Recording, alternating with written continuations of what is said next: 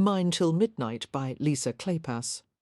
London, 1848 UTUM. Finding one person in a city of nearly 2 million was a formidable task. It helped if that person's behaviour was predictable, and he could usually be found in a tavern or gin shop. Still, it wouldn't be easy. Leo, where are you? Miss Amelia Hathaway thought desperately as the carriage wheels rattled along the cobbled street. Poor, wild, troubled Leo. Some people, when faced with intolerable circumstances, simply broke. Such was the case with her formerly dashing and dependable brother. At this point he was probably beyond all hope of repair. "We'll find him," Amelia said, with an assurance she didn't feel. She glanced at the gypsy who sat opposite her. As usual, Meropen showed no expression. One could be forgiven for assuming Meropen was a man of limited emotions. He was so guarded, in fact, that even after living with the Hathaway family for 15 years, he still hadn't told anyone his first name. They had known him simply as Meropen ever since he had been found, battered and unconscious, beside a creek that ran through their property. When Meropen had awakened to discover himself surrounded by curious Hathaways, he had reacted violently. It had taken their combined efforts to keep him in bed, all of them exclaiming that he would make his injuries worse. He must lie still. Amelia's father had deduced the boy was the survivor of a gypsy hunt, a brutal practice in which local landowners rode out on horseback with guns and clubs to rid their properties of Romany encampments. The lad was probably left for dead. Mr. Hathaway had remarked gravely, as a scholarly and forward-thinking gentleman, he had disapproved of violence in any form. "I'm afraid it will be difficult to communicate with his tribe. They are probably long gone by now." "May we keep him, Papa?" Amelia's younger sister, Poppy, had cried eagerly, no doubt envisioning the wild boy who had bared his teeth at her like a trapped wolverine as an entertaining new pet. Mr. Hathaway had smiled at her. "He may stay as long as he chooses, but I doubt he will remain here longer than a week or so. Romany gypsies, the Rom they call themselves, are a nomadic people. They dislike staying under one roof too long. It makes them feel imprisoned." However, Meropen had stayed. He had started out as a small and rather slight lad, but with proper care and regular meals, he had grown at a near alarming rate into a man of robust and powerful proportions. It was difficult to say exactly what Meropen was, not quite a family member, not a servant. Although he worked in various capacities for the Hathaways, acting as a driver and jack-of-all-trades, he also ate at the family table whenever he chose, and occupied a bedroom in the main part of the cottage. Now that Leo had gone missing and was possibly in danger, there was no question that Meropen would help find him. It was hardly proper for Amelia to go unaccompanied in the presence of a man like Meropen, but at the age of 26 she considered herself beyond any need of chaperonage. "We shall begin by eliminating the places Leo would not go," she said. "Churches, museums, places of higher learning, and polite neighbourhoods are naturally out of the question." "That still leaves most of the city," Meropen grumbled. Meropen was not fond of London. In his view, the workings of so-called civilized society were infinitely more barbaric than anything that could be found in nature. Given a choice between spending an hour in a pen of wild boars or a drawing-room of elegant company, he would have chosen the boars without hesitation. "We should probably start with taverns," Amelia continued. Meropen gave her a dark glance. "Do you know how many taverns there are in London?" "No, but I'm certain I will by the time the night is out. We're not going to start with taverns. We'll go where Leo is likely to find the most trouble, and that would be Jenner's." Jenner's was an infamous gaming club where gentlemen went to behave in ungentlemanly ways. Originally founded by an ex-boxer named Ivo Jenner, the club had changed hands upon his death and was now owned by his son-in-law, Lord St. Vincent. The less-than-sterling reputation of St. Vincent had only enhanced the club's allure. A membership at Jenner's cost a fortune. Naturally, Leo had insisted on joining immediately upon inheriting his title 3 months ago. "If you intend to drink yourself to death," Amelia had told Leo calmly, I wish you would do it at a more affordable place. But I'm a viscount now. Leo had replied nonchalantly. "I have to do it with style, or what will people say? That you are a wastrel and a fool, and the title might just as well have gone to a monkey." That had elicited a grin from her handsome brother. "I'm sure that comparison is quite unfair to the monkey." Turning cold with increasing worry, Amelia pressed her gloved fingers to the aching surface of her forehead. This wasn't the first time Leo had disappeared, but it was definitely of the longest duration. "I've never been inside a gaming club before. It will be a novel experience. They won't let you inside. You're a lady, and even if they did allow it, I wouldn't." Lowering her hand, Amelia glanced at him in surprise. It was rare that Meropen forbade her to do anything. In fact, this may have been the first time. She found it annoying. Considering that her brother's life might be at stake, she was hardly going to quibble over social niceties. Besides, she was curious to see what was inside the privileged masculine retreat. As long as she was doomed to remain a spinster, she might as well enjoy the small freedoms that came with it. "Neither will they let you inside," she pointed out. "You're a Roma. As it happens, the manager of the club is also a Roma." That was unusual, extraordinary even. Gypsies were known as thieves and tricksters, for one of the Rom to be entrusted with the accounting of cash and credit, not to mention arbitrating controversies at the gambling tables, was nothing short of amazing.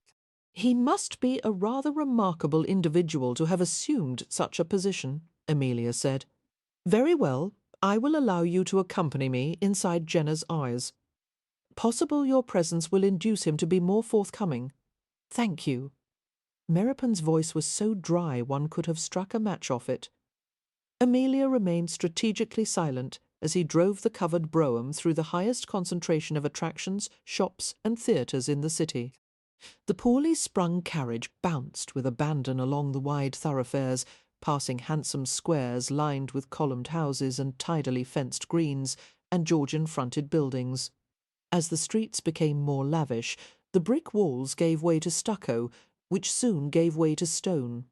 The West End scenery was unfamiliar to Amelia.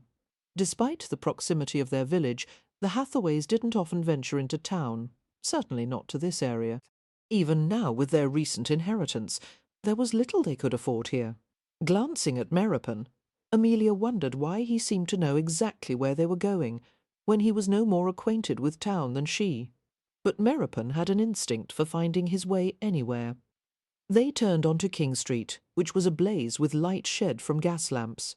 It was noisy and busy, congested with vehicles and groups of pedestrians setting out for the evening's entertainment. The sky glowed dull red as the remaining light percolated through the haze of coal smoke. Crowns of lofty buildings broke the horizon, rows of dark shapes protruding like witches' teeth. Meropen guided the horse to a narrow alley of mews behind a great stone-fronted building. Amelia's stomach tightened.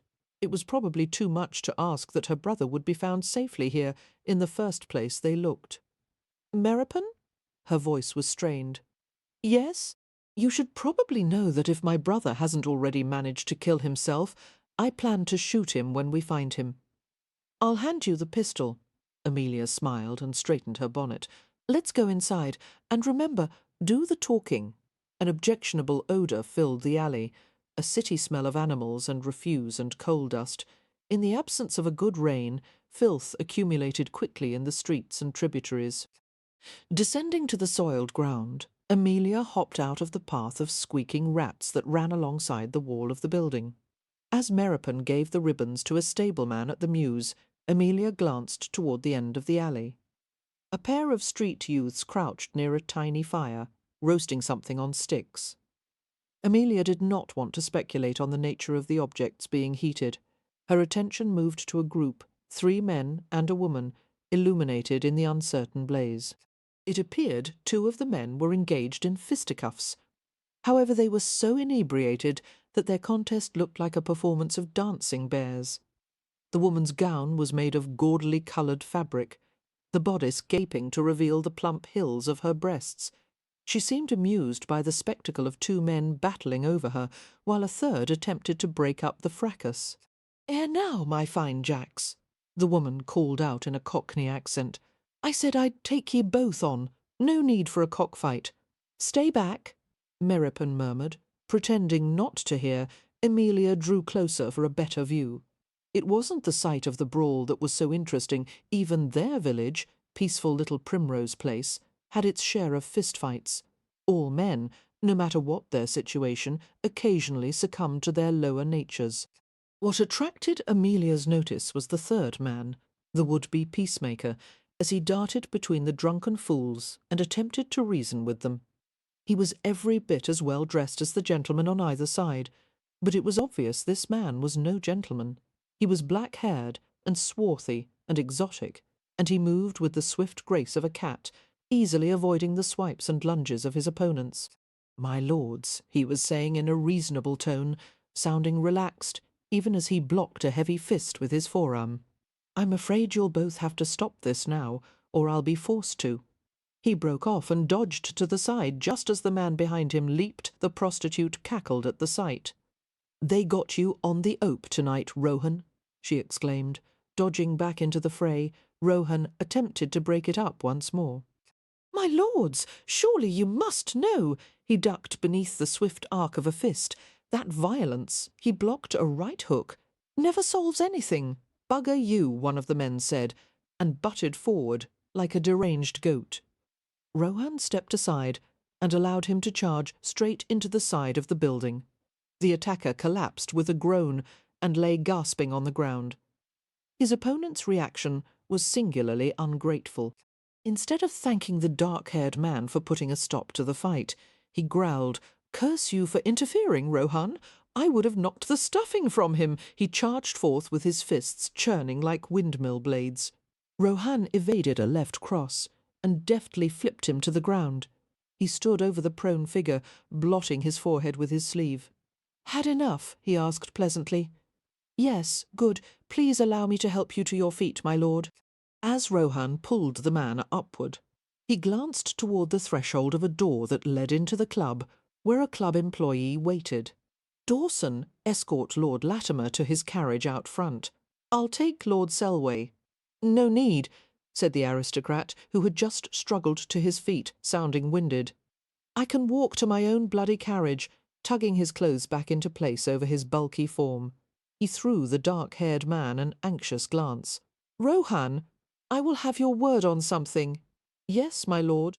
"If word of this gets out, if Lady Selway should discover that I was fighting over the favours of a fallen woman, my life won't be worth a farthing," Rohan replied with reassuring calm.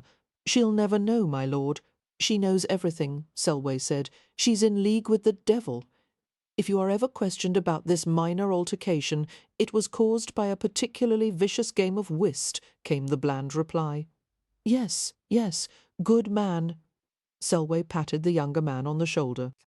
"And to put a seal on your silence," he reached a beefy hand inside his waistcoat and extracted a small bag. "No, my lord." Rohan stepped back with a firm shake of his head, his shiny black hair flying with the movement and settling back into place. "There's no price for my silence." "Take it," the aristocrat insisted. "I can't, my lord. It's yours."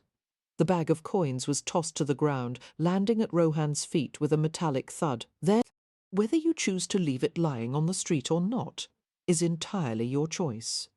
As the gentleman left, Rohan stared at the bag as if it were a dead rodent. "I don't want it," he muttered to no one in particular. "I'll take it," the prostitute said, sauntering over to him. She scooped up the bag and tested its heft in her palm. A taunting grin split her face. "Gore, I've never seen a gypsy what's afraid, O'Blunt." "I'm not afraid of it," Rohan said sourly. "I just don't need it." Sighing, he rubbed the back of his neck with one hand.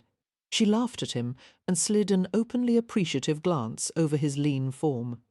"I ates to take something for nothing care for a little knock in the alley before I goes back to Bradshaw's." "I appreciate the offer," he said politely, "but no." She hitched a shoulder in a playful half-shrug. "Less work for me, then. Good evening," Rohan responded with a short nod, seeming to contemplate a spot on the ground with undue concentration.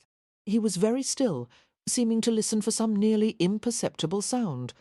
Lifting a hand to the back of his neck again, he rubbed it as if to soothe a warning prickle.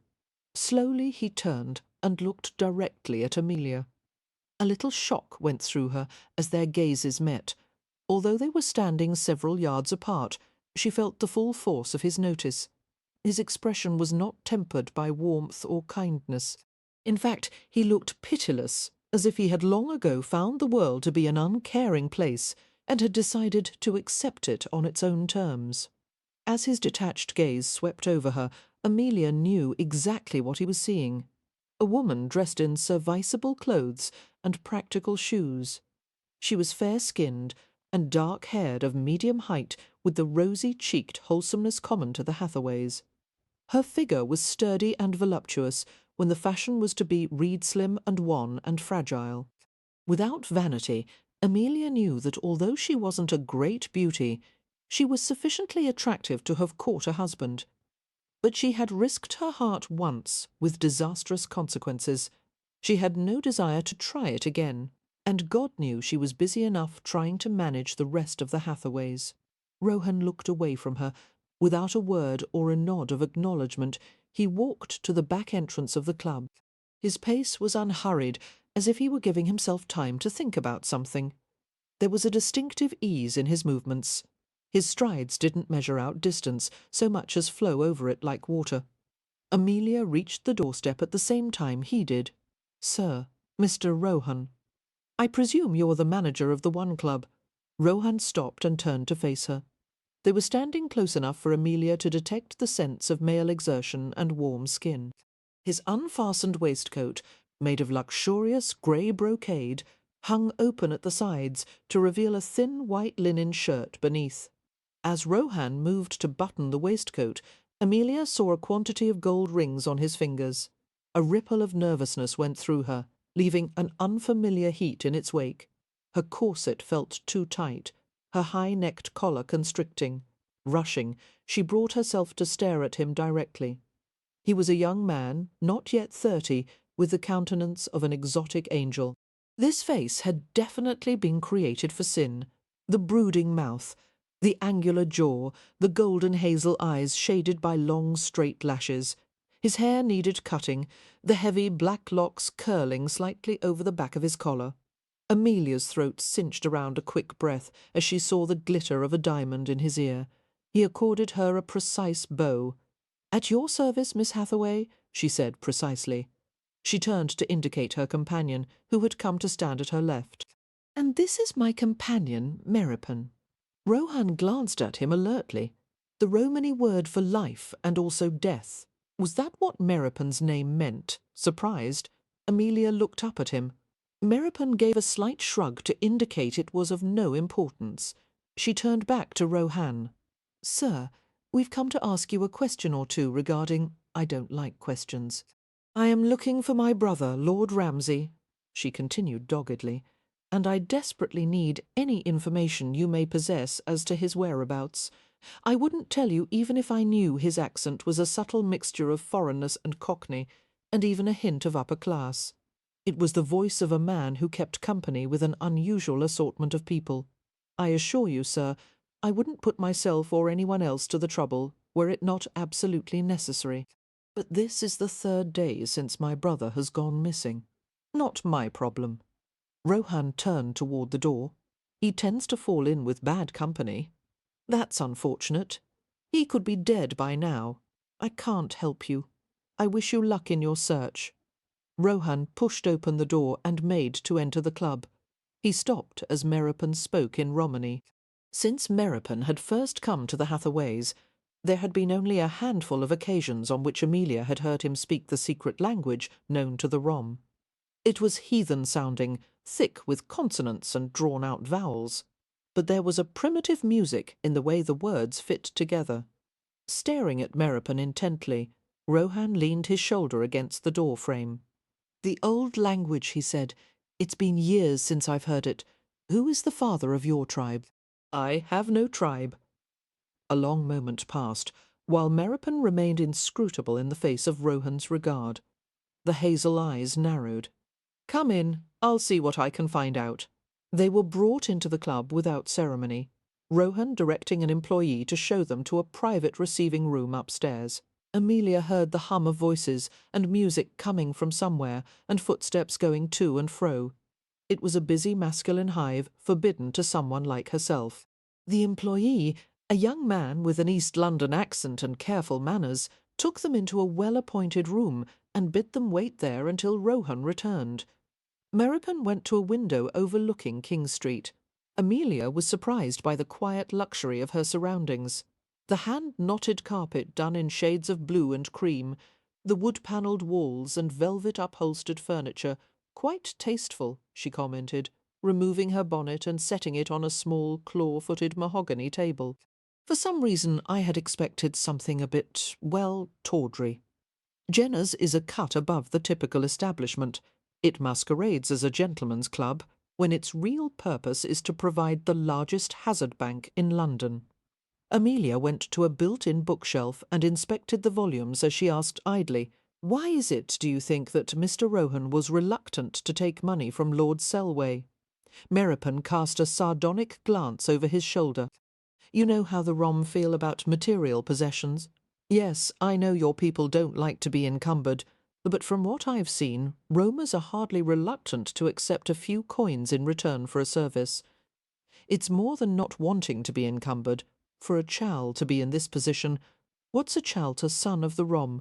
For a chal to wear such fine clothes, to stay under one roof so long, to reap such financial bounty, it's shameful, embarrassing, contrary to his nature."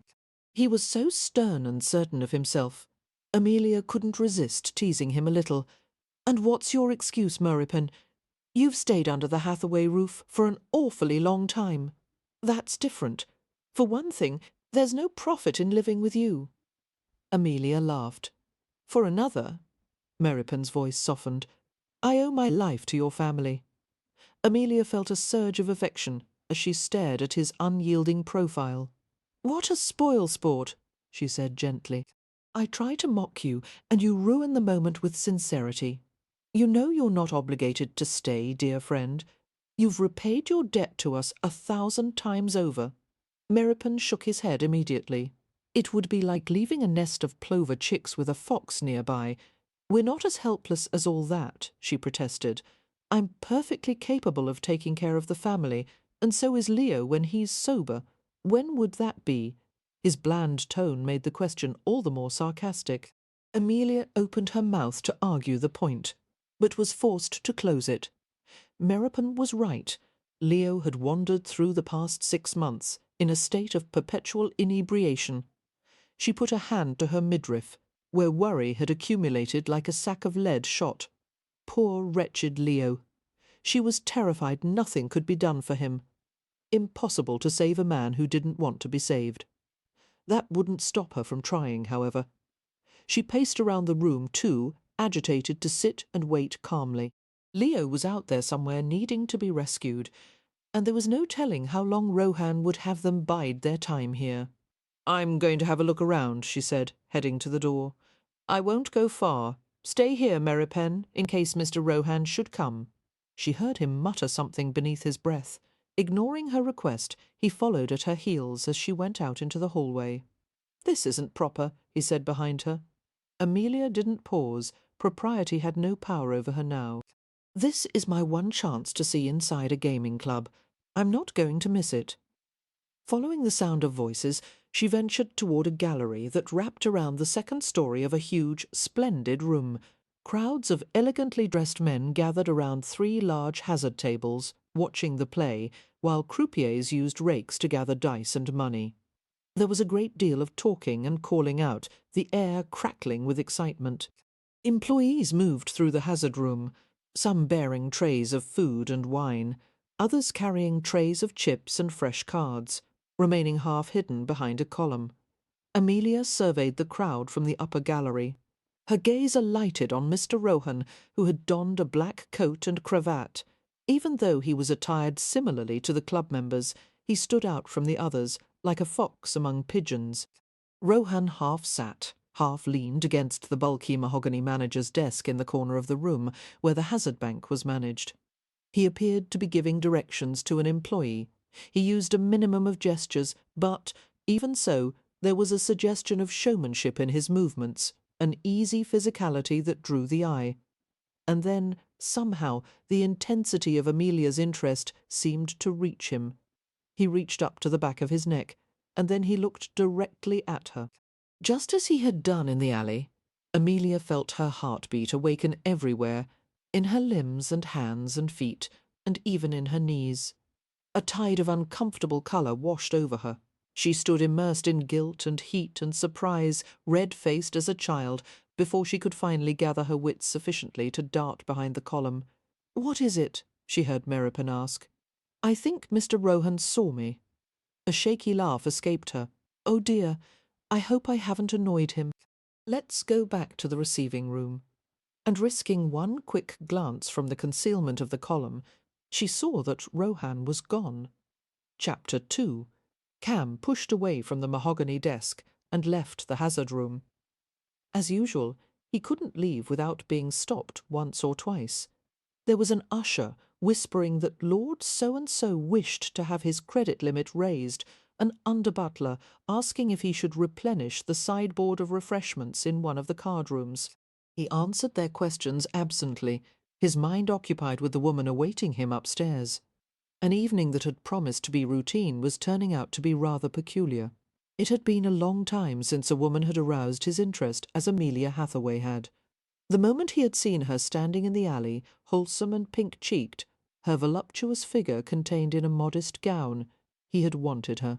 He had no idea why, when she was the embodiment of everything that annoyed him about Englishwomen. It was obvious Miss Hathaway had a relentless certainty in her own ability to organise and manage everything around her.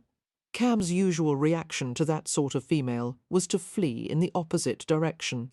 But as he had stared into her pretty blue eyes and seen the tiny determined frown hitched between them, he had felt an unholy urge to snatch her up and carry her away somewhere and do something uncivilized, barbaric even. Of course, uncivilized urges had always lurked a bit too close to his surface, and in the past year Cam had begun to find it more difficult than usual to control them. He had become uncharacteristically short-tempered, impatient, easily provoked. The things that had once given him pleasure were no longer satisfying.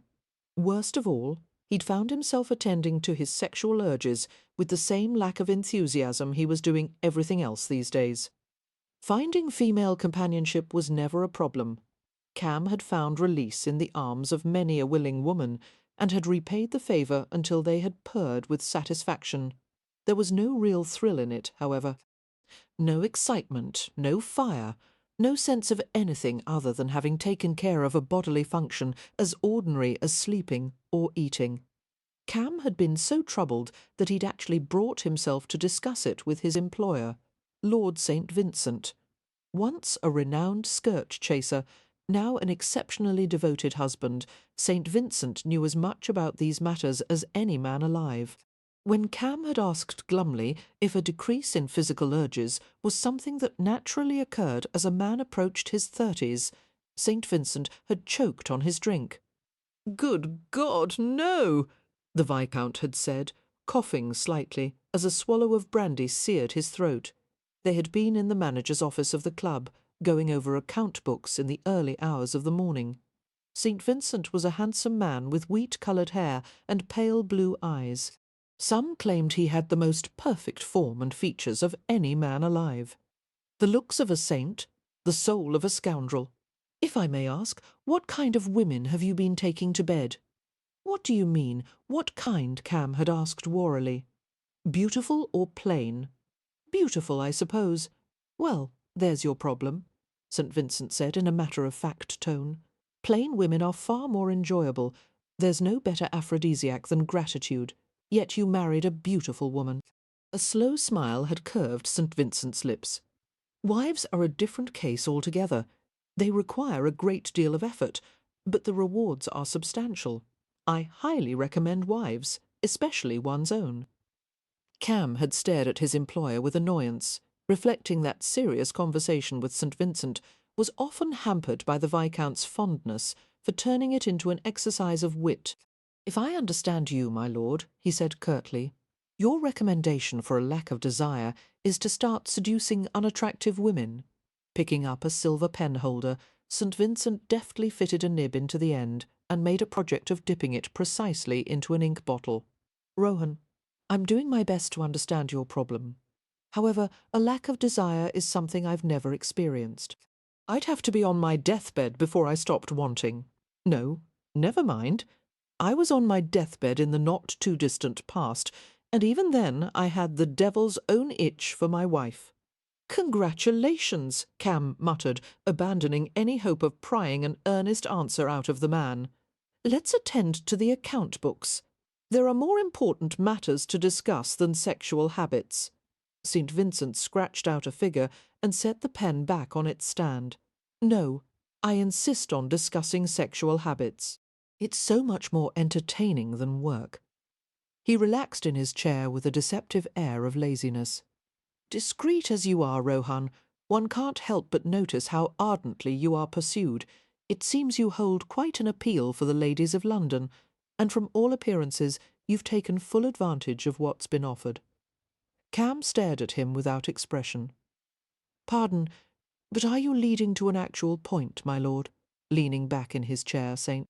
Vincent made a temple of his elegant hands and regarded Cam steadily. "Since you've had no problem with lack of desire in the past, I can only assume that, as happens with other appetites, yours has been sated with an overabundance of sameness. A bit of novelty may be just the thing." Considering the statement which actually made sense, Cam wondered if the notorious former rake had ever been tempted to stray. Having known Evie since childhood, when she had come to visit her widowed father at the club from time to time, Cam felt as protective of her as if she'd been his younger sister. No one would have paired the gentle-natured Evie with such a libertine, and perhaps no one had been as surprised as St. Vincent himself to discover their marriage of convenience had turned into a passionate love match. "What of married life?" Cam asked softly. "Does it eventually become an overabundance of sameness?" St. Vincent's expression changed, the light blue eyes warming at the thought of his wife. "It has become clear to me that with the right woman one can never have enough. I would welcome an overabundance of such bliss, but I doubt such a thing is mortally possible." Closing the account book with a decisive thud, he stood from the desk. "If you'll excuse me, Rohan, I'll bid you good night. What about finishing the accounting? I'll leave the rest in your capable hands." At Cam's scowl, St. Vincent shrugged innocently. "Rohan, one of us is an unmarried man with superior mathematical abilities and no prospects for the evening. The other is a confirmed lecher in an amorous mood, with a willing and nubile young wife waiting at home. Who do you think should do the damned account books?" And, with a nonchalant wave, St. Vincent had left the office. Novelty had been St. Vincent's recommendation. Well, that word certainly applied to Miss Hathaway. Cam had always preferred experienced women who regarded seduction as a game and knew better than to confuse pleasure with emotion. He had never cast himself in the role of tutor to an innocent. In fact, the prospect of initiating a virgin was distinctly off-putting. Nothing but pain for her, and the appalling possibility of tears and regrets afterward. He recoiled from the idea. No, there would be no pursuit of novelty with Miss Hathaway. Hastening his pace, Cam went up the stairs to the room, where the woman waited with the dark-faced chal. Mer Reapen was a common Romany name, yet the man was in a most uncommon position. It appeared he was acting as the woman's servant, a bizarre and repugnant situation for a freedom-loving Roma. So the two of them, Cam and Meripen, had something in common. Both of them worked for Gajos instead of roaming the earth freely as God intended. A Roma didn't belong indoors, enclosed by walls. Living in boxes, as all rooms and houses were, shut away from the sky and wind and sun and stars. Breathing in stale air scented with food and floor polish, for the first time in years Cam felt a surge of mild panic. He fought it back and focused on the task at hand, getting rid of the peculiar pair in the receiving room, tagging at his collar to loosen it. He pushed at the half-open door and entered the room. Miss Hathaway stood near the doorway waiting with tightly leashed impatience, while Meropen remained a dark presence in the corner. As Cam approached and looked into her upturned face, the panic dissolved in a curious rush of heat. Her blue eyes were smudged with faint lavender shadows, and her soft-looking lips were pressed into a tight seam. Her hair had been pulled back and pinned, dark and shining against her head. That scraped-back hair, the modest, restrictive clothing, advertised her as a woman of inhibitions. A proper spinster. But nothing could have concealed her radiant will. She was delicious. He wanted to unwrap her like a long-awaited gift. He wanted her vulnerable and naked beneath him. That soft mouth swollen from hard, deep kisses, her pale body flushed with desire. Startled by her effect on him, Cam made his expression blank as he studied her. "Well?" Amelia demanded, clearly unaware of the turn of his thoughts, which was a good thing, as they likely would have sent her screaming from the room. "Have you discovered anything about my brother's whereabouts?" "I have." "And Lord Ramsay visited earlier this evening, lost some money at the hazard table." "Thank God he's alive," Amelia exclaimed, and apparently decided to console himself by visiting a nearby brothel. "Brothel?" She shot Meropen an exasperated glance. "One swear it, Meropen. He'll die at my hands tonight." She looked back at Cam. How much did he lose at the hazard table? Approximately £500. The pretty blue eyes widened in outrage. "He'll die slowly at my hands. Which brothel?" "Bradshaw's." Amelia reached for her bonnet. "Come, Meropen, we're going there to collect him." Both Meropen and Cam replied at the same time. "No, I want to see for myself if he's all right," she said calmly. "I very much doubt he is." She gave Meropen a frosty stare. "I'm not returning home without Leo," half amused, half alarmed by her force of will. Cam asked Meropen, "Am I dealing with stubbornness, idiocy, or some combination of the two?" Amelia replied before Meropen had the opportunity. "Stubbornness on my part. The idiocy may be attributed entirely to my brother." She settled the bonnet on her head and tied its ribbons beneath her chin. Cherry red ribbons. Cam saw in bemusement. That frivolous splash of red amid her otherwise sober attire was an incongruous note. Becoming more and more fascinated, Cam heard himself say, "You can't go to Bradshaw's reasons of morality and safety aside. You don't even know where the hell it is." Amelia didn't flinch at the profanity. "I assume a great deal of business is sent back and forth between your establishment and Bradshaw's. You say the place is nearby, which means all I have to do is follow the foot traffic from here to there. Goodbye, Mr. Rohan. I appreciate your help." Cam moved to block her path. "All you'll accomplish is making a fool of yourself, Miss Hathaway. You won't get past the front door. A brothel like Bradshaw's doesn't take strangers off the street. How I managed to retrieve my brother, sir, is no concern of yours." She was correct. It wasn't. But Cam hadn't been this entertained in a long time. No sensual depravities, no skilled courtesan, not even a room full of unclothed women could have interested him half as much as Miss Amelia Hathaway and her red ribbons. "I'm going with you," he said. She frowned. "No, thank you." "I insist." "I don't need your services, Mr. Rohan." Cam could think of a number of services she was clearly in need of, most of which would be a pleasure for him to provide. "Obviously, it will be to everyone's benefit for you to retrieve Ramsay and leave London as quickly as possible. I consider it my civic duty to hasten your departure." Chapter 3. Although they could have reached the brothel on foot, Amelia, Meropen and Rohan went to Bradshaw's in the ancient barouche. They stopped before a plain Georgian-style building. For Amelia, whose imaginings of such a place were framed with lurid extravagance, the brothel's facade was disappointingly discreet. "Stay inside the carriage," Rohan said. "I'll go inside and inquire as to Ramsay's whereabouts."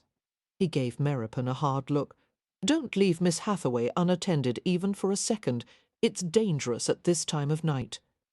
"It's early evening," Amelia protested, "and we're in the West End, amid crowds of well-dressed gentlemen. How dangerous could it be?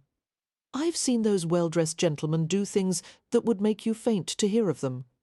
I never faint, Amelia said indignantly. Rohan's smile was a flash of white in the shadowed interior of the carriage. He left the vehicle and dissolved into the night as if he were part of it, blending seamlessly except for the ebony glimmer of his hair and the sparkle of the diamond at his ear. Amelia stared after him in wonder. What category did one put such a man in? He was not a gentleman, nor a lord, nor a common working-man, nor even fully a gypsy. A shiver chased beneath her corset stays as she recalled the moment he had helped her up into the carriage. Her hand had been gloved, but his had been bare, and she had felt the heat and strength of his fingers. And there had been the gleam of a thick gold band on his thumb. She had never seen such a thing before. Meropen, what does it mean when a man wears a thumb ring? Is it a gypsy custom? Seeming uncomfortable with the question, Meropen looked through the window into the damp night. A group of young men passed the vehicle, wearing fine coats and tall hats, laughing among themselves. A pair of them stopped to speak with a gaudily dressed woman. Still frowning, Meropen replied to Amelia's question. It signifies independence and freedom of thought, also a certain separateness in wearing it. He reminds himself he doesn't belong where he is. Why would Mr. Rohan want to remind himself something like that?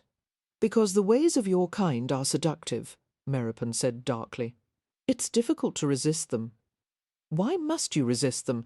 I fail to see what is so terrible about living in a proper house and securing a steady income and enjoying things like nice dishes and upholstered chairs. Gadgie, He murmured in resignation, making Amelia grin briefly. It was the word for a non-gypsy woman. She relaxed back against the worn, upholstered seat. I never thought I would be hoping so desperately to find my brother inside a house of ill repute. But between a brothel or floating face down in the Thames, she broke off and pressed the knuckles of her clenched fist against her lips. He's not dead. Meropen's voice was low and gentle. Amelia was trying very hard to believe that. We must get Leo away from London. He'll be safer out in the country, won't he? Meropen gave a non-committal shrug, his dark eyes revealing nothing of his thoughts. There's far less to do in the country, Amelia pointed out, and definitely less trouble for Leo to get into. A man who wants trouble can find it anywhere. After minutes of unbearable waiting, Rohan returned to the brougham and tugged the door open.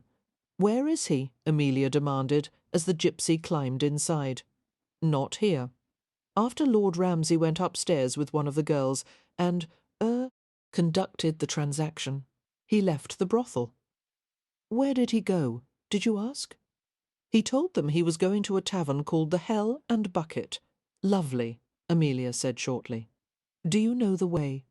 Seating himself beside her, Rohan glanced at Meropen. Follow St. James eastward. Turn left after the third crossing. Meropen flicked the ribbons, and the carriage rolled past a trio of prostitutes. Amelia watched the women with undisguised interest. How young some of them are, she said. If only some charitable institution would help them find respectable employment. Most so-called respectable employment is just as bad, Rohan replied. She looked at him indignantly. You think a woman would be better off to work as a prostitute than to take an honest job that would allow her to live with dignity? I didn't say that. My point is that some employers are far more brutal than pimps or brothel boards. Servants have to endure all manner of abuse from their masters' female servants in particular, and if you think there is dignity in working at a mill or factory, you've never seen a girl who's lost a few fingers from cutting broom straw, or someone whose lungs are so congested from breathing in fluff and dust at a carding mill she won't live past the age of 30. Amelia opened her mouth to reply, then snapped it shut. No matter how much she wanted to continue the debate, proper women, even if they were spinsters, did not discuss prostitution. She adopted an expression of cool indifference and looked out the window. Although she didn't spare a glance for Rohan, she sensed he was watching her. She was unbearably aware of him. He wore no cologne or pomade, but there was something alluring about his smell, something smoky and fresh, like green cloves. "Your brother inherited the title quite recently," Rohan said. "Yes. With all respect, Lord Ramsay doesn't seem entirely prepared for his new role." Amelia couldn't restrain a rueful smile. None of us are. It was a surprising turn of events for the Hathaways. There were at least 3 men in line for the title before Leo, but they all died in rapid succession of varying causes. It seems that becoming Lord Ramsay causes one to become short-lived, and at this rate my brother probably won't last any longer than his predecessors. One never knows what fate has in store. Turning toward Rohan, Amelia discovered he was glancing over her in a slow inventory that spurred her heart into a faster beat. "I don't believe in fate," she said. "People are in control of their own destinies." Rohan smiled.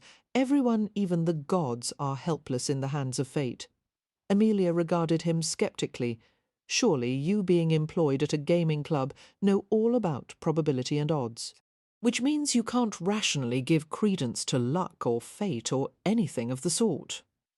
"I know all about probability and odds," Rohan agreed. "Nevertheless, I believe in luck." He smiled with a quiet smoulder in his eyes that caused her breath to catch. "I believe in magic and mystery, and dreams that reveal the future, and I believe some things are written in the stars, or even in the palm of your hand." Mesmerized, Amelia was unable to look away from him. He was an extraordinarily beautiful man, his skin as dark as clover honey, his black hair falling over his forehead in a way that made her fingers twitch with the urge to push it back. "Do you believe in fate too?" she asked Meropen. A long hesitation. "I'm a Roma," he said, which meant yes. "Good Lord, Meropen, I've always thought of you as a sensible man." Rohan laughed. "It's only sensible to allow for the possibility, Miss Hathaway. Just because you can't see or feel something doesn't mean it can't exist." "There is no such thing as fate," Amelia insisted. "There is only action and consequence." The carriage came to a halt, this time in a much shabbier place than St. James or King Street. There was a beer shop and 3-penny lodging house on one side, and a large tavern on the other. The pedestrians on this street had the appearance of sham gentility, rubbing elbows with costers, pickpockets, and more prostitutes.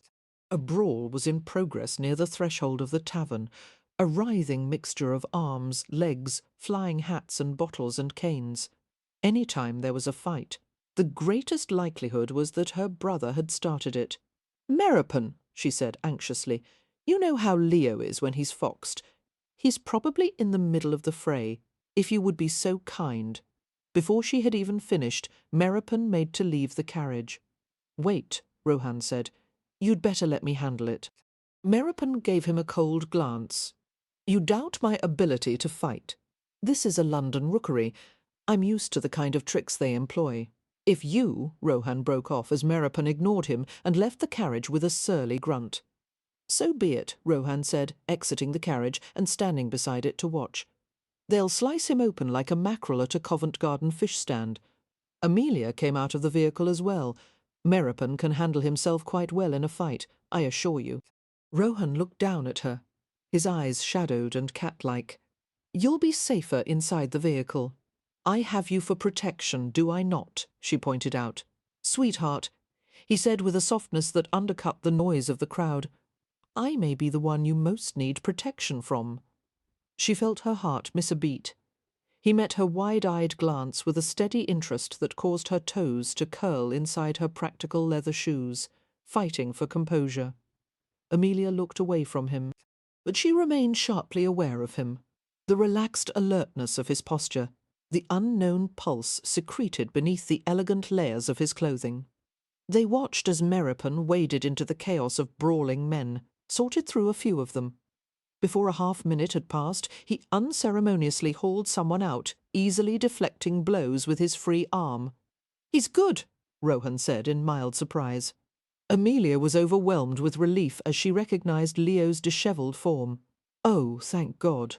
Her eyes flew open, however, as she felt a gentle touch at the edge of her jaw. Rohan's fingers were nudging her face upward, his thumb brushing the tip of her chin. The unexpected intimacy sent a little shock through her. His flame-bright gaze had seized hers again. "Don't you think you're being a bit overprotective, chasing your grown brother across London? He's not doing anything all that unusual. Most young lords in his position would behave the same." "You don't know him," Amelia said, sounding shaken to her own ears. She knew she should pull away from his warm fingers, but her body remained perversely still, absorbing the pleasure of his touch. "It's far from usual behaviour for him. He's in trouble. She broke off. Rohan let a gentle fingertip follow the shining trail of her bonnet ribbon to the place where it tied beneath her chin. "What kind of trouble?" She jerked away from his touch and turned as Meropen and Leo approached the carriage. A rush of love and agonized worry filled her at the sight of her brother. He was filthy, battered, and grinning unrepentantly. Anyone who didn't know Leo would assume he hadn't a care in the world. But his eyes, once so warm, were dull and wintry. His formerly fit body was paunchy, and the visible portion of his neck was bloated. There was still a long way to go before Leo was in total ruins, but he seemed determined to hasten the process. "How remarkable," Amelia said casually. "There's still something left of you." Plucking a handkerchief from her sleeve, she strode forward and tenderly wiped sweat and a smear of blood from his cheeks.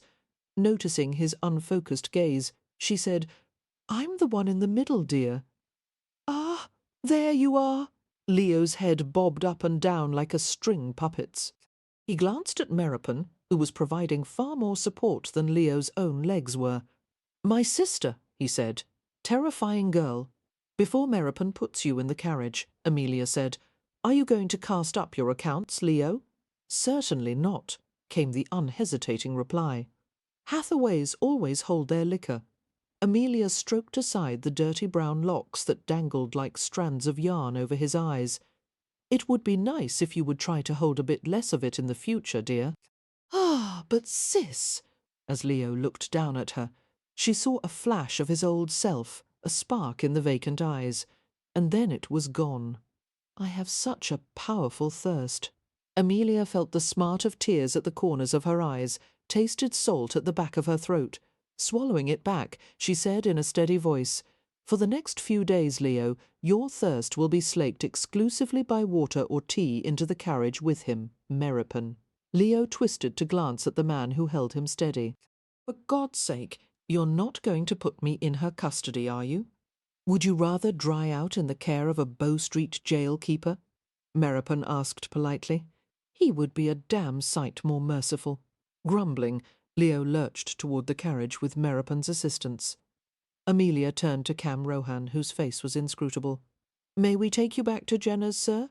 It will be tight quarters in the carriage, but I think we can manage." "No, thank you." Rohan walked slowly around the carriage with her. "It isn't far. I'll go on foot. I can't leave you stranded in a London rookery." Rohan stopped with her at the back of the carriage, where they were partially sheltered from view. "I'll be fine. The city holds no fears for me. Hold still." Rohan turned her face up again, one hand cradling her jaw while the other descended to her cheek. His thumb brushed gently beneath her left eye, and with surprise she felt a smudge of wetness there. "The wind makes my eyes water," she heard herself say unsteadily. "There's no wind tonight." His hand remained at her jaw, the smooth band of the thumb ring pressing lightly against her skin. Her heart had begun to thump until she could hardly hear through the blood rush in her ears. The clamour of the tavern was muted, the darkness thickening around them. His fingers slid over her throat with stunning delicacy, finding secreted nerves and stroking gently. His eyes were above hers, and she saw that the golden hazel irises were rimmed with black. "Miss Hathaway, you're quite certain fate had no hand in our meeting tonight?" She couldn't seem to breathe properly. "Quite certain." His head bent low, "and in all likelihood we'll never meet again." Never. He was too large, too close. Nervously Amelia tried to marshal her thoughts, but they scattered like spilled matchsticks, and then he set fire to them as his breath touched her cheek.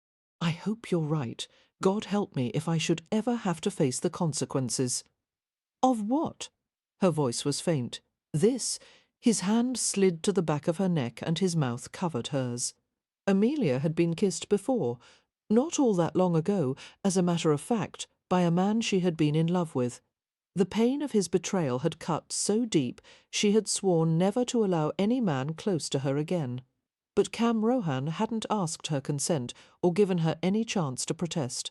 She stiffened and brought her hands to his chest, exerting pressure against the hard surface. He seemed not to notice her objection, his mouth subtle and insistent. One of his arms slid around her, lifting slightly as he pulled her against the solid contours of his body. With each breath she drew in a deeper scent of him, the sweetness of beeswax soap, the hint of salt of his skin. The supple power of his body was all around her, and she couldn't stop herself from relaxing into it, letting him support her. More kisses, one beginning before another, had quite finished, moist and intimate caresses, secret strokes of pleasure and promise. With a soft murmur, foreign words that fell pleasantly on her ears, Rohan took his mouth from hers. His lips wandered along the flushed curve of her neck, lingering on the most vulnerable spots. Her body felt swollen inside her clothes, the corset cinching around the desperate pitch of her lungs. She quivered as he reached a place of exquisite sensation and touched it with the tip of his tongue, as if the taste of her was some exotic spice.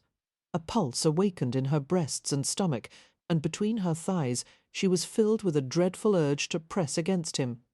She wanted to fight free of the layers and layers of smothering fabric that made up her skirts. He was so careful, so gentle. The crash of a bottle on the pavement jolted her from the haze. "No," she gasped, now struggling. Rohan released her, his hands steadying her as she fought for equilibrium. Amelia turned blindly and staggered toward the open door of the carriage. Everywhere he had touched, her nerves stung with the desire for more. She kept her head low, grateful for the concealment of her bonnet. Desperate for escape, Amelia ascended to the carriage step. Before she could climb in, however, she felt Rohan's hands at her waist. He held her from behind, trapping her long enough to whisper near her ear, "Lacho drom." The Romany farewell. Amelia recognised it from the handful of words Meropen had taught the Hathaways. An intimate shock went through her as the heat of his breath collected in her ear.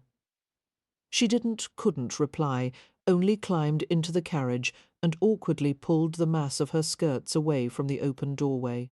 The door was closed firmly, and the vehicle started forward as the horse obeyed Meropen's guidance. The two Hathaways occupied their respective corners of the seat, one of them drunk, the other dazed.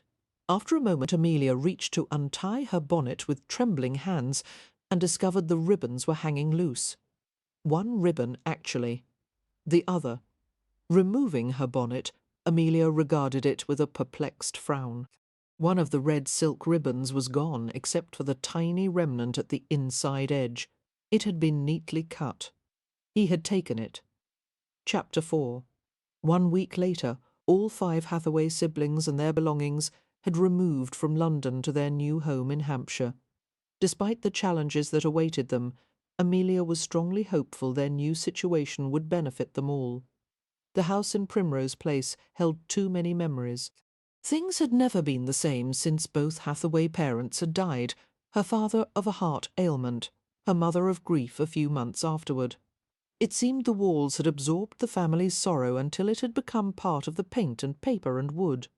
Amelia couldn't look at the hearth of the main room without remembering her mother sitting there with her sewing basket, or visit the garden without thinking of her father pruning his prized apothecary's roses. Amelia had recently sold the house without compunction, not for lack of sentimentality, but rather an excess. Too much feeling, too much sadness, and it was impossible to look forward when one was constantly being reminded of painful loss. Her siblings hadn't offered a word of objection to selling their home. Nothing mattered to Leo. One could tell him the family intended to live in the streets, and he would have greeted the news with an indifferent shrug. Wynne, the next oldest sister, was too weak from prolonged illness to protest any of Amelia's decisions. And Poppy and Beatrix, both still in their teens, were eager for change. As far as Amelia was concerned, The inheritance couldn't have come at a better time, although she had to admit there was some question as to how long the Hathaways would manage to retain the title. The fact was, no one wanted to be Lord Ramsay. For the previous 3 Lord Ramsays, the title had been accompanied by a streak of singular ill fortune capped by untimely death, which explained, in part, why the Hathaways' distant relatives had been quite happy to see the viscountcy go to Leo. "Do I get any money?" had been Leo's first question upon being informed of his ascendancy to the peerage. The answer had been a qualified yes.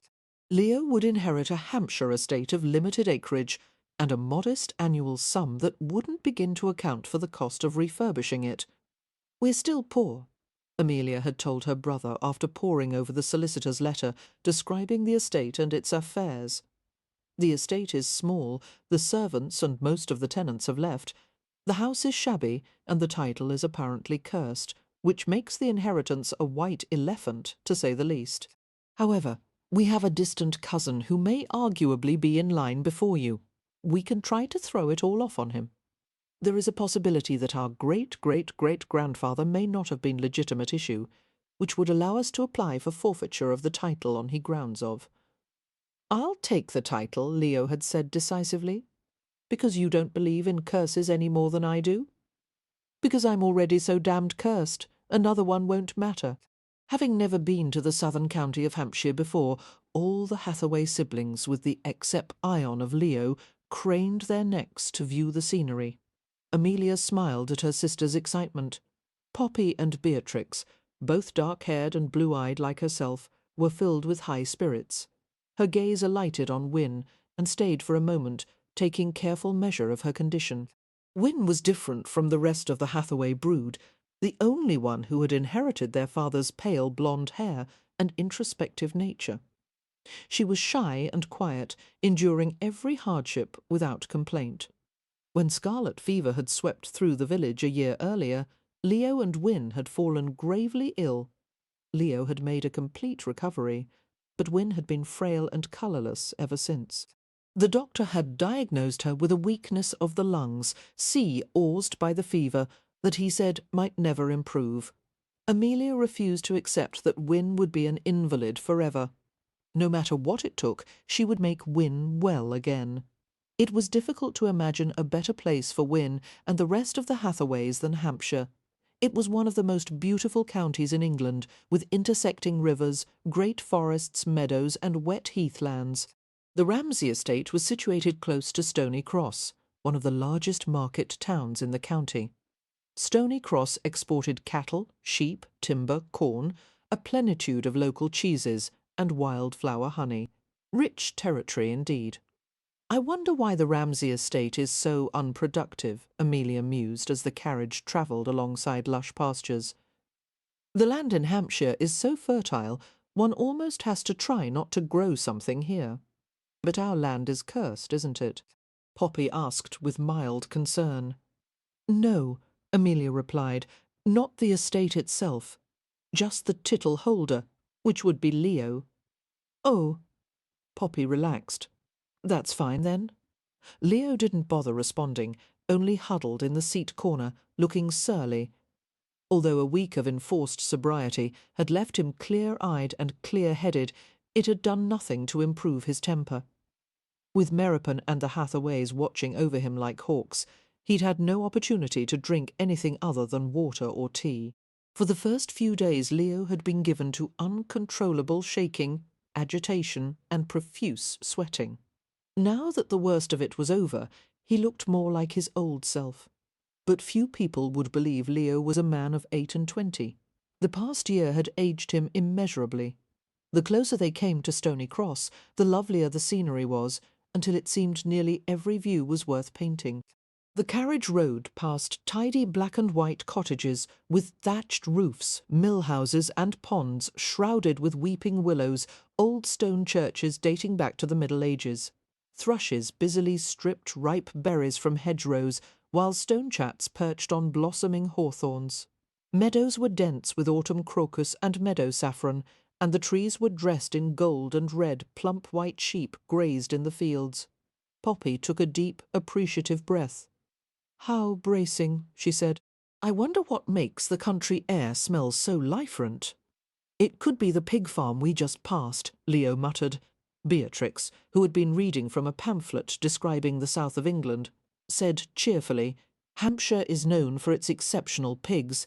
They're fed on acorns and beech-nut mast from the forest, and it makes the bacon quite varley. And there's an annual sausage competition. He gave her a sour look. Splendid. I certainly hope we haven't missed it. Wynne, who had been reading from a thick tome about Hampshire and its environs, volunteered. The history of Ramsay House is impressive. Our house is in a history book, Beatrix asked in delight. It's only a small paragraph, Wynne said from behind the book. But yes, Ramsay House is mentioned. Of course, it's nothing compared to our neighbour, the Earl of Westcliff, whose estate features one of the finest country homes in England. It dwarfs ours by comparison. And the Earl's family has been in residence for nearly 500 years. He must be awfully old, then, Poppy commented, straight-faced. Beatrix snickered. Go on, Wynne. Ramsay House. Wynne read aloud. Stands in a small park, populated with stately oaks and beeches, coverts of bracken, and surrounds of deer-cropped turf. Originally an Elizabethan manor house completed in 1594, the building boasts of many long galleries representative of the period. Alterations and additions to the house have resulted in the grafting of a Jacobean ballroom and a Georgian wing. We have a ballroom, Poppy exclaimed. We have deer, Beatrix said gleefully.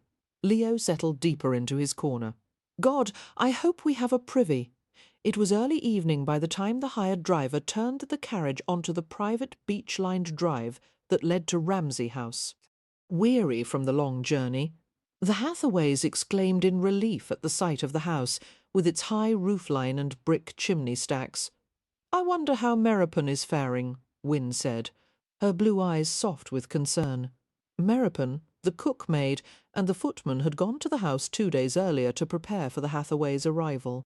No doubt he's been working ceaselessly day and night, Amelia replied, taking inventory, rearranging everything in sight, and issuing commands to people who don't dare disobey him. I'm sure he's quite happy. Wynne smiled. Even pale and drained as she was, her beauty was incandescent, her silvery gold hair shining in the waning light, her complexion like porcelain. The line of her profile would have sent poets and painters into raptures. One was almost tempted to touch her to make certain she was a living, breathing being instead of a sculpture. The carriage stopped at a much larger house than Amelia had expected. It was bordered by overgrown hedges and weed-clotted flower beds. With some gardening and considerable pruning, she thought, it would be lovely. The building was charmingly asymmetrical, with a brick and stone exterior, a slate roof, and abundant leaded glass windows. The hired driver came to set out a movable step and assist the passengers from the vehicle. Descending to the crushed rock surface of the drive, Amelia watched as her siblings emerged from the carriage. The house and grounds are a bit unkempt, she warned. No one has lived here in a very long time. I can't imagine why, Leo said. It's very picturesque, Wynne commented brightly. The journey from London had exhausted her. Judging from the slump of her narrow shoulders and the way her skin seemed stretched too tightly over her cheekbones, Wynne had little strength left. As her sister reached for a small valise that had been set by the carriage step, Amelia rushed forward and picked it up. "I'll carry this," she said. "You're not to lift a finger. Let's go inside and we'll find a place for you to rest." "I'm perfectly well," Wynne protested as they all went up the front stairs into the house. The entrance hall was lined with panelling that had once been painted white, but now was brown with age. The floor was scarred and filthy. A magnificent curved stone staircase occupied the back of the hall, its wrought-iron balustrade clotted with dust and spiderwebs. Amelia noticed that an attempt had already been made to clean a section of the balustrade, but it was obvious the process would be painstaking. Meropen emerged from a hallway leading away from the entrance room. He was in his shirt-sleeves with no collar or cravat, the neck of the garment hanging open to reveal tanned skin gleaming with perspiration. With his black hair falling over his forehead, and his dark eyes smiling at the sight of them, Meropen cut a dashing figure. "You're 3 hours behind schedule," he said. Laughing, Amelia pulled a handkerchief from her sleeve and gave it to him. In a family of 4 sisters, there is no schedule. Wiping at the dust and sweat on his face, Meropen glanced at all the Hathaways. His gaze lingered on Wynne for an extra moment, returning his attention to Amelia. Meropen gave her a concise report. He had found 2 women and a boy at the village to help clean the house. 3 bedrooms had been made habitable so far. They had spent a great deal of time scrubbing the kitchen and stove, and the cook-maid was preparing a meal. Meropen broke off as he glanced over Amelia's shoulder. Unceremoniously he brushed by her and reached Wynne in 3 strides.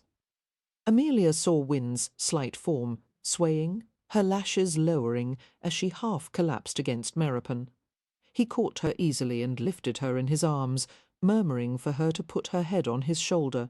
Although his manner was as calm and unemotional as ever, Amelia was struck by the possessive way he held her sister.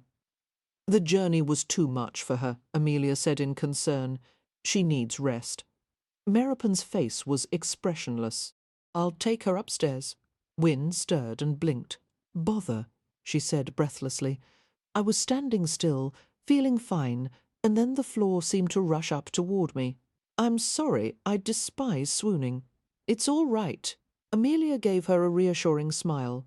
Meropen will take you to bed. That is, she paused uncomfortably. He will convey you to your bedroom. I can manage by myself, Wynne said. I was just dizzy for a moment. Meropen, do put me down. You wouldn't make it past the first step, he said, ignoring her protests as he carried her to the stone staircase. And as he walked with her, Wynne's pale hand lifted slowly around his neck. Beatrix, will you go with them? Amelia asked briskly, handing her the valise. Wynne's nightgown is in here. You can help her change clothes. Yes, of course. Beatrix scampered toward the stairs, left in the entrance hall with Leo and Poppy. Amelia turned in a slow circle to view all of it. The solicitor said the estate was in disrepair, she said. I think a more accurate word would have been shambles. Can it be restored, Leo? Not long ago, though it seemed a lifetime, Leo had spent 2 years studying art and architecture at the Grande École des Beaux-Arts in Paris. He had also worked as a draftsman and painter for the renowned London architect Rowland Temple. Leo had been regarded as an exceptionally promising student and had even considered setting up a practice. Now, all that ambition had been extinguished. Leo glanced around the hall without interest. Barring any structural repairs, we would need about £25,000 to £30,000 at least. The figure caused Amelia to blanch. She lowered her gaze to the pock-marked floor at her feet and rubbed her temples. Well, one thing is obvious. We need the advantage of wealthy in-laws, which means you should start looking for available heiresses, Leo. She flicked a playful glance at her sister. And you, Poppy, you'll have to catch a viscount, or at the very least a baron. Her brother rolled his eyes. Why not you? I don't see why you should be exempt from having to marry for the family's benefit. Poppy gave her sister a sly glance. At Amelia's age, women are far beyond thoughts of romance and passion. One never knows, Leo told Poppy. She may catch an elderly gentleman who needs a nurse. Amelia was tempted to skewer them both with the tart observation that she had already been in love once, and she would not care to repeat the experience. She had been pursued and courted by Leo's best friend, a charming young architect named Christopher Frost, who, like Leo, had been articled to Rowland Temple. But on the day he had led her to believe a proposal was forthcoming, Frost had ended the relationship with brutal abruptness. He said he had developed feelings for another woman, who conveniently happened to be Rowland Temple's daughter. It was only to be expected of an architect, Leo had told her with grim remorse, outraged on behalf of his sister, sorrowful at the loss of a friend. Architects inhabited a world of masters and disciples, and the endless pursuit of patrons. Everything, even love, was sacrificed on the altar of ambition. To be otherwise was to miss the few precious opportunities one might have to practice the art of design. Marrying Temple's daughter would give Christopher Frost a place at the table. Amelia could never have done that for him. All she had been able to do was love him. Swallowing back her bitterness, Amelia glanced up at her brother and managed a rueful smile. "Thank you, but at this advanced stage of life, I have no ambitions to marry." Leo surprised her by bending to brush a light kiss on her forehead. His voice was soft and kind. "Be that as it may, I think some day you'll meet a man worth giving up your independence for." He grinned before adding, "despite your encroaching old age." For a moment Amelia's mind chased back to the memory of the kiss in the shadows, the mouth slowly consuming hers, the gentle masculine hands, the whisper at her ear. "Lacho drom." As her brother turned to walk away, she asked with mild exasperation, "Where are you going, Leo? You can't leave when there's so much to be done." He stopped and glanced back at her with a raised brow. "You've been pouring unsweetened tea down my throat for days. If you have no objection, I'd like to go out for a piss." She narrowed her eyes. "I can think of at least a dozen polite euphemisms you could have used." Leo continued on his way. "I don't use euphemisms or politeness," she said, making him chuckle. As Leo left the room, Amelia folded her arms and sighed. "He's so much more pleasant when he's sober. A pity it doesn't happen more often. Come, Poppy, let's find the kitchen." With the house so stale and dust-riddled, the atmosphere was hard on poor Win's lungs, causing her to cough incessantly through the night. Having awakened countless times to administer water to her sister, to open the windows, to prop her up until the coughing spasms had eased, Amelia was bleary-eyed when morning came. "It's like sleeping in a dust-box," she told Meropen. "She's better off sitting outside today until we can manage to clean her room properly. The carpets must be beaten, and the windows are filthy." The rest of the family was still abed, but Meropen, like Amelia, was an early riser. Dressed in rough clothes and an open-necked shirt, he stood frowning as Amelia reported on Win's condition. "She's exhausted from coughing all night, and her throat is so sore she can barely speak. I've tried to make her take some tea and toast, but she won't have it." "I'll make her take it." Amelia looked at him blankly.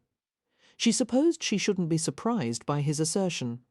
After all, Meropen had helped nurse both Win and Leo through the scarlet fever.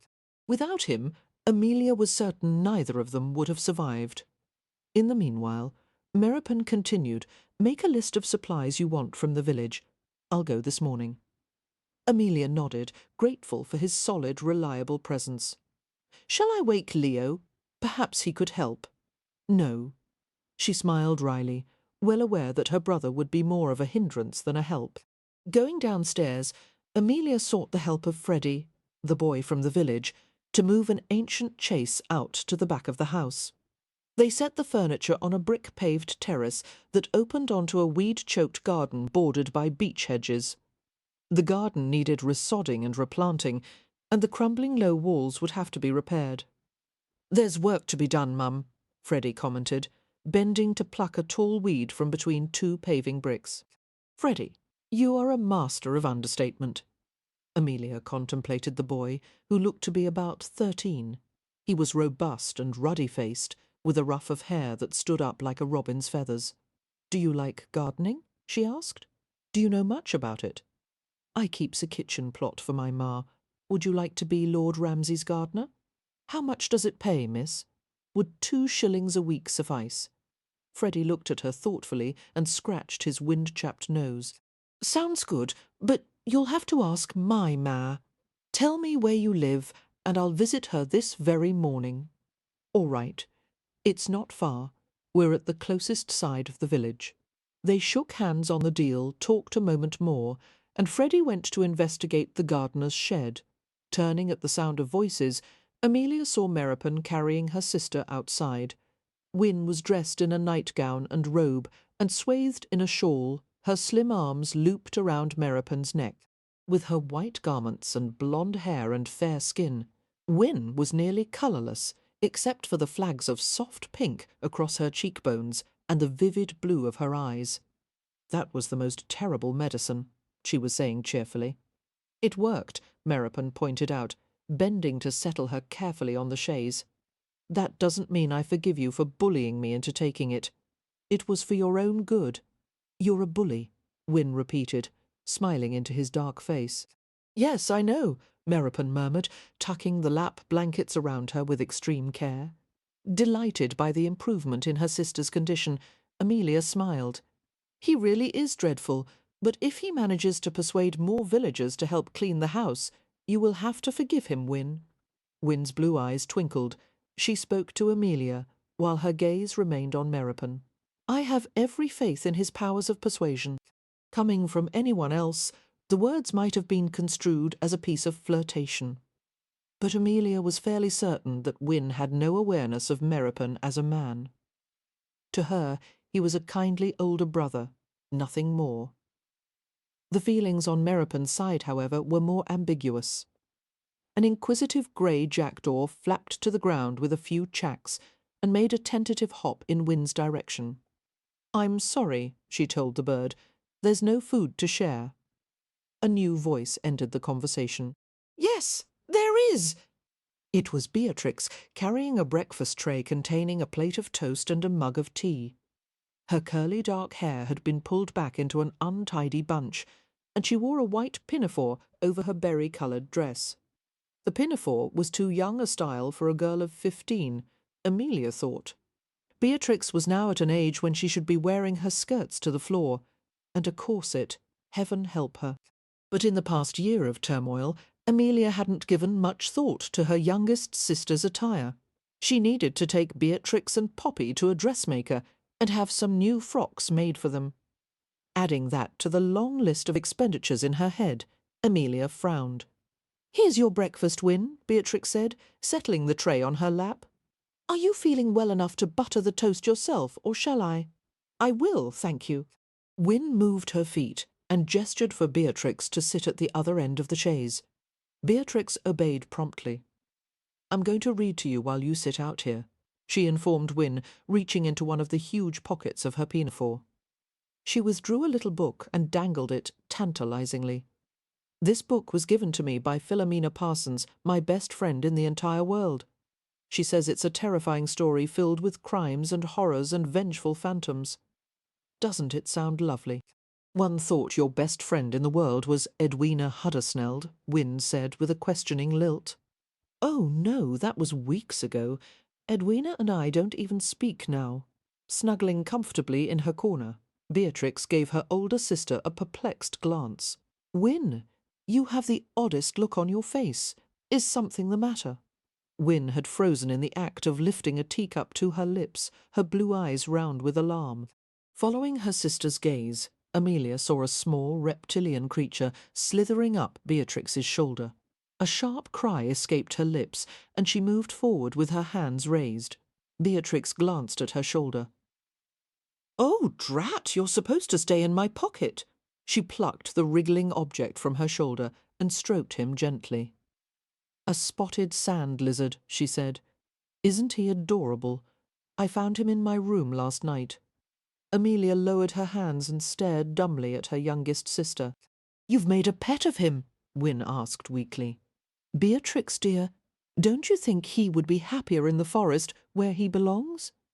Beatrix looked indignant. With all those predators, Spot wouldn't last a minute.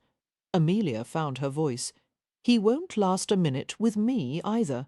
Get rid of him, Bea, or I'm going to flatten him with the nearest heavy object I can find." "You would murder my pet." "One doesn't murder lizards, Bea.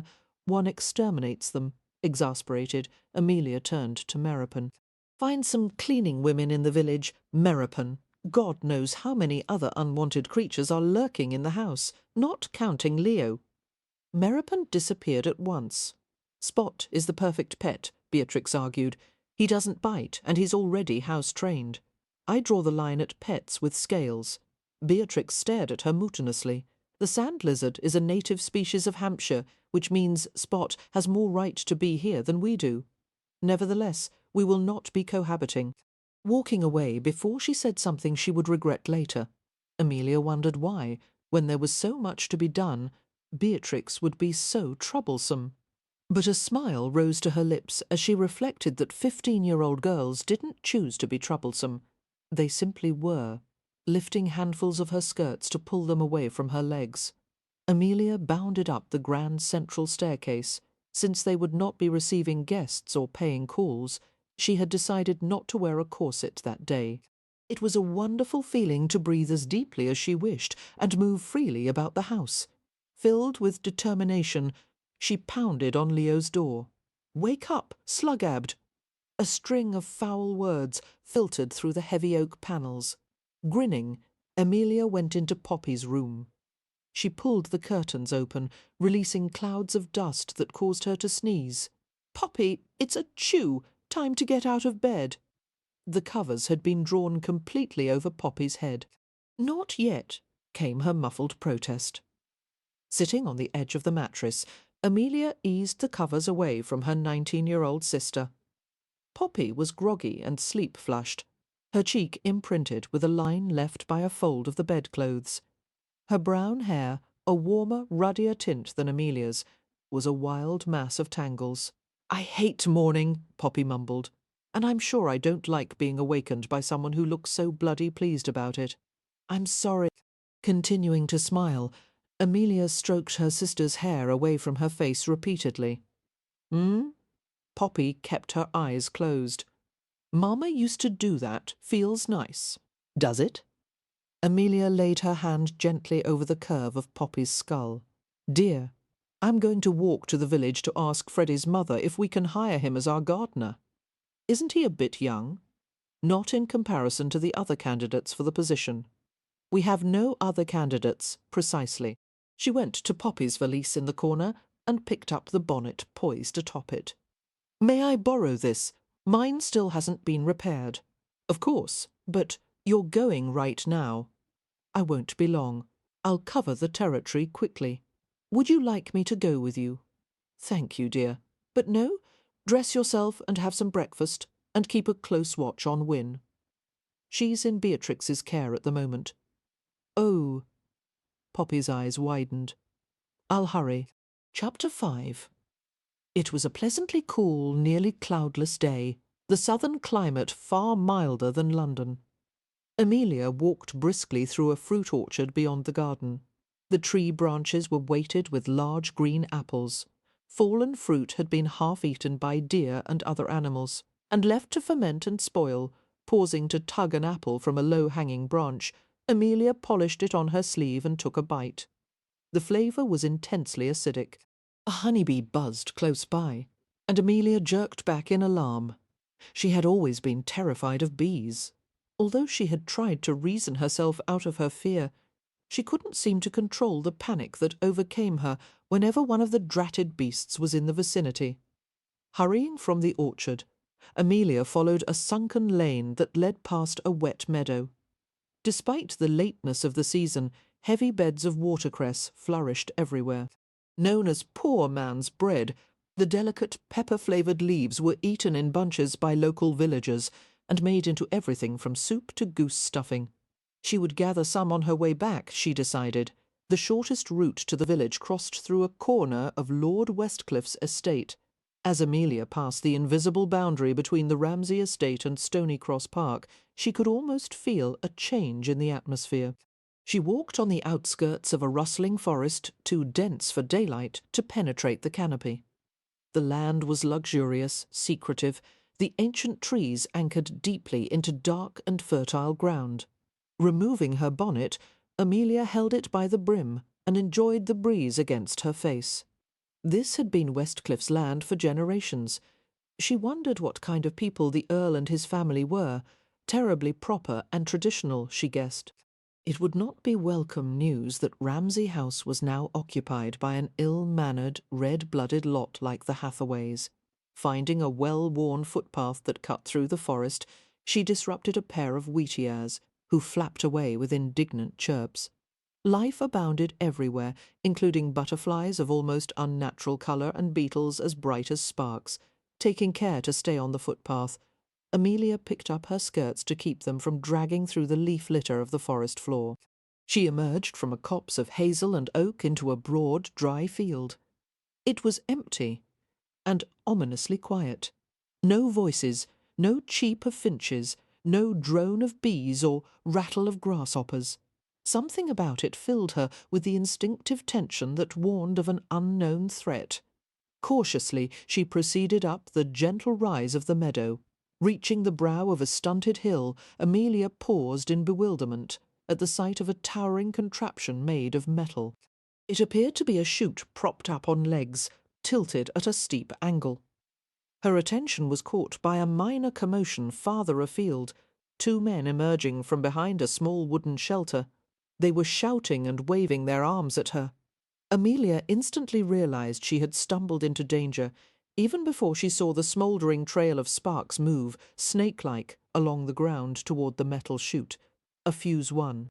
Although she didn't know much about explosive devices, she was aware that once a fuse had been lit, nothing could be done to stop it.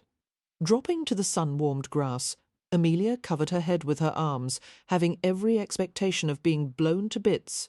A few heartbeats passed, and she let out a startled cry as she felt a large, heavy body fall on hers. No, not fall, pounce. He covered her completely, his knees digging into the ground on either side of her as he made a shelter of his body. At the same moment, a deafening explosion pierced the air, and there was a violent whoosh over their heads, and a shock went through the ground beneath them. Too stunned to move, Amelia tried to gather her wits.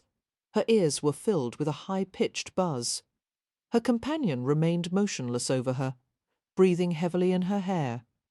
The air was sharp with smoke, but even so, Amelia was aware of a pleasant masculine scent, skin salt and soap, and an intimate spice she couldn't quite identify. The noise in her ears faded.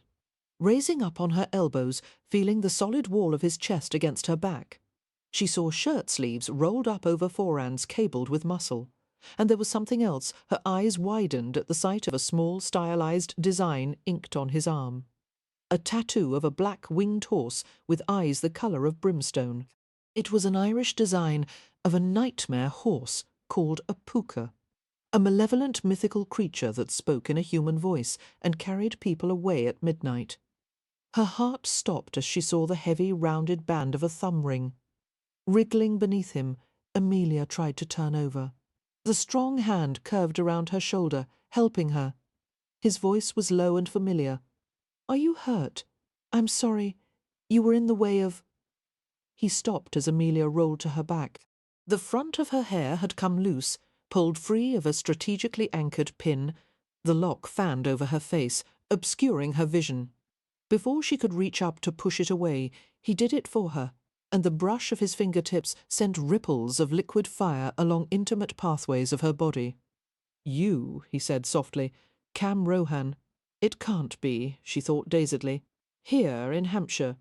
But there were the unmistakable eyes, gold and hazel and heavy-lashed, the midnight hair, the wicked mouth, and the pagan glitter of a diamond at his ear.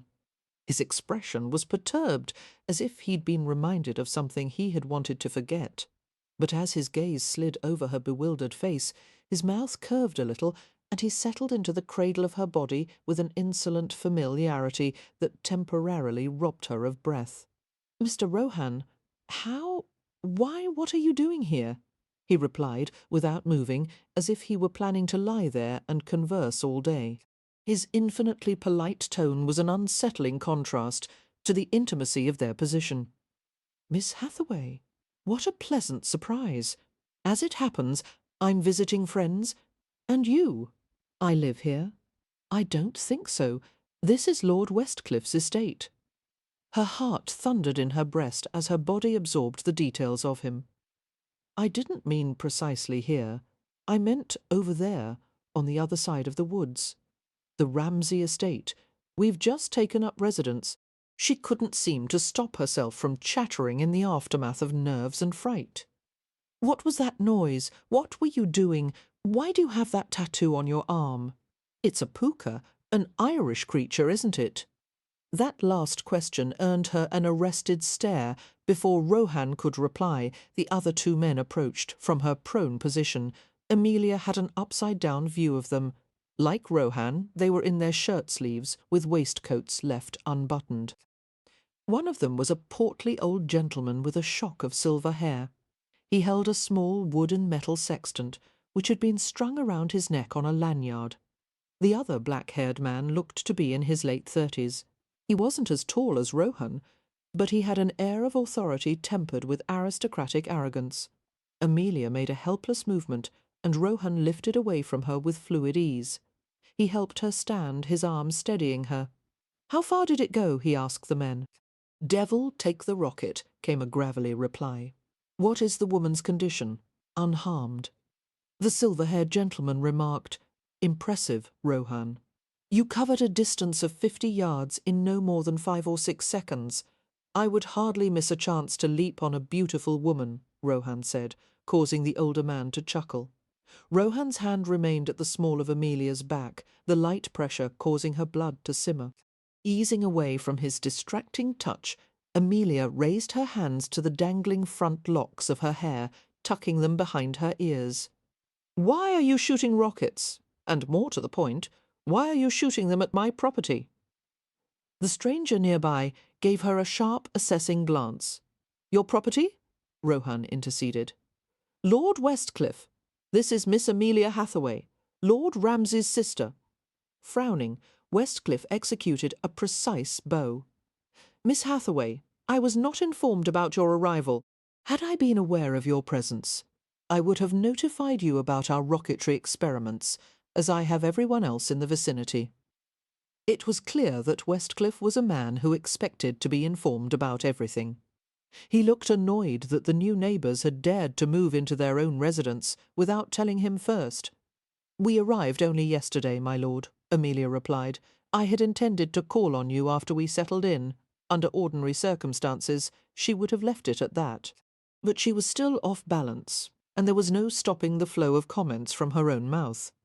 Well, I must say the guidebook didn't warn adequately about the occurrence of rocket fire amid the peaceful Hampshire scenery." She reached down and whacked at the dust and bits of leaf that clung to her skirts. "I'm sure you don't know the Hathaways well enough to shoot at us yet. When we become better acquainted, however, I have no doubt you'll find ample reason to bring out the artillery." Over her head she heard Rohan laugh. "Considering our issues with aim and accuracy, you have nothing to fear, Miss Hathaway." The silver-haired gentleman spoke then. "Rohan, if you wouldn't mind finding out where that rocket landed, of course." Rohan took off at an easy lope. "Agile fellow," the older man said approvingly. "Fast as a leopard, not to mention steady of hands and nerves. What a sapper he'd make." Introducing himself as Captain Swansea, formerly of the Royal Engineers, the elderly gentleman explained to Amelia that he was a rocketry enthusiast who was continuing his scientific work in a civil capacity. As a friend of Lord Westcliff, who shared his interest in engineering science, Swansea had come to experiment with a new rocket design in the country, where there was sufficient land to do so. Lord Westcliff had enlisted Cam Rohan to help with the flight equations and other mathematical calculations necessary to evaluate the performances of the rockets. "Quite extraordinary, really, his facility with numbers," Swansea said. "You'd never expect it to look at him." Amelia couldn't help but agree. In her experience, scholarly men, such as her father, were pale from spending much of their time indoors, and they had paunches and spectacles and rumpled tweedy appearances. They were, too, Lisa Kleypas, hot, exotic young men who looked like pagan princes and had gold rings and tattoos. "Miss Hathaway," Lord Westcliff said, "to my knowledge there hasn't been a Ramsay in residence in nearly a decade. I find it difficult to believe the house is habitable." "Oh, it's in fine condition." Amelia lied brightly, her pride rising to the fore. "Of course some dusting is needed, and a few minor repairs, but we are quite comfortable." She thought she had spoken convincingly, but Westcliff looked sceptical. "We are having a large supper at Stony Cross Manor this evening," he said. "You will bring your family. It will be an excellent opportunity for you to meet some local residents, including the vicar. A supper with Lord and Lady Westcliff, heaven help her." Had the Hathaway family been well rested? Had Leo been a bit further along on the path of sobriety? Had they all possessed suitable formal attire? Had they been given enough time to study etiquette? Amelia might have considered accepting the invitation, but as things were, it was impossible. "You are very kind, my lord, but I must decline. We've only just arrived in Hampshire, and most of our clothes are still packed away. The occasion is informal." Amelia doubted his definition of informal matched hers. "It's not merely a matter of attire, my lord. One of my sisters is somewhat frail, and it would be too taxing for her. She needs a great deal of rest after the long journey from London. Tomorrow night, then. It will be a much smaller affair, and not at all taxing." In light of his insistence, there was no way to refuse. Cursing herself for not staying at Ramsay House that morning, Amelia forced a smile to her lips. "Very well, my lord. Your hospitality is much appreciated." Rohan returned, his breath quickened from exertion. A mist of sweat had accumulated on his skin until it gleamed like bronze. "Right on course," he said to Westcliff and Swansea. "The stabilizing fins worked. It landed at a distance of approximately 2,000 yards. "Excellent!" Swansea exclaimed. "But where is the rocket?" Rohan's white teeth flashed in a grin, buried in a deep smoking hole. "I'll go back to dig it up later." "Yes, we'll want to see the condition of the casing and the inner core." Swansea was red-faced with satisfaction.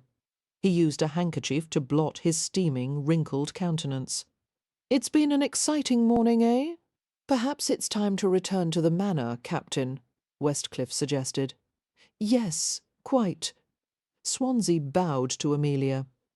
"A pleasure, Miss Hathaway, and may I say you took it rather well, being the target of a surprise attack." "The next time I visit, Captain," she said, "I'll remember to bring my white flag." He chuckled and bid her farewell. Before turning to join the captain, Lord Westcliff glanced at Cam Rohan. "I'll take Swansea back to the manor, if you'll see to it that Miss Hathaway is delivered home safely." "Of course," came the unhesitating reply. "Thank you," Amelia said, "but there's no need. I know the way, and it isn't far." Her protest was ignored. She was left to stare uneasily at Cam Rohan, while the other two men departed. "I'm hardly some helpless female," she said. "I don't need to be delivered anywhere. Besides, in light of your past behaviour, I'd be safer going alone." A brief silence. Rohan tilted his head and regarded her curiously. "Past behaviour? You know what She broke off, flushing at the memory of the kiss in the darkness. "I'm referring to what happened in London." He gave her a look of polite perplexity. "I'm afraid I don't follow." "You're not going to pretend you don't remember," she exclaimed. Perhaps he had kissed so many legions of women, he couldn't possibly recollect them all. "Are you also going to deny that you stole one of my bonnet ribbons?" "You have a vivid imagination, Miss Hathaway." His tone was bland, but there was a flare of provoking laughter in his eyes. "I have no such thing. The rest of my family is steeped in imagination. I'm the one who clings desperately to reality." She turned and began to walk at a brisk pace. "I'm going home. There's no need for you to accompany me." Ignoring her statement, Rohan fell easily into step beside her, his relaxed stride accounting for every two of hers. He let her set their pace. In the openness of their surroundings, he seemed even larger than she had remembered. "When you saw my arm," he murmured, "the tattoo, how did you know it was a puka?" Amelia took her time about replying. As they walked, the shadows of nearby branches crossed their faces. A red-tailed hawk glided across the sky and disappeared into the heavy wood. "I've read some Irish folklore," she finally said. "A wicked, dangerous creature, the puka, invented to give people nightmares. Why would you adorn yourself with such a design? It was given to me as a child. I don't remember when it was done. For what purpose? What significance does it have? My family would never explain." Rohan shrugged. "Perhaps they might now, but it's been years since I've seen them. Could you ever find them again if you wished? Given enough time." Casually, he fastened his waistcoat and rolled down his sleeves, concealing the heathen symbol. "I remember my grandmother telling me about the puka. She encouraged me to believe it was real. I think she half believed it herself. She practiced the old magic." "What is that? Do you mean fortune-telling?" Rohan shook his head and slid his hands into the pockets of his trousers. "No," he said, looking amused. although she did tell fortunes to Garjos at times. The old magic is a belief that all of nature is connected and equal. Everything is alive, even the trees have souls. Amelia was fascinated. It had always been impossible to coax Meropen to say anything about his past or his Romany beliefs, and here was a man who seemed willing to discuss anything. Do you believe in the old magic? No, but I like the idea of it. Rohan reached for her elbow to guide her around a rough patch of ground before she could object to the gentle touch. It was gone. The puka isn't always wicked, he said. Sometimes it acts out of mischief, playfulness. She gave him a sceptical glance. You call it playful for a creature to toss you on its back, fly up to the sky, and drop you into a ditch or bog. That's one of the stories, Rohan admitted with a grin.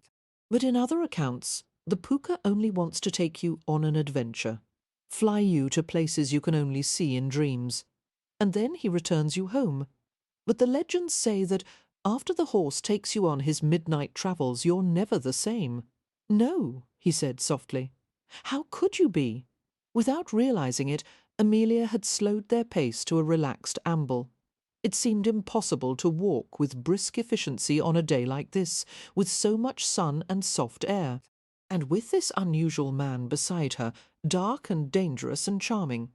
Of all the places to see you again, she said, I would never have expected Lord Westcliffe's estate. How did you come to be acquainted? He's a member of the gaming club, I suppose. Yes, and friends with the owner. Are Lord Westcliffe's other guests accepting of your presence at Stonycross Manor? You mean because I'm a Roma? A sly smile touched his lips. I'm afraid they have no choice but to be polite. First, out of respect for the Earl, and then there's the fact that most of them are obliged to come to me for credit at the club, which means I have access to their private financial information. Not to mention private scandals, Amelia said, remembering the alley fight. His smile lingered. A few of those too. Nevertheless, you must feel like an outsider at times. Always, he said in a matter-of-fact tone. I'm an outsider to my people as well. You see, I'm a half-breed, poshrum, they call it, born of a gypsy mother and an Irish Gajo father. And since the family's lineage goes through the father, FM, not even considered Roma. It's the worst violation of the code for one of our women to marry a Gajo. Is that why you don't live with your tribe? One of the reasons? Amelia wondered what it must be like for him, caught between two cultures, belonging to neither. No hope of ever being fully accepted. And yet there was no trace of self-pity in his tone. The Hathaways are outsiders as well, she said. It's obvious we're not suited to a position in polite society. None of us have the education or breeding to carry it off. Supper at Stonycross Manor should be a spectacle. I'm sure it will end with us being tossed out on our ears. You may be surprised. Lord and Lady Westcliff don't usually stand on formality. And their table includes a great variety of guests. Amelia was not reassured. To her, upper society resembled the ornamental tanks used for exotic fish-keeping in fashionable parlours, filled with glittering creatures who darted and circled in patterns she had no hope of understanding. The Hathaways might as well attempt to live underwater as to belong in such elevated company, and yet they had no choice but to try. Spying a heavy growth of watercress on the bank of a wet meadow, Amelia went to examine it. Grasping a bunch, she pulled until the delicate stems snapped. Watercress is plentiful here, isn't it? I've heard it can be made into a fine salad or sauce. It's also a medicinal herb. The Rom call it panishock. My grandmother used to put it in poultices for sprains or injuries. And it's a powerful love tonic for women, especially. A what? The delicate greenery fell from her nerve-less fingers. If a man wishes to reawaken his lover's interest, he feeds her watercress. It's a stimulant of the— Don't tell me, don't. Rohan laughed, a mocking gleam in his eyes. Giving him a warning glance, Amelia brushed a few stray watercress leaves from her palms and continued on her way. Her companion followed readily. Tell me about your family, he coaxed. How many of you are there? 5 in all. Leo, that is, Lord Ramsay, is the oldest, and I am the next, followed by Winifred, Poppy, and Beatrix. Which sister is the frail one? Winifred? Has she always been that way? No, Win was quite healthy, until a year ago when she nearly died from scarlet fever. A long hesitation, while her throat tightened a little. She survived, thank God, but her lungs are weak. She has little strength, and she tires easily. The doctor says Win may never improve, and in all likelihood she won't be able to marry or have children. Amelia's jaw hardened. We will prove him wrong, of course. Win will be completely well again. God help anyone who stands in your way. You do like to manage other people's lives, don't you? Only when it's obvious I can do a better job of it than they can. What are you smiling at? Rohan stopped, obliging her to turn to face him. You make me want to. He stopped as if thinking better of what he'd been about to say, but the trace of amusement lingered on his lips. She didn't like the way he looked at her, the way he made her feel hot and nervous and giddy. All her senses informed her that he was a thoroughly untrustworthy man, one who abided by no one's rules but his own. Tell me, Miss Hathaway, what would you do if you were invited on a midnight ride across the earth and ocean? Would you choose the adventure, or stay safely at home? She couldn't seem to tear her gaze from his. The topaz eyes were lit by a glint of playfulness, not the innocent mischief of a boy, but something far more dangerous. She could almost believe he might actually change form and appear beneath her window one night and carry her away on midnight wings. Home, of course, she managed in a sensible tone. I don't want adventure. Think you do, I think, in a moment of weakness. You might surprise yourself. I don't have moments of weakness. Not that kind. At any rate, his laughter curled around her like a drift of smoke. You will. Amelia didn't dare ask why he was so certain of that.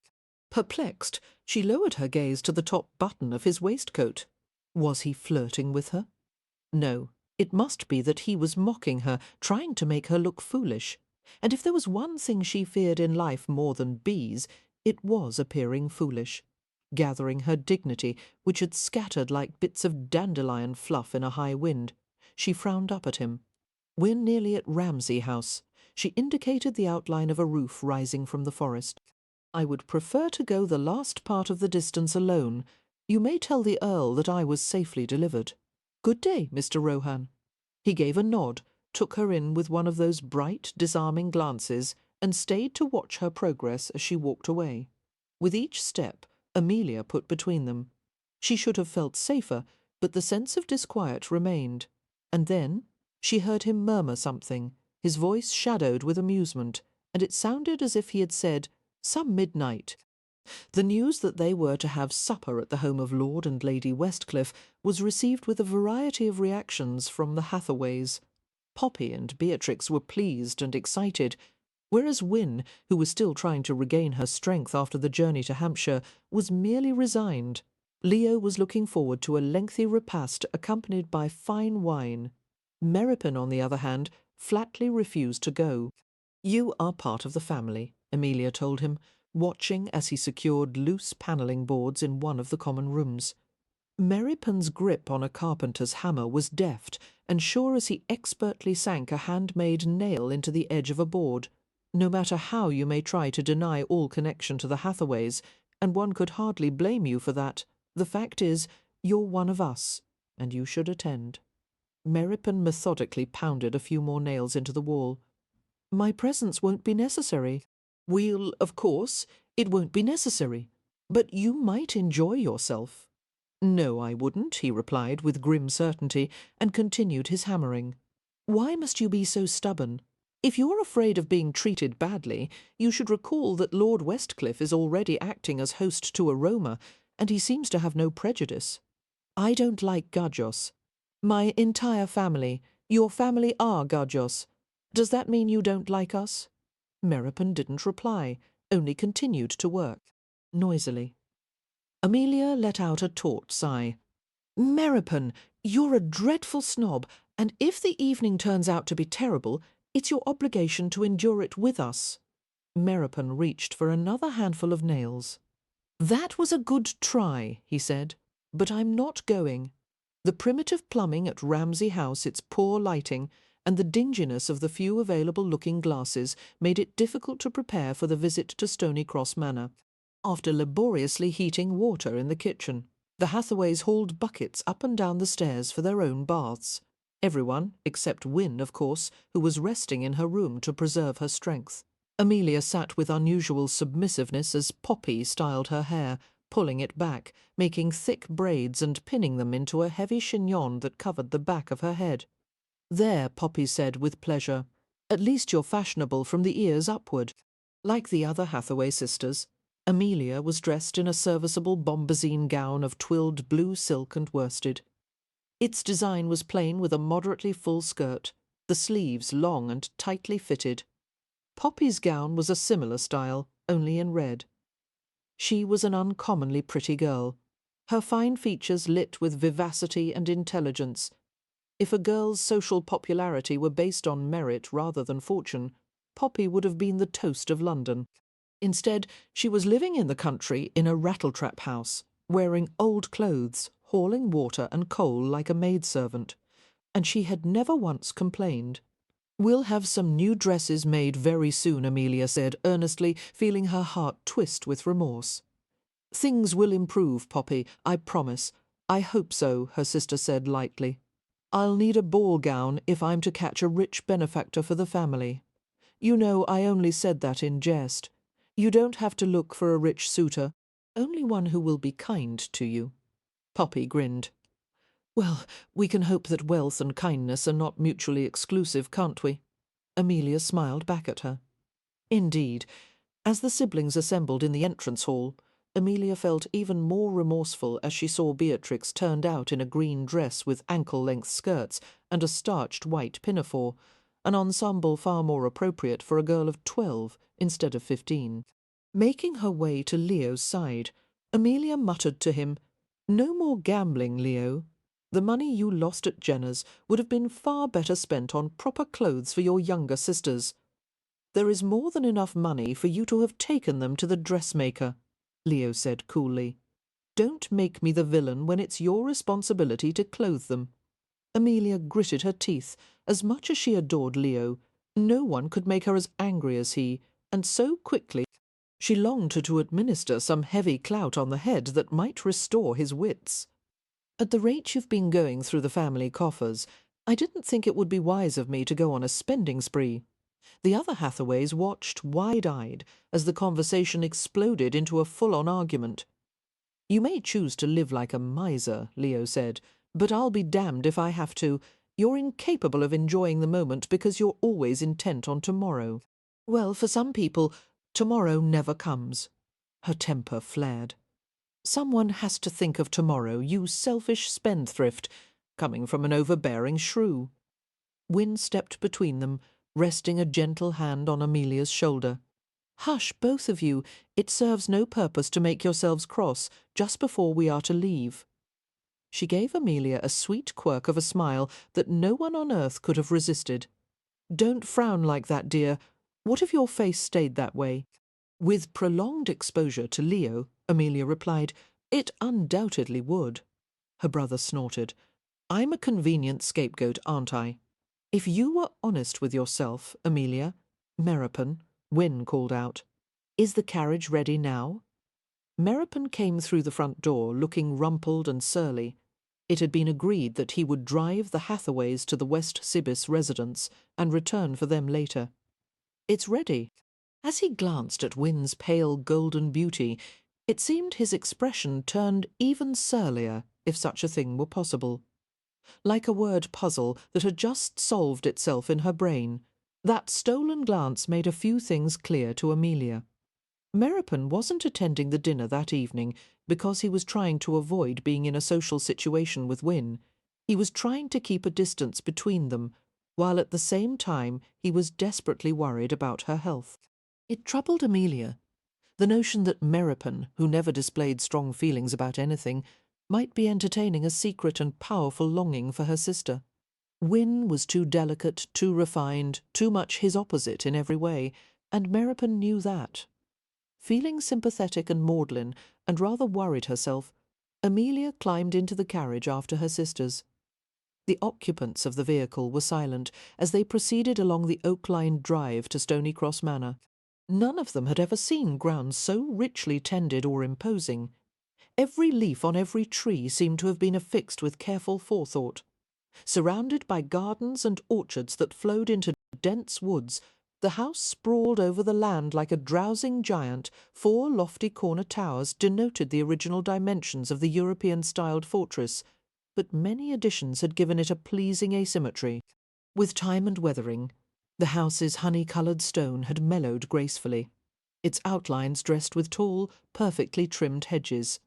The residence was fronted by a massive courtyard, a distinctive feature, and sided by stables and a residential wing. Instead of the usual understated design of stables, these were fronted by wide stone arches. Stonycross Manor was a place fit for royalty, and from what they knew of Lord Westcliff, his bloodlines were even more distinguished than the Queen's. As the carriage stopped before the porticoed entrance, Amelia wished the evening were already over. In these stately surroundings, the Hathaways' faults would be magnified. They would appear no better than a group of vagabonds. She glanced over her siblings. Wynne had donned her usual mask of irreproachable serenity, and Leo looked calm and slightly bored, an expression he must have learned from his recent acquaintances at Jenner's. The younger girls were filled with a bright exuberance that drew a smile from Amelia. They, at least, would have a good time, and heaven knew they deserved it. Meropen helped the sisters from the carriage, and Leo emerged last. As he stepped to the ground, Meropen checked him with a brief murmur, an admonition to keep a close watch on Wynne. Leo shot him a vehement glance. Enduring Amelia's criticism was bad enough.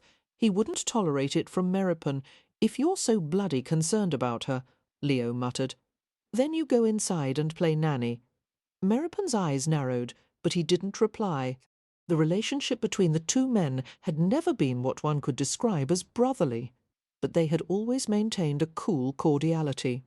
Meropen had never tried to assume the role of second son, in spite of the Hathaway parents' obvious fondness for him. And in any situation which might have lent itself to a competition between the two boys, Meropen had always drawn back. Leo, for his part, had been reasonably pleasant to Meropen, and had even deferred to Meropen's opinions when he had judged them better than his own. When Leo had fallen ill with scarlet fever, Meropen had helped care for him with a mixture of patience and kindness that had surpassed even Amelia's. Later, she had told Leo that he owed Meropen his life. Instead of being grateful, however, Leo seemed to hold it against Meropen. "Please, please don't be an ass, Leo." Amelia longed to beg, but she held her tongue and went with her sisters to the brightly lit entrance of Stonycross Manor. A pair of massive double doors opened into a cavernous hall hung with priceless tapestries. A grand stone and marble staircase curved up to the lofty second-floor gallery. Even the most distant corners of the hall and the entrances of several passages leading away from the great room were lit by a massive crystal chandelier. If the outside grounds had been well tended, the interior of the manor was nothing short of immaculate. Everything swept and sparkling and polished. There was nothing of newness in their surroundings, no sharp edges or modern touches to disrupt the atmosphere of easeful splendour. It was, Amelia thought bleakly, exactly the way Ramsay House should look. Servants came to take hats and gloves, while an elderly housekeeper welcomed the new arrivals. Amelia's attention was immediately drawn to the sight of Lord and Lady Westcliff, who were crossing the hall toward them. Clad in precisely tailored evening clothes, Lord Westcliff moved with the physical confidence of a seasoned sportsman. His expression was reserved, his austere features striking rather than handsome. Everything about his appearance indicated he was a man who demanded a great deal of others, and even more of himself. There was no doubt that someone as powerful as Westcliff should have chosen the perfect English bride, a woman whose icy sophistication had been instilled in her since birth. It was with surprise, then, that Amelia heard Lady Westcliff speak in a distinctly American voice, the words tumbling out as if she couldn't be bothered to think everything over before speaking. "You can't know how often I've wished for new neighbours. Things can get a bit dull in Hampshire. You Hathaways will do nicely." She surprised Leo by reaching out and shaking hands in the way men did. "Lord Ramsay, a pleasure. Your servant, my lady." Leo didn't seem to know quite what to make of this singular woman. Amelia reacted automatically as she was accorded a similar handshake. Returning the firm pressure of Lady Westcliff's hand, she stared into tip-tilted eyes the colour of gingerbread. Lillian, Lady Westcliff, was a tall, slender young woman with gleaming sable hair, fine features, and a raffish grin. Unlike her husband, she radiated a casual friendliness that instantly put one at ease. "You are Amelia, the one they fired upon yesterday?" "Yes, my lady. I'm so glad the Earl didn't murder you. His aim is hardly ever off, you know." The Earl received his wife's impudence with a slight smile, as if he were well accustomed to it. "I wasn't aiming at Miss Hathaway," he said calmly. "You might consider a less dangerous hobby," Lady Westcliff suggested. "Bird-watching, butterfly collecting. Something a bit more dignified than setting off explosions." Amelia expected the Earl to frown at this irreverence, but he only looked amused, and as his wife's attention moved to the rest of the Hathaways, he stared at her with warm fascination. Clearly, there was a powerful attraction between the two. Amelia introduced her sisters to the unconventional Countess. Thankfully, they all remembered to curtsy, and they managed polite responses to her forthright questions, such as did they like to ride, did they enjoy dancing, had they tried any of the local cheeses yet, and did they share her dislike of slimy English fare such as eels and jellied hogloaf, laughing at the droll face the Countess had made. The Hathaway sisters went with her to the receiving room, where approximately 24 guests had gathered in anticipation of going in to supper. "I like her," she heard Poppy whisper to Beatrix as the two of them walked behind her. "Do you think all American women are so dashing?" Dashing, yes, that was an appropriate word for Lady Westcliff. "Miss Hathaway," the Countess said to Amelia, in a tone of friendly concern, "the Earl says Ramsay House has been unoccupied for so long, it must be a shambles." Mildly startled by the woman's directness, Amelia shook her head firmly. "Oh no, shambles is too strong a word. All the place wants is a good thorough cleaning and a few small repairs. And—" She paused uncomfortably. Lady Westcliff's gaze was frank and sympathetic. "That bad, is it?" Amelia hitched her shoulders in a slight shrug. "There's a great deal of work to be done at Ramsay House," she admitted, "but I'm not afraid of work. If you need assistance or advice, Westcliff has infinite resources at his disposal. He can tell you where to find—" "You are very kind, my lady," Amelia said hastily, "but there is no need for your involvement in our domestic affairs." The last thing she wanted was for the Hathaways to appear to be a family of cheapjacks and beggars. "You may not be able to avoid our involvement," Lady Westcliff said with a grin. "You're in Westcliff's sphere now, which means you'll get advice whether or not you asked for it. And the worst part is, he's almost always right." She sent a fond glance in her husband's direction. Westcliff was standing in a group at the side of the room, becoming aware of his wife's gaze. Westcliff is head turned. Some voiceless message was delivered between them, and he responded with a quick, almost indiscernible wink. A chuckle rustled in Lady Westcliff's throat. She turned to Amelia. "We'll have been married 4 years. Come September," she said, rather sheepishly. "I had supposed I would have stopped mooning over him by now, but I haven't." Mischief danced in her dark eyes. "Now, I'll introduce you to some of the other guests. Tell me whom you wish to meet first." Amelia's gaze had moved from the Earl to the group of men around him. A ripple of awareness went down her spine as her attention was caught by Cam Rohan. He was dressed in black and white, identical to the other gentleman's attire, but the civilized scheme only served to make him more exotic. With the dark silk of his hair curling over the starched white collar, the swarthiness of his complexion, the tiger eyes, he seemed completely out of place in these decorous surroundings. Catching sight of her, Rohan bowed. which she acknowledged with a stiff bow of her own. "You've already met Mr. Rohan, of course," Lady Westcliff commented, observing the exchange. "An interesting fellow, don't you think? Mr. Rohan is charming and very nice, and only half civilized, which I rather like." "I." Amelia tore her gaze from Rohan with effort, her heart thrumming erratically. "Half civilized? Oh, you know all the rules the upper class has devised for so-called polite behaviour. Mr. Rohan can't be bothered with most of them." Lady Westcliff grinned. "Neither can I, actually. How long have you known Mr. Rohan?" "Only since Lord St. Vincent took possession of the gambling club. Since then, Mr. Rohan has become a sort of protégé of both Westcliff's and St. Vincent's." She gave a quick laugh. "Rather like having an angel on one shoulder and a devil on the other. Rohan seems to manage them both quite well. Why have they taken such an interest in him? He's an unusual man. I'm not certain anyone knows what to make of him. According to Westcliff, Rohan has an exceptional mind, but at the same time he is superstitious and unpredictable. Have you heard about his good luck curse?" "His what?" "It seems no matter what Rohan does, he can't help making money. A lot of money, even when he tries to lose it.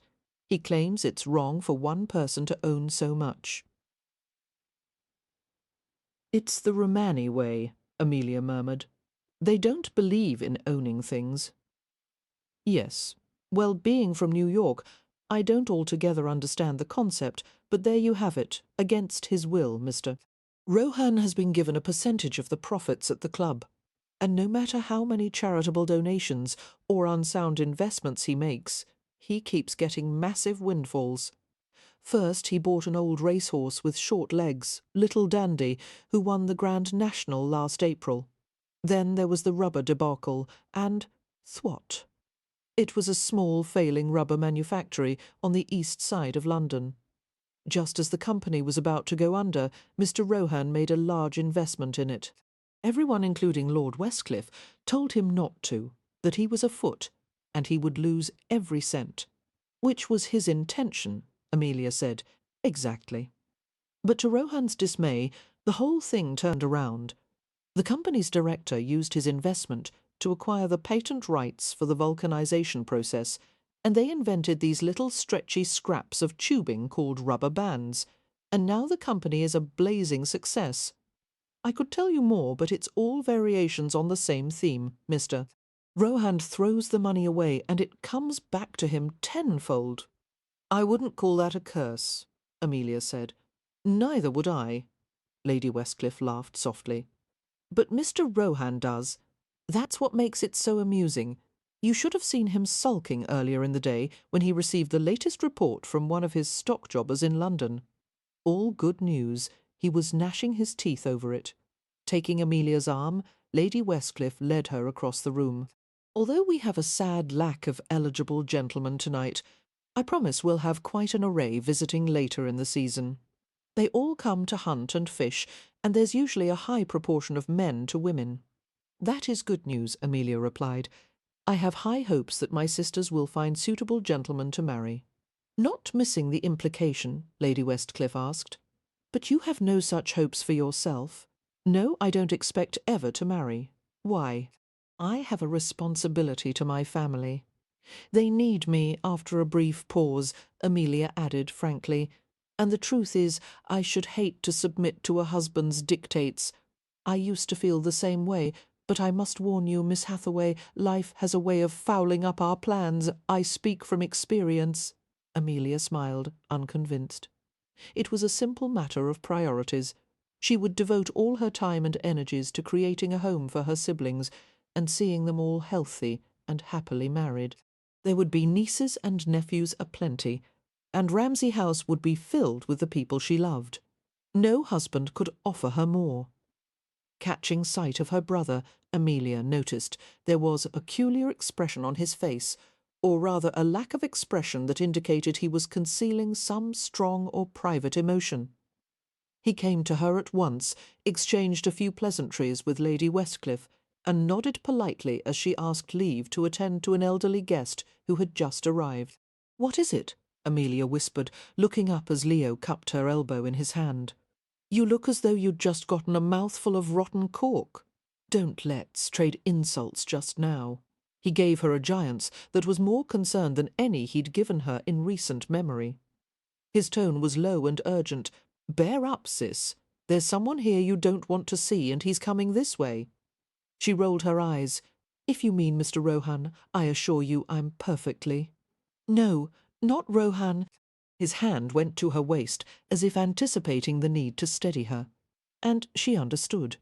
Before she even turned to see the man who approached them, Amelia knew the reason for Leo's strange reaction, and she went cold and hot and unsteady.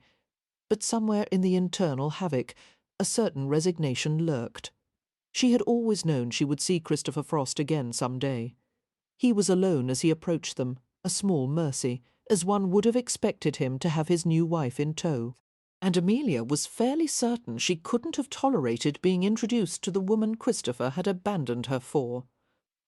As it was, she stood stiffly with her brother and tried desperately to resemble an independent woman who was greeting her former love with polite indifference, but she knew there was no disguising the whiteness of her face. She could feel the blood shooting straight to her overstimulated heart. If life were fair, Frost would have appeared smaller, less handsome, less desirable than she had remembered. But life as usual wasn't fair. He was as lean and graceful and urbane as ever, with alert blue eyes and thick, close-trimmed hair too dark to be blonde, too light to be brown. That shining hair contained every shade from champagne to fawn. "My old acquaintance," Leo said. Although his tone held no rancour, neither did it evince any pleasure. Their friendship had been shattered the moment Frost had left Amelia. Leo had his faults, certainly, but he was nothing if not loyal. "My lord," Frost said quietly, bowing to them both, "and Miss Hathaway. It seemed to cost him something to meet her gaze. Heaven knew it cost her to return it. It has been far too long." "Not for some of us," Leo returned, not flinching as Amelia surreptitiously stepped on his foot. "Are you staying at the manor?" "No, I'm visiting some old family friends. They own the village tavern. How long will you hang about? I have no firm plans. I'm mulling over a few commissions while enjoying the calm and quiet of the countryside." His gaze strayed briefly to Amelia and returned to Leo. "I sent a letter when I learned of your ascendancy to the peerage, my lord." "I received it," Leo said idly, "although for the life of me I can't remember its contents. Something to the effect that while I was pleased for your sake, I was disappointed to have lost a worthy rival. You always drove me to reach beyond the limits of my abilities." "Yes," Leo said sardonically, "I was a great loss to the architectural firmament."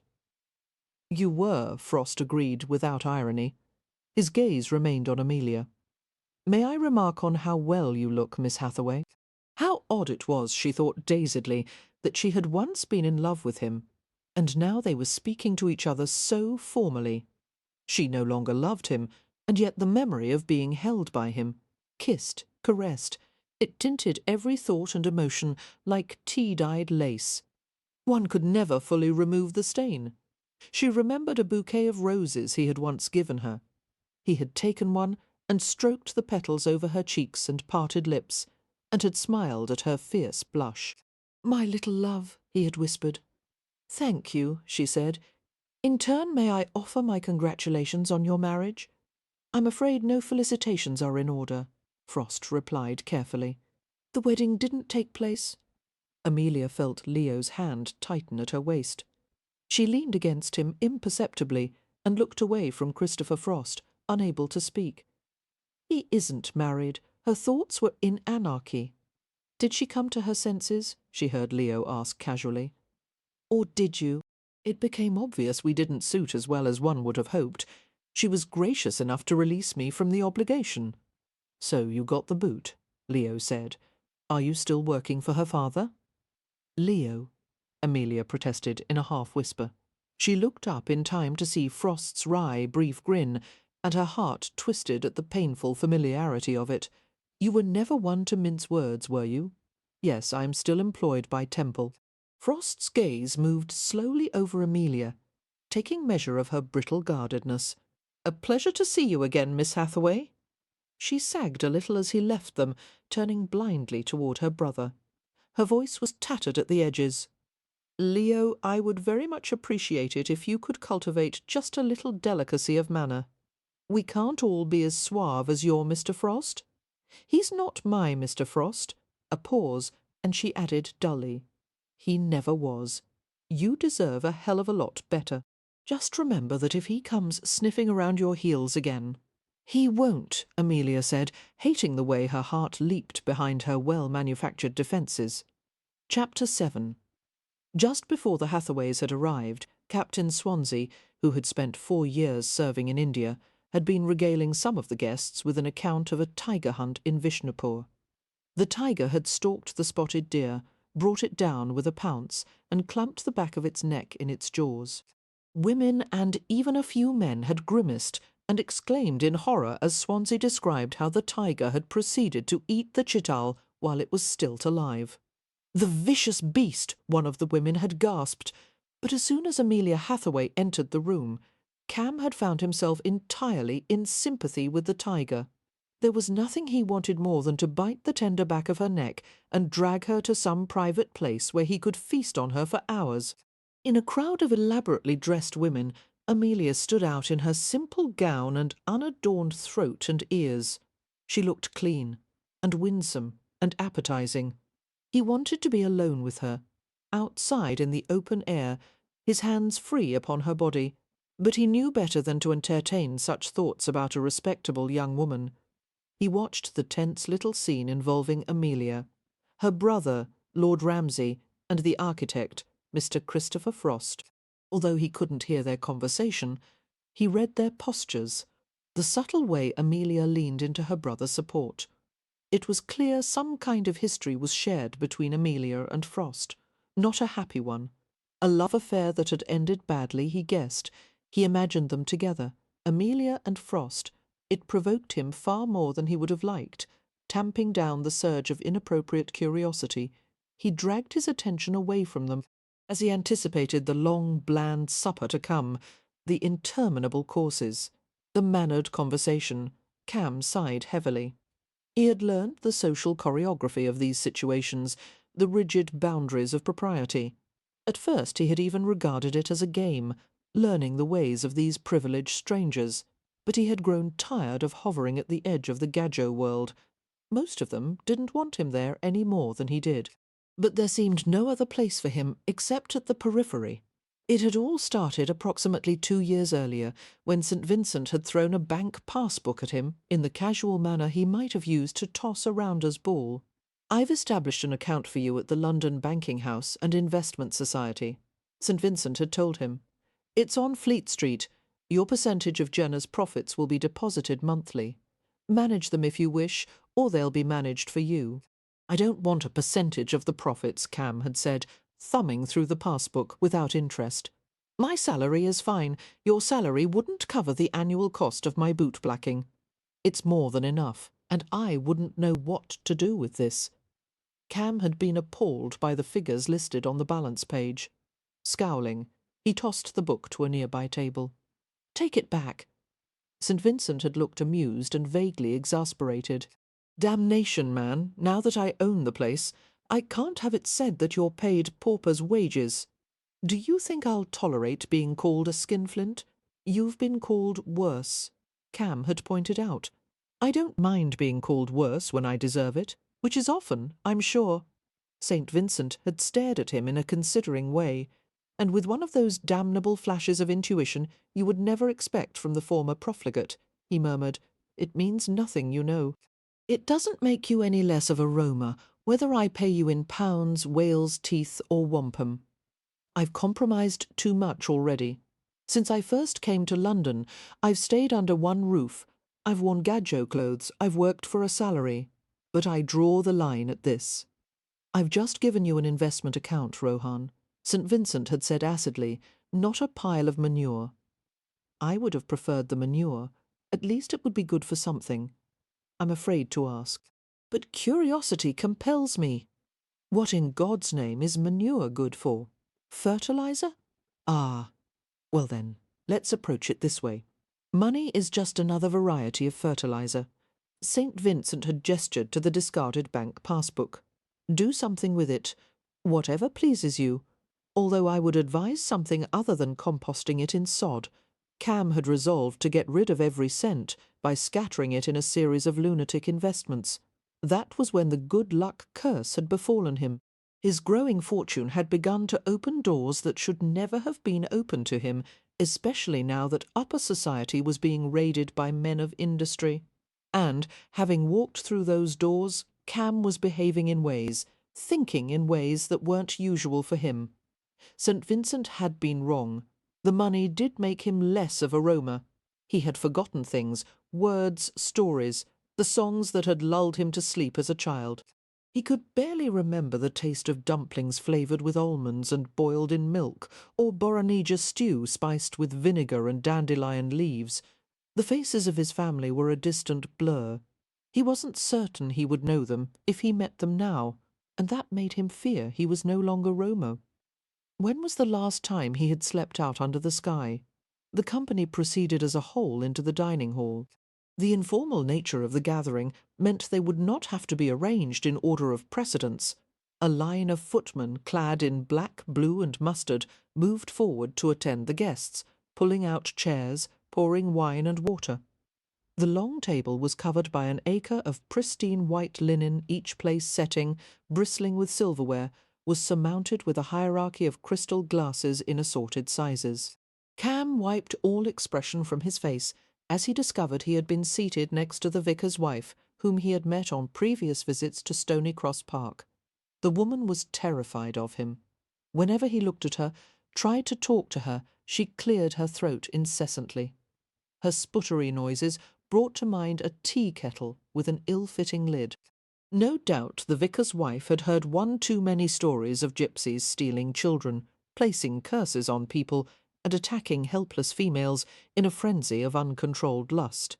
Cam was tempted to inform the woman that, as a rule, he never kidnapped or pillaged before the second course, but he kept silent and tried to look as unthreatening as possible, while she shrank in her chair and made desperate conversation with the man at her left. Turning to his right, Cam found himself staring into Amelia Hathaway's blue eyes. They had been seated next to each other, pleasure unfolded inside him. Her hair shone like satin, and her eyes were bright, and her skin looked like it would taste of some dessert made with milk and sugar. The sight of her reminded him of an old-fashioned Gadjo word that had amused him when he had first heard it. Toothsome. The word was used for something appetizing, conveying the pleasure of taste, but also sexual allure. He found Amelia's naturalness 1,000 times more appealing than the powdered and bejewelled sophistication of other women present. "If you're trying to look meek and civilized," Amelia said, "it's not working. I assure you I'm harmless." Amelia smiled at that. No doubt it would suit you for everyone to think so. He relished her light, clean scent, the charming pitch of her voice. He wanted to touch the fine skin of her cheeks and throat. Instead, he held still and watched as she adjusted a linen napkin over her lap.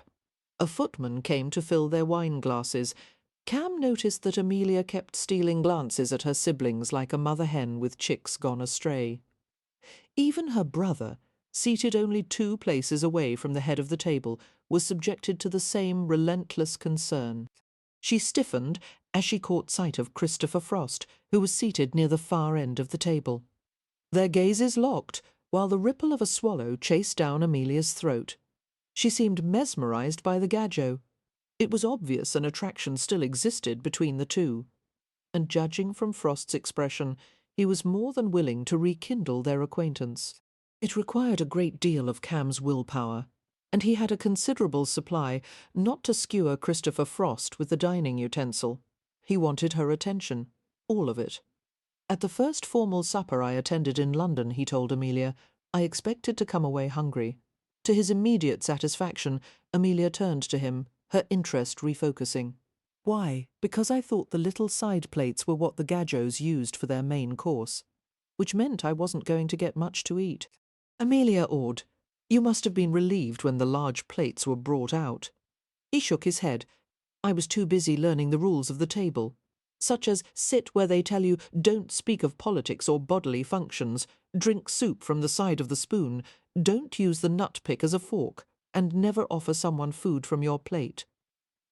The Rom share food from each other's plates? He stared at her steadily.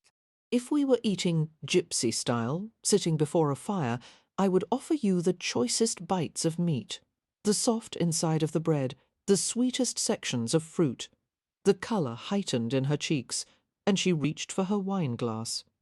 After a careful sip, she said, without looking at him, Meropen rarely talks about such things.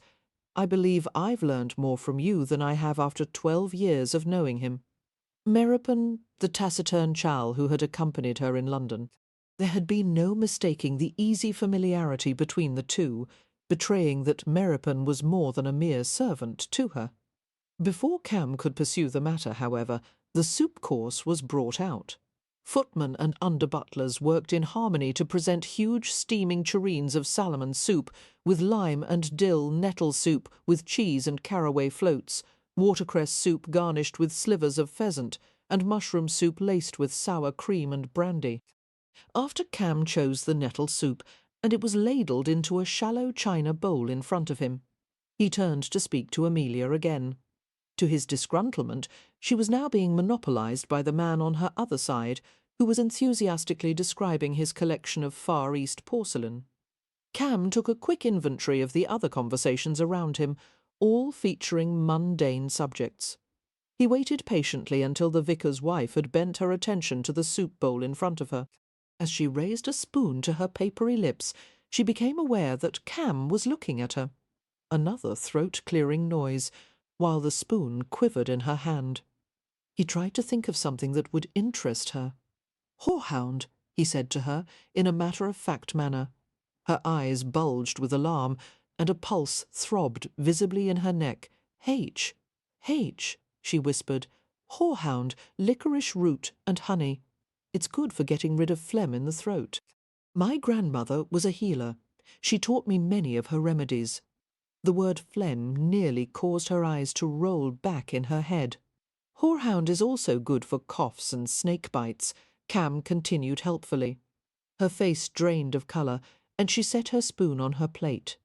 Turning away from him desperately, she gave her attention to the diners on her left. His attempt at polite discussion having been rebuffed, Cam sat back as the soup was removed and the second course was brought out. Sweetbreads in bechamel sauce, partridges nestled in herb beds, pigeon pies, roast snipe, and vegetable soufflé laced the air with a cacophony of rich scents.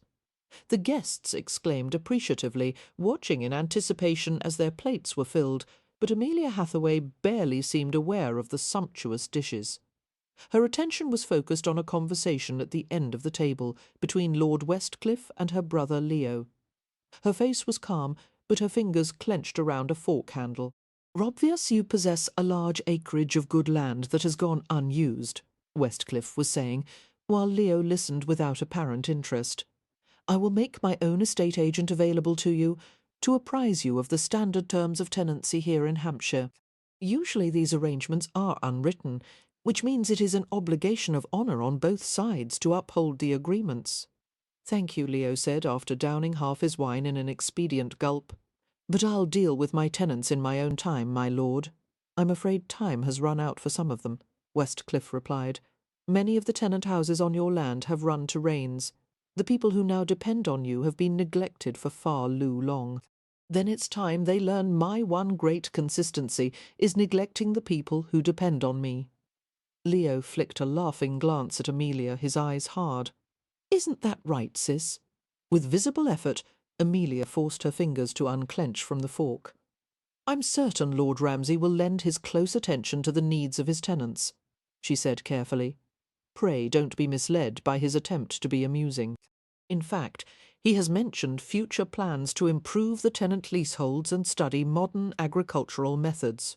"If I study anything," Leo drawled, "it will be the bottom of a good bottle of port.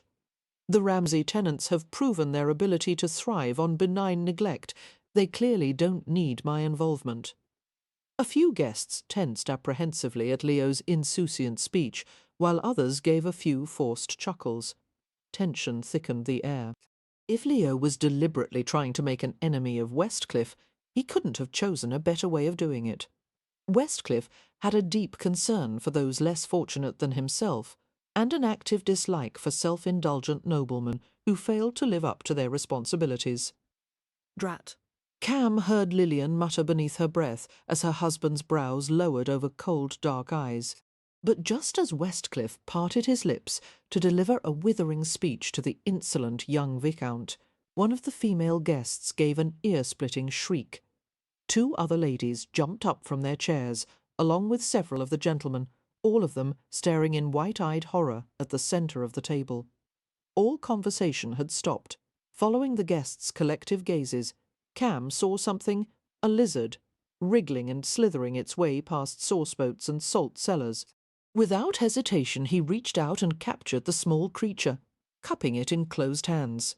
The lizard squirmed furiously in the space between his closed palms. "I've got it," he said mildly. The vicar's wife half fainted, slumping back in her chair with a low moan. "Don't hurt him," Beatrix Hathaway called out anxiously. "He's a family pet." The assembled guests glanced from Cam's closed hands to the Hathaway girl's apologetic face. "A pet? What a relief," Lady Westcliff said calmly, staring down the length of the table at her husband's blank countenance. "I thought it was some new English delicacy we were serving." A swift wash of colour darkened Westcliff's face, and he looked away from her with fierce concentration. To anyone who knew him well, it was obvious he was struggling not to laugh. "You brought Spot to supper?" Amelia asked her youngest sister in disbelief. "Bea, I told you to get rid of him yesterday." "I tried to," came Beatrix's contrite reply, "but after I left him in the woods, he followed me home." "Bea," Amelia said sternly, "reptiles do not follow people home. Spot is no ordinary lizard. We'll discuss it outside." Amelia rose from her chair, obliging the gentlemen to hoist themselves out of their seats. She threw Westcliff an apologetic glance. "I beg your pardon, my lord. If you will excuse us." The Earl gave a composed nod. Another man, Christopher Frost, stared at Amelia with an intensity that raised Cam's hackles. "May one help?" Frost asked. His voice was carefully devoid of urgency, but there was no doubt in Cam's mind about how much the man wanted to go outside with her. "No need," Cam said smoothly. "As you can see, I have everything in hand. At your service, Miss Hathaway." And, still holding the squirming reptile, he accompanied the sisters from the room. Cam led them away from the dining hall, through a pair of French doors that opened to a conservatory. The outdoor room was sparsely furnished with cane-back chairs and a settee. White columns around the edge of the conservatory were interspersed with lush hanging plants. Clouds sulked across the humid sky, while torchlight sent a brisk dance of light across the ground. As soon as the doors were closed, Amelia went to her sister with her hands raised. At first Cam thought she intended to shake her, but instead Amelia pulled Beatrix close, her shoulders trembling. She could barely breathe for laughing. "Bea, you did it on purpose, didn't you? I couldn't believe my eyes, that blasted lizard running along the table. I had to do something," the girl explained in a muffled voice. "Leo was behaving badly. I didn't understand what he was saying, but I saw Lord Westcliff's face. "Oh, oh!" Amelia choked with giggles. Poor Westcliff. One moment he's defending the local population from Leo's tyranny, and then Spot comes slithering past the bread plates. Where is Spot? Twisting away from her sister, Beatrix approached Cam, who deposited the lizard in her outstretched palms. "Thank you, Mr. Rohan. You have very quick hands. So I've been told." He smiled at her. "The lizard is a lucky animal. Some people say it promotes prophetic dreaming." "Really?" Beatrix stared at him in fascination. "Come to think of it, I have been dreaming more often lately." "My sister needs no encouragement in that regard," Amelia said. She gave Beatrix a meaningful look. "It's time to say farewell to Spot, dear." "Yes, I know." Beatrix heaved a sigh and peered inside the loose cage of her fingers at her erstwhile pet. I'll let him go now. I think Spot would rather live here than at the Ramsay estate. Who wouldn't? Go find a nice place for him, Bea. I'll wait for you here." As her sister scampered off, Amelia turned and gazed at the dim verge of the house, its outline melding into an ironstone wall set along the bluff overlooking the river. "What are you doing?" Cam asked, approaching her. "I'm taking a good last look at Stony Cross Manor, since this is the last time I'll ever see it." He grinned. "I doubt that. The Westcliffs have welcomed back guests who have done far worse than setting wild creatures loose at the supper table. Dear heaven, they must be desperate for company. They have a great tolerance for eccentricity." He paused before adding, "What they don't take well, I'm afraid, is callousness." The reference to her brother caused a delicate play of emotions on her face, humour fading to chagrin. Leo was never callous before. She wrapped her arms tightly across her chest, as if she wanted to tie herself into a self-protective bundle. "It's only been in the past year that he's become so intolerable. He's not himself." "Because he inherited the title?" "No, that has nothing to do with it. It's because, looking away from him, she swallowed hard." He heard a nervous tapping from a foot half concealed beneath her skirts. "Leo lost someone," she finally said. "The fever struck many people in the village, including a girl he was betrothed to her. Laura. The name seemed to stick in her throat. She was my best friend, and Wynn's too, a beautiful girl. She liked to draw and paint. She had a laugh that would make you laugh too, just to hear it." Amelia was silent for a moment, lost in her memories. "Laura was one of the first to fall ill," she said. "Leo stayed with her every possible moment. No one expected her to die. But it happened so quickly. After 3 days, she was so feverish and weak, you could barely feel her pulse. Finally, she lost consciousness and died a few hours later in Leo's arms. He came home and collapsed, and we realized he had caught the fever. And then Wynne had it too." "But the rest of you didn't?" Amelia shook her head. "I had already sent Beatrix and Poppy away, and for some reason neither I nor Meropen were susceptible. He helped me nurse them both through it. Without his help, they would both have died. Meropen made a syrup with some kind of toxic plant. Deadly nightshade, Cam said. Not easy to find. Yes." She gave him a curious glance.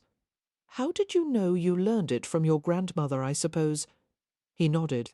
"The trick is to administer enough to counteract the poison in the blood, but not enough to kill the patient. Well, both of them came through it, thank God. But Wynne is quite fragile, as you can probably see, and Leo, now he cares for nothing and no one. Not even himself." Her foot resumed its nervous tapping. "I don't know how to help him. I understand how it feels to lose someone, but—" She shook her head helplessly. "You're referring to Mr. Frost," he said. Amelia gave him a sharp glance and flushed deeply. "How did you know? Did he say something? Was there gossip or—" "No, nothing like that. I saw it when you talked to him earlier." Shaking her head, Amelia raised her hand to her heat-infused cheeks. "Dear heaven, am I that easy to read? Perhaps I'm one of the Furidae," he said, smiling at her. "A mystical gypsy. Were you in love with him?" "That's none of your concern," she said, a bit too quickly. He watched her closely. "Why did he leave you? How did you—" She broke off and scowled as she understood what he was doing, throwing out provocative questions and gleaning the truth from her reactions. "Bother. All right, I'll tell you. He left me for another woman, a prettier, younger woman who happened to be his employer's daughter. It would have been a very advantageous marriage for him." "You're wrong." Amelia gave him a perplexed glance. "I assure you, it would have been an enormously advantageous. She couldn't possibly have been prettier than you." Her eyes widened at the compliment. "Oh," she whispered. Approaching her, Cam touched her vibrating foot with his own. The tapping stopped. "A bad habit," Amelia said abashedly. "I can't seem to rid myself of it. A hummingbird will do that in spring. She hangs on the side of the nest, and uses her other foot to tamp down the floor. Her gaze chased around as if she couldn't decide where to look. Miss Hathaway. Cam spoke gently while she fidgeted before him. He wanted to take her in his arms and hold her until she quieted. "Do I make you nervous?" She brought herself to look up at him, her eyes harbouring the blue-black glitter of a moonlit lake. "No," she said immediately. "No, of course you. Yes, yes, you do." The vehement honesty of her answer surprised both of them. The night deepened. One of the torches had burned out, and the conversation devolved into something halting and broken and delicious, like pieces of barley sugar melting on the tongue. "I would never hurt you," Cam said in a low voice. "I know it's not that. It's because I kissed you, isn't it? You said you didn't remember. I remember. Why did you do it?" she asked in a half-whisper. Impulse, opportunity. Aroused by her nearness, Cam tried to ignore the coursing readiness of his own body. "Surely you would have expected no less of Aroma. We take what we want. If Aroma desires a woman, he steals her for himself, sometimes right out of her bed. Even in the darkness he could see the rich renewal of her blush. You just said you would never hurt me. If I carried you away with me, the idea of it, her soft, struggling weight in his arms, sent his blood surging. He was caught by the primitive appeal of it, all reason crushed beneath the thumping heat of desire. "The last thing on my mind would be hurting you. You would never do such a thing." She was trying very hard to sound matter-of-fact. "We both know you're too civilized." "Do we, believe me? The issue of my civility is entirely open to question." "Mr. Rohan," she asked unsteadily, "are you trying to make me nervous?" "No." As if the word required emphasis, he repeated softly, "No." Hell and damnation, he thought, wondering what he was doing. He was at a loss to comprehend why this woman, in her intelligent, prickly innocence, should have captivated him so thoroughly. All he knew was a fierce longing to reach something in her, to strip away all the artificial trappings of stays and laces and shoes, the curtain of her gown, the little hooks of her hairpins. Amelia took a deep breath. "What you didn't mention, Mr. Rohan, was that if Aroma steals a woman from her bed according to tradition, it is with the purpose of marriage in mind, and the so-called stealing is prearranged and encouraged by the bride-to-be." Cam gave her a charming smile, deliberately dispelling the tension. "It lacks subtlety, but it hastens the proceedings considerably, doesn't it?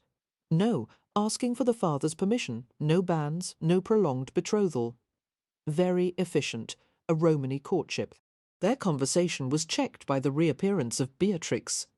"Spot's gone," she reported. He seemed quite happy to take up residence at Stony Cross Park. Seeming relieved by her sister's return, Amelia went to her, brushed at the crumbs of soil on her sleeve, and straightened her hair bow. "Good luck to Spot.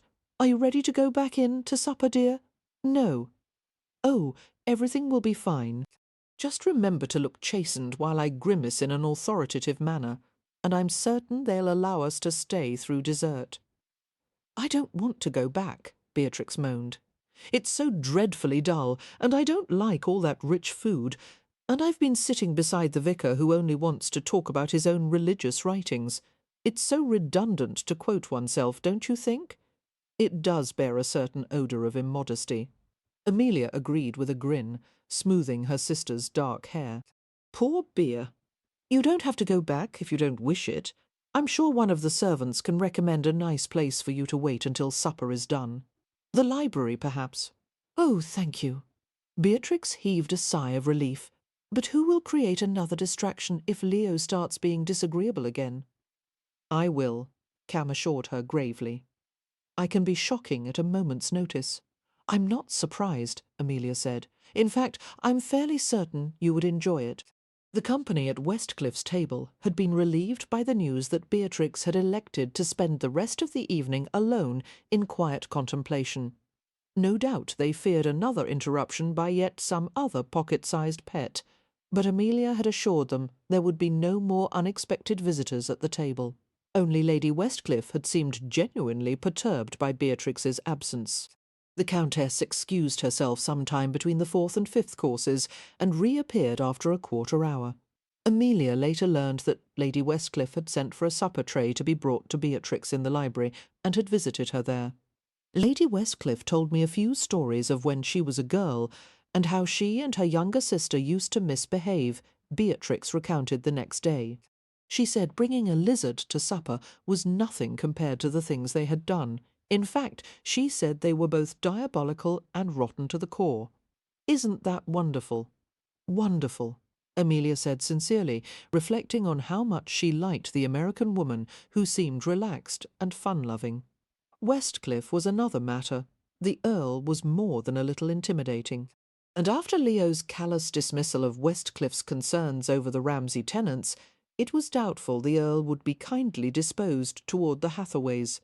Thankfully, Leo had managed to steer clear of further controversies during supper, mostly because he had been drawn into flirtation with the attractive woman beside him. Although women had always been beguiled by Leo with his height and good looks and intelligence, he had never been as ardently pursued as he was now. I think it says something odd about women's tastes, Wynne told Amelia privately, as they stood in the Ramsay House kitchen, that Leo wasn't chased by nearly as many women when he was nice. It seems the more odious he is, the more they like him. They're welcome to have him, Amelia replied grumpily. I fail to see the appeal of a man who goes through each day looking as if he's either just gotten out of bed or is preparing to get back in it. She wrapped her hair in a protective cloth and tucked the ends under turban style. They were preparing for another day of cleaning, and the ancient house dust had a tendency to cling obstinately to the skin and hair. Unfortunately, the hired help was not wont to arrive in a timely manner, if at all, since Leo was still abed after a night of heavy drinking, and probably wouldn't arise until noon. Amelia was feeling particularly cross with him. It was Leo's house and estate. The least he could do was help restore it, or hire proper servants. His eyes have changed, Wynne murmured. Not merely the expression, the actual colour. Have you noticed? Amelia went still. She took a long time to reply, thought it was my imagination. No, they were always dark blue like yours. Now they're mostly light grey, like a pond after the sky has turned in winter. I'm certain the colour of some people's eyes change as they mature. You know, it's because of Laura. A dark heaviness pressed against Amelia from all sides as she thought about the friend she had lost and the brother she seemed to have lost along with her. But she couldn't dwell on any of that now. There was too much to be done. I don't think such a thing is possible. I've never heard of. She broke off as she saw Wynne wrapping her long braids in a cloth identical to hers. What are you doing? I'm going to help today, Wynne said. Although her tone was placid, her delicate jaw was set like a mule's. I'm feeling quite well and... Oh, no, you're not. You'll work yourself into a collapse, and then you'll take days to recover. Find some place to sit while the rest of us... I'm tired of sitting. I'm tired of watching everyone else work. I can set my own limits, Amelia. Let me do as I wish. No. Incredulously, Amelia watched as Wynne picked up a broom from the corner. Wynne, put that down and stop being silly. Annoyance whipped through her. You're not going to help anyone by expending all your reserves on menial tasks. I can do it. Wynne gripped the broom handle with both hands, as if she sensed Amelia was on the verge of wrenching it away from her. I won't overtax myself. Put down the broom. Leave me alone, Wynne cried. Go dust something. Wynne, if you don't... Amelia's attention was diverted as she saw her sister's gaze fly to the kitchen threshold. Meropen stood there, his broad shoulders filling the doorway. Although it was early morning, he was already dusty and perspiring. His shirt clinging to the powerful contours of his chest and waist, he wore an expression they knew well, the implacable one that meant you could move a mountain with a teaspoon sooner than change his mind about something. Approaching Wynne, he extended a broad hand in a wordless demand. They were both motionless.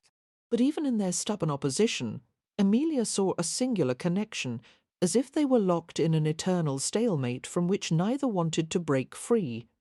Wynne gave in with a helpless scowl. "I have nothing to do." It was rare for her to sound so peevish. "I'm sick of sitting and reading and staring out the window. I want to be useful. I want—" Her voice trailed away as she saw Meropen's stern face. "Fine, then. Take it." She tossed the broom at him, and he caught it reflexively.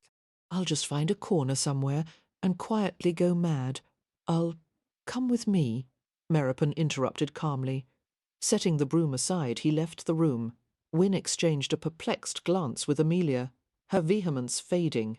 "What is he doing? I have no idea." The sisters followed him down a hallway to the dining room, which was spattered with rectangles of light from the tall, multi-paned windows that lined one wall. A scarred table ran down the centre of the room, every available inch covered with dusty piles of china. Towers of cups and saucers, plates of assorted sizes, sandwiched together bowls wrapped in tattered scraps of grey linen.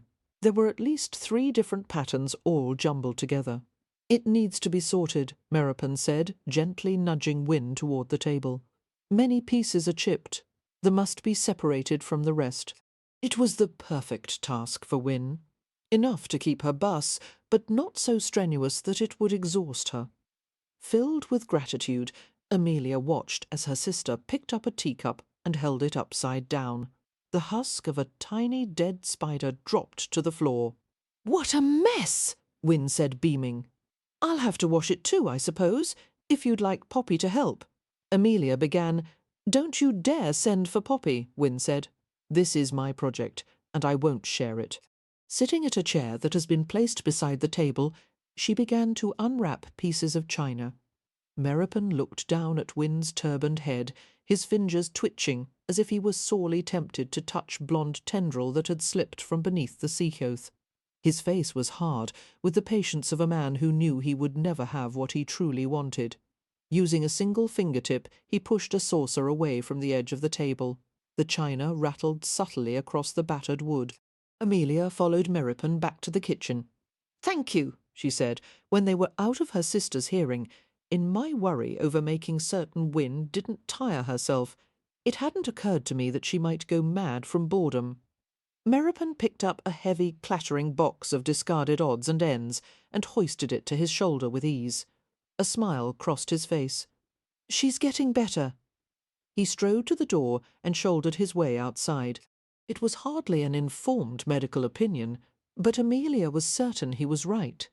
Looking about the dilapidated kitchen, she felt a surge of happiness. It had been the right thing to come here.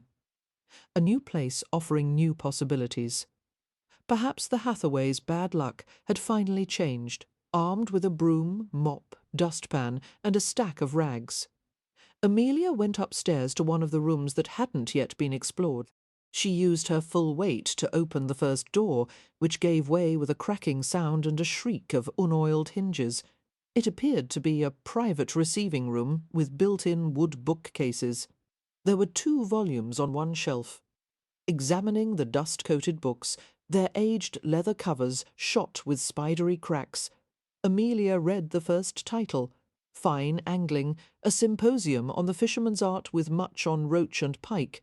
No wonder the book had been abandoned by its previous owner, she thought.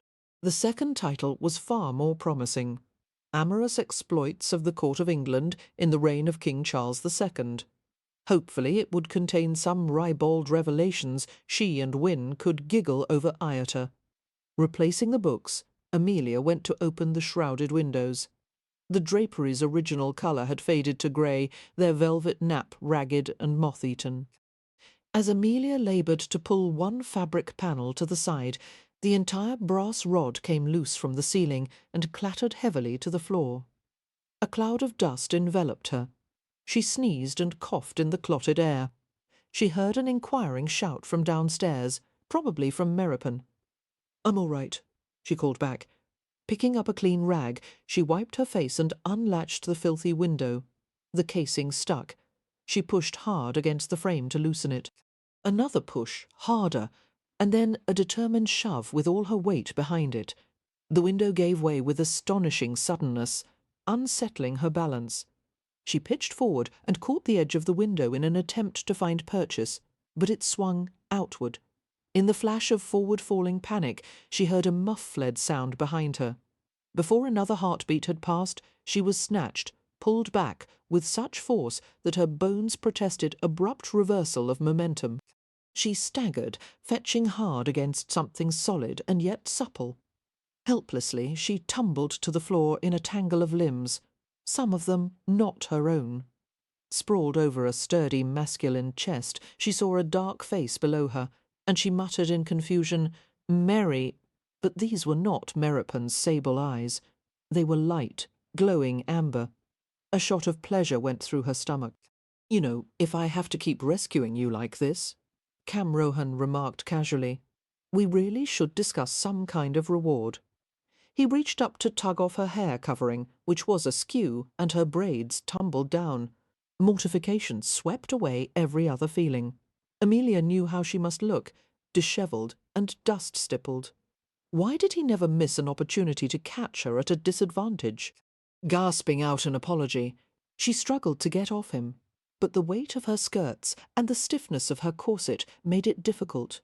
"No, wait," Rohan inhaled sharply as she squirmed against him, and he rolled them both to their sides. "Who let you into the house?" Amelia managed to ask. Rohan gave her an innocent glance. "No one." The door was unlocked and the entrance hall was empty. He kicked his legs free of her clinging skirts and pulled her to a sitting position. She had never known anyone who possessed such ease of movement. "Have you had this place inspected?" he asked. "The house is ready to fall off its timbers. I couldn't risk coming in here without offering a quick prayer to Buchikengo." "Who? A gypsy protective spirit?" He smiled at her. "But now that I'm here, I'll take my chances. Let me help you up." He tugged Amelia to her feet, not letting go until her balance was secured. The grip of his hand sent thrills through her arms, and she gasped a little. "Why are you here?" she asked. Rohan shrugged.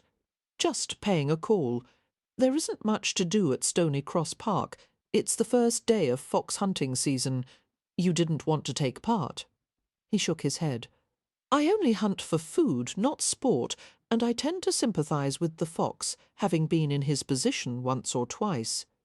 He must have been referring to a gypsy hunt, Amelia thought, with concern and curiosity. She wanted to ask about it, but this conversation could not continue. "Mr. Rohan," she said awkwardly, "I wish I could be a proper hostess and show you to the parlour and offer refreshments, but I don't have refreshments. I really don't even have a parlour. Please excuse me for sounding rude, but this isn't a good time to call. I can help you." He leaned a shoulder against the weight, smiling. "I'm good with my hands." There was no innuendo in his tone, but her colour deep-end nonetheless. "No, thank you. I'm sure Butayenko would disapprove." Butyakengo? Anxious to demonstrate her competence, Amelia strode to the other window and began jerking at the closed draperies. "Thank you, Mr. Rohan, but as you can see, I have the situation well in hand. I think I'll stay, having stopped you from falling through one window. I'd hate for you to go out the other." "I won't. I'll be fine. I have everything under—" She tugged harder, and the rod clattered to the floor, just as the other had done. But unlike the other curtain, which had been lined with aged velvet, this one was lined with some kind of shimmering, rippling fabric, some kind of— Amelia froze in horror. The underside of the curtain was covered with bees. Bees, hundreds, no, thousands of them, their iridescent wings beating in an angry, relentless hum. They lifted in a mass from the crumpled velvet, while more flew from a crevice in the wall, where an enormous hive simmered. They must have found their way into a hollow space from a decayed spot in the outer wall. The insects swarmed like tongues of flame around Amelia's paralysed form. She felt the blood drain from her face. "Oh, God, don't move!" Rohan's voice was astonishingly calm. "Don't swat at them."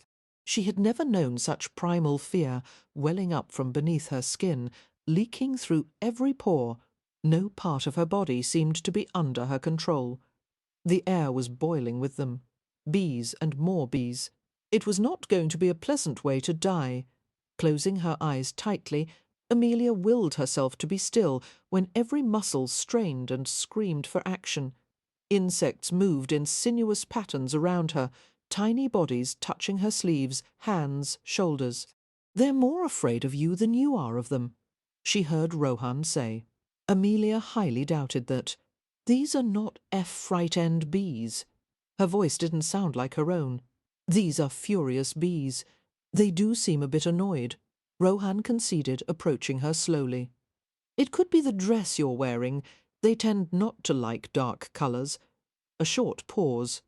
"Or it could be the fact that you just ripped down half their hive.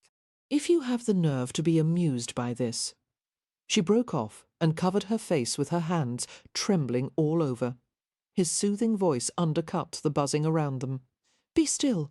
Everything's fine. I'm right here with you. Take me away," she whispered desperately. Her heart was pounding too hard, making her bones shake, driving every coherent thought from her head. She felt him brush a few inquisitive insects from her hair and back. His arms went around her, his shoulder sturdy beneath her cheek. "I will, sweetheart. Put your arms around my neck." She groped for him blindly, feeling sick and weak and disoriented. The flat muscles at the back of his neck shifted as he bent toward her, gathering her up as easily as if she were a child. "There," he murmured. "I've got you." Feet left the floor, and she was floating and cradled at the same time. None of it seemed real. The swirling, droning bees that poured through the air, the hard chest and arms that enclosed her in a safe, secure grip. The thought came to her that she might have died if he hadn't been there. But he was so steady and deliberate, so utterly lacking in fear. The clamp of terror eased from around her throat. Turning her face into his shoulder, she relaxed as he carried her. His breath fell in a warm, even rhythm on the curve of her cheek. "Some people think of the bee as a sacred insect," he said. "It's a symbol of reincarnation." "I don't believe in reincarnation," she muttered. There was a smile in his voice. What a surprise. "At the very least, the bee's presence in your home is a sign of good things to come." Her voice was buried in the fine wool of his coat. "What does it mean if there are thousands of bees in one home?" He shifted her higher in his arms, his lips curving gently against the cold rim of her ear. "Probably that we'll have plenty of honey for tea time. We're going through the doorway now. In a moment, I'm going to set you on your feet." Amelia kept her face against him, her fingertips digging into the layers of his clothes. "Are they following?" "No. They want to stay near the hive. Their main concern is to protect the queen from predators. She has nothing to fear from me." Laughter rustled in his throat. With extreme care, he lowered Amelia's feet to the floor. Keeping one arm around her, he reached with the other to close the door. "There. We're out of the room. You're safe." His hand passed over her hair. "You can open your eyes now." Clutching the lapels of his coat, Amelia stood and waited for a feeling of relief that didn't come. Her heart was racing too hard, too fast. Her chest ached from the strain of her breathing. Her lashes lifted, but all she could see was an hour of sparks.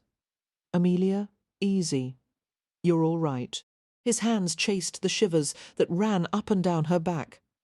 "Slow down, sweetheart." She couldn't. Her lungs were about to burst. No matter how hard she worked, she couldn't get enough air. Bees, the sound of buzzing was still in her ears.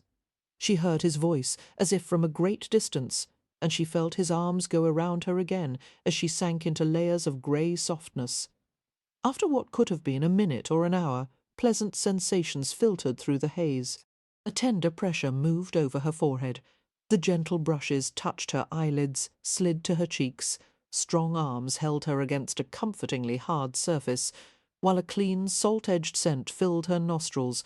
Her lashes fluttered, and she turned into the warmth with confused pleasure. "There you are," came a low murmur. Opening her eyes, Amelia saw Cam Rohan's face above her.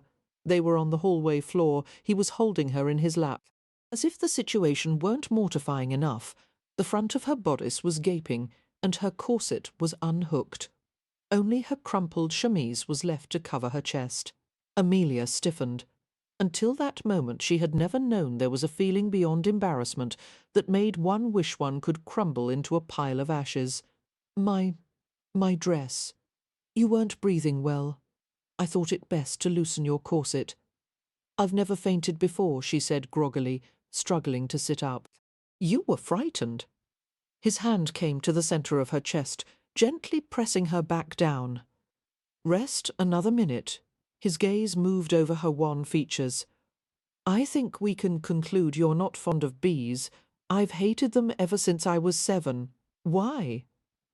I was playing out of doors with Win and Leo, and one stumbled too close to a rose bush. A bee flew at my face and stung right here. She touched a spot just below her right eye, high on the crest of her cheek. The side of my face swelled until my eye closed. I couldn't see from it for almost 2 weeks. His fingertips smoothed over her cheek as if to soothe the long-ago injury, and my brother and sister called me Cyclops. She watched him struggle not to smile. They still do, whenever a bee flies too near. He regarded her with friendly sympathy. Everyone's afraid of something. What are you afraid of? Ceilings and walls, mostly.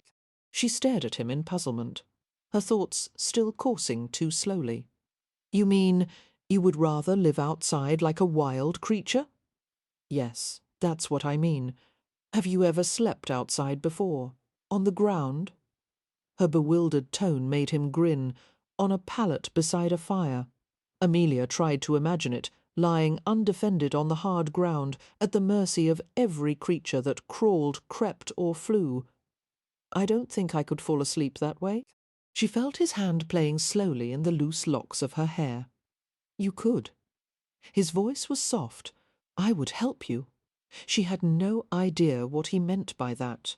All she knew was that as his fingertips reached her scalp, she felt a sensual shiver run down her spine. Clumsily she reached for her bodice, trying to pull the reinforced fabric together. Allow me. You're still unsteady. His hands brushed hers aside, and he began to hook her corset deftly. Clearly he was familiar with the intricacies of a woman's undergarments. Amelia didn't doubt there had been more than a few ladies willing to let him practice. Flustered, she asked, Was I stung anywhere? No. Mischief flickered in his eyes. I checked thoroughly. Amelia suppressed a little moan of distress. She was tempted to push his hands away from her, except that he was restoring her clothing far more efficiently than she would have. She closed her eyes, trying to pretend she wasn't sprawled in a man's lap while he fastened her corset. You'll need a local beekeeper to remove the hive, Rohan said. Thinking of the enormous colony in the wall, Amelia asked, How will he kill them all? He may not have to. If possible, he'll sedate them with smoke and transfer the queen to a movable frame hive. The rest will follow, but if he can't manage that, he'll have to kill the colony with soap water. The larger problem is how to remove the comb and the honey. If you don't take it all out, it will ferment and attract all kinds of vermin. Her eyes opened, and she looked up at him in worry. Will the entire wall have to be removed? Before Rohan could reply, a new voice entered the conversation. What's this? It was Leo, who had just arisen from bed and pulled on his clothes. He came barefoot from the direction of his bedroom. His bleary gaze moved over the pair of them. Why are you on the floor with your buttons undone? Amelia considered the question. I decided to have a spontaneous tryst in the middle of the hallway with a man I hardly know. Well, try to be quiet about it next time. A fellow needs his sleep. Amelia stared at him quizzically. For heaven's sake, Leo, aren't you worried that I may have been compromised? Were you? I? Her face turned hot as she glanced into Rohan's vivid topaz eyes. I don't think so. If you're not sure about it, Leo said, you probably weren't. He came to Amelia, sank to his haunches, and stared at her steadily. His voice gentled. What happened, sis? She pointed an unsteady finger at the closed door. There are bees in there, Leo. Bees, good God. Her brother gave her an affectionately mocking smile. What a coward you are, Cyclops. Amelia scowled, levering herself upward from Rohan's lap. He braced her automatically, his arm firm behind her back. Go see for yourself. Leo sauntered lazily to the room, opened it, and stepped inside. In 2 seconds he had sped out, slammed the door, and lodged his shoulders against it. Christ! His eyes were wide and glazed. There must be thousands of them. I'd estimate at least 200,000, Rohan said, finishing the last of Amelia's buttons. He helped her to her feet. Slowly, he murmured. You might be a bit light-headed. She let him support her while she assessed her uncertain balance. I'm steady now, thank you. Her hand was still clasped in his. Rohan's fingers were long and graceful, the thumb band gleaming against honey-coloured skin. Uneasily, Amelia drew her hand away and told her brother, Mr. Rohan saved my life twice today. First I nearly fell out the window, and then I found the bees. This house, Leo muttered, should be torn down and used for matchsticks. You should order a full structural inspection, Rohan said. The house has settled badly. Some of the chimneys are leaning and the entrance hall ceiling is sagging. You've got damaged joinery and beams. I know what the problems are. The calm appraisal had annoyed Leo. He'd retained enough of his past architectural training to assess the house's condition accurately. It may not be safe for the family to stay here. But that's my concern, Leo said, adding with a sneer, isn't it? Sensitive to the brittle disquiet in the atmosphere. Amelia made a hasty attempt at diplomacy. Mr. Rohan, Lord Ramsay is convinced the house poses no immediate danger to the family. I wouldn't be so easily convinced, Rohan replied. Not with 4 sisters in my charge. Care to take them off my hands? Leo asked. You can have the lot of them, he smiled without amusement at Rohan's silence. No, then pray don't offer unwanted advice. Despondent worry swept over Amelia as she saw the bleakness of her brother's face.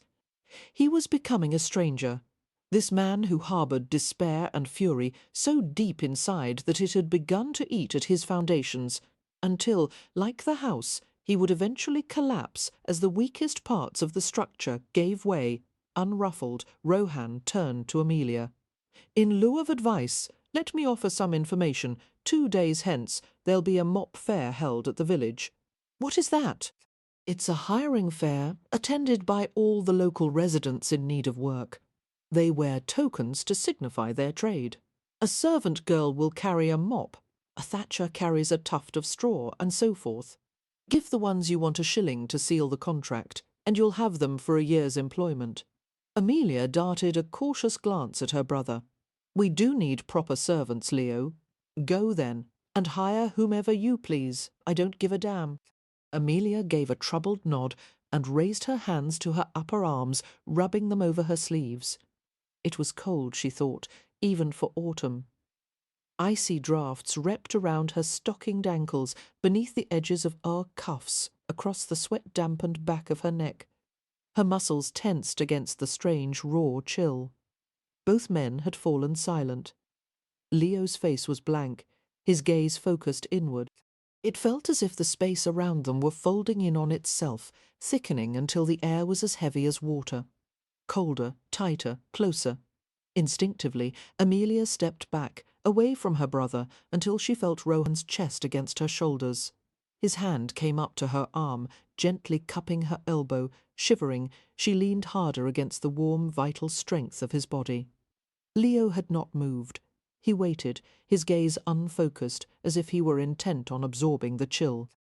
As if he welcomed it, wanted it. His averted face was harsh, and shadow crossed. Something divided the space between them, her and Leo. She felt the resonance of movement, softer than a breeze, more delicate than eiderdown. Leo? Amelia murmured uncertainly.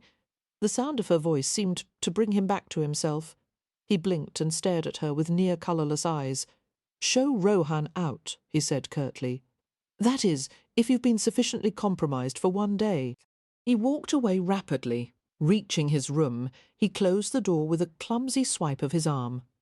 Amelia was slow to move, bewildered by her brother's behaviour, and even more so by the splintering coldness in the hallway. She turned to face Rohan, who was staring after Leo with a level gaze. He glanced down at her, keeping his expression carefully impassive. "I hate to leave you," There was a gently mocking edge to his tone. "You need someone to follow you around and keep you safe from mishaps. On the other hand, you also need someone to find a beekeeper." Realizing he was not going to talk about Leo, Amelia followed his lead. "Will you do that for us? I would consider it a great favour." Of course, although his eyes held a wicked glitter, as I mentioned before, I can't keep doing favours for you with no reward. A man needs incentive. If you want money, I'll be glad to. God, no. Rohan was laughing now. "I don't want money."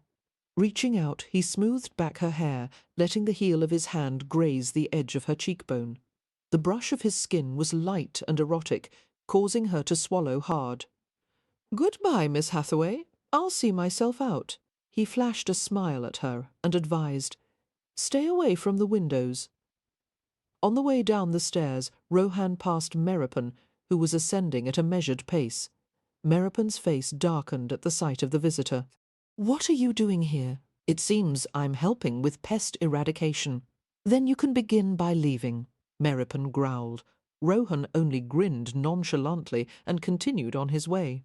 After informing the rest of the family about the perils of the upstairs parlour, which was promptly dubbed the bee room, Amelia investigated the rest of the upstairs with extreme caution.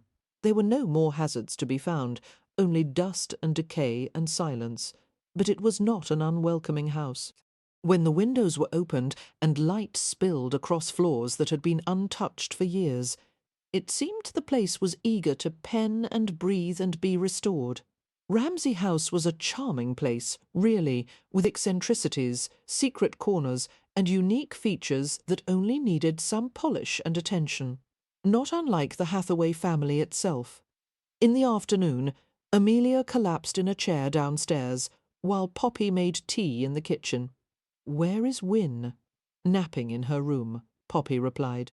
She was exhausted after the busy morning. She wouldn't admit it, of course, but you can always tell when she gets all pale and drawn. Was she content? She certainly seemed to be, pouring hot water into a chipped pot filled with tea leaves. Poppy chattered about some of her discoveries. She had found a lovely rug in one of the bedrooms, and after she had beaten it for an hour, it had turned out to be richly coloured and in good condition.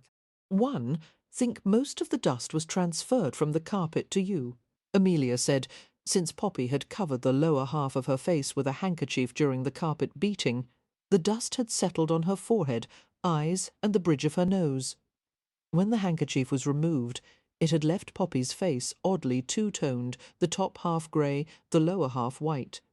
"I enjoyed it immensely," Poppy replied with a grin.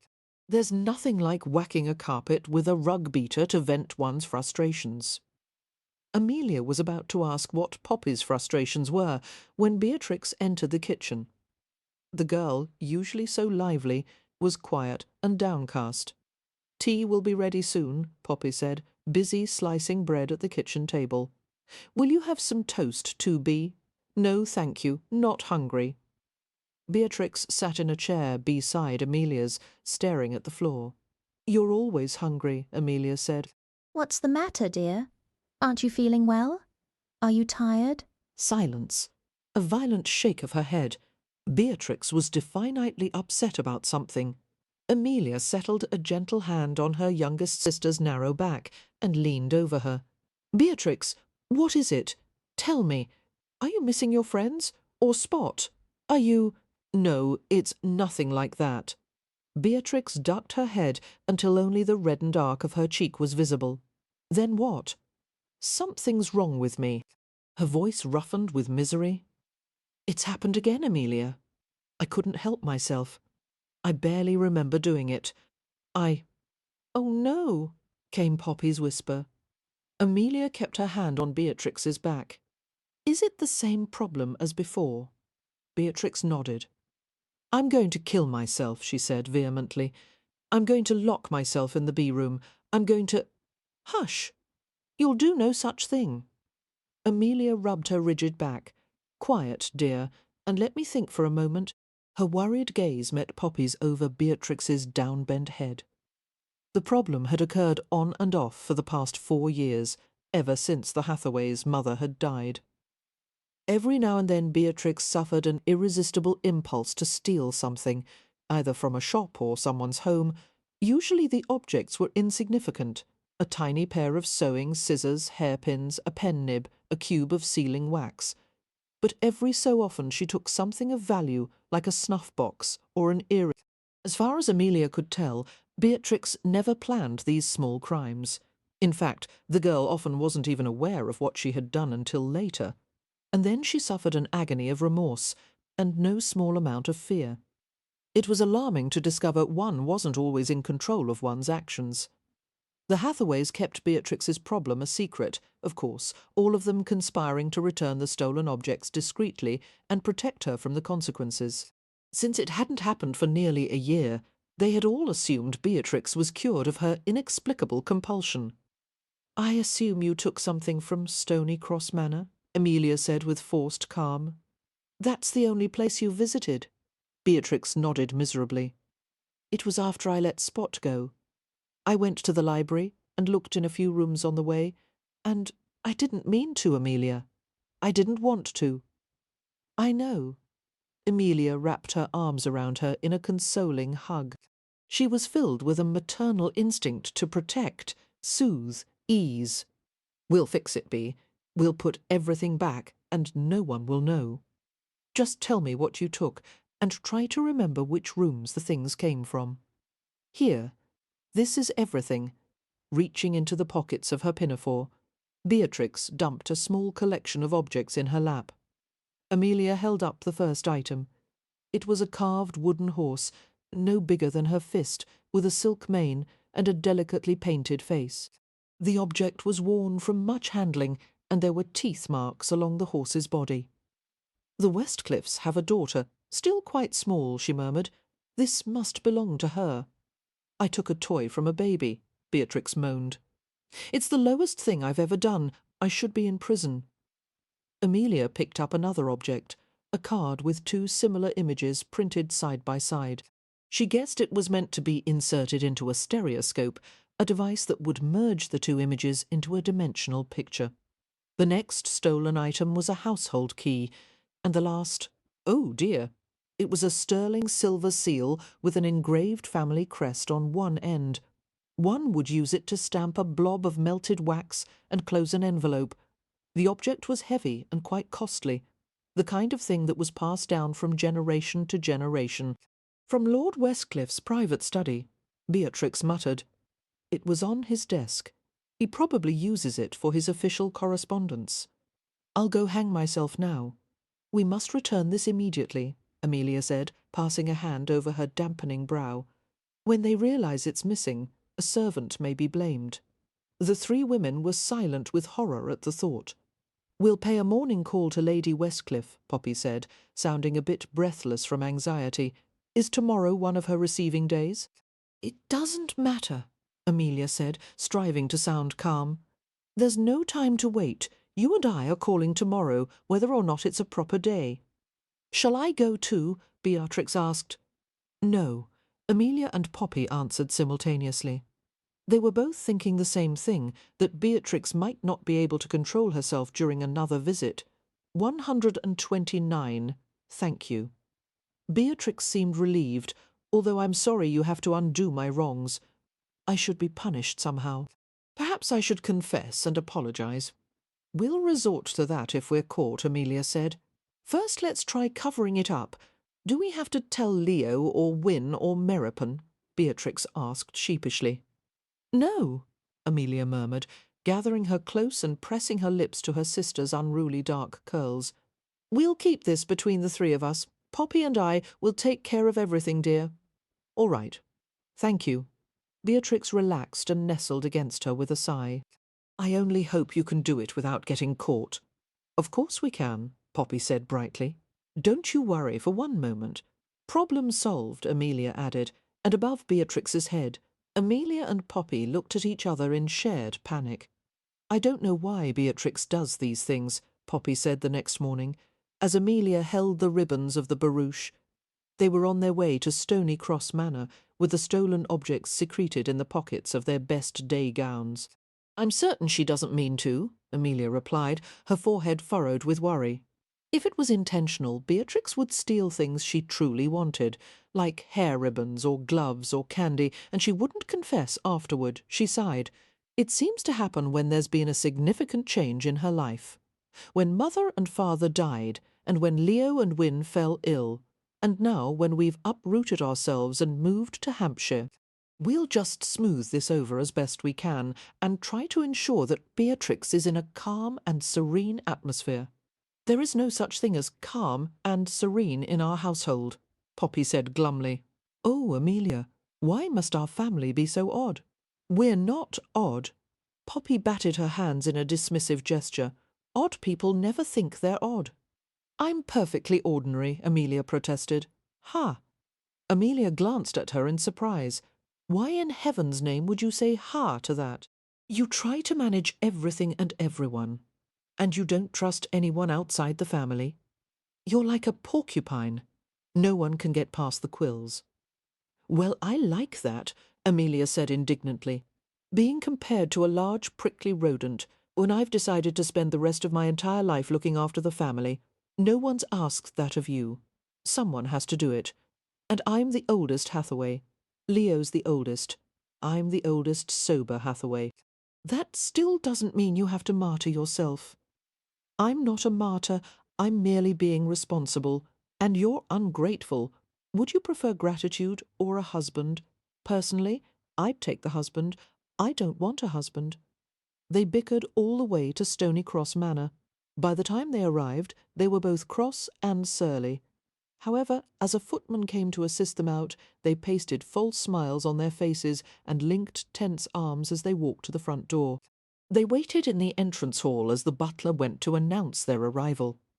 To Amelia's vast relief, he showed them to the parlour and informed them that Lady Westcliff would be with them directly. Venturing farther into the airy parlour, with its vases of fresh flowers, and satinwood furniture and light blue silk upholstery, and the cheerful blaze in the white marble fireplace, Poppy exclaimed, "Oh, it's so pretty in here, and it smells so lovely, and look how the windows sparkle." Amelia was silent, but she couldn't help agreeing. Seeing this immaculate parlour, so far removed from the dust and squalor of Ramsay House, made her feel guilty and sullen. "Don't take off your bonnet," she said, as Poppy untied her ribbons. "You're supposed to leave it on during a formal call."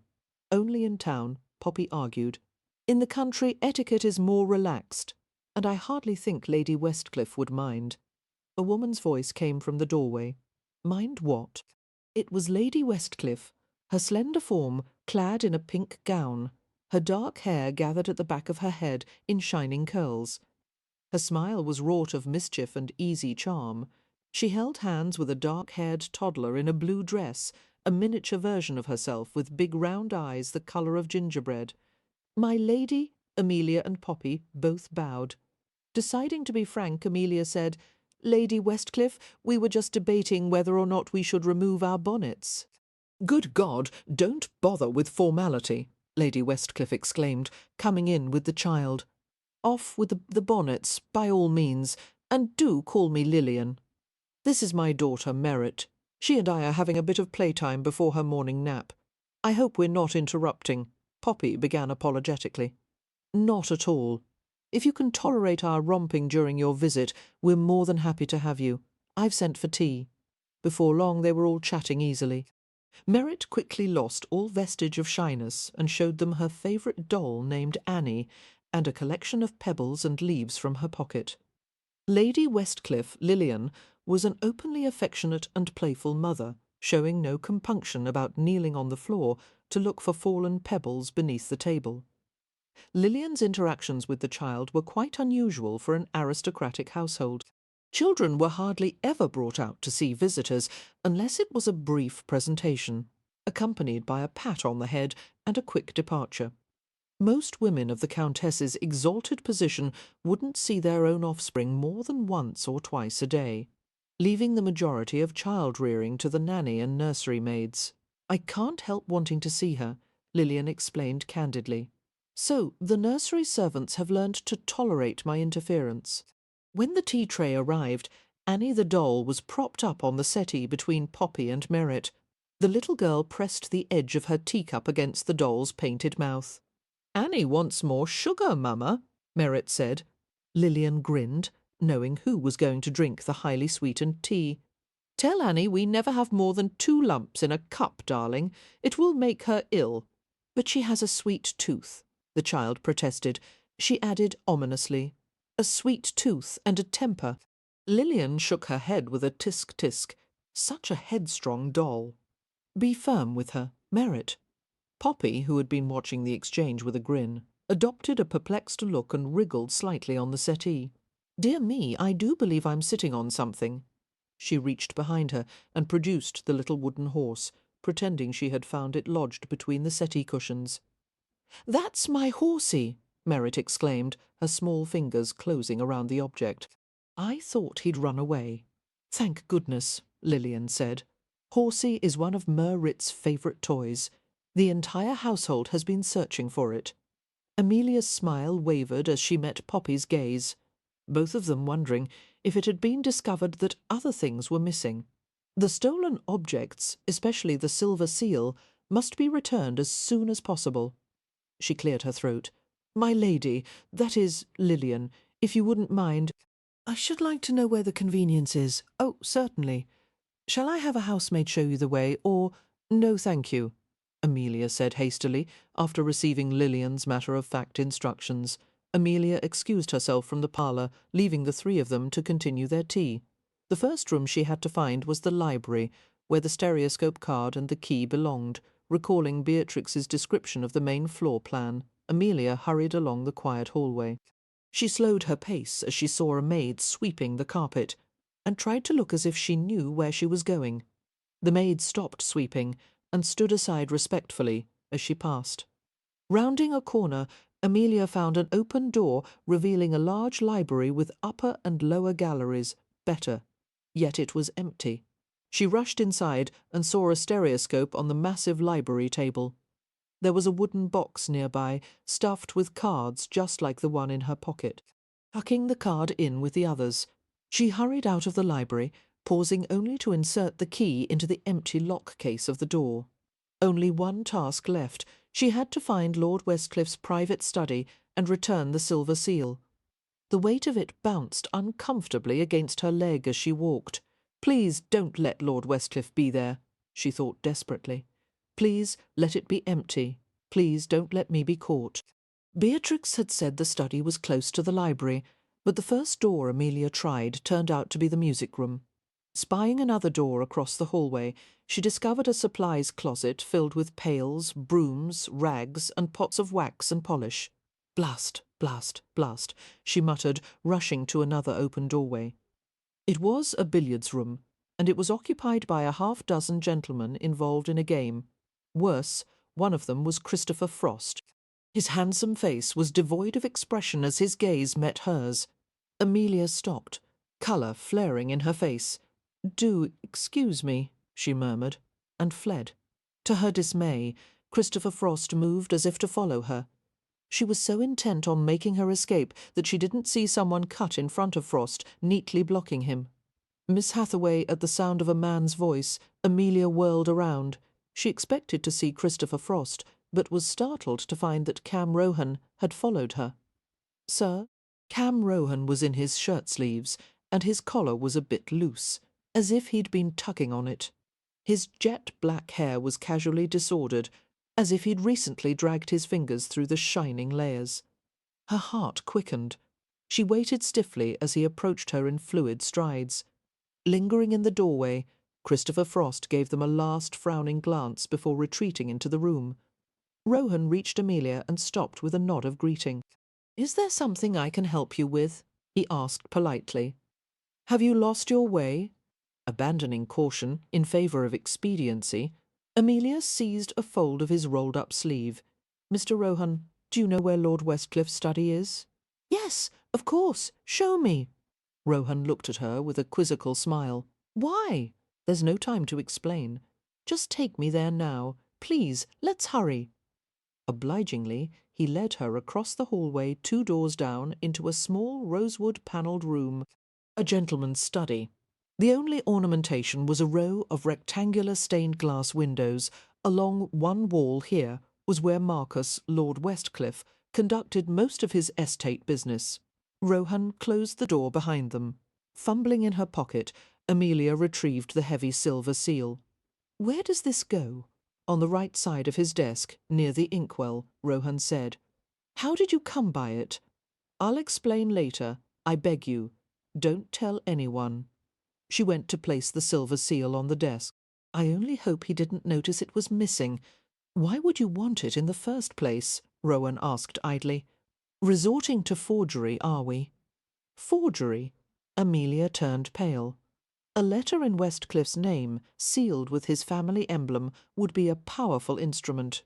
Indeed, what other interpretation could be drawn from the borrowing of the sterling seal? "Oh, no, I wouldn't have. That is, I didn't want." She was interrupted by the heart-stopping sound of the doorknob turning. In that one instant she was pierced with simultaneous anguish and resignation. It was over. She had been so close, and now she'd been caught, and God knew what the repercussions would be. There was no way to explain her presence in Westcliff's office other than to divulge Beatrix's problem, which would bring shame on the family and ruin the girl's future in polite society. A pet lizard was one thing, but thievery was another matter entirely. All these thoughts flashed through Amelia's mind in one searing mass. But as she stiffened and waited for the axe to fall, Rohan came to her in 2 long strides, and before Amelia could move, or think, or even breathe, he had jerked her full length against him and pulled her head to his. Rohan kissed her with an indecent frankness that sent her reeling. His arms were firm around her, keeping her steady while his mouth caught hers at just the right angle. Her hands moved in tentative objection, her palms encountering the tough muscles of his chest, the catch of his shirt buttons. He was the only solid thing in a kaleidoscopic world. She stopped pushing as her body absorbed the arousing details of him, the hard masculine contours, the fresh outdoors scent, the sensuous probing of his mouth. She had relived his kiss 1,000 times in her dreams. She just hadn't realized it until now. Graceful fingers cupped around her neck and jaw, turning her face upward. The tips of his fingers found the fine skin behind her ears, where it met the silken edge of he-hair line. And all the while he continued to fill her with concentrated fire until the inside of her mouth prickled sweetly and her legs shook beneath her. He used his tongue delicately, exploring without haste, entering her repeatedly while she clung to him in bewildered pleasure. His mouth lifted, his breath a hot caress against her lips. He turned his head as he spoke to whoever had entered the room. "I beg your pardon, my lord. We wanted a moment of privacy." Amelia turned crimson as she followed his gaze to the doorway, where Lord Westcliff stood with an unfathomable expression. An electric moment passed while Westcliff appeared to marshal his thoughts. His gaze moved to Amelia's face, then back to Rohan's. A smile flickered in his dark eyes. "I intend to return in approximately a half-hour. It would probably be best if my study were vacated by then." Giving a courteous nod, he took his leave. As soon as the door closed behind him, Amelia dropped her forehead to Rohan's shoulder with a groan. She would have pulled away, but she didn't trust her knees to hold. "Why did you do that?" He didn't look at all repentant. "I had to come up with a reason for both of us to be in here." It seemed the best option against him. The dry sweetness of his scent reminded her of a sun-warmed meadow. "Do you think he'll tell anyone?" "No," he said immediately, reassuring her.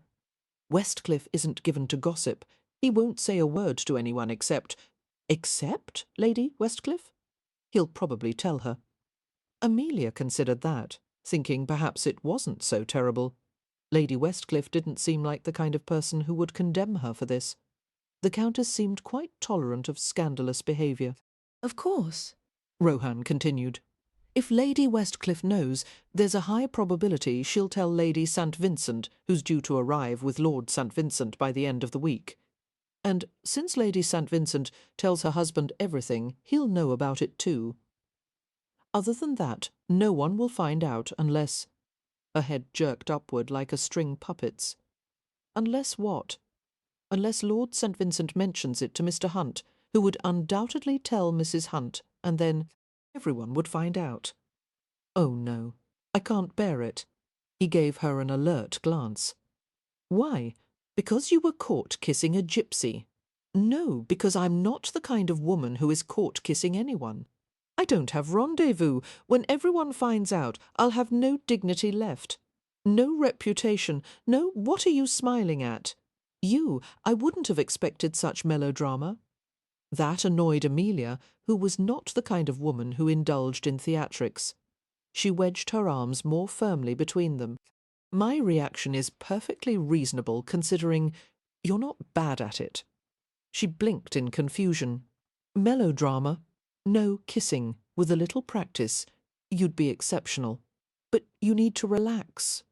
"I don't want to relax. I don't want to. Oh, dear Lord." He had bent his head to her throat, searching for the visible thrum of her pulse. A light hot shock went through her. "Don't do that," she said weakly, but he was insistent, his mouth wickedly soft, and her breath hitched as she felt the brush of his tongue. Her hands shot to his muscle-banked shoulders. "Mr. Rohan, you mustn't. This is how to kiss, Amelia." He cradled her head in his palms, deftly tilting it to the side.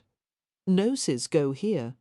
Another disorienting brush of his mouth, a wash of sensual heat. "You taste like sugar and tea. I already know how to kiss, do you?" His thumb passed over her kiss-heated lips, urging them to part.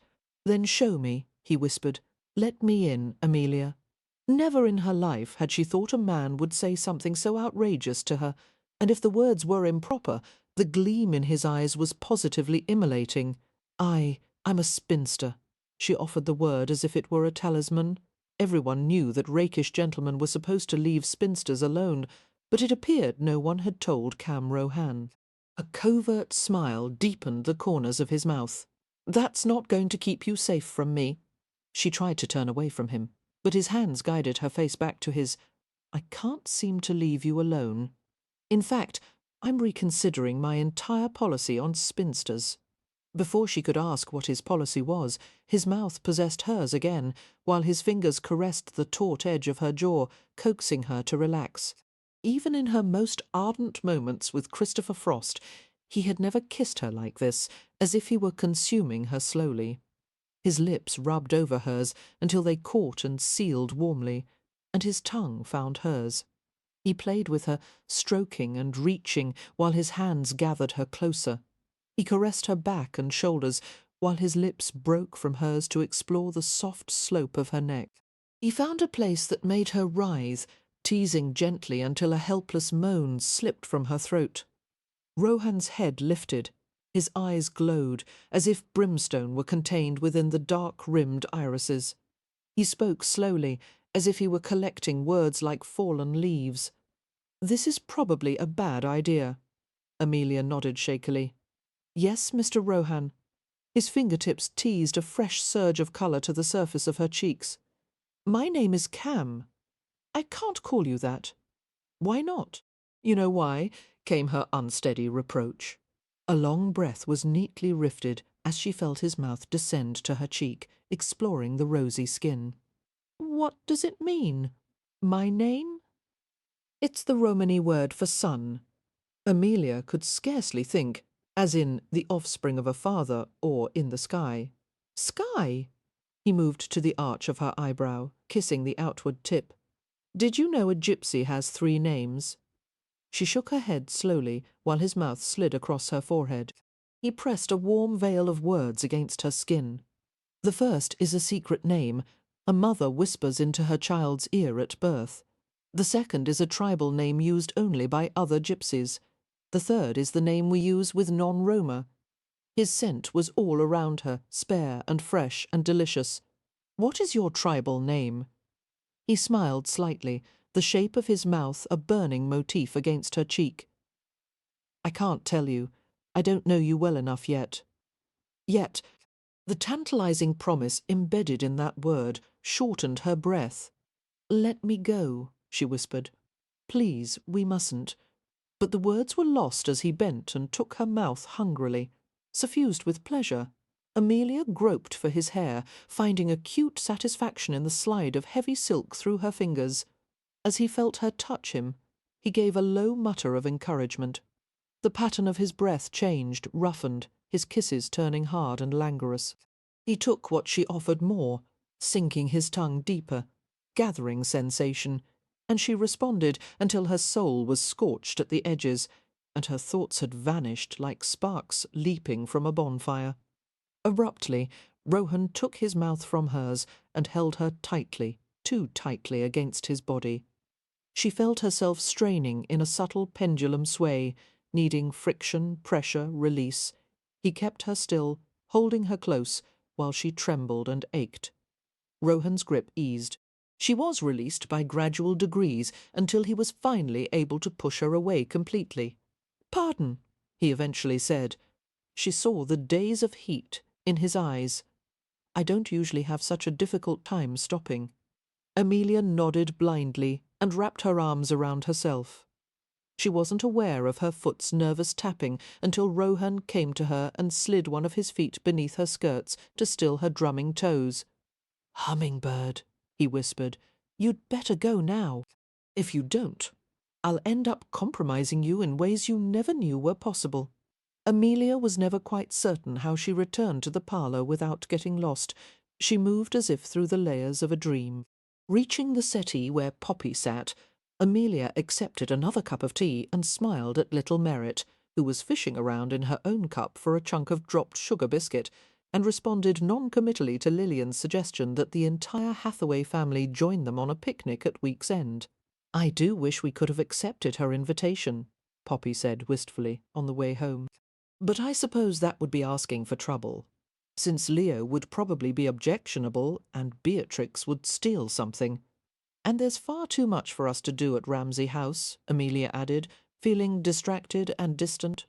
Only one thought was clear in her mind.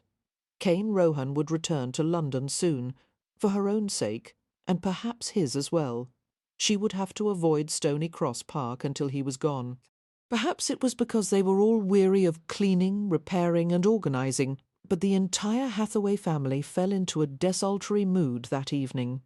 Everyone but Leo gathered around the hearth in one of the downstairs rooms lounging, while Wynne read aloud from a Dickens. Now Meropen occupied a distant corner of the room, near the family but not quite part of it, listening intently.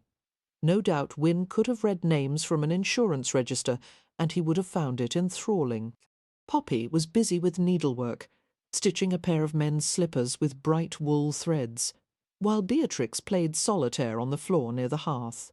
Noticing the way her youngest sister was riffling through the cards, Amelia laughed. "Beatrix," she said after Wynne had finished a chapter, "why in heaven's name would you cheat at solitaire? You're playing against yourself. Then there's no one to object when I cheat. It's not whether you win, but how you win. That's important," Amelia said. "I've heard that before, and I don't agree at all. It's much nicer to win." Poppy shook her head over her embroidery. "Beatrix, you are positively shameless." "And a winner," Beatrix said with satisfaction, laying down the exact card she wanted. "Where did we go wrong?" Amelia asked, of no one in particular. Wynne smiled. "Her pleasures are few, dear. A creative game of solitaire isn't going to hurt anyone." "I suppose not."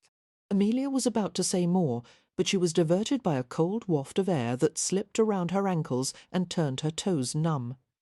She shivered and pulled her knitted blue shawl more snugly around herself. "My, it's chilly in here.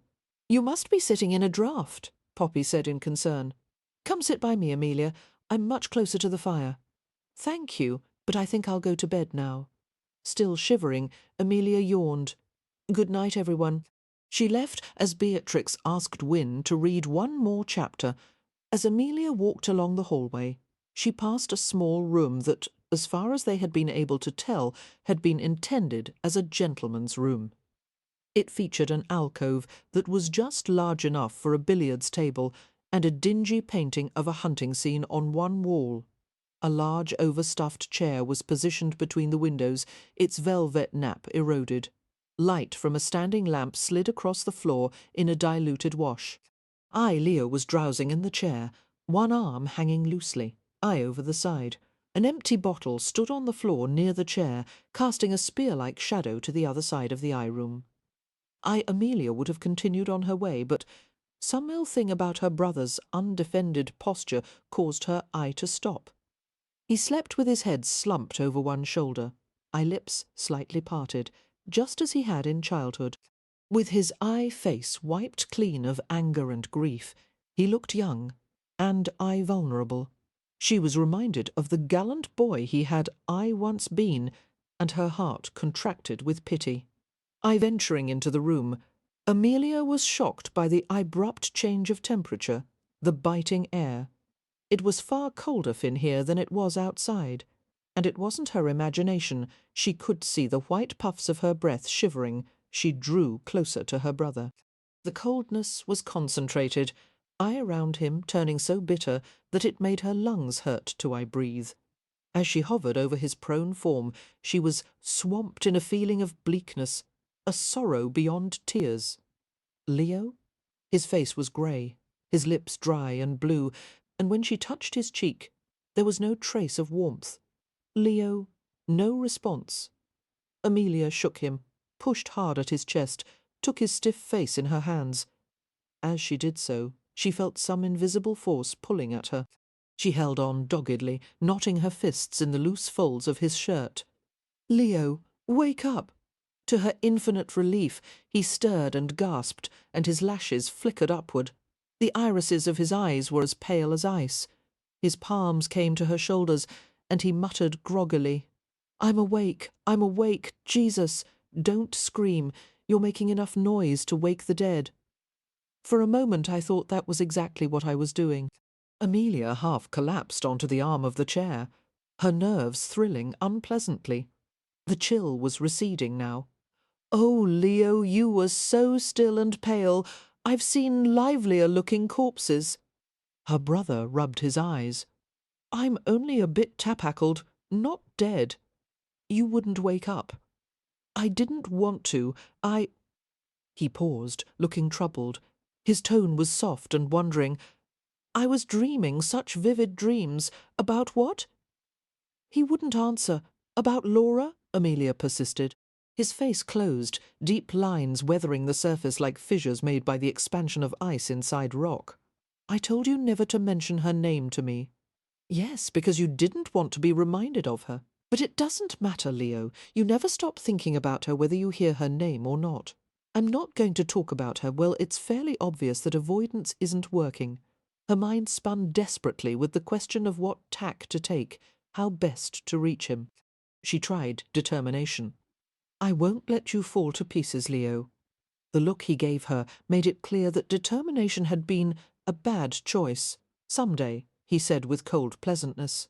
"You may be forced to acknowledge there are some things beyond your control. If I want to go to pieces, I'll do it without asking your bloody permission." She tried sympathy next.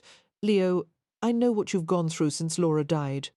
But other people have recovered from loss, and they've gone on to find happiness again." "There's no more happiness," Leo said roughly. "There's no peace in any damn corner of my life. She took it all with her. For pity's sake, Amelia, go meddle in someone else's affairs and leave me the hell alone." Chapter 11. The morning after Amelia Hathaway's visit, Cam went to visit Lord Westcliffe's private study, pausing at the open doorway. "My lord." He suppressed a smile as he noticed a child's porcelain head doll under the mahogany desk, propped in a sitting position against one of the legs, and the remains of what appeared to be a honey tart. Knowing of the Earl's adoration for his daughter, Cam guessed he found it impossible to defend against Merit's invasions. Looking up from the desk, Westcliff gestured for Cam to enter. "Is it Brishan's tribe?" he asked without prelude. Cam took the chair he indicated. "No, it's headed by a man named Daniel. They saw the marks on the trees." That morning, one of Westcliffe's tenants had reported that a Romany camp had been set up by the river. unlike other landowners in Hampshire, Westcliff tolerated the presence of gypsies at his estate as long as they made no mischief and didn't outstay their welcome. On past occasions the Earl had sent food and wine to visiting roamers. In return they had carved marks on trees by the river to indicate this was friendly territory. They usually stayed only a matter of days and left without causing damage to the estate. Upon learning of the gypsy camp, Cam had volunteered to go talk to the newcomers and ask about their plans. Westcliff had agreed at once, welcoming the opportunity of sending an intermediary who spoke Romany. It had been a good visit. The tribe was a small one, its leader an affable man who had assured Cam they would make no trouble. "They intend to stay a week, no more," Cam told Westcliff. "Good." The Earl's decisive reply caused Cam to smile. "You don't like being visited by the Rom?" "It's not something I would wish for," Westcliff admitted. "Their presence makes the villagers and my tenants nervous." "But you allow them to stay. Why? For one thing, proximity makes it easier to know what they're doing. For another—" Westcliff paused, seeming to choose his words with unusual care. "Many view the Romany people as bands of wanderers and itinerants, and at worst beggars and thieves, but others recognize them as possessing their own authentic culture. If one subscribes to the latter view, one can't punish them for living as men of nature." Cam raised his brows, impressed. It was rare for anyone, let alone an aristocrat, to deal with gypsies in a fair manner. "And you subscribe to the latter view?" "I am leaning toward it," Westcliff smiled wryly as he added, while at the same time acknowledging that men of nature can be, on occasion, a bit light-fingered. Cam grinned. "The Rom believe no one owns the land or the life it sustains. Technically, one can't steal something that belongs to all people." "My tenant farmers tend to disagree," Westcliff said dryly. Cam leaned back, resting one hand on the arm of the chair. His gold rings glinted against the rich mahogany. Unlike the Earl, who was precisely dressed in tailored clothes and a deftly knotted necktie, Cam wore boots and breeches and an open-necked shirt. It wouldn't have been appropriate to visit the tribe in the formal, stiff-necked attire of a gadjo. Westcliff watched him closely. "What was said between you? I would imagine they expressed some surprise upon meeting a roamer who lives with Gadji." "Surprise," Cam agreed, along with pity. "Pity?" The Earl was not so enlightened as to comprehend that the Rom considered themselves vastly superior to the Gadji. They pity any man who leads this kind of life. Cam gestured loosely at their refined surroundings. Sleeping in a house, burdened by possessions, having a schedule, carrying a pocket watch, all of it is unnatural. He fell silent, thinking of the moment he had set foot in the camp, the sense of ease that had stolen over him. The sight of the wagons, Vardos, with dogs lazing between the front wheels, the contented cob-horses tethered nearby, the smells of wood smoke and ashes, all of it had evoked warm childhood memories. And longing, he wanted that life had never stopped wanting it. He had never found anything to replace it. "To my mind, there is nothing unnatural about wanting a roof over one's head when it rains," Westcliff said, "or owning and tilling the land, or measuring the progress of the day with the use of a clock. It is man's nature to impose his will on his surroundings, otherwise society would disintegrate, and there would be nothing but chaos and war. And the English, with their clocks and farms and fences, they have no war?" The Earl frowned.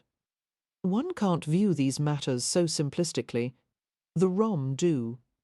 Cam studied the tips of his boots, the worn leather, coated with a dry film of river mud. "They asked me to go with them when they leave," he said almost absently. "You refused, of course." "I wanted to say yes. If not for my responsibilities in London, I would have." Westcliff's face went blank. A speculative pause. "You surprise me." "Why?" "You're a man of unusual abilities and intelligence. You have wealth and the prospect of acquiring much more. There's no logic in letting all that go to waste." A smile touched Cam's lips. Although Westcliff was an open-minded man, he had strong opinions about how people should live. His values, among them honour, industry and advancement, were not consistent with the wrongs to the Earl. Nature was something to be managed and organised. Flowers must be contained in garden beds, anneals must be trained or hunted, land must be cleared. And a young man must be steered into productive enterprise and led to marry a proper woman with whom he would build a solid British family. Why would it be a waste? A man must raise himself to his fullest potential, came the Earl's unhesitating reply. You could never do that living as a roamer. Your basic needs, food and shelter, would barely be met. You would face constant persecution. How in God's name could such a life appeal to you when you have almost everything a man could possibly want? Cam shrugged. It's freedom. Westcliff shook his head. If you want land, you hate the means to purchase large amounts of it. If you want horses, you can buy a string of thoroughbreds and hunters. If you want, that's not freedom. How much of your time is spent directing estate affairs, investments, companies, having meetings with agents and brokers, travelling to Bristol and London? Westcliff looked affronted. Are you telling me in earnest that you are considering giving up your employment, your ambitions, your future, in favour of travelling the earth in a Vardo? Yes, I'm considering it. Westcliff's coffee-coloured eyes narrowed. And you think, after years of living a productive life in London, that you would adjust happily to an existence of aimless wandering? It's the life I was meant for. In your world, I'm nothing but a novelty, a damned successful novelty. And you have the opportunity to be a representative for your people. God help me. Cam had begun to laugh helplessly. If it ever comes to that, I should be shot. The Earl picked up the silver letter seal from the corner of his desk, examining the engraved base of it with undue concentration. He used the edge of his thumbnail to remove a hardened droplet of sealing wax that had marred the polished surface. Cam was not deceived by Westcliff's sudden diffidence. One can't help but notice. The Earl murmured that while you're considering a change in your entire way of life, you also seem to have taken a conspicuous interest in Miss Hathaway. Cam's expression didn't change, the barrier of his smile firmly fixed. She's a beautiful woman. I'd have to be blind not to notice her, but that's hardly going to change my future plans. Yet, ever, Cam returned, pausing as he heard the unnecessary intensity of his own voice. He adjusted his tone once. I've decided to leave in 2 days after St. Vincent and I confer on a few matters regarding the club. It's not likely I'll see Miss Hathaway again.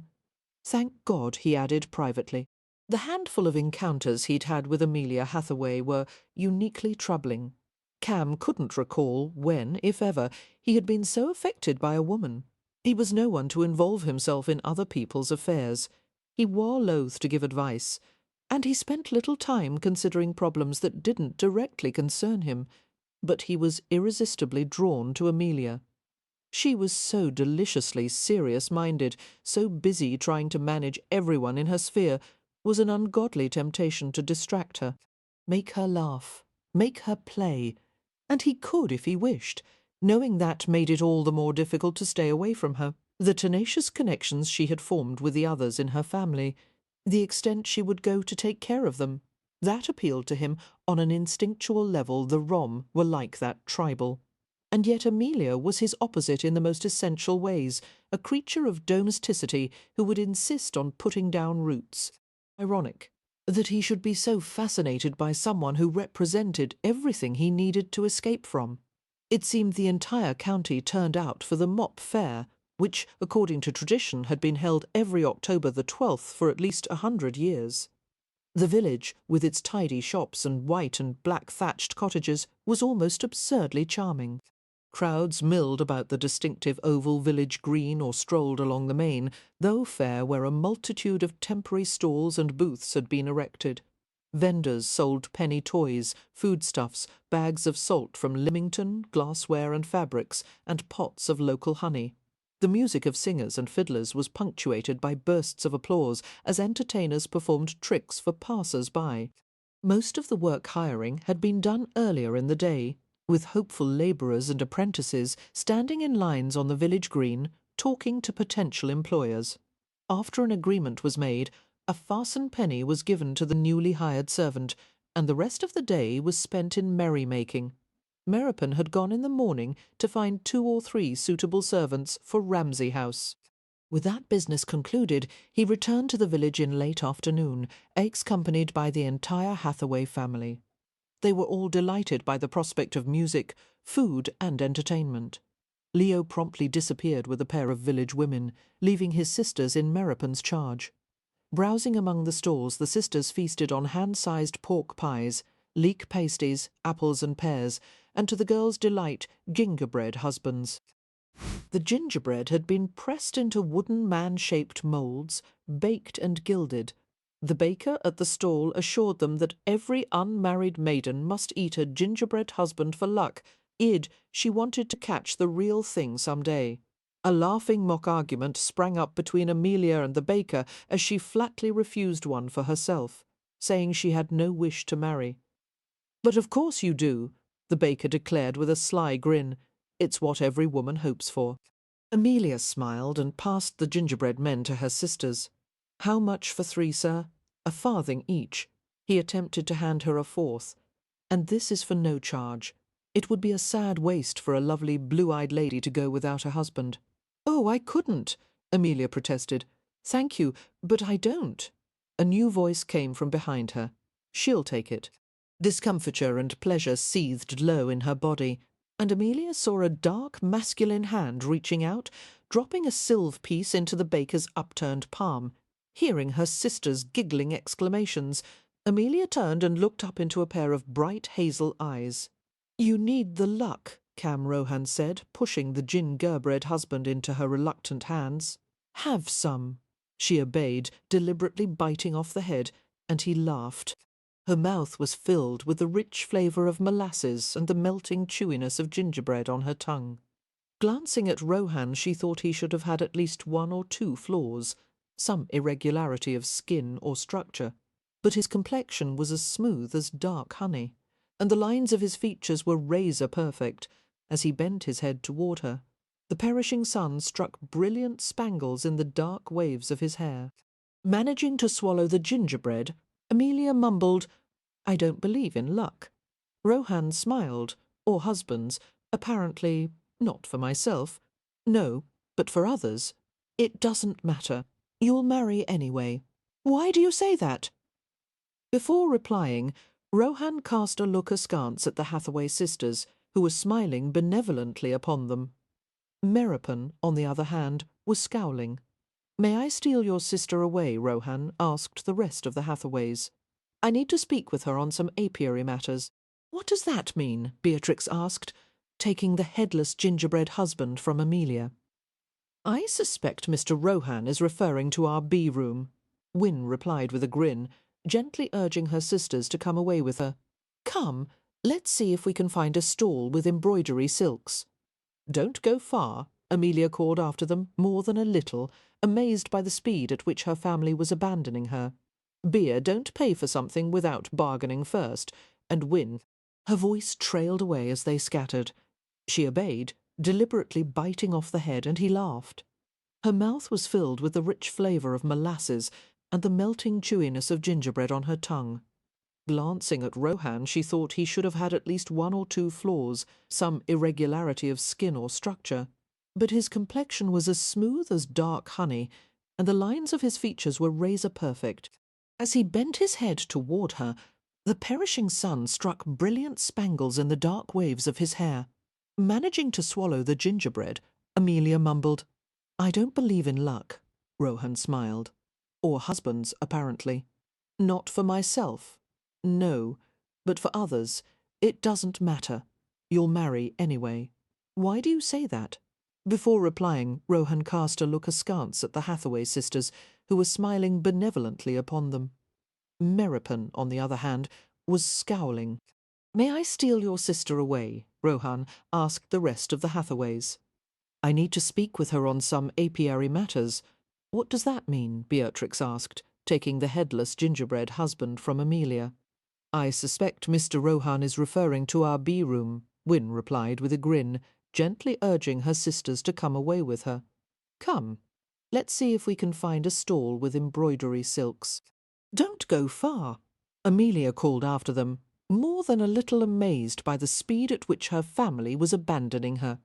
Don't pay for something without bargaining first, and win." Her voice trailed away as they scattered among the stalls without listening. Only Meropen gave her a backward glance, glowering over his shoulder.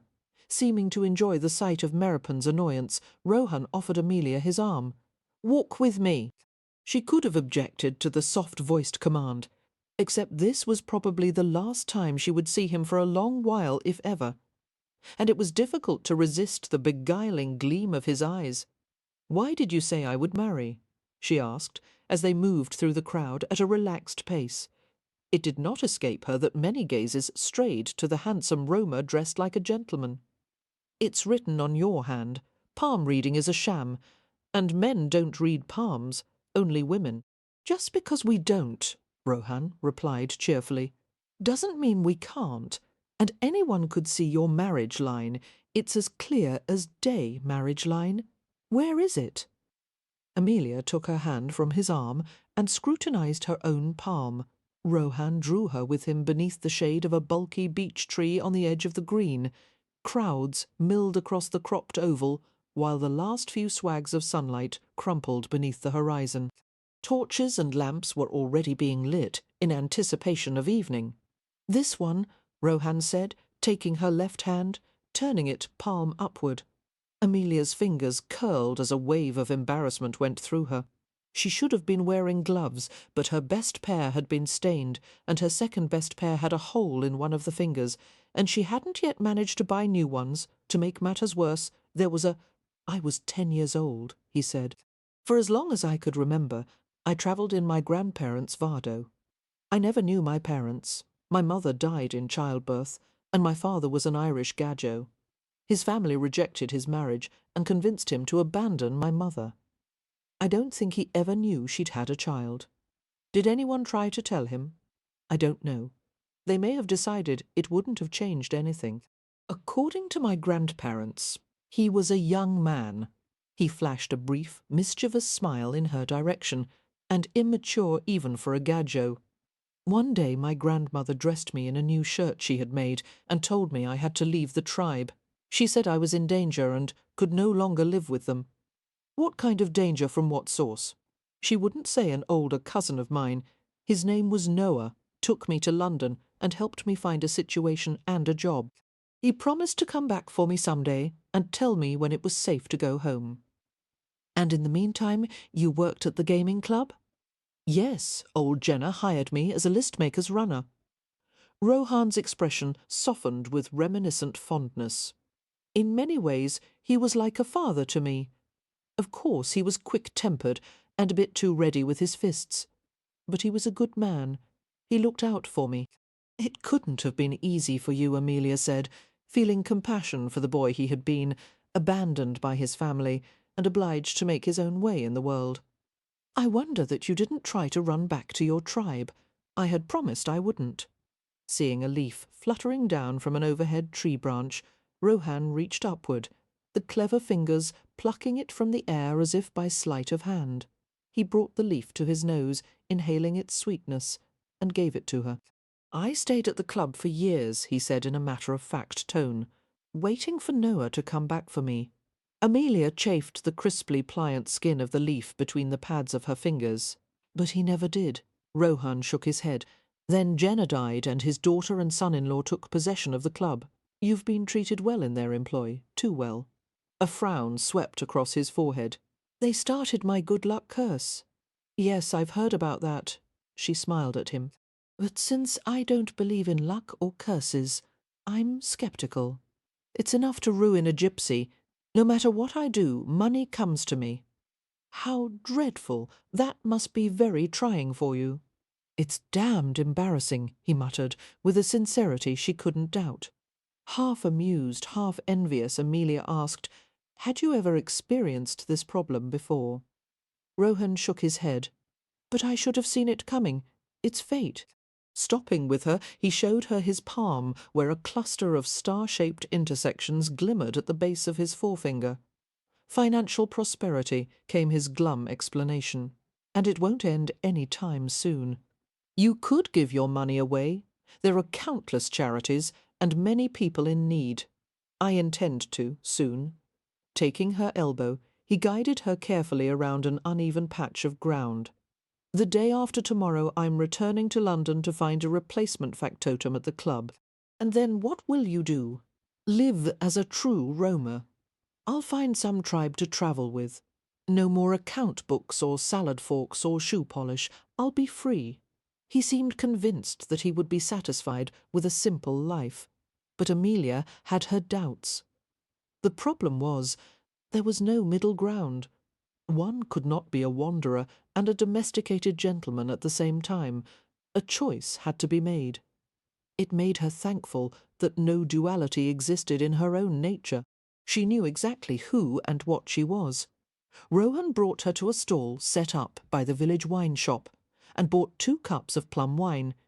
She drank the tart, slightly sweet vintage in thirsty gulps, making Rohan laugh quietly. "Not so fast," he cautioned. "This stuff is stronger than you realize any more, and I'll have to haul you home over my shoulders like a felled deer." "It's not that strong," Amelia protested, unable to taste any alcohol in the fruit-heavy wine. It was delicious, the dry, plummy richness lingering on her tongue. She held out her cup to the wine seller.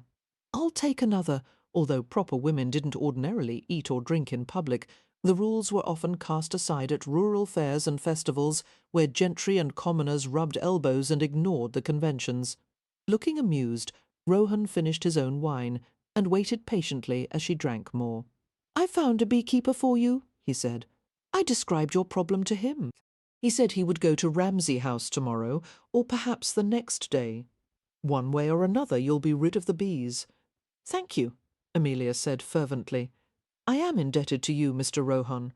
Will it take long for him to remove the hive? There's no way of knowing until he sees it. With the house having gone unoccupied for so long, the colony could be quite large. He said he'd once encountered a hive in an abandoned cottage that harboured 500,000 bees, by his estimate." Her eyes turned enormous.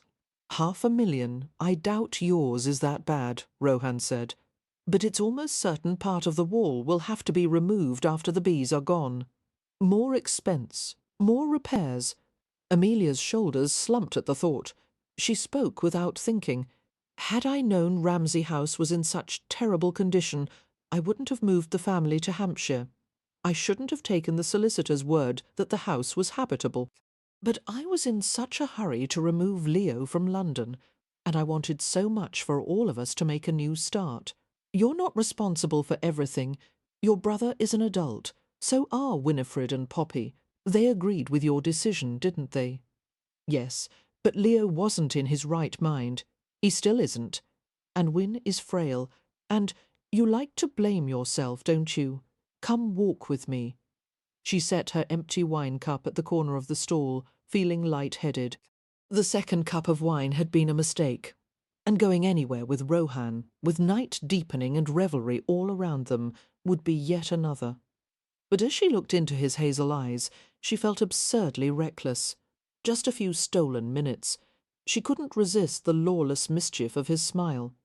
"My family will worry if I don't rejoin them soon. They know you're with me. That's why they'll worry," she said, making him laugh. They paused at a table bearing a collection of magic lanterns, small embossed tin lamps with condensing lenses at the front. There was a slot for a hand-painted glass slide just behind the lens. When the lamp was lit, an image would be projected on a wall. Rohan insisted on buying one for Amelia, along with a packet of slides. "But it's a child's toy," she protested, holding the lantern by its wire handle. "What am I to do with it? Indulge in pointless entertainment. Play. You should try it sometime. Playing is for children, not adults." "Oh, Miss Hathaway," he murmured, leading her away from the table. The best kind of playing is for adults.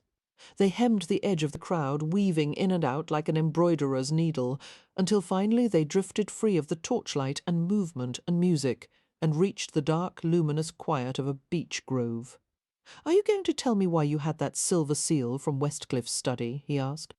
I would rather not if you don't mind. Because you're trying to protect Beatrix? Her startled glance cut through the shadows. How did you... That is, why did you mention my sister? The night of the supper party, Beatrix had the time and opportunity. The question is, why did she want it? Beatrix is a good girl, Amelia said quickly. A wonderful girl. She would never deliberately do anything wrong. And you didn't tell anyone about the seal, did you? Of course not. His hand touched the side of her face. Easy, hummingbird. I wouldn't betray your secrets. I'm your friend, I think. A brief, electrifying pause. In another lifetime, we would be more than friends. Her heart turned in a painful revolution behind her ribs. There's no such thing as another lifetime. There can't be. Why not? Occam's razor. He was silent, as if her answer had surprised him, and then a wondering laugh slipped from his throat. The medieval scientific principle? Yes. When formulating a theory, eliminate as few assumptions as possible. In other words, the simplest explanation is the most likely. And that's why you don't believe in magic or fate or reincarnation, because they're too complicated, theoretically speaking. Yes. How did you learn about Occam's razor? My father was a medieval scholar. She shivered as she felt his hand glide along the side of her neck. Sometimes we studied together. Rohan pried the wire handle of the magic lantern from her shaky grip and set it near their feet. Did he also teach you that the complicated explanations are sometimes more accurate than the simple ones? Amelia shook her head, unable to speak as he took her shoulders, fitting her against himself with extreme care. Her pulse ran riot. She shouldn't allow him to hold her. Someone might see, even secreted in the shadows as they were.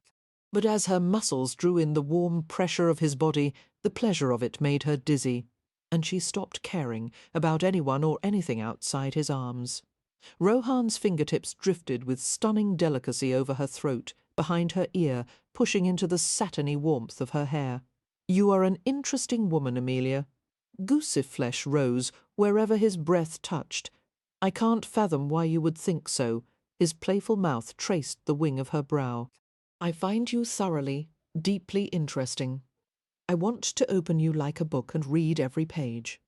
A smile curled the corners of his lips as he added huskily, footnotes included, feeling the stiffness of her neck muscles. He coaxed the tension out of them, kneading lightly. I want you. I want to lie with you beneath constellations and clouds and shade trees. Before she could answer, he covered her mouth with his. She felt a jolt of heat, her blood igniting, and she could no more withhold her response than stop her own heart from beating. She reached up to his hair, the beautiful ebony locks curling slightly over her fingers. Touching his ear, she found the faceted diamond stud in the lobe. She fingered it gently, then followed the taut satin skin down to the edge of his collar. His breath roughened as he deepened the kiss, his tongue penetrating in silken demand. The white moon sent shards of light through the beech boughs, outlining the silhouette of Rohan's head, touching her own skin with an unearthly glow. Supporting her with one hand, he cradled her face with the other, his breath hot and scented with sweet wine as it fell against her mouth. A curt voice shot through the humid darkness. Amelia. It was Christopher Frost, standing a few yards away, his posture rigid and combative. He gave Cam Rohan a long, hard stare. Don't make a spectacle of her. She's a lady and deserves to be treated as such. Amelia felt the immediate tension in Rohan's body. I don't need advice from you on how to treat her, he said softly. You know what it will do to her reputation if she is seen with you. It had immediately become apparent that the confrontation would turn ugly if Amelia didn't do something about it. She pulled away from Rohan. This isn't seemly, she said. One must go back to my family. I'll escort you, Frost said at once. Rohan's eyes flashed dangerously. Like hell you will, please. Amelia reached up to touch her cool fingers to Rohan's parted lips. I think it's better that we part here. I want to go with him. There are things that must be said between us and you. She managed to smile at him. You have many roads to travel." Clumsily she bent and retrieved the magic lantern at her feet. "Goodbye, Mr. Rohan. I hope you find everything you're looking for. I hope—" She broke off with a crooked smile and felt a peculiar stinging pain in her throat and swallowed the bittersweet taste of longing. "Goodbye, Cam," she whispered. He didn't move or speak. She felt him watching her as she went to Christopher Frost. She felt his gaze penetrating her clothes, lingering against her skin, and as she walked away, a sense of loss rushed through her. They wandered slowly, she and Christopher falling into a familiar harmony. They had walked often during their courtship or gone on discreetly chaperoned drives. It had been a proper courtship, with earnest conversations and tenderly composed letters and sweet stolen kisses. It had seemed magical, unbelievable, that someone so handsome and perfect would want her. In fact, Amelia had put him off at the beginning for that very reason, telling him with a laugh that she was sure he meant to trifle with her. But Christopher had countered by saying he was hardly going to trifle with his best friend's sister, and he was certainly not some London rake who would play her false. "For one thing, I don't dress nearly well enough to be a rake," Christopher had pointed out with a grin, indicating his well-tailored but sober attire. "You're right," Amelia had agreed, looking him over with mock solemnity. "In fact, you don't dress well enough to be an architect either. And," he had continued, "I have an exceedingly respectable history with women. Hearts and reputations all left intact, no rake would make such a claim." "You're very convincing," Amelia had observed, a bit breathless as he had moved closer. "Miss Hathaway," Christopher had whispered, engulfing her cool hand with both of his warm ones. "Take pity. At least let me write to you. Promise you'll read my letter. And if you still don't want me after that, I'll never bother you again." Intrigued, Amelia had consented.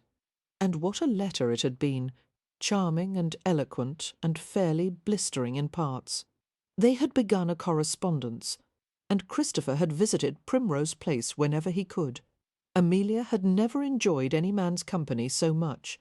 They shared similar opinions on a variety of issues, which was pleasant, but when they disagreed, it was even more enjoyable. Christopher seldom became heated on a subject. His approach was analytical, scholarly, rather like her father. And if Amelia became annoyed with him, he laughed and kissed her, until she forgot what had started the argument. Christopher had never tried to seduce Amelia. He respected her too much for that, even at the times when she had felt so stirred that she had encouraged him to go beyond mere kisses. He had refused. "I want you, little love," he had whispered, his breath unsteady, his eyes bright with passion. "But not until it's right, not until you're my wife." That was as close to a proposal as he had ever come. There had been no official betrothal, although Christopher had led her to expect one. There had only been a mysterious silence for almost a month, and then Leo had gone to find him on Amelia's behalf. Her brother had come back from London looking angry and troubled. "There are rumours," Leo had told Amelia gruffly, taking her against his shirt front, drying her tears with his handkerchief. "He's been seen with Roland Temple's daughter. They say he's courting her." And then another letter had come from Christopher, so devastating that Amelia wondered how mere scratches of ink on paper could rip someone's soul to shreds. She had wondered how she could feel so much pain and still survive. She had gone to bed for a week, not venturing from her darkened room, crying until she was ill, and then crying some more. Ironically, the thing that had saved her was the scarlet fever that had struck Wynne and Leo. They had needed her, and caring for them had pulled her out of the depths of melancholy. She had not shed a tear for Christopher Frost after that, but the absence of tears wasn't the same as an absence of feeling. Amelia was surprised now to discover that underneath the bitterness and caution, all the things she had once found appealing about him were still there. "I'm the last person who should remark on how you conduct your personal affairs," Christopher said quietly. He offered an arm as they walked. She hesitated before taking it. "However, you know what people will say if you're seen with him. I appreciate your concern for my reputation." Amelia's tone was lightly salted with sarcasm. "But I'm hardly the only person to indulge in a few caprices at the village fair." If you're with a gentleman, a few caprices may be overlooked. But he's a gypsy, Amelia. I noticed, she said dryly. I would have thought you above such prejudice. It's not my prejudice, Christopher countered swiftly. It's society's, defy it if you wish, but there's always a price to pay. The argument is moot at any rate, she said. Mr. Rohan is leaving for London soon, and then for parts unknown. I doubt I'll ever see him again, and I can't fathom why you would care one way or another. Of course I care, Christopher said gently. Amelia, I regret having hurt you more than you could ever know. I certainly don't wish to see you endure further harm from yet another ill-advised love affair. I'm not in love with Mr. Rohan, she said. I would never be so foolish. I'm glad to hear it. His excessively soothing tone was grating. It made her want to do something wild and irresponsible just to spite him. Why aren't you married? She asked abruptly. The question was met with a long sigh. She accepted my proposal to please her father, rather than out of any sincere attachment to me. As it happened, she was in love with someone else, a man her father didn't approve of.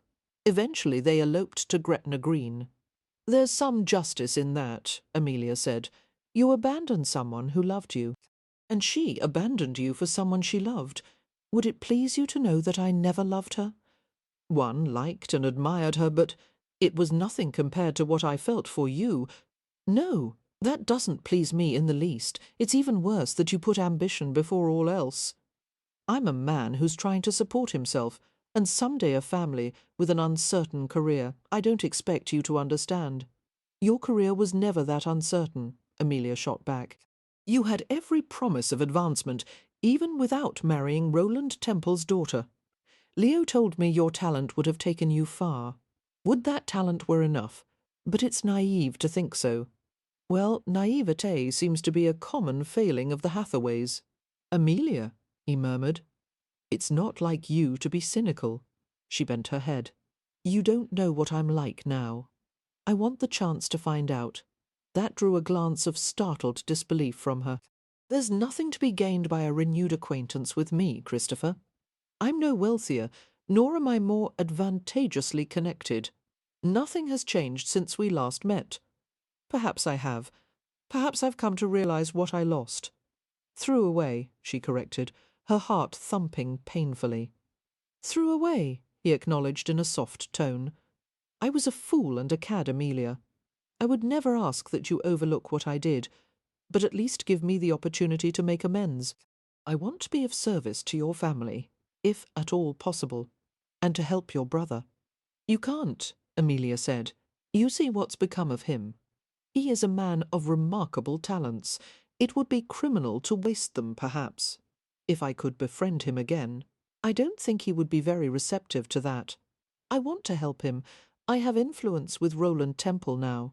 His daughter's elopement left him with a sense of obligation toward me. How convenient for you. I might be able to interest Leo in working for him again. It would benefit them both. But how would it benefit you, she asked. Why would you go to such trouble on Leo's behalf? I'm not a complete villain, Amelia. I have a conscience, albeit a somewhat underused one. It's not easy to live with the memories of the people I hurt in the past, including you and your brother. Christopher, she murmured, throwing him a distracted glance. I don't know what to say. I need some time to consider things. Take all the time you wish, he said gently. If I can't be what I once was to you, I will have to be satisfied as a friend in waiting. He smiled slightly, his eyes filled with a tender glow. And if you should ever want more, a single word is all it will take. Chapter 12. Ordinarily, Cam would have been pleased by the arrival of Lord and Lady St. Vincent at Stony Cross Park. However, Cam wasn't looking forward to the prospect of telling St. Vincent about his decision to quit the club. St. Vincent wouldn't like it. Not only would it be inconvenient to have to find a replacement manager, but the Viscount wouldn't understand Cam's desire to live as a roamer. St. Vincent was nothing if not an enthusiastic advocate of fine living. Many people feared St. Vincent, who possessed a lethal way with words and a calculating nature. But Cam was not one of them. In fact, he had challenged the Viscount on more than one occasion, both of them arguing with a vicious articulateness that would have sliced anyone else to ribbons. The St. Vincents arrived with their daughter Phoebe, a red-haired infant with an alarmingly changeable temperament. One moment the child was placid and adorable. The next, she was a squalling devil-spawn who could only be soothed by the sound of her father's voice. "There, darling," St. Vincent had been known to coo into the infant's ear. "Has someone displeased you, ignored you? Oh, the insolence! My poor princess shall have anything she wants." And appeased by her father's outrageous spoiling, Phoebe would settle into hiccuping smiles. The baby was duly admired and passed around in the parlour. Evie and Lillian chattered without stopping, frequently hugging and linking arms in the way of old friends. After a while, Cam said, Vincent and Lord Westcliff withdrew to the back terrace, where an afternoon breeze diffused the scents of the river and reed sweetgrass and marsh marigold. The raucous honks of greylag geese punctuated the peace of the Hampshire autumn, along with the lowing of cattle being driven along a well-worn path to a dry meadow. The men sat at an outside table. Cam, who disliked the taste of tobacco, waved his hand in dismissal as St. Vincent offered him a cigar. Under Westcliff's interested regard, Cam and St. Vincent discussed the progress of the club's renovations. Then, seeing no reason to tiptoe around the issue, Cam told St. Vincent of his decision to quit the club as soon as the work was completed. "You're leaving me?" St. Vincent asked, looking perturbed. "For how long? For good, actually." As St. Vincent absorbed the information, his pale blue eyes narrowed. "What will you do for money?" Relaxed in the face of his employer's displeasure, Cam shrugged. "I already have more money than anyone could spend in a lifetime." The Viscount glanced heavenward. Anyone who says such a thing obviously doesn't know the right places to shop. He sighed shortly. "So, if I'm to understand correctly, you intend to eschew civilization altogether and live as a savage?" "No. I intend to live as a roamer. There's a difference." "Rohan, you're a wealthy young bachelor with all the advantages of modern life. If you've got ennui, do what every other man of means does." Cam's brows lifted. "And that would be gamble, drink, buy a horse, take a mistress. For God's sake, have a little imagination. Can you think of no better option than to throw it all away and live like a primitive, thereby inconveniencing me in the process? How the devil am I to replace you? No one's irreplaceable, you are. No other man in London can do what you do. You're a walking account book. You've got eyes in the back of your head. You've got the tact of a diplomat, the mind of a banker, the fists of a boxer, and you can put down a fight in a matter of seconds. I'd need to hire at least a half-dozen men tour your job. I don't have the mind of a banker," Cam said indignantly. "Ah, after all your investment coups, you can't deny. That wasn't on purpose." A scowl spread across Cam's face. "It was my good luck curse." Looking satisfied to have unsettled Cam's composure, St. Vincent drew on his cigar. He exhaled a smooth, elegant stream of smoke and glanced at Westcliff. "Say something," he told his old friend. "You can't approve of this any more than I." "It's not for either of us to approve." "Thank you," Cam muttered. "However," Westcliff continued, "I urge you, Rohan, to reflect adequately on the fact that, while half of you is a freedom-loving gypsy, the other half is Irish, a race renowned for its fierce love of land, which leads me to doubt that you will be as happy in your wandering as you seem to expect." The point rattled Cam. He had always tried to ignore the gadjo half of his nature, lugging it around like some oversized piece of baggage he would have liked to set aside, but for which he could never find a convenient place. "If your point is that I'm damned whatever I do," Cam said tersely, "I'd rather err on the side of being free." "All men of intelligence must eventually give up their freedom," St. Vincent replied. "The problem with bachelorhood is that it's far too easy, which makes it tedious. The only real challenge left is marriage. Marriage. Respectability." Cam regarded his companions with a sceptical smile, thinking they resembled a pair of birds trying to convince themselves of how comfortable their cage was. No woman was worth having his wings clipped. "I'm leaving for London tomorrow," he said. "I'll stay at the club until it reopens. After that I'll be gone for good." St. Vincent's clever mind circumvented the problem, analysing it from various angles. "Rohan, you've led a more or less civilised existence for years, and yet suddenly it has become intolerable. Why?" Cam remained silent. The truth was not something he was readily able to admit to himself, let alone say aloud. "There has to be some reason you want to leave," St. Vincent persisted. "Perhaps I'm off the mark," Westcliff said, "but I suspect it may have something to do with Miss Hathaway." Cam sent him a damning glare. St. Vincent looked alertly from Cam's stony face to Westcliff's. "You didn't tell me there was a woman." Cam stood so quickly the chair nearly toppled backward. "She has nothing to do with it." "Who is she?" St. Vincent always hated being left out of gossip. "One of Lord Ramsay's sisters," came Westcliff's reply. "They reside at the estate next door." "Well, well," St. Vincent said, "she must be quite something to provoke such a reaction in you, Rohan. Tell me about her. Is she fair, dark, well-formed?" To remain silent, or to deny the attraction, would have been to admit the full extent of his weakness. Cam lowered back into his chair and strove for an offhand tone. "Dark-haired, pretty, and she has quirks." "Quirks?" St. Vincent's eyes glinted with enjoyment. "How charming. Go on." "She's read obscure medieval philosophy. She's afraid of bees. Her foot taps when she's nervous. And other, more personal things he couldn't reveal.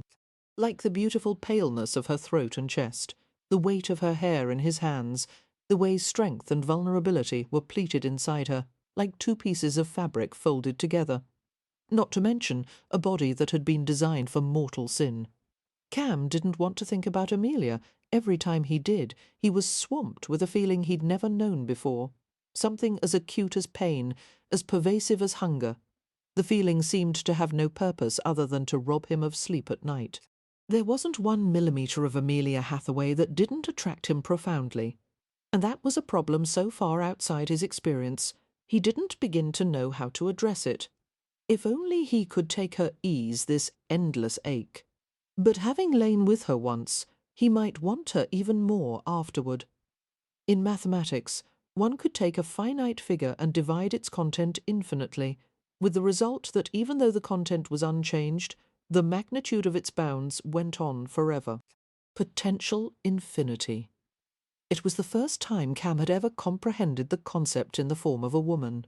Aware that Westcliff and St. Vincent had exchanged a significant glance, Cam said sourly, "If you're assuming that my plans to leave are nothing more than a reaction to Miss Hathaway, I've been considering this for a long time. I'm not an idiot, nor am I inexperienced with women." To say the least, St. Vincent commented dryly, "But in your pursuit of women, or perhaps I should say their pursuit of you, you seem to have regarded them all as interchangeable.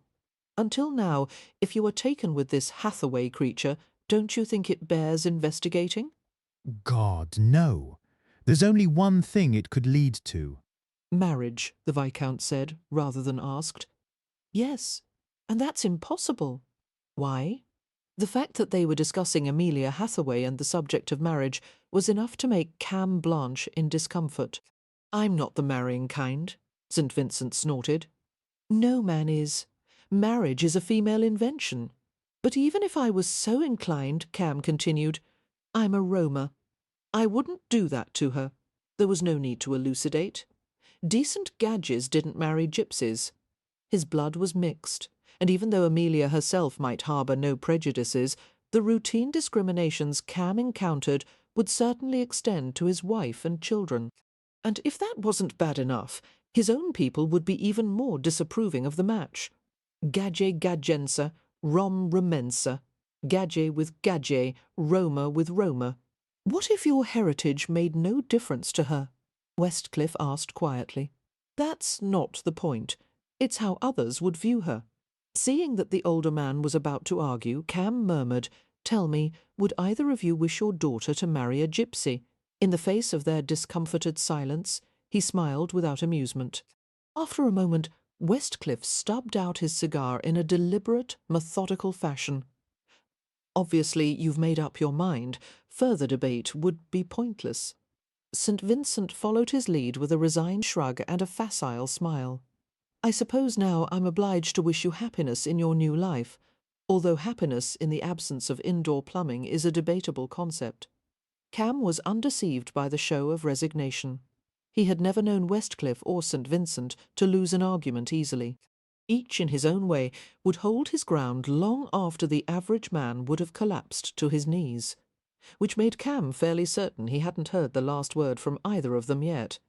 "I'm leaving at dawn," was all he said. Nothing could change his mind. Chapter 13, Beatrix, whose imagination had been captured by the magic lantern, could hardly wait for evening to come so she could view the selection of glass slides again. Many of the images were quite amusing, featuring animals wearing human clothes as they played piano, or sat at writing desks, or stirred soup in a pot.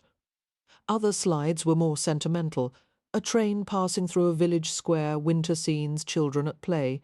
There were even a few scenes of exotic animals in the jungle. One of them, a tiger half hidden in leaves, was particularly striking. Beatrix had experimented with the lantern, moving it closer to the wall, then farther away, trying to make the tiger's image as distinct as possible. Now Beatrix had taken to the idea of writing a story, recruiting Poppy to paint some accompanying slides. It was decided they would put on a show some day, with Beatrix narrating while Poppy operated the magic lantern. As her younger sisters lounged by the hearth and discussed their ideas, Amelia sat with Win on the settee.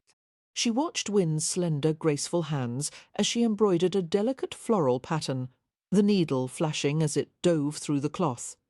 At the moment her brother was lolling on the carpet near the girls, slouched and half-drunk, his long legs crossed native fashion. Once he had been a kind and caring older brother, sympathetically bandaging one of the children's hurt fingers or helping to look for a lost doll. Now he treated his younger sisters with the polite indifference of a stranger. Absently, Amelia reached up to rub the pinched muscles at the back of her neck. She glanced at Meropen as he sat in the corner of the room. Every line of his body lax with the exhaustion of heavy labour. His gaze was distant, as if he too were consumed with private thoughts. It troubled her to look at him. The rich hue of his skin, the shiny apple-seed darkness of his hair, reminded her too much of Cam Rohan. She couldn't seem to stop thinking about him this evening, and also Christopher Frost, the images forming a jarring contrast in her mind. Cam offered no commitment, no future, only the pleasures of the moment. He was not a gentleman, but he possessed a ruthless honesty that she appreciated far more than smooth manners. And then there was fair-haired, civilized, reasonable, handsome Christopher. He had professed a desire to renew their relationship. She had no idea if he was sincere, or how she would respond if it turned out he was. How many women would have been grateful for a second chance with their first love? If she chose to overlook his past mistake and forgive him, encourage him, it might not be too late for the two of them. But she wasn't certain she wanted to resume all those abandoned dreams. And she wondered if it was possible to be happy with a man one loved but didn't trust. Beatrix pulled a glass slide from the front of the lamp casing, laid it aside carefully, and reached for another. "This one's my favourite," she was saying to Poppy as she slid the next image in place. Having lost interest in the succession of pictures on the wall, Amelia did not look up. Her attention remained on Win's embroidering, but Win made an uncharacteristic slip, the needle jabbing into the soft flesh of her forefinger. A scarlet drop of blood welled. "Oh, Win," Amelia murmured. Win, however, didn't react to the pinprick. She didn't even seem to have noticed it.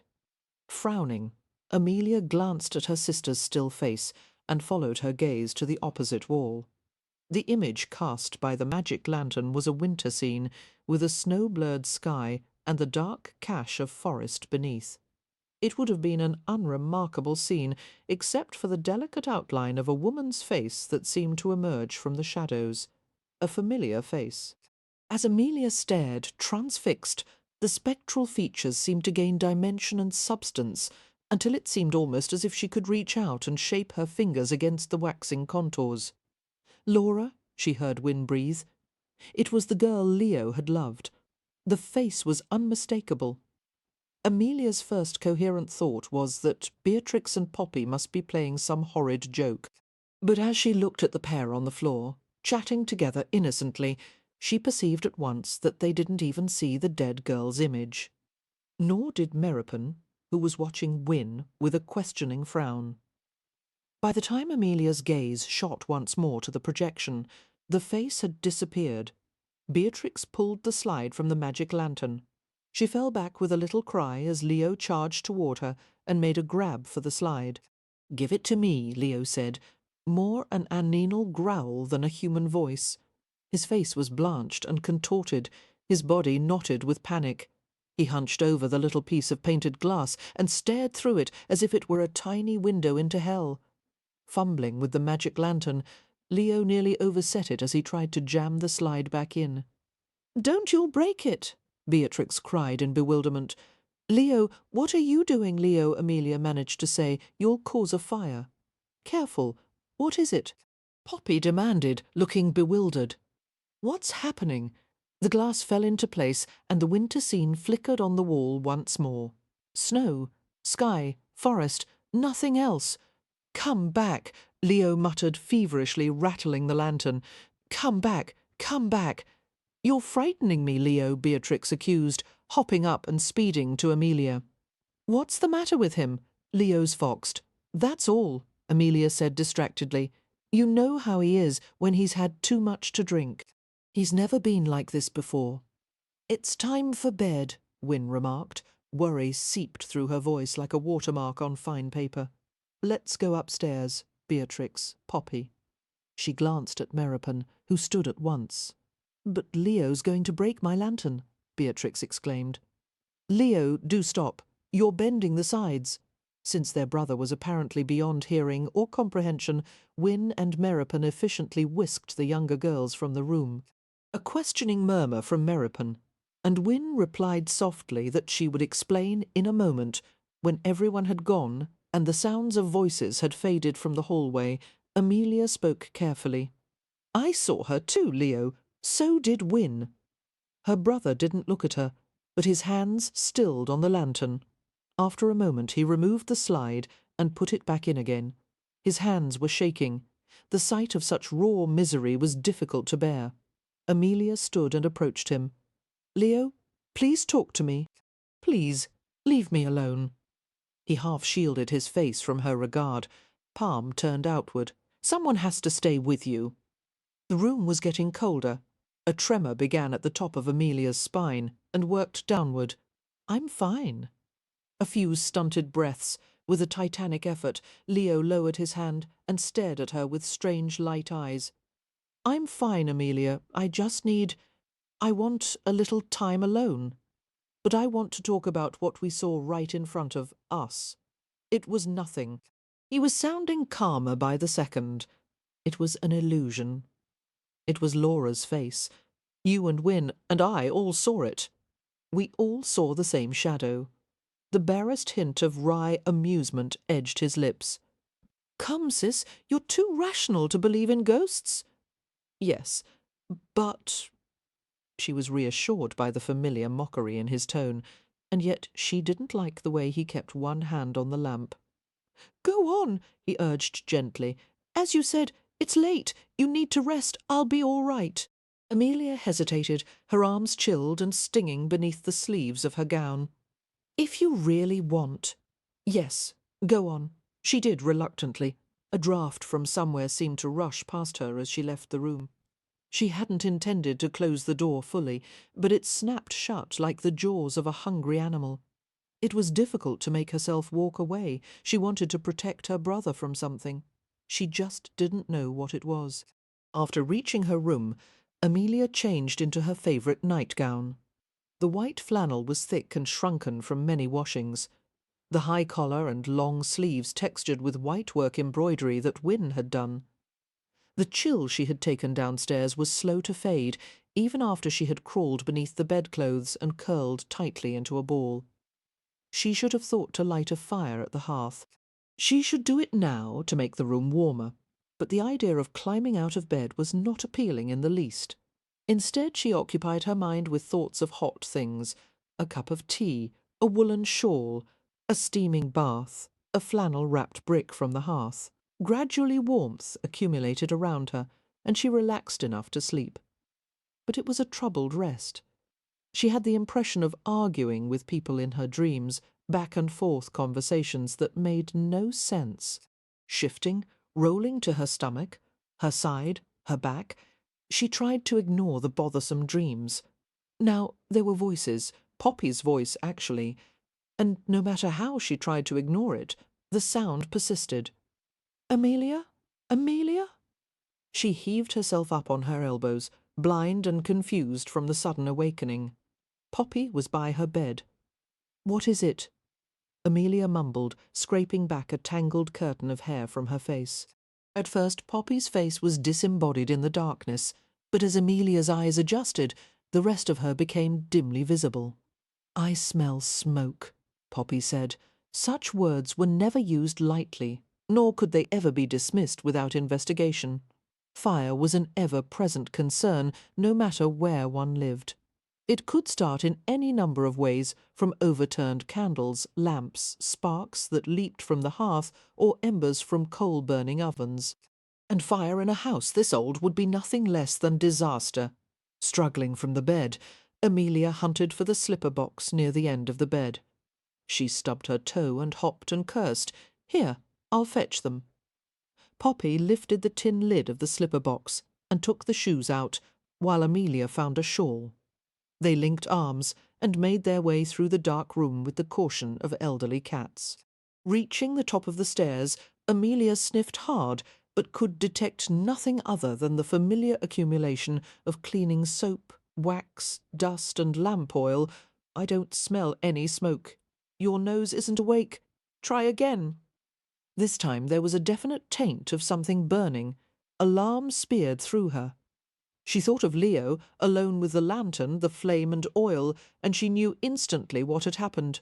"Meropen!" The whip-crack force of her voice caused Poppy to jump. Amelia gripped her sister's arm to steady her. "Get, Meropen! Wake everyone up! Make as much noise as you can!" Poppy obeyed at once, scampering toward her siblings' bedrooms, while Amelia made her way downstairs. A sullen glow came from the direction of the parlour, an ominous, flickering light bleeding beneath the door. "Leo!" She flung the door open and recoiled at a furnace blast that struck her entire body. One wall was covered in flame, rippling and curling upward in hot tentacles. Through a bitter haze of smoke, her brother's bulky form was visible on the floor. She ran to him, grasped the folds of his shirt, and tugged so hard that the cloth began to give, and the seams crackled. "Leo, get up now!" But Leo was insensible, shrieking at him to wake up and gather his wits. Amelia tugged and dragged without success. Frustrated tears sprang to her smoke-stung eyes. But then Meropen was there, pushing her aside, none too gently. Bending, he picked Leo up and hoisted him over a broad shoulder with a grunt. "Follow me," he said brusquely to Amelia. "The girls are already outside. I'll come out in just a moment. I have to run upstairs and fetch some things." He gave her a dangerous glance. "No, but we have no clothes. It's all going to go up out." Since Meropen had never raised his voice to her in all the years they had known each other, Amelia was startled into obeying. Her eyes continued to smart and water from the smoke even after they had gone through the front door and out to the waiting darkness of the gravelled drive. Wynne and Poppy were there, both huddled around Leo and trying to coax him into waking and sitting up. Like Amelia, the girls were dressed only in nightgowns, shawls, and slippers. "Where's Beatrix?" Amelia asked. At the same moment, the estate bell began to peal, its high, clear tone travelling in every direction. "I told her to ring it," Wynne said. The sound would bring neighbours and villagers to help, although by the time people reached them, Ramsay House would probably be consumed in flames. Meropen went to lead the horse from the stable in case that went up too. "What's happening?" Amelia heard Leo ask hoarsely. Before anyone could reply, he was seized by a spasm of coughing. Win and Poppy remained beside their brother, murmuring gently to him. Amelia, however, stood a few yards apart from them, knotting her shawl more tightly around her shoulders. She was filled with bitterness and fury and fear. There was no doubt in her mind Leo had started the fire, that he had cost them the house, and had nearly succeeded in killing them all. It would be a long time before she could trust herself to speak to him, this sibling she had once loved so clearly, and who now seemed to have transformed into someone else entirely. At this point, there was little left of Leo to love. At best, he was an object to be pitied. At worst, a danger to himself and his family. They would all be better off without him, Amelia thought. Except that if he died, the title would pass to some distant relative or expire, and they would be left with no income whatsoever. Watching Meropen, illuminated in the cloud-blunted moonlight, as he worked to pull first the horse and then the barouche from the stables, Amelia felt a surge of gratitude. What would they ever have done without him? When her father had taken in the homeless boy so long ago, it had always been regarded by the residents of Primrose Place as an act of charity. But the Hathaways had been infinitely repaid by Meropen's quiet, steady presence in their lives. She had never been certain why he had elected to stay with the Hathaways. It seemed all to their advantage rather than his. People had already begun to arrive on horseback, some from the village, some from the direction of Stony Cross Manor. The villagers had brought a hand-pump cart, pulled by a sturdy draught horse. The wheeled cart was sided by troughs, which would be laboriously filled with river water, people carrying buckets back and forth. Cranking a wooden lever would push the water through a leather hose and expel it through a metal nozzle. By the time the process was underway, the fire would be raging out of control. However, it was possible the hand pump would help to save at least a portion of the house. Amelia ran to the approaching villagers to describe the shortest route to the nearby river. Immediately, a group of men, accompanied by Meropen, set off at a run toward the water, buckets swinging from the yokes on their shoulders. As she turned to go back to her sisters, Amelia bumped into a tall form behind her. Gasping, she felt a familiar pair of hands close over her shoulders. Christopher.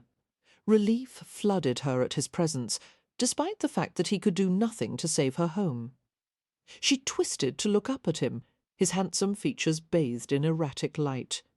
He pulled her close as if he couldn't help himself, pressing her head to his shoulder.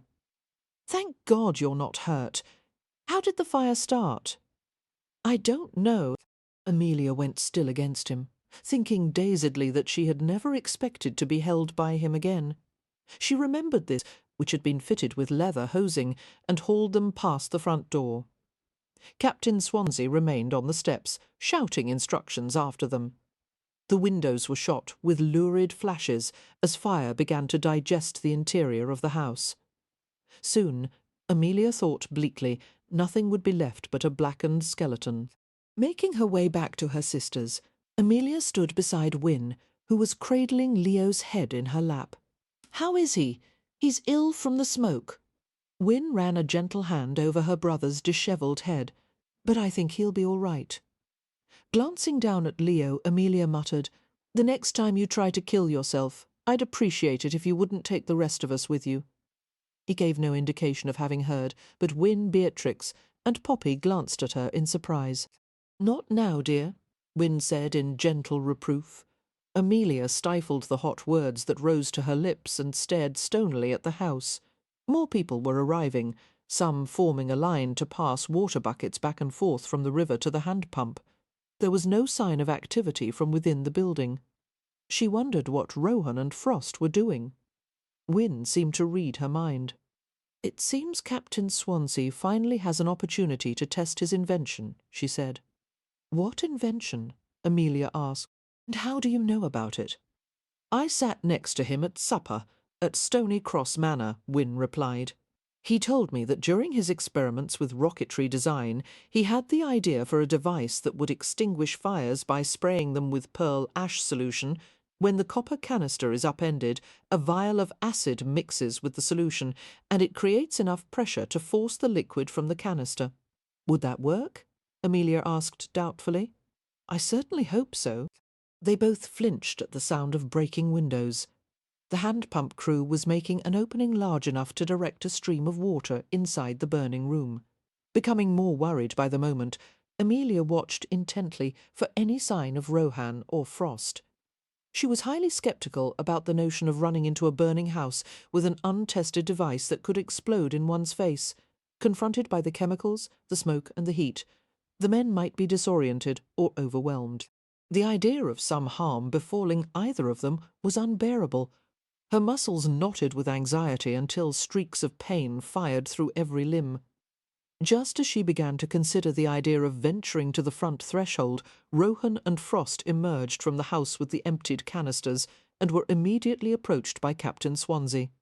Amelia hurried forward with a cry of gladness, fully intending to stop once she reached them, which was why it was a surprise when her legs insisted on carrying her forward.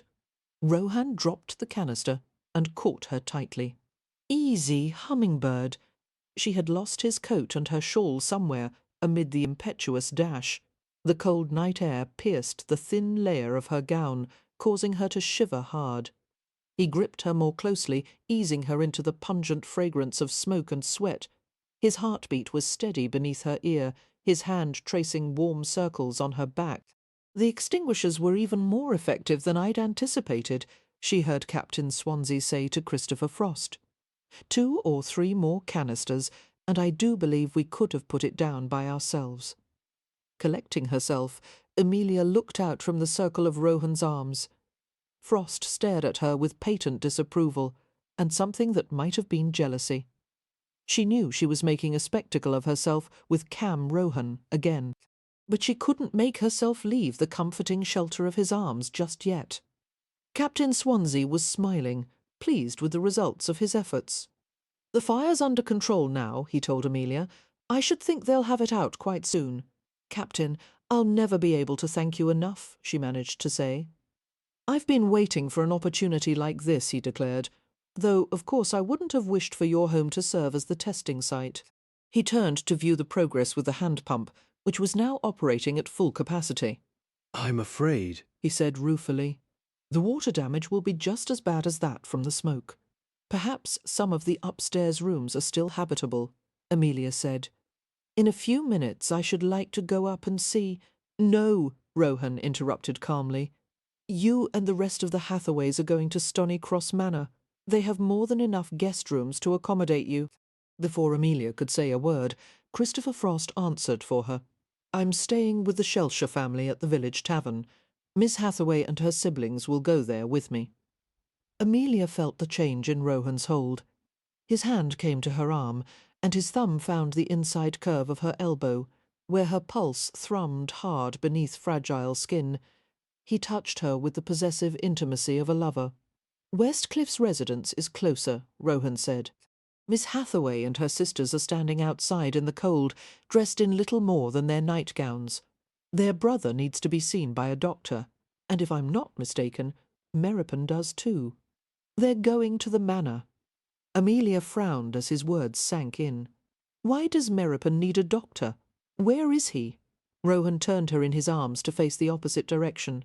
Over there, beside your sisters, she gasped at the sight of Merripon huddled on the ground. Wynne was with him, attempting to pull the thin fabric of his shirt away from his back. Oh no!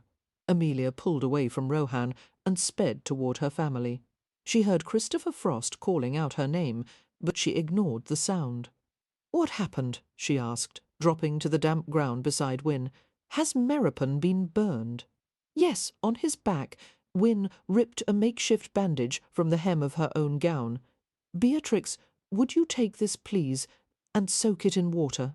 Without a word, Beatrix scampered to the trough at the hand pump. Wynne stroked Merripon's thick black hair as he rested his head on his forearms. His breath hissed unevenly through his teeth. "Does it hurt, or is it numb?" Amelia asked. "Hurts like the devil," he choked out. "That's a good sign. A burn is much more serious if it's numb." He turned his head to give her a speaking glance. Wynne kept her hand on the nape of Meropen's neck as she spoke to Amelia. He went too close to the eaves of the house. The heat from the fire caused the flashing on the shingles to melt and drip down. Some molten lead fell on his back. She glanced up as Beatrix returned with a dripping cloth. "Thank you, dear." Lifting Meropen's shirt, she laid the wet cloth over the burn, and he let out a pained growl. Losing all sense of pride or decorum, he let Wynne pillow his head on her lap, while he shook uncontrollably. Glancing at Leo, who was faring little better, Amelia realized Cam Rohan was right. She needed to take her family to the manor immediately and send for a doctor. She made no protest as Rohan and Captain Swansea came to load the assembled Hathaways into the carriage. Leo had to be lifted bodily into the vehicle, and Meropen, who was unsteady and disoriented, required help as well. Captain Swansea handled the ribbons deftly as he drove the family to Stony Cross Manor. Upon their arrival, the Hathaways were greeted with considerable excitement and sympathy. Servants running in all directions, house-guests volunteering extra clothes and personal items. Lady Westcliff and Lady St. Vincent took charge of the younger girls, while Amelia was dragged away by a pair of determined housemaids. It became clear they would not relent until she was bathed and fed and dressed. An eternity had passed by the time the housemaids put Amelia into a fresh nightgown and a blue velvet robe. Another quarter-hour crawled by as they painstakingly braided her damp hair into a neat plait behind each ear. When at last they were finished with her, Amelia thanked the maids and fled the guest-room. She went to check on her siblings, starting with her brother. A servant in the hallway directed her to Leo's room. The doctor, an elderly man with a neatly trimmed grey beard, was just leaving. He paused, bag in hand, as she asked about her brother's condition. "All in all, Lord Ramsay is doing quite well," the doctor replied. "There is minor swelling of the throat, due to the smoke inhalation, of course, but it is mere tissue irritation rather than serious damage. His colour is good, the heart is strong, and all signs are that he'll be good as new. Thank God. What about Meropen, the gypsy? His condition is a bit more worrisome. It's a nasty burn, but I've treated it and applied a honey dressing, which should keep the bandage from sticking as it heals. I will return tomorrow to check on his progress. Thank you, sir. I don't wish to trouble you. I know the hour is late, but could you spare a moment to visit one of my sisters? She has weak lungs, and even though she wasn't exposed to the smoke, she was out in the night air. You're referring to Miss Winifred? Yes. She was in the gypsy's room. Apparently he shared your concern over your sister's health. Both of them were arguing quite strenuously over which one of them I should see first. Oh, a faint smile came to her lips. Who won? Meropen, I suppose. He smiled back at her. No, Miss Hathaway. Your sister may have weak lungs, but she has no end of resolve. He bowed to her. I wish you good evening, my sympathies on your misfortune. Amelia nodded in thanks and went into Leo's room, where a lamp had been turned down low. He was lying on his side, eyes open, but he didn't spare her a glance as she approached. Sitting on the side of the mattress with care, she reached out and smoothed his matted hair. His voice was a soft croak. "Have you come to finish me off?" She smiled wryly. "You seem to be doing an excellent job of that all by yourself." Her hand shaped tenderly over his skull. "How did the fire start, dear?" He looked at her then, his eyes so bloodshot they resembled two tiny coaching road maps. "I don't remember. I fell asleep. I didn't cause the fire on purpose. I hope you believe that." "Yes." She leaned over and kissed his head as if he were a young boy. "Rest, Leo. Everything will be better in the morning. You always say that," he mumbled, closing his eyes. "Maybe some day it'll be true," and he fell asleep with startling quickness. Hearing a noise at the door, Amelia looked up to see the housekeeper carrying a tray laden with brown glass bottles and bundles of dried herbs. The elderly woman was accompanied by Cam Rohan, who carried a small open kettle filled with steaming water. Rohan had not yet washed the smoke from his clothes and hair and skin. Although he must have been tired from the night's exertions, he showed no signs of it. He took Amelia in with an all-encompassing glance, his eyes glowing like brimstone in his smudged, sweat-streaked face. "The steam will help Lord Ramsay breathe more comfortably during the night," the housekeeper explained. She proceeded to light the candles beneath a bedside holder onto which the kettle was placed. As steam dispersed through the air, a strong, not unpleasant fragrance drifted to Amelia's nostrils. "What is it?" she asked in a hushed voice. "Chamomile, thyme and licorice," Rohan said, along with slippery elm and horsetail leaves for the swelling in his throat. "We've also brought morphine to help him sleep," the housekeeper said. "I'll leave it by the bedside, and if he awakens later—" "No," Amelia said quickly. The last thing Leo needed was unsupervised access to a large bottle of morphine. "That won't be necessary." "Yes, miss." The housekeeper departed with a quiet murmur for her to ring if anything was needed. Cam remained in the room, casually leaning a shoulder against one towering bedpost. He watched as Amelia went to investigate the contents of the steam kettle. She averted her gaze from his vibrant dark presence, the searching eyes, the quizzical cast of his mouth. "You must be exhausted," she said, picking up a sprig of dried leaves. She brought the crackly fragrant herbs to her nose and sniffed experimentally. "It's very late. I've spent most of my life in a gaming club. By now I'm more or less nocturnal." A brief pause. "You should go to bed." Amelia shook her head. Somewhere beneath the clamour of her pulse and the raffle of worries in her mind there was a great ache of weariness.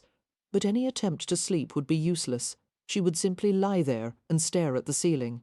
"My head is spinning like a carousel. The thought of sleep." She shook her head.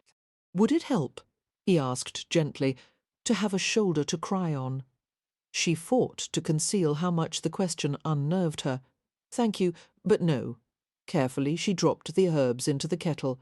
"Crying is a waste of time. To weep is to make less the depth of grief." "Is that a Romany saying?" "Shakespeare." He studied her, seeing too much, reading what simmered beneath the forced calm. "You have friends to help you through this, Amelia. And I'm one of them." Amelia was terrified that he might see her as an object of pity. She would avoid that at all cost. She couldn't lean on him or anyone. If she did, she might never be able to stand on her own again. She moved away from him, around him, her hands fluttering as if to bat away any attempt to reach her. "You mustn't trouble yourself about the Hathaways. We'll manage, we always have." "Not this time." Rohan watched her steadily. "Your brother is beyond helping anyone, including himself. Your sisters are too young, except for Winifred, and now even Meropen is bedridden. I'll take care of them. I don't need help." She reached for a length of toweling draped at the foot of the bed and folded it neatly. "You're leaving for London in the morning, aren't you? You should probably take your own advice and go to bed." The light eyes turned flinty. "Damn it! Why do you have to be so stubborn?" "I'm not being stubborn. It's just that I don't want anything from you. And you deserve to find the freedom you've been deprived of for so long. Are you concerned about my freedom, or are you terrified of admitting you need someone?" He was right, but she would rather have died than admit it. "I don't need anyone, least of all you." His voice was no less blistering for being soft. "You don't know how easy it would be to prove you wrong." He began to reach for her, checked the movement, and looked at her as if he wanted to throttle her, kiss her, or both. "Maybe next lifetime," she whispered, somehow managing a crooked smile. "Please go, please, Cam." She waited until he had left the room, and her shoulders sagged with relief. Needing to escape the smothering confines of the house, Cam went outside. The night threaded weak moonlight through a weft of infinite darkness. He wandered to the ironstone wall that edged a bluff overlooking the river, hoisting himself easily to the top of the wall. He sat with his feet dangling over the edge and listened to the water and the night sounds. Smoke hung in the air, mingling with the scents of earth and forest. Cam tried to sort through a tangle of emotions. He had never known jealousy before, but when he had seen Amelia and Christopher Frost embracing earlier, Cam had experienced a violent urge to strangle the bastard. Every instinct raged that Amelia was his, his alone to protect and comfort. But he had no rights to her. If Frost decided to pursue her, it was best that Cam not interfere. Amelia would be better off with her own kind rather than a half-bred roamer. Cam would be better off too. Good God, was he actually contemplating spending the rest of his life as a gadjo, bound in domesticity? He should leave Hampshire, he thought. Amelia would make her own decision about Frost, and Cam would follow his destiny. No compromises or sacrifices on either side. He would never be anything more to Amelia than a brief, vaguely remembered episode in her life. Lowering his head, he scrubbed his hands through his unruly hair. His chest ached in the way it always had when he yearned for freedom. But for the first time, he wondered if he was right about what he wanted, because it didn't seem as if the pain would be cured when he left. In fact, it threatened to become a good deal worse. The future spread before him in a great lifeless void. Thousands of nights without Amelia. He would hold and make love to other women, but none of them would ever be the one he truly wanted. He thought of Amelia living as a spinster, or worse, reconciling with Frost, perhaps marrying him, but always living with the knowledge that Frost had betrayed her once and might again. She deserved so much more than that. She deserved passionate, heart-scalding, overwhelming, consuming love. She deserved, oh hell, he was thinking too much. Just like a gadjo. He forced himself to face the truth. The fact was, Amelia was his, whether he stayed or left, whether they walked the same path or not. They could live on opposite sides of the world, and she would still be his. The Roma half of him had seen that from the beginning, and it was that side of himself he would listen to. Amelia's bed was soft and luxurious, but it might as well have been made of bare wood planks. She rolled, turned, sprawled, but she could find no comfortable position for her aching body and no peace for her tortured brain. The room was still and stuffy, the air turning thicker by the minute, craving a breath of clear, cold air. She slipped from the bed, went to the window, and pushed it open. A gasp of relief escaped her as a light breeze swept over her. She closed her sore eyes, used her knuckles to rub her wet lashes. It was strange, but with all the problems she faced, the thing that kept her from sleeping was the question of whether or not Christopher Frost had ever really loved her. She had wanted to think so even after he had abandoned her. She had told herself that love was a luxury for most people, that Christopher's career was a difficult one, and he had been faced with an impossible choice. He had done what he'd thought best at the tune. Perhaps it had been wrong of her to expect him to choose her, and damn the consequences, to be desired above all else, to be wanted, needed, coveted. That would never happen to her. The door opened in a well-oiled arc. She saw the shadows change, felt a presence in the room. Turning with a start, she saw Cam Rohan standing just inside the door. Her heart began to drum with furious force. He looked like something from a dream, a dark, enigmatic ghost. He approached her slowly. The closer he came, the more it seemed everything around her was unravelling, falling away, leaving her exposed and vulnerable. Cam's breathing wasn't quite steady. Neither was hers. After a long pause, he finally spoke. "The Rom believe you should take the road that calls to you and never turn back, because you never know what adventures await."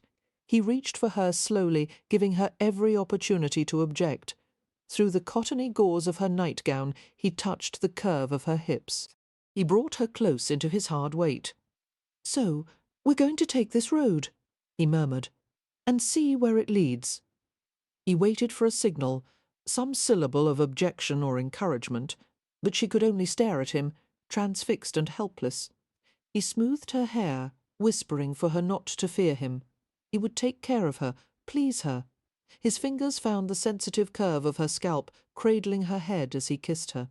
He dragged his mouth across hers, again and again, and when her lips were open and damp, he sealed them with his excitement flooded her, and she gave in to the dark pleasure, opening to the penetrating strokes of his tongue, struggling to capture the silkiness. His hands gently urged her backward until her balance collapsed. She lay on the tumbled bed as if on some pagan altar. Bending over her, Cam kissed her throat. There was a series of quick tugs at the front of her gown, and the edges of the garment parted. She felt his urgency, the heat radiating from his body, but every movement was careful, lingering as he reached beneath the fragile cotton and caressed her breast. Her knees drew up, her entire body arching to contain the pleasure of his touch. With a wordless sound, Cam coaxed her to relax, his hand gliding from her chest to her knees. His parted lips brushed the naked tip of her breast, toying with the hardening bud, his tongue skimming wetly. She brought her hands to his hair, tangling her fingers in the ebony locks, trying to hold him to her. His mouth closed over her nipple, tugging lightly until she quivered and tried to roll away, unnerved by the feeling that she was being driven to the brink of some new sensation altogether. Cam pulled her back to him and bent over her once more. His mouth covered hers, while his teasing fingers pulled the hem of her gown higher and found the tender backs of her thighs. Amelia reached for his shirt with trembling hands. It was loose-cut and collarless, the kind that lifted over the head instead of buttoning. Cam moved to help her, pulling the garment off and tossing it aside. Moonlight gilded the supple, muscular lines of his body, his chest taut and smooth. Flattening her palms against the hard flesh, she drew them gently downward to his sides and around his back. He shivered at her touch and lowered to the place beside her, one leg sliding between hers. The gown fell open to expose her chest completely, the hem bunching high on her thighs. His lips descended to her breast again, while he cupped and kneaded the firm flesh. Arching up to him, she struggled to press closer, to bring his weight more fully over her. He resisted, his hands travelling over her in caresses meant to calm her. She quivered at his gentleness, her hands gripping his back. She couldn't think clearly, couldn't find words. Twisting against him, she felt the desire sharpen to unbearable intensity. "Cam! Cam!" She pressed her face to his shoulder, feeling the dampness of her lashes. He eased her head back and touched his tongue to an errant teardrop. "Patience, hummingbird, it's too soon." She looked up into his shadowed features. "For you?" There was a moment's pause, as if Cam was struggling to hold back a sudden laugh. "No, for you. I'm 26 years old," she protested. "How could it possibly be too soon for me?" Cam couldn't suppress his laughter then, burying the low, rich sounds in her mouth.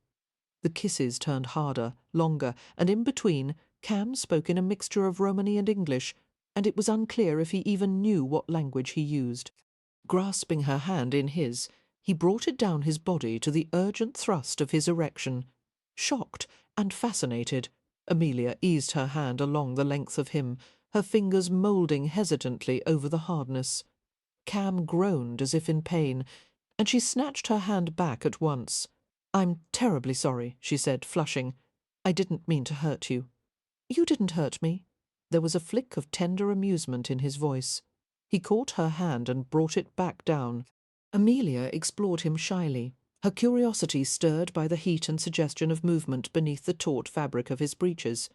He seemed to revel in her touch, nearly purring as he moved over her to nuzzle and lick at her throat.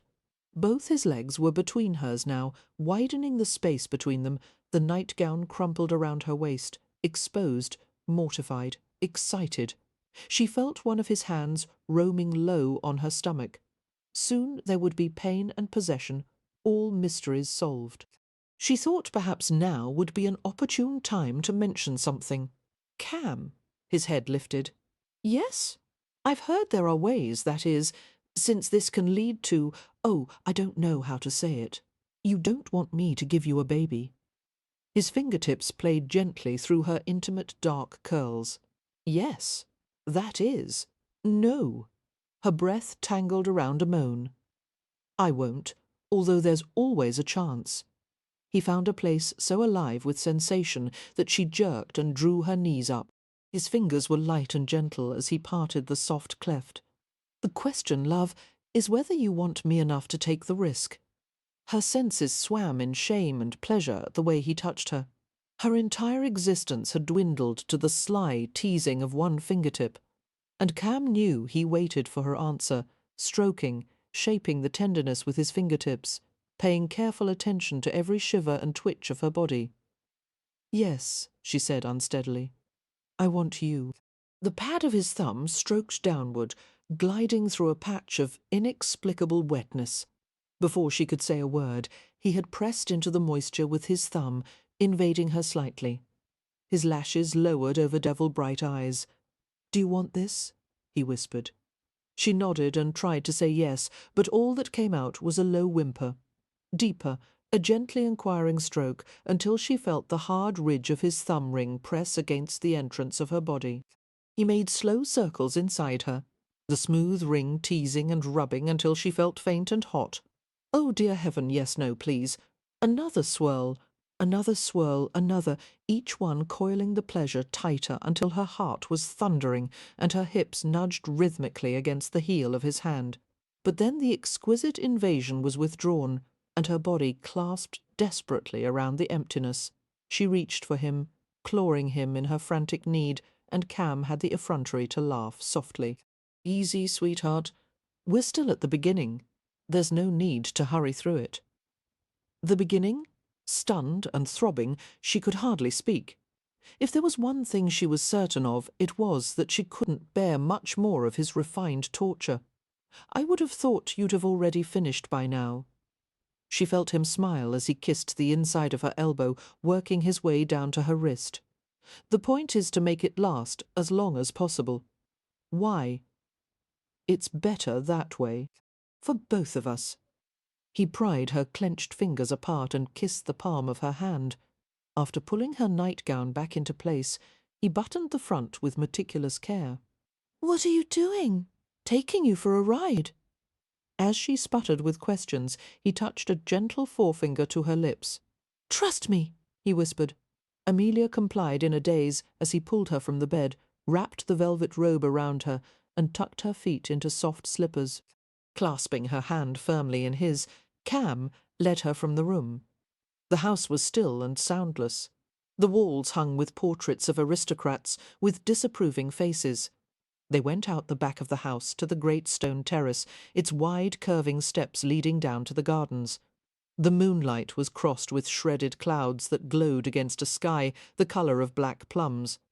Puzzled but willing, Amelia went with Cam to the bottom of the steps. He stopped and gave a short whistle. "What?" Amelia gasped as she heard the pounding of heavy hooves and saw a huge black form rushing toward them like something from a nightmare. Alarm darted through her, and she burrowed against Cam, her face hidden against his chest. His arm went around her, tucking her close. When the thundering stopped, Amelia risked a glance at the apparition. It was a horse, a huge black horse, with puffing breaths that rose like wraiths in the raw air. "Is this really happening?" she asked. Cam reached in his pocket and fed the horse a sugar lump and ran his hand over the sleek midnight neck. "Have you ever had a dream like this?" "Never." "Then it must be happening. You actually have a horse who comes when you whistle." "Yes, I trained him. What is his name?" His smile gleamed white in the darkness. "Can't you guess?" Amelia thought for a moment. "Puka?" The horse turned his head to look at her as if he understood. "Puka," she repeated with a faint smile. "Do you have wings by any chance?" At Cam's subtle gesture, the horse shook his head in an emphatic no, and Amelia laughed shakily. Walking to Puka's side, Cam swung up onto the pack saddle in a graceful movement. He sidled close to the step on which Amelia was standing and reached down to her. She took his hand, managing to gain a foothold on the stirrup. She was lifted easily onto the saddle in front of him. Momentum carried her a little too far, but Cam's arm locked around her, keeping her in place. Amelia leaned back into the hard cradle of his chest and arm. Her nostrils were filled with the scents of autumn damp earth, horse and man, and midnight. "You knew I'd come with you, didn't you?" she asked. Cam leaned over her, kissing her temple. "I only hoped." His thighs tightened, setting the horse to a gallop and then a smooth canter. And when Amelia closed her eyes, she could have sworn they were flying. Chapter 15. Cam rode to the abandoned river encampment where the gypsy tribe had stayed. The remains of the camp were still there, the ruts left by the wheels of the Vardos, circles of grass eaten where the cobs had been tethered, the shallow fire pit filled with ash, and everywhere there was the sound of the sloshing, rushing river pushing at the banks, soaking the yielding earth. He dismounted and helped Amelia to the ground. At his direction, she sat on a fallen birch log while he set up a makeshift camp. She waited, with her hands folded neatly in her lap, watching his every movement as he pulled a bundle of blankets from the pack saddle. In a few minutes he had made a fire in the stone-circled pit and laid out a pallet beside it. Amelia hurried to the pile of blankets and burrowed beneath the layers of wool and quilted cotton. "Is it safe out here?" she asked, her voice muffled. "You're safe from everything but me." Smiling, Cam lowered himself beside her. After removing his boots, he joined her beneath the blankets and pulled her against him. Reminding himself of the rewards to be gained by patience, he cuddled her close and waited. As 1 second melted into the next, Amelia's body nestled more tightly against his.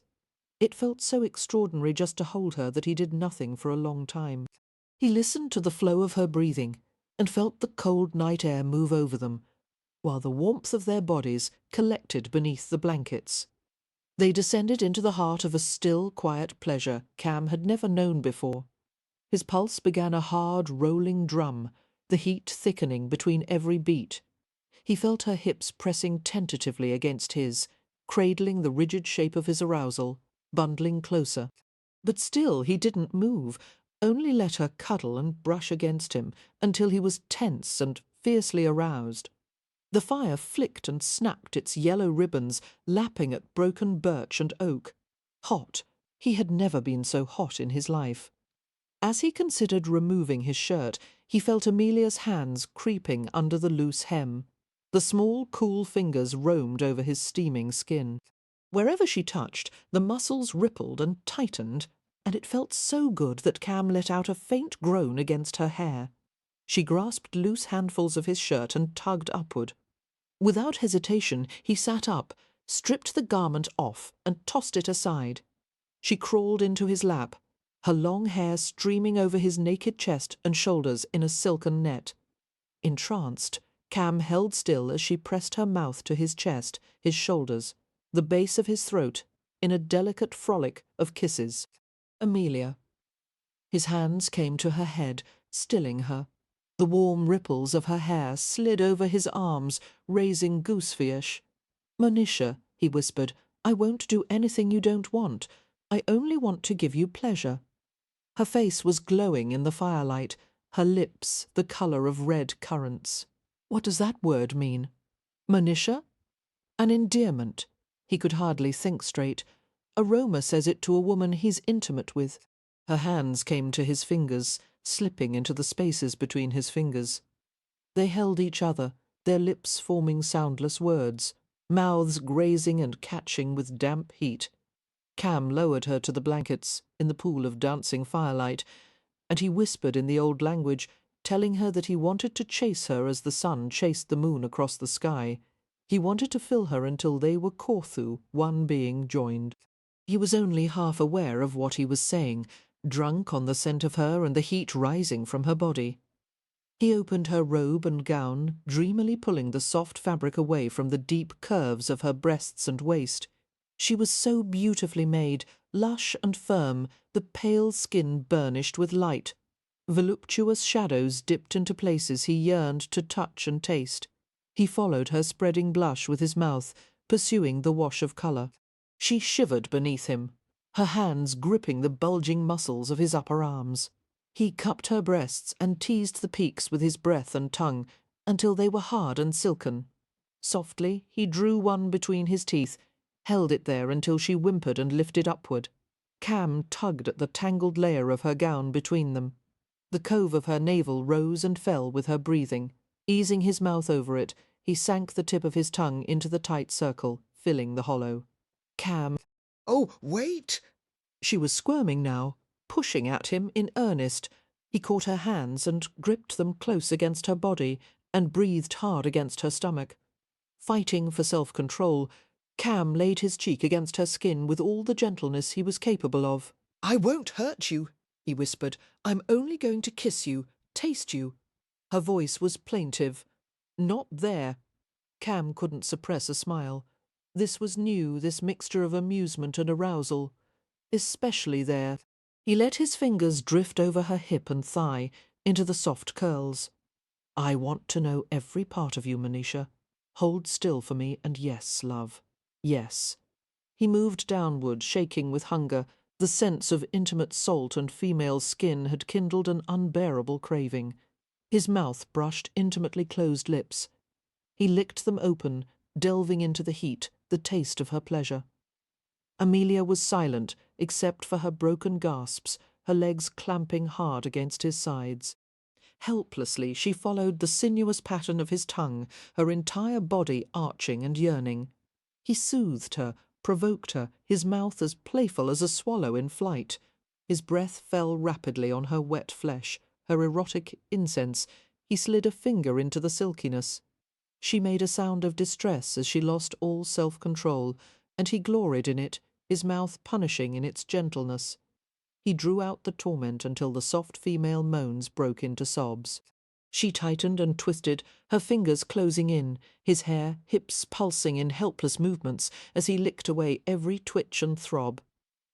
After a while, he moved to gather her against him. She reached down to the fastenings of his breeches and worked at them until the garment was loose around his hips. The rigid length of him sprang free. Her hand curled around the burgeoning shape, stroking until Cam jerked back with a gasp. Her face was flushed, eyes half closed.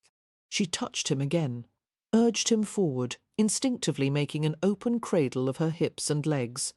He resisted, keeping his weight suspended above her, shielding her from the gaze of moonlight as he spread his fingers and trailed them over the front of her body. She shivered as the tip of his smallest finger brushed the tip of her breast. He traced a circle around it, watching the bud tighten. "If you want me, love," he whispered, "tell me in Romany, please." Blindly Amelia turned her head and kissed the curve of his biceps. "What should I say?" He murmured soft lyrical words, waiting patiently as she repeated them, helping her when she faltered. All the while he positioned himself against her, lower, tighter, and just as the last syllable left her lips, he thrust strongly inside her. Amelia flinched and cried out in pain, and Cam was torn between acute regret at having hurt her and the devastating pleasure of being inside her. Her innocent flesh cinched around the unfamiliar invasion, her hips lifting as if to throw him off, but every movement only drew him deeper. He tried to soothe away the hurt, stroking her, kissing her throat and breasts, taking a rosy crest into his mouth. He sucked lightly, ran his tongue over it, until she relaxed beneath him and began to moan. Cam couldn't stop from moving then, forgetting every tiling but the need to push deeper into the gently gripping flesh, the warm limbs curving around him, the sweet panting mouth beneath his. He whispered compulsively against her lips. One word, over and over, the ecstasy crowning higher every time. "Mandis, Mandis, mine." Feeling the violent spill of release about to begin, Cam withdrew and thrust against the quivering velvet of her stomach. Heat jetted and slid between them. Cam buried his head in the crook of her neck and shoulder, groaning. No feeling had ever come close to this, he thought dizzily. Nothing could. The pleasure lasted even after his heartbeat had returned to normal, and he had regained his ability to think clearly, more or less. Amelia had gone lax beneath him, drowsing and sighing. He had to force himself to withdraw when all he wanted was to revel in the feel of her. He used a handkerchief to clean the blood and moisture from her body, dressed her in her nightgown, and went to replenish the fire. When he returned to settle beneath the blankets, Amelia snuggled in the crook of his arm. Watching the crackling fire, relishing the trusting weight of her head on his shoulder, Cam stroked her hair as it streamed over his arm. She slept heavily, while the fire pitched shadows from her long lashes across her cheeks. Cam looked over her with a lover's vigilance, absorbing every detail, the feathery edge of her hairline, The neat slope of her nose, the small ears. He wanted to nibble at her ears, play with her, but he would do nothing to disturb her sleep. He pulled a quilt higher over her snowy shoulder, stroked back a curl that had looped over her ear. Everything had changed, he thought, and there was no turning back. Chapter 16. Daybreak. A perfect word for the way the morning had entered the bedroom in pieces. A shard of light falling across her bed, another on the floor between the window and the small hearth. Amelia blinked and lay for a while in a torpor. There was a fire in the hearth. She must have slept right through the maid lighting the grate. Fire, Ramsay House, the memory fell on her with an unpleasant thud, and she closed her eyes. They flew open again, however, as she thought of darkness and blue moonlight and warm male flesh goose. Bumps rose all over her. What had she done? She was in her bed, with only a murky recollection of riding back when it was still dark, Cam carrying her, tucking the mass of the bedclothes around her as if she were a child. "Close your eyes," he had murmured, his hand a comforting pressure on her skull. And she had slept and slept. Now, as she squinted at the cheerfully ticking mantel clock, she saw that it was nearly noon. Panic thrashed inside her, until she reminded herself that it was impractical to panic. Nevertheless, her heart pumped something that seemed too hot and light to be blood, and her breath turned choppy. She would have liked to persuade herself that it had all been a dream, but her body was still imprinted with the invisible map he had drawn with his lips, tongue, teeth, hands. Raising her fingertips to her lips, Amelia felt that they were puffier, smoother than usual. They had been licked and abraded by his mouth.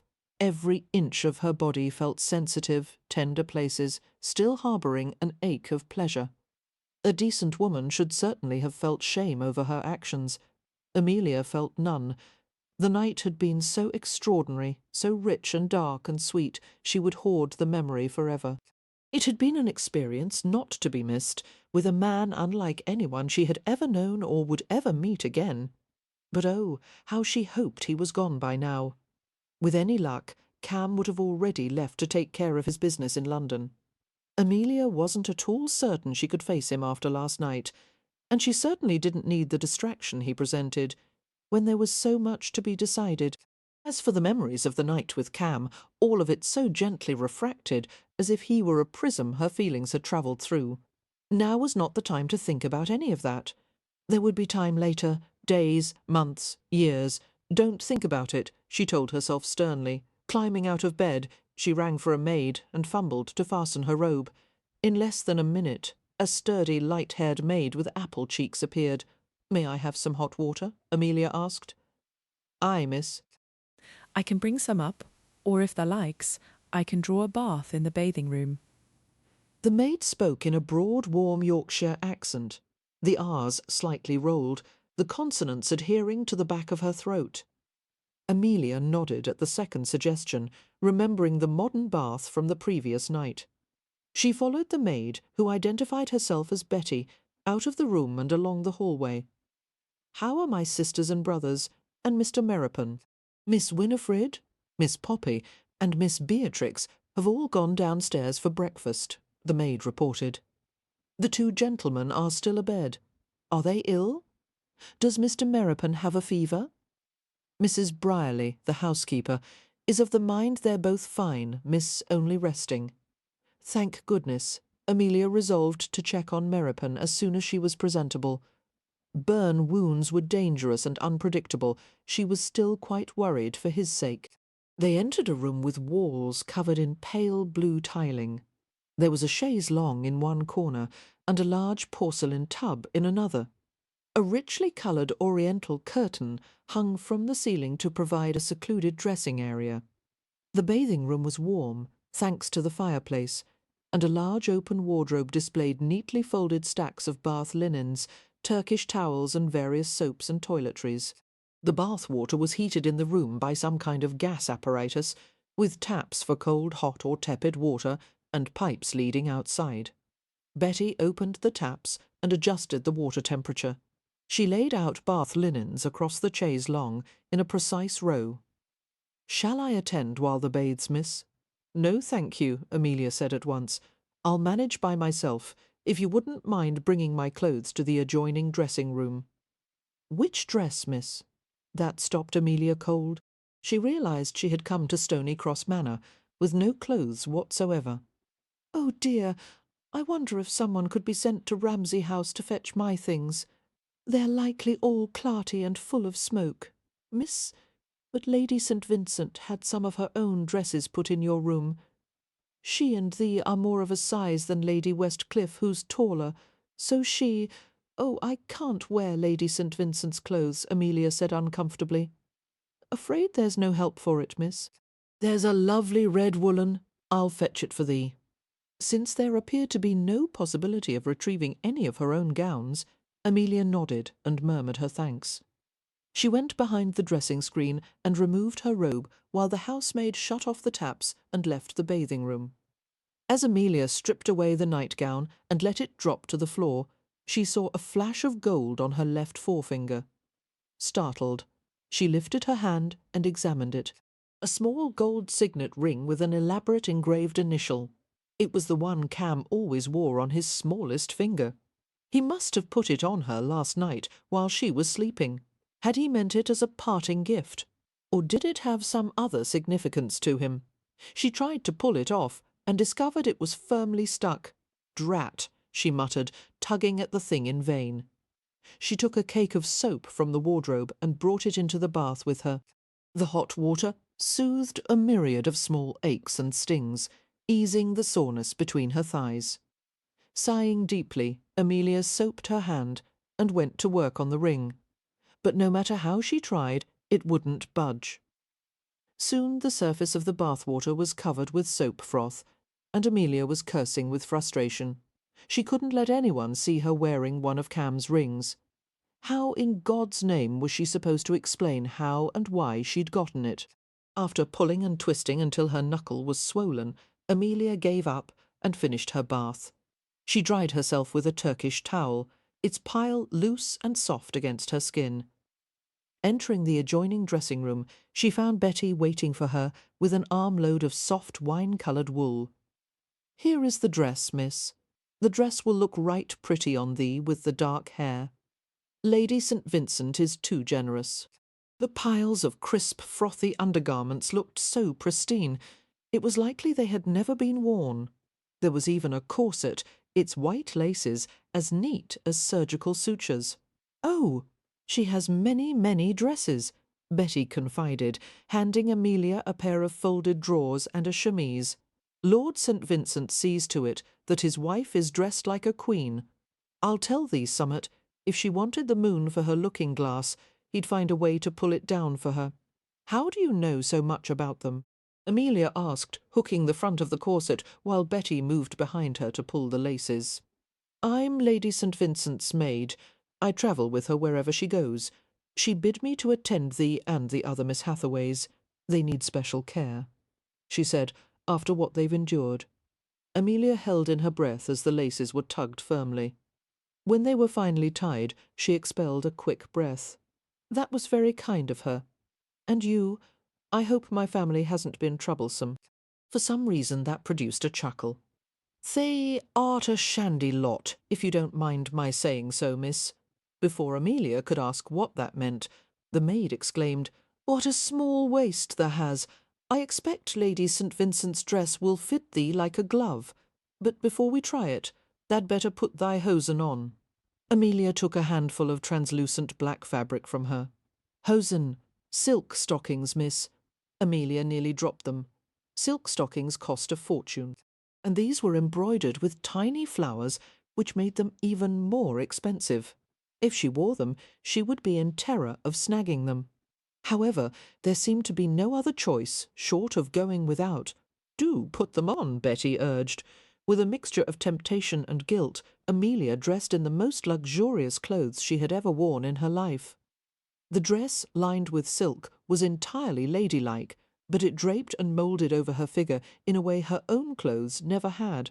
Straight, close-fitting sleeves went to her elbow, where they flared in spills of black lace.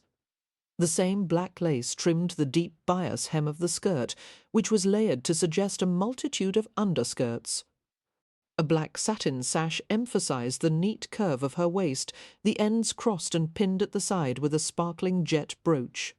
I sitting at the dressing table, Amelia watched as Betty dexterously braided black ribbons in her hair and pinned it up. Since the maid seemed friendly and talkative, Amelia ventured, "Betty, how long has Lady St. Vincent been acquainted with Mr. Rohan?" "Since childhood, miss." Betty grinned. "That Mr. Rohan, he's a fine doorful of man, aye. You should see the carryings on when he visits the master's house. Every last one of us fighting for a turn at the keyhole, just to gawp at him. I wonder," Amelia strove for a casual tone, "do you think the relationship between Mr. Rohan and Lady St.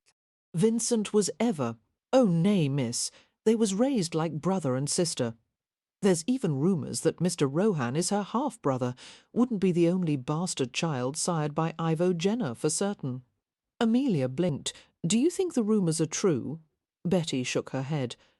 "Lady St. Vincent says, nay, there's no blood twixt 'em, and she and Mr. Rohan bear no likeness, but she's fair fond of him." With a wry smile, Betty added, "She has warned me and the other maids to keep our scene far away from him. She says no good could come of it, and we'd find ourselves tupped and left. He's a wicked one, that Mr. Rohan. Charming enow to steal the sugar from your punch." Finishing Amelia's hair, Betty viewed her with satisfaction and went to collect the used linens that had been heaped by a chair, including the discarded nightgown. The maid paused for the measure of 2-3 seconds, with the nightgown in hand. "Shall I make a pad of clean rags, miss?" she asked carefully. "For thy monthly courses?" Still pondering the unpalatable phrase tupped and left, Amelia shook her head. "No, thank you. It's not time for—" She stopped with a little shock as she saw what the maid had noticed, a few rusty spots of blood on the nightgown. She blanched. "Yes, miss." Folding the gown tightly into the bundle of bed linens, Betty gave her a neutral smile. "Thea has only to ring, and I'll come." She went to the door and let herself out carefully. Amelia propped her elbows on the dressing-table and rested her forehead on her fists. Heaven help her, there would be talk below stairs, and until now she had never done anything worthy of gossip. "Please, please let him be gone," she whispered, heading downstairs. Amelia mused that she believed in luck after all. It seemed as good a word as any to describe a consistent pattern of things, a dependable, predictable outcome for nearly every situation. And hers happened to be bad luck. As she reached the entrance hall, she saw Lady St. Vincent coming in from the back terrace. Her cheeks wind-brightened, the hem of her gown littered with bits of leaves and grass. She looked like an untidy angel, with her lovely calm face and rippling red hair, and the playful spray of light gold freckles across her nose. "How are you feeling?" Lady St. Vincent came to her at once and took her arm. "You look lovely. Your sisters are walking outside except for Winifred, who's having tea on the terrace. Have you eaten yet?" Amelia shook her head. "Come to the back terrace. We'll have a tray brought out." "If I'm interrupting you, not at all," Lady St. Vincent said gently. "Come." Amelia went with her, touched and yet disconcerted by Lady St. Vincent's solicitous manner. "My lady," she said, "thank you for allowing me to wear one of your dresses. I will return it as soon as possible. Call me Evie," came the warm reply.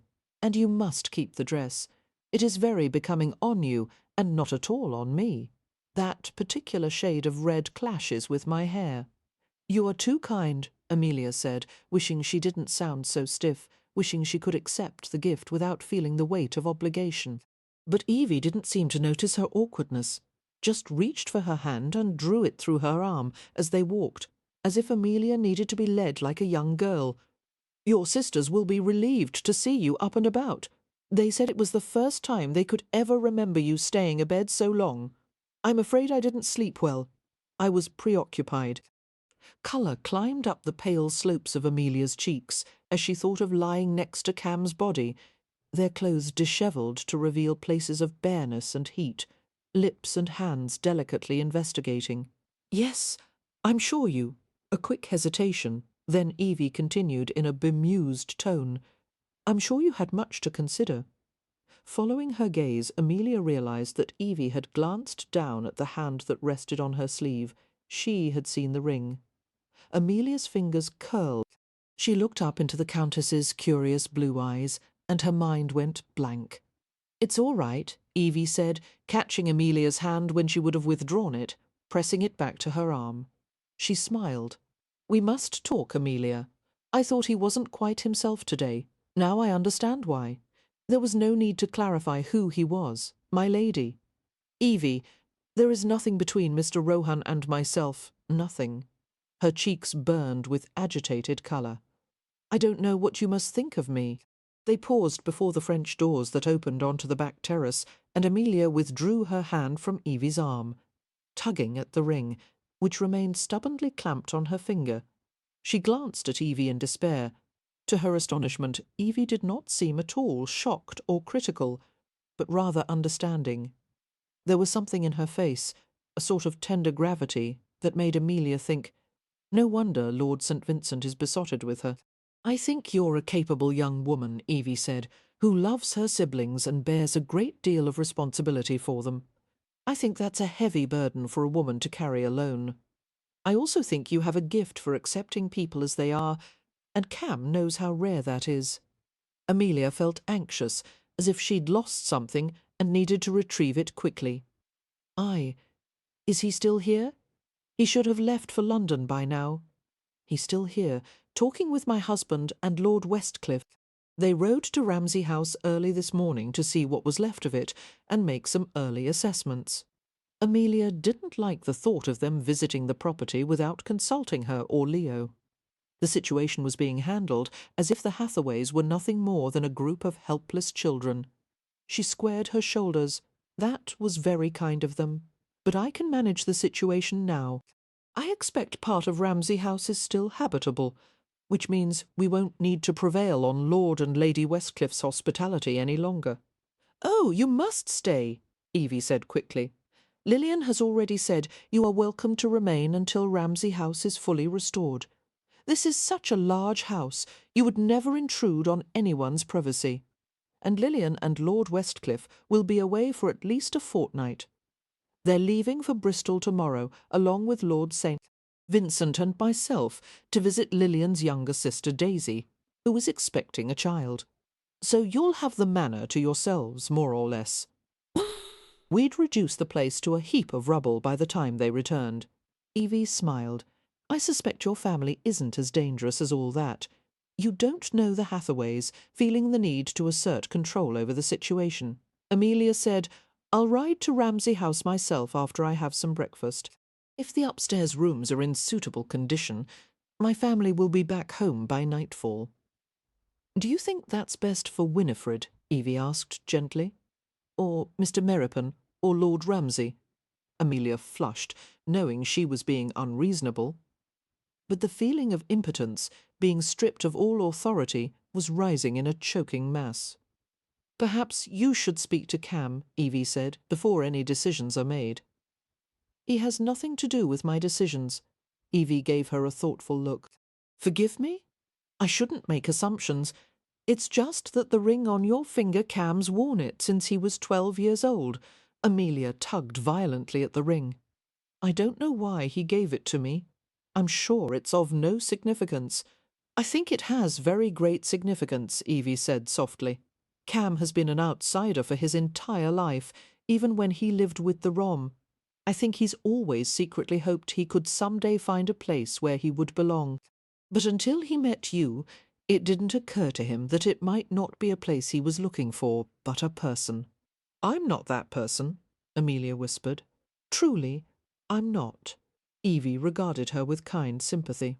"It's your decision, of course, but as someone who has known Cam for a very long time, I must tell you, he's a good man and entirely trustworthy." She pushed the French doors open for Amelia. "Your sisters are outside," she said. "I'll send for your dinner tray." It was a damp, brisk day, the air saturated with the scents of mulch and roses and late flowering grasses. The back terrace overlooked acres of meticulously tended gardens, all connected by gravelled pathways. Tables and chairs had been set upon the flagstoned floor. Since most of Lord Westcliff's guests had departed at the conclusion of the latest hunting party, the terrace was largely unoccupied. Seeing Wynne, Poppy and Beatrix at a table, Amelia strode to them eagerly. "How are you?" she asked Wynne. "Did you sleep well? Did you cough?" "I'm quite well. We were worried about you. I've never known you to sleep so long, unless you were ill." "Oh, no, not ill. Couldn't be better." Amelia gave her an overbright smile. She glanced at her other sisters, who were both wearing new gowns, Poppy in yellow and Beatrix in green. "Beatrix, you look lovely like a young lady." Smiling, Beatrix stood and executed a slow turn for her. The pale green dress with its intricately pleated bodice and dark green corded trim fit almost perfectly, the skirts falling down to the floor. "Lady Westcliff gave it to me," she said. "It belonged to her younger sister, who can't wear it any more because she's in confinement." Oh, seeing her sister's pleasure in the grown-up dress, Amelia felt a pang of sorrowful pride. Beatrix should attend a finishing school, where she would learn French and flower arranging, and all the social graces the rest of the Hathaways lacked. But there was no money for that, and at this rate there never would be. She felt Wynne's hand slip into hers and give it a small squeeze. Glancing down into Wynne's understanding blue eyes, she sighed. They were still for a moment, hands clinging in mutual support. "Amelia," Wynne murmured, "do sit by me. I want to ask you something." Amelia lowered herself in the chair, which gave her a perfect vantage point of the gardens. There was a sharp pang of recognition in her chest as she saw a trio of men walking slowly along a yew hedge, Cam's dark and graceful form among them. Like his companions, Cam wore riding breeches and tall leather boots. But instead of the traditional riding coat and waistcoat, he wore a white shirt topped with a jerkin, an open collarless vest made of thin leather. A breeze played in the black layers of his hair, lifting the glossy locks and letting them settle. As the three men walked, Cam interacted with his surroundings in a way the other two didn't, picking a stray leaf from the hedge, running his palm across the coppery tails of maiden grass. And yet Amelia was certain he didn't miss a word of the conversation. Although nothing could possibly have alerted him to Amelia's presence, he paused and looked over his shoulder in her direction. Even across the distance of 20 yards, meeting his gaze gave her a small shock. Every hair on her body lifted. "Amelia," Wynne asked, "have you come to some kind of arrangement with Mr. Rohan?" Amelia's mouth went dry. She buried her left hand, the one with the ring, in the folds of her skirt. "Of course not. Where would you get such an idea? He and Lord Westcliff and Lord St. Vincent have been talking ever since they returned from Ramsay House this morning. I couldn't help overhearing some of their conversation when they were on the terrace. And the things that were said, the way Mr. Rohan phrased himself, it sounded as if he was speaking for us." "What do you mean, speaking for us?" Amelia asked indignantly. "No one speaks for the Hathaways except me. Or Leo. He seems to be making decisions about what needs to be done, and when," Wynne added in an abashed whisper, as if he were the head of the family. Amelia was flooded with indignation. "But he has no right. I don't know why he would think, oh Lord, this had to be stopped right away." "Are you all right, dear?" Wynne asked in concern. "You look pale here. Have some of my tea." Aware that all three of her sisters were staring at her, with round eyes, Amelia took the china cup and drained it in a few gulps. "How long are we going to stay here, Amelia?" Beatrix asked. "I like it much better than our house." Before Amelia could answer, Poppy joined in with, "Where did you get that pretty ring? May I see it?" Amelia stood abruptly. "Excuse me, I need to speak with someone." She strode across the terrace and hurried down the curving steps to the garden walk. As she approached the three men, who had paused beside a stone urn filled with dahlias, Amelia overheard a few snatches of conversation, such as, "Extend the existing foundation and the remainder of quarried stone from Jenner's and have it carted here." Surely they couldn't be talking about Ramsay House. she thought, with increasing alarm. They must not be aware of how paltry the Hathaways' yearly annuities were. Her family couldn't afford the materials and labour to rebuild. Becoming aware of her presence, the three men turned. Lord Westcliff wore a kind, concerned expression, whereas Lord St. Vincent looked pleasant but aloof. Cam's face was unreadable, his gaze travelling over her in a quick, thorough sweep. Amelia nodded in greeting. "Good day, gentlemen." She steeled herself not to flinch as she stared up into Cam's dark face. "Mr. Rohan, I had thought you would have been gone by now. I'll be leaving for London soon." Good, she thought. That was for the best, but her heart thumped in an extra painful beat. "And I'll return within a week," Cam stunned her by adding calmly, "along with an engineer and master builder to appraise the condition of Ramsay House." Amelia was shaking her head even before he had finished. "Mr. Rohan, I don't wish to sound ungrateful, but that won't be necessary. My brother and I will decide how best to proceed. Your brother is in no condition to decide anything." Lord Westcliff broke in. "Miss Hathaway, you are welcome to stay at Stonycross Manor indefinitely." "You are very generous, my lord, but since Ramsay House is still standing, we will live there." It was barely adequate before the fire, Cam said. "As things stand now, I wouldn't let a stray dog go in there. Most of the place will have to be razed to the foundation." Amelia scowled. "Then we will move into the gatehouse on the approach road. That place is too small for the lot of you, and it's in bad condition. That's none of your concern, Mr. Rohan." Cam gave her a long, intent stare. There was something new in his gaze, she realised. Something that made her insides tighten with apprehension and confusion. "We need to speak privately," he said. "No, we don't."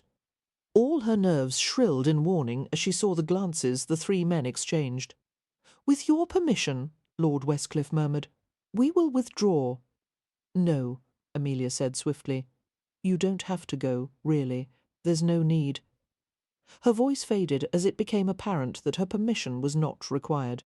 Following Westcliff, Lord St. Vincent paused just long enough to murmur to Amelia, "Although most advice should be distrusted, particularly when it comes from myself. Keep an open mind, Miss Hathaway. One should never look a rich husband in the mouth." He winked at her and left striding to the back terrace along with Westcliff. Thunderstruck Amelia could only manage one word. "Husband. I told them we were betrothed."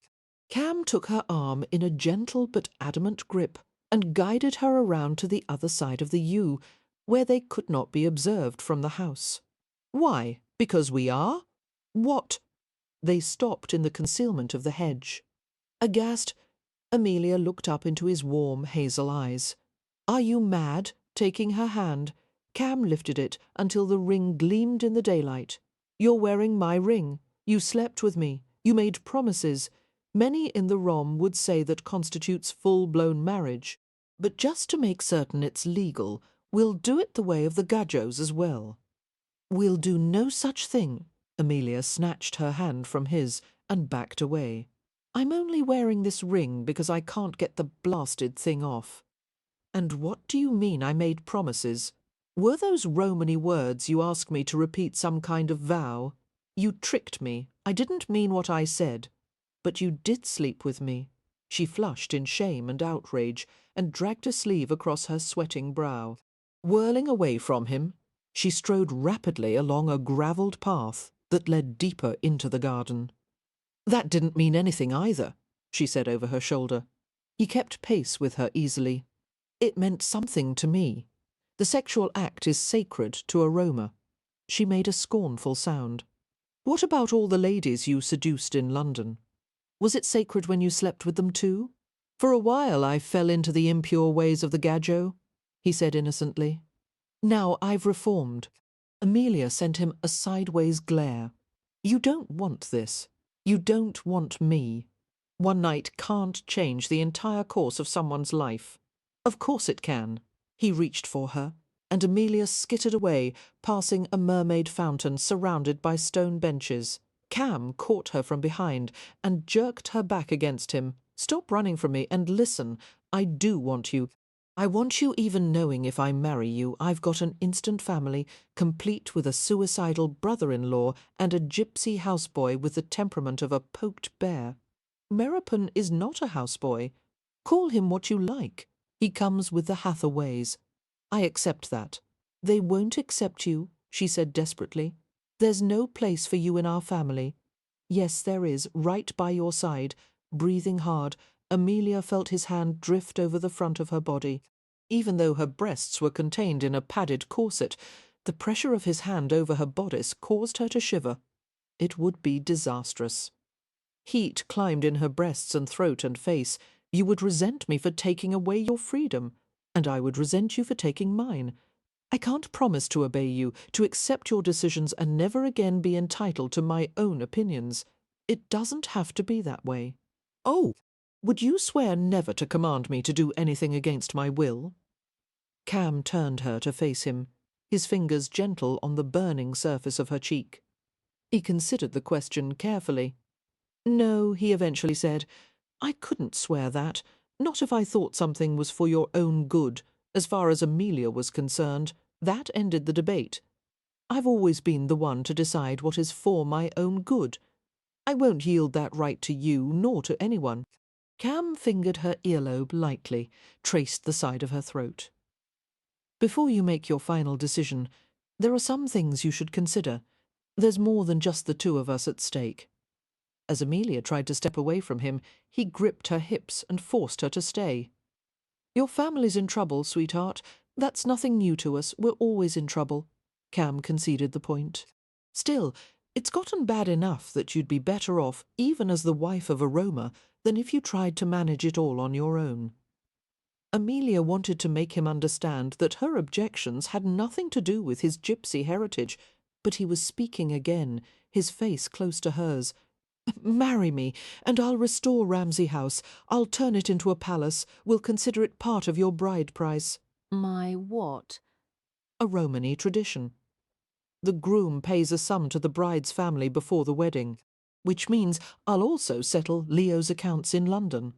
He still owes you money. Not to me, other creditors. Oh, no, Amelia said, her stomach dropping. I'll take care of you and your household, Cam continued with relentless patience. Clothes, jewellery, horses, books, school for Beatrix, a season in London for Poppy. The best doctors for Winifred. She can go to any clinic in the world. A calculated pause. Wouldn't you like to see her well again? That's not fair, she whispered. In return, all you have to do is give me what I want. His hand came up to her wrist, sliding along the line of her arm. A ticklish pleasure ran beneath the layers of silk and wool. Amelia fought to steady her voice. I would feel as if I'd made a bargain with the devil. No, Amelia. His voice was dark velvet, just with me. I'm not even certain what it is you want. Cam's head lowered over hers. After last night, I find that hard to believe. You could get that from countless other women. Far more cheaply, I might add, and with much less trouble. I want it from you, only you. A brief, somewhat uncomfortable pause. His mouth twisted. The other women I've been with. I was a novelty to them, someone different from their husbands. They wanted my company at night, but not during the day. I was never an equal, and I was never satisfied after being with them. With you, it's different.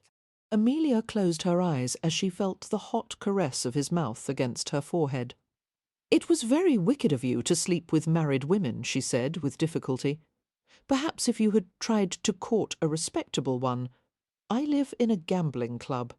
Subtle amusement tempered his voice. I've met very few respectable women, and present company excluded. I've never gotten on well with them. Why not? His mouth wandered gently along the side of her face. I seem to make them nervous. She jumped at the touch of his tongue on her earlobe. I can't imagine why. He toyed with her ear, catching the rim delicately between his teeth. I'll admit it wouldn't be easy being married to a Romany male. We're possessive, jealous. We prefer our wives never to touch another man, nor would you have the right to refuse me your bed. His lips covered hers in a molten kiss, his tongue exploring deeply. But then, he said, lifting his mouth, you wouldn't want to. Another long, lazy kiss. and then Cam said against her mouth, "You'll wear the look of a well-loved woman, Manishav." Amelia was forced to hold on to him for balance. "You would leave me eventually." "I swear to you I wouldn't. I've finally found my Achin Tan." "Your what?" "Stopping place." "I didn't know Romas had stopping places." "Not all. Apparently I'm one of the few who do." Shaking his head, Cam added in a disgruntled tone, "My back is sore after sleeping on the ground all night." "My gad, Joe Half has finally gotten the better of me." Amelia ducked her head and pressed a shaky smile against the cool smoothness of his jerkin. "This is lunacy," she muttered. Cam held her closer. "Marry me, Amelia. You're what I want. You're my fate." One hand slid to the back of her head, gripping the braids and ribbons to keep her mouth upturned. "Say yes." He nibbled at her lips, licked at them, opened them. He kissed her until she writhed in his arms, her pulse racing. "Say it, Amelia, and save me from ever having to spend a night with another woman. I'll sleep indoors. I'll get a haircut. God help me. I think I'd even carry a pocket watch if it pleased you." Amelia felt dizzy. Unable to think, she leaned helplessly into the hard support of his body. Everything was him. Every breath, beat, blink, quiver. He said her name, and his voice seemed to come from a great distance. "Amelia." Cam shook her a little, asking something, repeating the words, until she gathered that he wanted to know when she had eaten last. Yesterday, she managed to reply. Cam didn't look sympathetic as much as annoyed. "No wonder you're ready to faint. You've had no food, and hardly any sleep. How are you to be of use to anyone when you can't manage to take care of your own basic needs?" She would have protested, but he gave her no opportunity to explain anything, fitting a hard arm around her back. He propelled her back to the house, offering caustic advice the entire way. It seemed to take all her strength to ascend the back staircase. By the time they reached the top, Lillian, Lady Westcliff, was there, her dark gaze chasing over Amelia with concern. "You look as if you're about to cast up your crumpets," she said without preamble. "What's the matter?" "I proposed to her," Cam said shortly. Lillian's eyebrows lifted. "I'm fine," Amelia told her. I'm just a bit hungry. Lillian accompanied them as Cam took Amelia to her sister's table.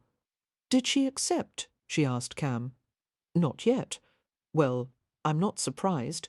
A woman can't possibly consider a marriage proposal on an empty stomach." Lillian watched Amelia with concern. "You're very pale, dear. Shall I take you inside to lie down somewhere?" Amelia shook her head. "Thank you. No, I'm sorry to make a scene." "Oh, you're not making a scene," Lillian said. "Believe me, this is nothing compared to the usual goings-on here." She smiled reassuringly. "If there is anything you need, Amelia, you have only to ask." Cam led Amelia to her sister's. She sank gratefully into a chair, in front of a plate heaped with sliced ham, chicken, various salads, and a plate of bread. To her astonishment, Cam took the chair beside hers, cut a bite of something on the plate, and speared it with a fork. He held the morsel up to her lips. "Start with this." She scowled. "I'm perfectly capable of feeding mice." The fork was pushed into her mouth. Amelia continued to glare at him as she chewed. When she swallowed, she could only manage a few words, "Give me that," before he shoved another bite in. "If you're going to do such a poor job taking care of yourself," Cam informed her, "someone else will do it for you." Amelia picked up a piece of bread and bit deeply into it. Although she longed to tell him that it was his fault she'd gotten so little sleep and missed breakfast in the bargain, she couldn't say a word with her sisters present. As she ate, she felt the colour returning to her cheeks. She was aware of conversation taking place around her, the younger Hathaway sisters asking Cam about the condition of Ramsay House and what was left of it. A chorus of groans greeted the revelation that the bee-room had been left intact and the hive was still busy and thriving. "I suppose we'll never be rid of those dratted bees," Beatrix exclaimed. "Yes, we will," Cam said, his hand lowered to Amelia's arm, which was resting on the table. His thumb found the delicate blue veins on the underside of her wrist and stroked the agitated throb of her pulse. "I'll see that every last one of them is removed." Amelia didn't look at him. She picked up a cup of tea with her free hand and took a careful sip. "Mr. Rohan," she heard Beatrix ask, "are you going to marry my sister?" Amelia choked on her tea and set the cup down. She sputtered and coughed into her napkin. "Hush, Beatrix," Wynne murmured. "But she's wearing his ring." Poppy clamped her hand over Beatrix's mouth. "Hush, I might," Cam replied. His eyes sparkled with mischief as he continued. "I find your sister a bit lacking in humour, and she doesn't seem particularly obedient." On the other hand, one set of French doors flew open, accompanied by the sound of breaking glass. Everyone on the back terrace looked up in startlement, the men rising from their chairs. "No," came Wynne's soft cry. Meropen stood there, having dragged himself from his sickbed. He was bandaged and dishevelled, but he looked far from helpless.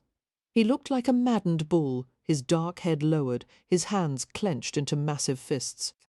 And his stare, promising death, was firmly fixed on Cam. There was no mistaking the bloodlust of a Roma whose kinswoman had been dishonoured. "Oh, God!" Amelia muttered. Cam, who stood beside her chair, glanced down at her questioningly. "Did you say something to him?" Amelia turned red as she recalled her blood-spotted nightgown and the maid's expression. "It must have been servants' talk." Cam stared at the enraged giant with resignation. "You may be in luck," he said to Amelia. "It looks as if our betrothal is going to end prematurely." She made to stand beside him, but he pressed her back into the chair. "Stay out of this. I don't want you hurt in the fray." "He won't hurt me," Amelia said curtly. "It's you he wants to slaughter." Holding Meropen's gaze, Cam moved slowly away from the table. "Is there something you'd like to discuss, Chal?" he asked, with admirable self-possession. Meropen replied in Romany, although no one save Cam understood what he said. It was clearly not encouraging. "I'm going to marry her," Cam said, as if to pacify him. "That's even worse." Meropen moved forward, murder in his eyes. Lord St. Vincent swiftly interceded, stepping between the pair like Cam. He'd had his share of putting down fights at the gambling club. He lifted his hands in a staying gesture and spoke smoothly. "Easy, large fellow. "I'm sure you can find a way to resolve your differences in a reasonable fashion." "Get out of my way," Meropen growled, putting an end to the notion of civilized discourse. St. Vincent's pleasant expression didn't change. "You have a point. There's nothing so tiresome as being reasonable. I myself avoid it whenever possible.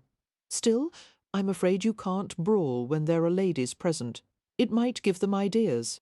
Meropen's scorching black stare flickered to the Hathaway sisters, lingering an extra second on Wynne's pale, delicate face.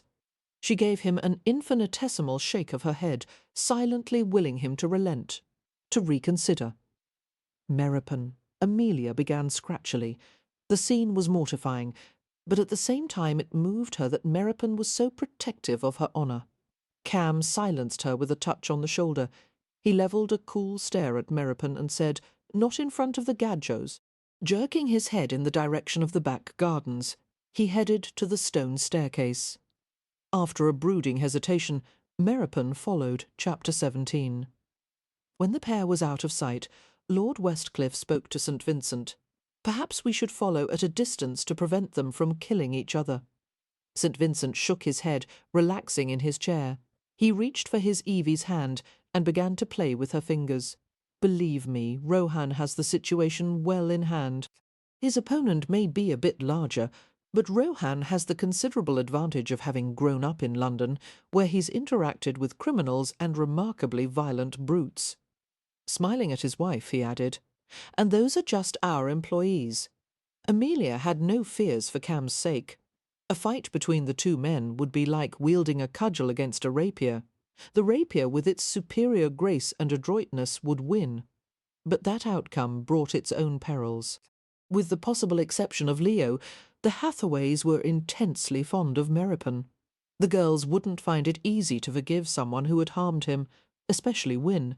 Glancing at her sister, Amelia began to say something consoling when she realised that Wyn's expression was not one of fear or helplessness. Wyn was annoyed. "Meropen has been injured," Wyn said. "He should be resting, not chasing about after Mr. Rohan. It's not my fault he got out of his sick bed." Amelia protested in an indignant whisper. Wyn's blue eyes narrowed. "You've done something to stir everyone up, and it's fairly obvious that whatever you did, Mr. Rohan was involved." Poppy, who was listening avidly, couldn't resist adding, "intimately involved." The two older sisters glanced at her and said in unison, "Shut up, Poppy." Poppy frowned. "I've been waiting my entire life for Amelia to stray from the straight and narrow. Now that it's happened, I'm going to enjoy it." "I'd enjoy it too," Beatrix said plaintively, "if I only knew what we're talking about." Cam led the way along the yew hedge, going away from the manor until they reached a sunken lane stretching toward the wood. They stopped beside a thicket of St. John's wort, its golden flowers in full bloom, and sedge spiked with bottle-brush stems in leaf. Deceptively relaxed, Cam folded his arms loosely across his chest. He was puzzled by the large, irate chow, a roamer with the air of a loner. The mysterious Meropen had no affiliation with a gypsy tribe, but had instead chosen to make himself the watchdog of a Gadgie family. Why? What did he owe to them? Perhaps Meropen was Marame, designated by the Rom as one unworthy of trust, an outcast. If so, Cam wondered what Meropen had done to deserve such status. "You took advantage of Amelia," Meropen said. "Not that it matters," Cam said in Romany. "But how did you find out?" Meropen's huge hands flexed as if longing to rip him apart. Lucifer himself could not have had blacker, more burning eyes. "Speak in English," he said harshly. "I don't like the old language." Frowning in curiosity, Cam readily complied. "The maids were talking about it," Meropen replied. "I heard them standing outside my door. You dishonoured one of my family." "Yes, I know," Cam said quietly. "You're not good enough for her?" "I know that too." Watching him intently, Cam asked, "Do you want her for yourself, Chal?" Meropen looked mortally offended. "She's a sister to me." "That's good, because I want her for my wife, and as far as I can see," Cam gestured wide with his hands, "there aren't exactly queues forming to help the Hathaways, so I may be able to help the family. They don't need your money. Ramsay has an annuity. Ramsay will be dead soon. We both know it. And after he turns up his toes, the title will go to the next poor bastard in line, and there'll be 4 unmarried Hathaway sisters with few practical skills to speak of. What do you think will become of them? What about the invalid? She'll need medical care." "She's not an invalid." Meropen made his face expressionless, but not before Cam had seen a flash of extraordinary emotion, something ferocious and tormented. Apparently, Cam thought, not all of the Hathaways were like sisters to Meropen. Perhaps this was the key to him. Perhaps Meropen harboured a secret passion for a woman who was too innocent to realise it, and too frail ever to marry. "Meropen," Cam said slowly, "you're going to have to find a way to tolerate me, because there are things I can do for Amelia and the rest of them that you can't." He continued in a level tone, despite the look on Meropen's face, "which would have terrified a lesser man. And I don't have the patience to battle you every step of the way. If you want what's best for them, either leave or accept this. I'm not going anywhere." As the huge Chal glared at him, Cam could almost see the progression of his thoughts, the weighing of options, the violent desire to mow down his enemy, all of it overshadowed by the urge to do what was right for his family. "Besides," Cam said, "if Amelia doesn't marry me, the Gadjo will be after her again, and you know she'll be better off with me."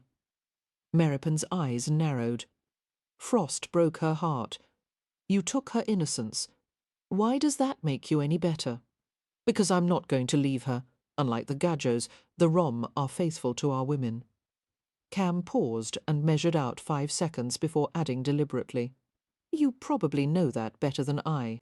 Meropen fixed his furious gaze at a point in the distance. If you hurt her in any way, he finally said, I'm going to kill you. Fair enough. I may kill you anyway. Cam smiled slightly. You'd be surprised how many people have said that to me before. No, Meropen said. I wouldn't. Amelia paused nervously at the door of Cam's room. There were sounds of movement within, drawers opening and closing, objects being moved. She realised he must be preparing to leave for London. The residents and guests of Stony Cross Manor had discreetly left the back terrace before Cam and Meropen had returned. Amelia had just caught sight of Meropen returning to his room, his ferocious scowl deepening as he had glanced at her. She had opened her mouth to ask something, apologise. She wasn't certain what, but he had cut her off. Your choice, he muttered, and it affects all of us. Don't forget that. He had closed the door before she could say a word.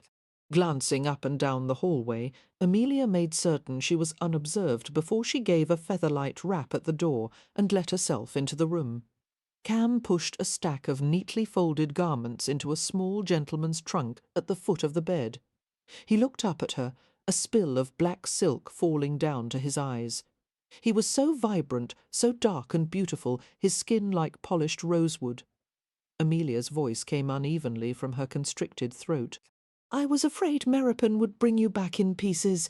Stepping away from the bed, toward her, Cam smiled. All still here.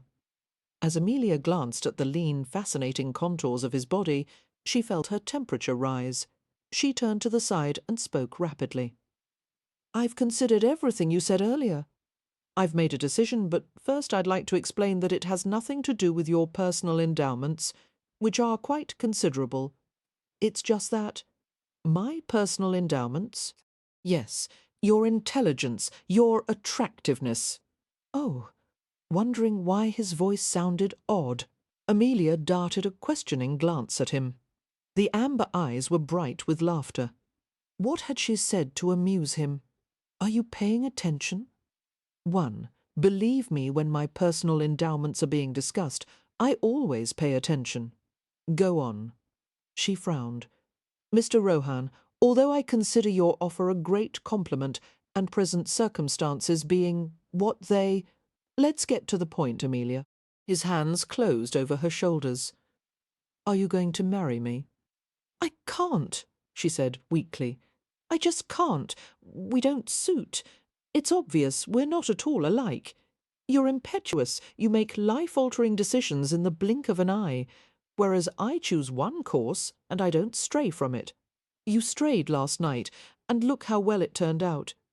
He grinned at her expression. I'm not impetuous, love. It's just that I know when something is too important to be decided according to logic. And marriage is one of those things? Of course. Cam settled a hand high on her chest, over the wild pounding of her heart. You have to decide it in here. Amelia's chest felt tight beneath the warmth of his hand. I've only known you for a matter of days. We're still strangers. I can't entrust the future of my entire family to a man I don't even know. A couple can be married 50 years and never know each other. Besides, you know the important things about me already. Amelia heard an annoying drumming sound, and she thought at first it was the wild percussion of her heart. But as Cam's leg intruded gently among the folds of her borrowed dress and touched hers, she realised she was doing her blasted foot-tapping again. With an effort, she went still. Sliding one arm around her, Cam picked up her left hand, bringing it to his mouth. His lips brushed over the chafed red patch on her knuckle, where she had tried to pull the ring off. It's stuck, she grumbled. It's too small. It's not too small. Just relax your hand, and it will come off. My hand is relaxed, Gadges, he said. You're all as stiff as amaranth wood. It must be your corsets. His head bent, his mouth finding hers. He explored slowly, enticing her to open for him, hunting for the shy tip of her tongue. She stirred in dismay as she realised he was unfastening the back of her gown. The bodice loosened in front, sagging away from her neatly confined breasts. Cam? No. Shh. The hot, exciting waft of his breath filled her mouth. I'm helping you remove the ring. That's what you want, isn't it? Removing this ring has nothing to do with pulling my corset straw. Oh, no. The web of stays had split open to expose a lush display of flesh. This isn't helping. She tried to pull up her disassembled clothing with the clumsiness of someone moving underwater. It's helping me quite a lot. Cam's hand slipped into the back of her drawers. She wriggled in violated modesty, her clothes dropping ever more rapidly toward the floor. I have to see you in daylight. His mouth chased lightly, hungrily over her throat and shoulder. Monisha, you are the most beautiful woman, the most. His hands moved with increasing impatience, pulling hard at her clothes until a few stitches popped. Don't. This dress doesn't belong to me, Amelia said anxiously, fumbling to unfasten the borrowed garments herself rather than have them torn. She froze at the sound of footsteps coming along the hallway, passing the closed door without stopping. Most likely it was a servant. But what if someone had seen her entering Cam's room? What if someone was searching for her at this very moment? Cam, please, not now. I'll be gentle. He lifted her from the circle of discarded clothes. I know it's soon after your first time. She shook her head as he laid her on the bed, clenching the fabric of her chemise with both hands to keep it in place. She whispered, No, it's not that. Someone will find out. Someone will hear. Someone will... Let go, hummingbird, so I can take this off you. There was a flick of devil's fire in his eyes as he said mildly, Let go, or I'll rip it. Cam, don't. She was interrupted by the sound of rending linen. He had torn it completely down the front, the fragile material drooping on either side of her. You've ruined it, she said in disbelief. How am I to explain this to the maid, and how am I to put my corset back on? Cam didn't look at all apologetic as he pulled the remnants of the chemise away from her body. Take off your drawers, or I'll have to rip those too. Oh, God! Seeing no way to stop him, Amelia pulled the drawers down over her hips. Lock the door, she whispered with a scarlet face. Please, please, lock it. A quick smile passed over Cam's mouth. He left the bed and went to the door, stripping off his jerkin and shirt along the way. After turning the key in the lock, he took his time about returning Toothy bed, seeming to enjoy the sight of her burrowing beneath the bed linens. He stood before her half-naked, the breeches riding low on his hips. Amelia dragged her gaze away from the sleek, tightly muscled surface of his torso and shivered between the cold layers of the bedclothes. You're putting me in a terrible position. Cam finished undressing and joined her beneath the covers. I know other positions you'll like much better. She was pulled against him full length, his body large and startlingly warm. He ran his hands over her, discovering she was still wearing garters and silk stockings. With a smoothness that left her gasping, Cam disappeared beneath the covers, his broad shoulders tenting the layers of linen, wool and velvet. Amelia tried to struggle to a sitting position, but fell back with a whimper as she felt his mouth against the soft skin inside her thigh. He untied the garter, letting it fall away, and began to roll the stocking down her leg with torturous slowness, his lips following the path of furling silk. His tongue ventured into the hollow behind her knee, glided over the clenched muscle of her calf, the delicate side of her ankle. The silk was gently tugged away from her clenched toes. It took fierce concentration not to cry out as she felt his hot, wet mouth closing over her toes, one at a time, sucking and stroking, while her ticklish foot jerked in response. By the time the second stocking was removed, Amelia was steaming. She fought to push the covers back, away from her overheated skin. The tips of her breasts contracted tightly as they were exposed to the cool air. Cam pushed her thighs wide, her legs crooked over the hard bulwark of his shoulders.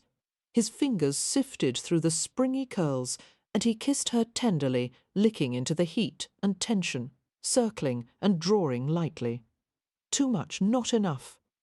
Amelia strained beneath the soft flicking torture. He settled a hand over her stomach, rubbing in soothing circles. Lie easy, sweetheart. He can't." "Oh, do hurry." Cam laughed softly, his parted lips dragging across her sensitive flesh. He traced her with his tongue, made her wet and blew against the dampened curls. It's better for you if I don't hurry. No, it's not. Much you know about it. This is only your second time." She gave a little sob as he used his tongue again. "I can't bear much more of this." He licked over her, fiendishly sweet, and inside her, lewd and deep, until she was breathing in moans, and his hot breath was shivering against her.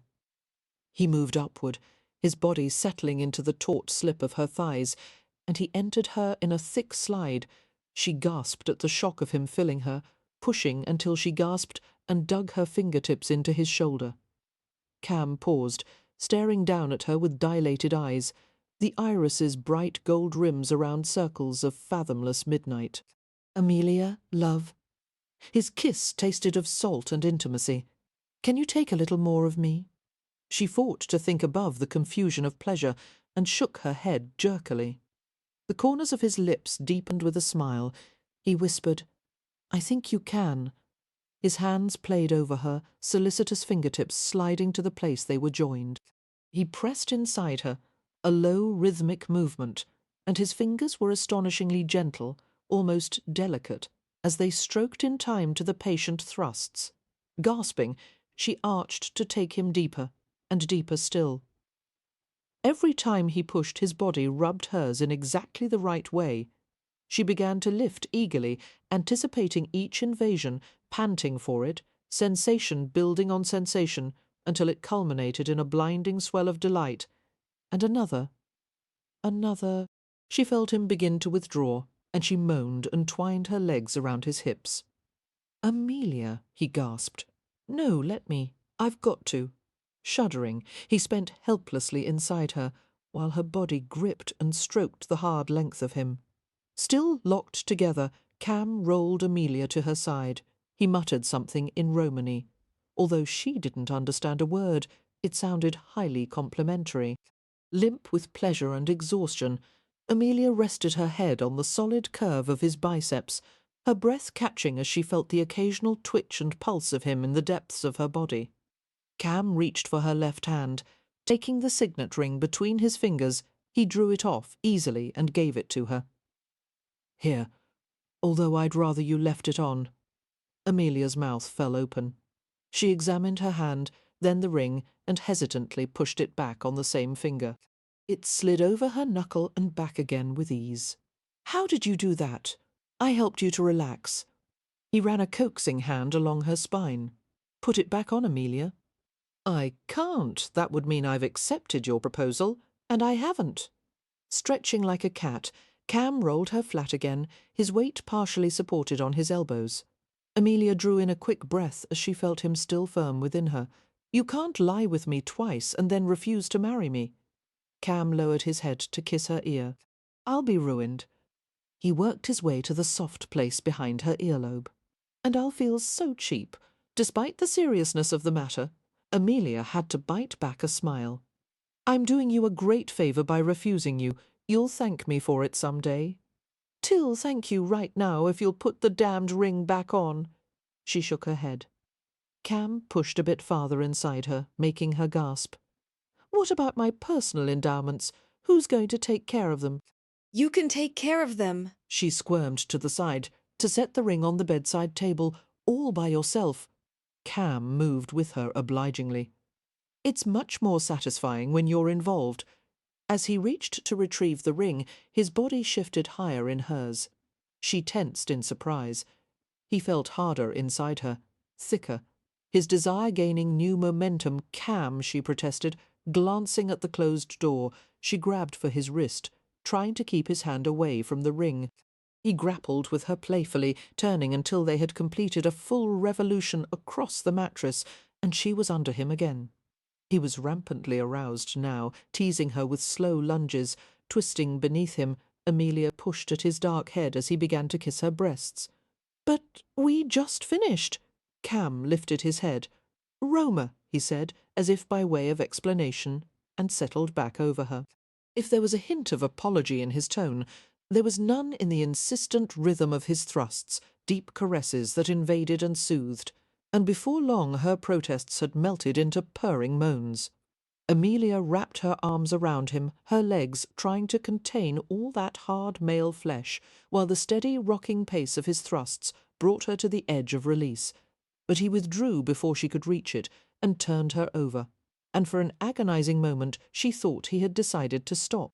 Covering her with his body, Cam used his knees to push hers wide. He muttered in a mixture of English and Romany, enough for her to understand that he wouldn't hurt her. This would be easier for her, and she whispered, "Yes, yes," and then he was sliding impossibly deep, his hands steadying her hips as she backed up instinctively. Her head dropped, her gasps muffled against the linen-covered mattress. His hand slid to her sex, fingers spreading the furrowed silk. Pleasure shimmered through her in waves, each one stronger, higher, until she was shuddering, drowning, sighing. Cam's sudden withdrawal was a shock of unwelcome emptiness as he made his last thrust against the sheets and groaned. Stunned and disoriented, Amelia remained with her hips propped high, her flesh pulsing and smarting with the need to have him back inside. His hand came to her buttocks, rubbing in a warm circle before he pushed her back down. "You'll have me," Cam whispered. "You'll have me, Hummingbird. I'm your fate, even if you won't admit it yet." Chapter 18. After Cam had gone, Amelia found herself wandering despondently through the large manor. It was quiet in the house, everyone having retired to their rooms for afternoon naps. Preparations were being made for the Earl and Countess, and Lord and Lady St. Vincent to leave for Bristol in the morning. They would stay at the home of Lilian's sister and brother-in-law, Daisy and Matthew Swift, for the last fortnight of Daisy's confinement. Lilian was anxious to see her younger sister, with whom she was extremely close. "She's been in splendid health through the whole thing," Lilian had told Amelia with obvious pride. "Daisy's healthy as a horse, but she's very small, and her husband is quite large," she added darkly, "which means any babies of his will probably be oversized as well. One can't fault him for being tall," Lord Westcliff, who was sitting beside his wife, had pointed out laconically. "I didn't say it was his fault," Lilian protested. "You were thinking it," the Earl murmured, and she raised a pillow as if to hurl it at him. The effect of marital strife was spoiled, however, as they grinned at each other affectionately. Lilian turned her attention to Amelia. "Will you and the others be all right in our absence? I hate to leave with things so unsettled, and Mr. Merripon under the weather." "I expect Merripon will heal very quickly," Amelia said with utter confidence. Other than the time he had first come to them, he had never been ill. "He has a robust constitution. I've requested the doctor to visit daily," Westcliff said, "and if you have any difficulties, send word to Bristol. It isn't that far, and I'll come at once." Heaven knew how they had been fortunate enough to have Lilian and Westcliff as neighbours.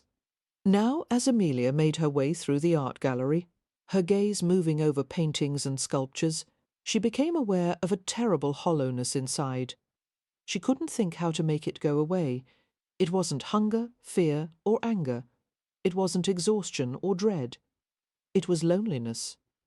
"Nonsense," she scolded herself, striding to a long row of windows that overlooked a side garden.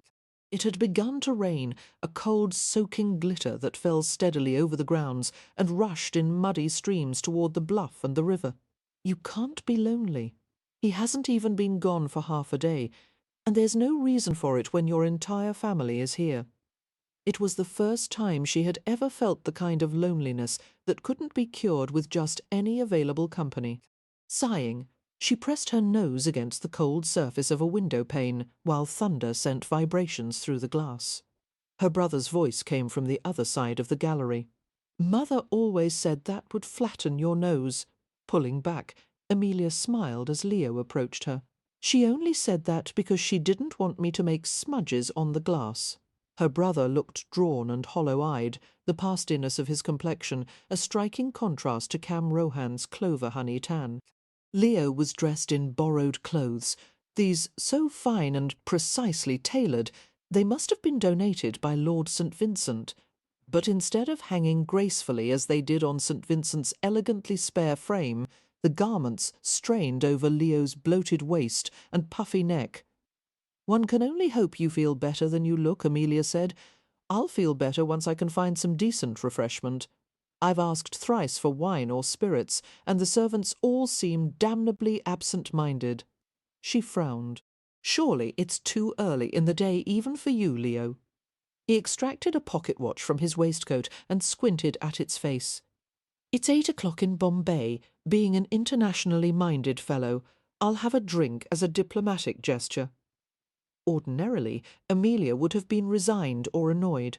However, as she stared at her brother, who seemed so lost and miserable beneath his brittle facade, she felt a rash of compassion. Walking forward, she put her arms around him and hugged him, and wondered how to save him. Startled by the impulsive gesture, Leo remained still, not returning the embrace, but not pulling away either. His hands came to her shoulders, and he eased her away. "I should have known you'd be maudlin today," he said.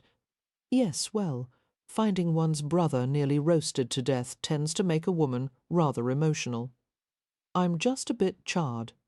He stared at her with those strange light eyes, not at all the eyes of the brother she had known all her life.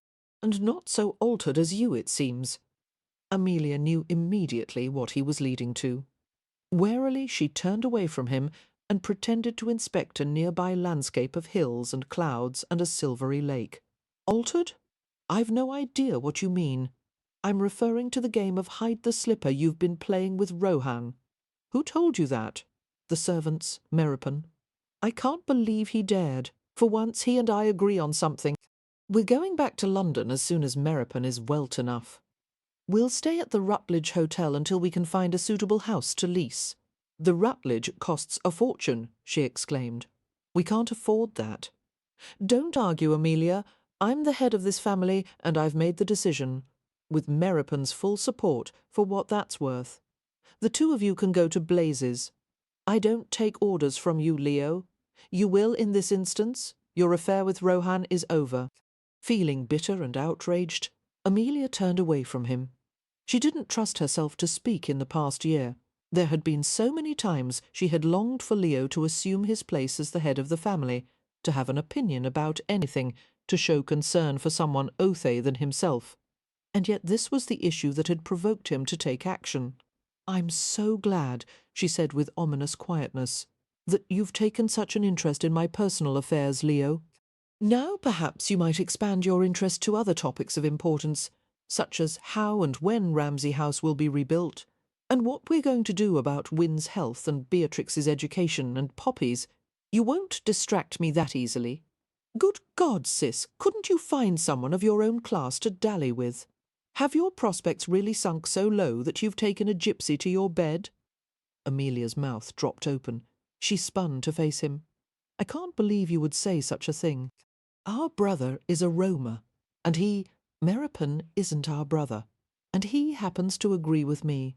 This is beneath you, beneath me," Amelia repeated dazedly, backing away from him until her shoulders flattened against the wall. "How? There's no need for me to explain, is there?" "Yes," she said. "I think there is. Rohan's a gypsy, Amelia. They're lazy, rootless wanderers. You can say all that when you never lift a finger. I'm not supposed to work. I'm a peer now. I earn £3,000 a year just by existing." Clearly there was no headway to be made in an argument when one's opponent was insane. "Until this moment I had no intention of marrying him," Amelia said, "but now I'm seriously considering the merits of having at least one rational man in the household. Marriage?" Amelia almost enjoyed the look on his face.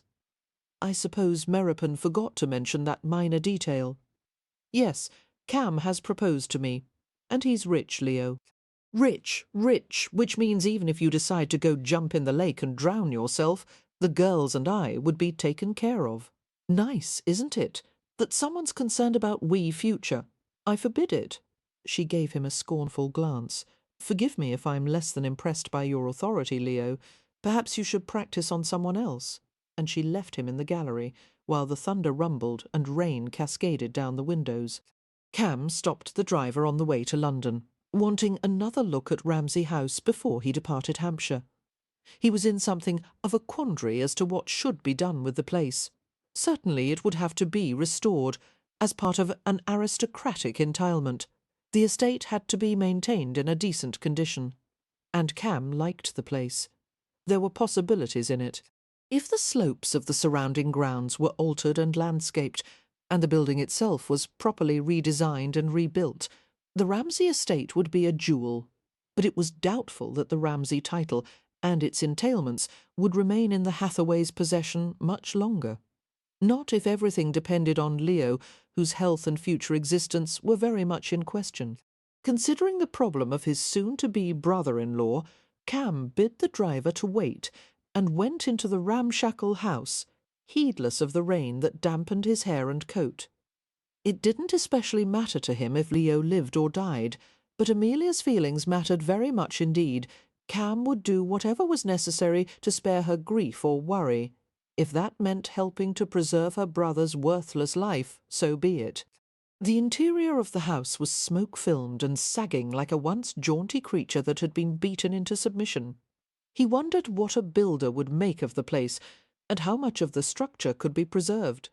Cam imagined what it might look like when it was fully restored and painted, bright, charming, a touch eccentric like his Hathaways. A smile tugged at the corners of his lips at the thought of Amelia's sisters. He could easily become fond of them. Strange how the idea of settling on this land, becoming part of a family, had become attractive. He was feeling rather clannish. Perhaps Westcliff had been right. He couldn't ignore his Irish half forever. Cam stopped at the side of the entrance hall as he heard a noise from upstairs. A thump, a tapping, as if someone were hammering at wood. The nape of his neck crawled. Who the hell could be here? Superstition struggled with reason as he wondered if the intruder were mortal or spectral. He made his way up the stairs with extreme care. His feet swift and silent, pausing at the top of the stairs, he listened intently. The sound came again from one of the bedrooms. He made his way to a half-open door and looked inside. The presence in the room was most definitely human. Cam's eyes narrowed as he recognised Christopher Frost. It appeared Frost was trying to pry a piece of panelling from the wall, using an iron pry bar. The wood defied his efforts, and after a few seconds of exertion, Frost dropped the pry bar and swore. "Need some help?" Cam asked. Frost nearly leaped out of his shoes. "What the devil?" He whirled around, his eyes huge. "Damnation! What are you doing there?" "I was going to ask you the same question." Leaning against the door jamb, Cam folded his arms and stared at the other man speculatively. "I decided to stop here on my way to London. What's behind the panel?" Nothing. The architect snapped. "Then why are you trying to remove ill?" Collecting himself, Frost bent to retrieve the pry bar. He held it casually, but with the slightest change in his grip, the iron bar could easily be turned into a weapon. Cam kept his posture relaxed, not taking his eyes from Frost's face. "How much do you know about construction and design?" Frost asked. "Not much. I've done some woodworking now and then." "Yes, your people sometimes work as tinkers and bodgers. Perhaps even roofing. But never building. You would never stay long enough to complete the project, would you?" Cam kept his tone immaculately polite. "Are you asking about me specifically, or the ROM in general?" Frost approached him, the pry bar firmly in his grasp. "It doesn't matter. To answer your previous question, I am inspecting the house to make an estimate of the damage and to develop ideas for the new design, on behalf of Miss Hathaway." "Did she ask you to inspect the house?" "As an old friend of the family, and particularly Miss Hathaway, I've taken it upon myself to help them." The phrase "particularly Miss Hathaway," uttered with just a hint of ownership, nearly shattered Cam's self-control. He who had always congratulated himself on his equanimity was instantly overrun with hostility. "Perhaps," he said, "you should have asked first. As it turns out, your services aren't needed." Frost's face darkened. "What gives you the right to speak for Miss Hathaway and her family?" Cam saw no reason to be discreet. "I'm going to marry her." Frost nearly dropped the iron bar. Don't be absurd. Amelia would never marry you. Why not? Good God, Frost exclaimed incredulously. How can you ask that? You're not a gentleman of her class, and hell and damnation. You're not even a real gypsy. You're a mongrel. All the same, I'm going to marry her. 111, see you in hell first, Frost cried, taking a step toward him. Either drop that bar, Cam said quietly, or I'll dislocate your arm. He sincerely hoped Frost would take a swing at him. To his disappointment, Frost set the bar on the ground. The architect glared at him. After I talk to her, she'll want nothing more to do with you. I'll make certain she understands what people would say about a lady who beds down with a gypsy. She'd be better off with a peasant, a dog, a point taken, Cam said. He gave Frost a bland smile designed to infuriate. But it's interesting, isn't it, that Miss Hathaway's previous experience with a gentleman of her own class has now disposed her to look favourably on a roamer. It hardly reflects well on you. You selfish bastard, Frost muttered. You'll ruin her. You think nothing of bringing her down to your level. If you cared for her at all, you would disappear for good. He brushed by Cam without another word. Soon his footsteps could be heard as he descended the stairs, and Cam stayed in the empty doorway for a long time, seething with anger, concern for Amelia, and even worse, guilt. He couldn't change the fact of what he was, nor would he be able to shield Amelia from all the arrows that would be aimed at the wife of a gypsy, but he would be damned if he would let her make her way through a merciless world without him. Supper was a sombre affair, with the Westcliffs and St. Vincent's having departed for Bristol, and Leo having gone to the village tavern for amusement. It was a miserable night. Amelia found it hard to imagine there would be much revelry in the cold and wet, but Leo was probably desperate for more sympathetic company than could be found at Stony Cross Manor. Meropen had remained in his room, sleeping most of the day, which was so unlike him that the Hathaways were all worried. I suppose it's good for him to rest, Poppy ventured, brushing idly at a few crumbs on the tablecloth. A footman came hurriedly to remove the crumbs for her with a napkin and silver implement. It will help him to heal faster, won't it? Has anyone had a look at Meropen's shoulder? Amelia asked, glancing at Wynne. It's probably time for the dressing to be changed. I'll do it, Wynne said at once, and I'll take up a supper tray. Beatrix will accompany you, Amelia advised. I can manage the tray, Wynne protested. It's not that. I meant it's not proper for you to be alone with Meropen in his room. Wynne looked surprised and made a face. I don't need Beatrix to come. It's only Meropen, after all. After Wynne left the dining hall, Poppy looked at Amelia. Do you think that Wynne really doesn't know how he— I have no idea, and I've never dared to broach the subject because I don't want to put ideas into her head. I hope she doesn't know, Beatrix ventured. It would be dreadfully sad if she did. Amelia and Poppy both glanced at their younger sister quizzically. Do you know what we're talking about, Bea? Amelia asked. Yes, of course. Meropen's in love with her. I knew it a long time ago, from the way he washed her window. Washed her window, both older sisters asked at the same time. Yes, when we lived in the cottage at Primrose Place. Wynne's room had a casement window that looked out onto the big maple tree, do you remember? After the scarlet fever, when Wynne couldn't get out of bed for the longest time, and she was too weak to hold a book, she would just lie there and watch a bird's nest on one of the tree limbs. She saw the baby swallows hatch and lucrun to fly. One day she complained that the window was so dirty she could barely see through it, and it made the sky look greyish. So from then on, Meropen always kept the glass spotless. Sometimes he climbed a ladder to wash the outside, and you know how afraid of heights he is. You never saw him do that? No, Amelia said with difficulty, her eyes stinging. I didn't know he did that. Meropen said the sky should always be blue for her, Beatrix said, and that was when I knew he— Are you crying, Poppy? Poppy used a napkin to dab at the comers of her eyes. No, I just inhaled some pepper. So did I, Amelia said, blowing her nose. Wynne carried a light bamboo tray laden with broth, bread and tea to Meropen's room. It hadn't been easy to persuade the kitchen maids that she could take the tray herself. They had felt strongly that no guest of Lord and Lady Westcliffe's should carry anything. However, Wynne knew Meropen's dislike of strangers, and in his vulnerable state he would be contrary and obstinate. Finally a compromise had been reached. A housemaid would bring the tray to the top of the stairs, and Wynne could take it from there. As she neared his room, Wynne heard the sounds of something hitting a wall with a thud, and a few threatening growls that could only have come from Meropen. She frowned, her pace quickening as she proceeded along the hallway.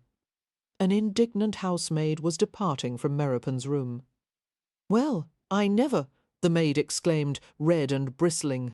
"I went to stir the coals and add wood to the fire, and that nasty gypsy shouted and threw his cup at me. Oh dear, I'm so sorry. You weren't injured, were you? I'm sure he didn't intend." "No, his aim was off," the maid said with dark satisfaction. "The tonics made him higher than a Cable Street constable." The reference was to a mile-long road in London known for harbouring a quantity of opium dens. "I wouldn't go in there if I were you, miss. He'd snap you in two as soon as you got within arm's length of him." "The beast!" Wynne frowned in concern. "Yes, thank you. I'll be careful, Tonic. The doctor must have left something extremely potent to dull the agony of a burn wound. It was probably laced with opiate syrup and alcohol, since Meropen never took medicine and rarely even drank a glass of wine. He would be highly susceptible to intoxicants." Entering the room, Wynne used her back to close the door and went to set the tray on the bedside table. She started a little at the sound of Meropen's voice. "I told you to get out," he barked. "Told you." He broke off as she turned to face him. Wynne had never seen him like this before, flushed and disoriented, his dark eyes slightly unfocused. He lay on his side, his white shirt falling open to reveal the edge of a heavy bandage and muscles gleaming like polished bronze. He was tense and radiating what her mother had gingerly referred to as animal spirits.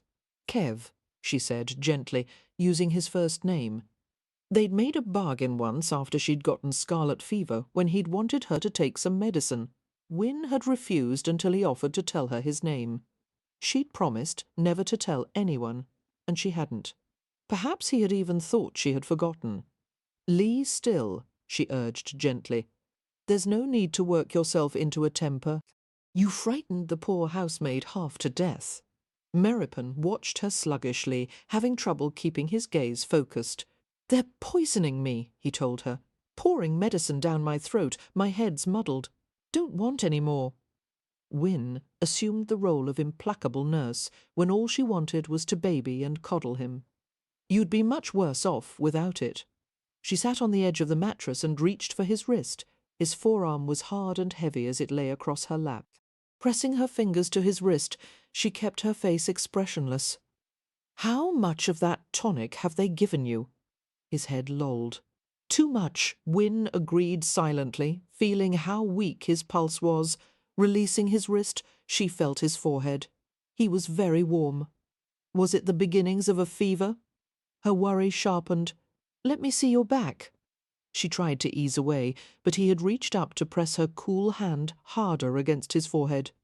He wouldn't let go. "Hot," he said, and closed his eyes. Wynne sat very still, absorbing the feel of him, the heavy masculine body beside hers, the smooth burning skin beneath her hand. "Stay out of my dreams," Meropen whispered in the humid stillness. "Can't sleep when you're here." Wynne let herself caress him, the thick black hair, the handsome face devoid of its usual sullen sternness. She could smell his skin, his sweat, the sweet opiated breath, the pungent whiff of honey. Meropen was always clean-shaven, but now his bristle was softly scratchy against her palm. She wanted to take him into her arms, against her chest, like a little boy. "Kev, let me look at your back." Meropen moved, swift and powerful, even now, more aggressive in his drugged state than he normally would ever have permitted himself to be. He had always handled Wynne with a sort of exaggerated gentleness, as if she would blow away like dandelion floss.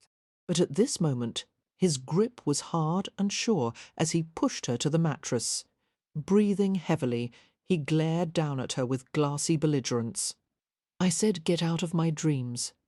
His face was like the mask of some ancient god of war, beautiful and harsh, the mouth contorted, lips parted enough to reveal the edges of animal white teeth. Wynne was amazed, excited, the tiniest bit frightened, but this was Meropen. And as she stared at him, the edge of fear melted, and she drew his head down to hers, and he kissed her. She had always imagined there would be roughness, urgency, impassioned pressure. But his lips were soft, grazing over hers with the heat of sunshine, the sweetness of summer rain.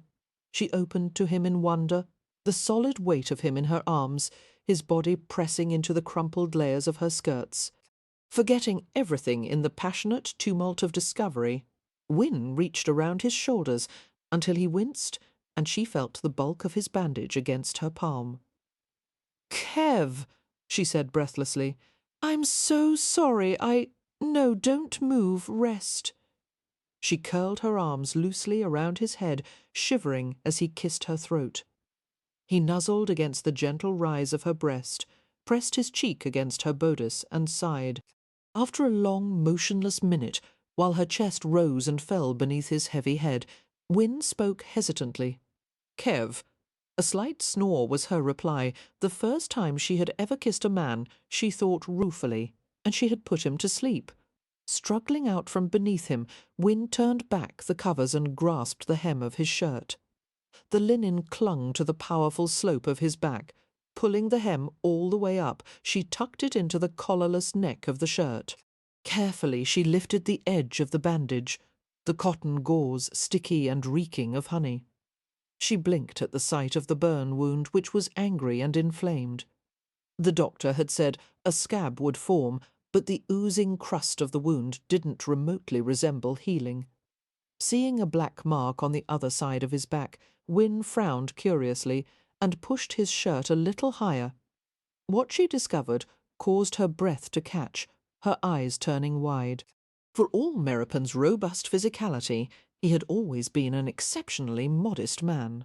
The family had teased him, in fact, for his refusal to bathe in front of anyone, or remove his shirt even during strenuous exertions.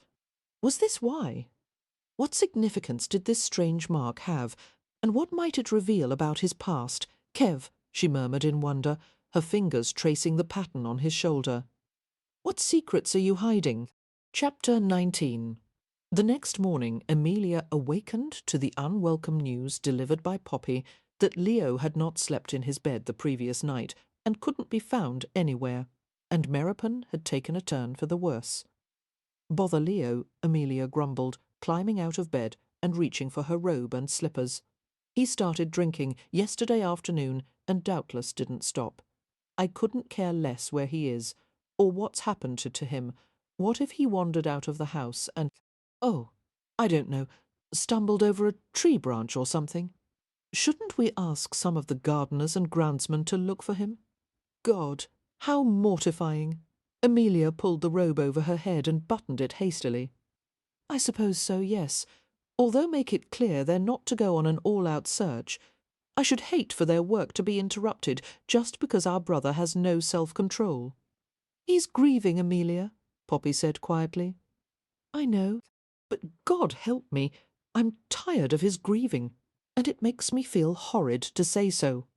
Poppy stared at her compassionately and reached out to hug her. "You shouldn't feel horrid. It always falls to you to pick up the pieces of his muck-ups, not to mention everyone else's. I'd be tired too if I were you." Amelia returned the hug and stepped back with a sigh. "We'll worry about Leo later. Right now I'm more concerned about Meropen. Have you seen him this morning?" "No, but Wynne has.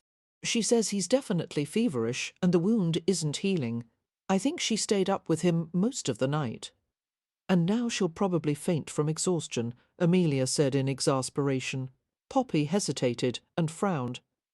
"Amelia, I can't decide whether this is the best or worst time to tell you, but there's a minor to-do below stairs. It seems some of the silver flatware has gone missing."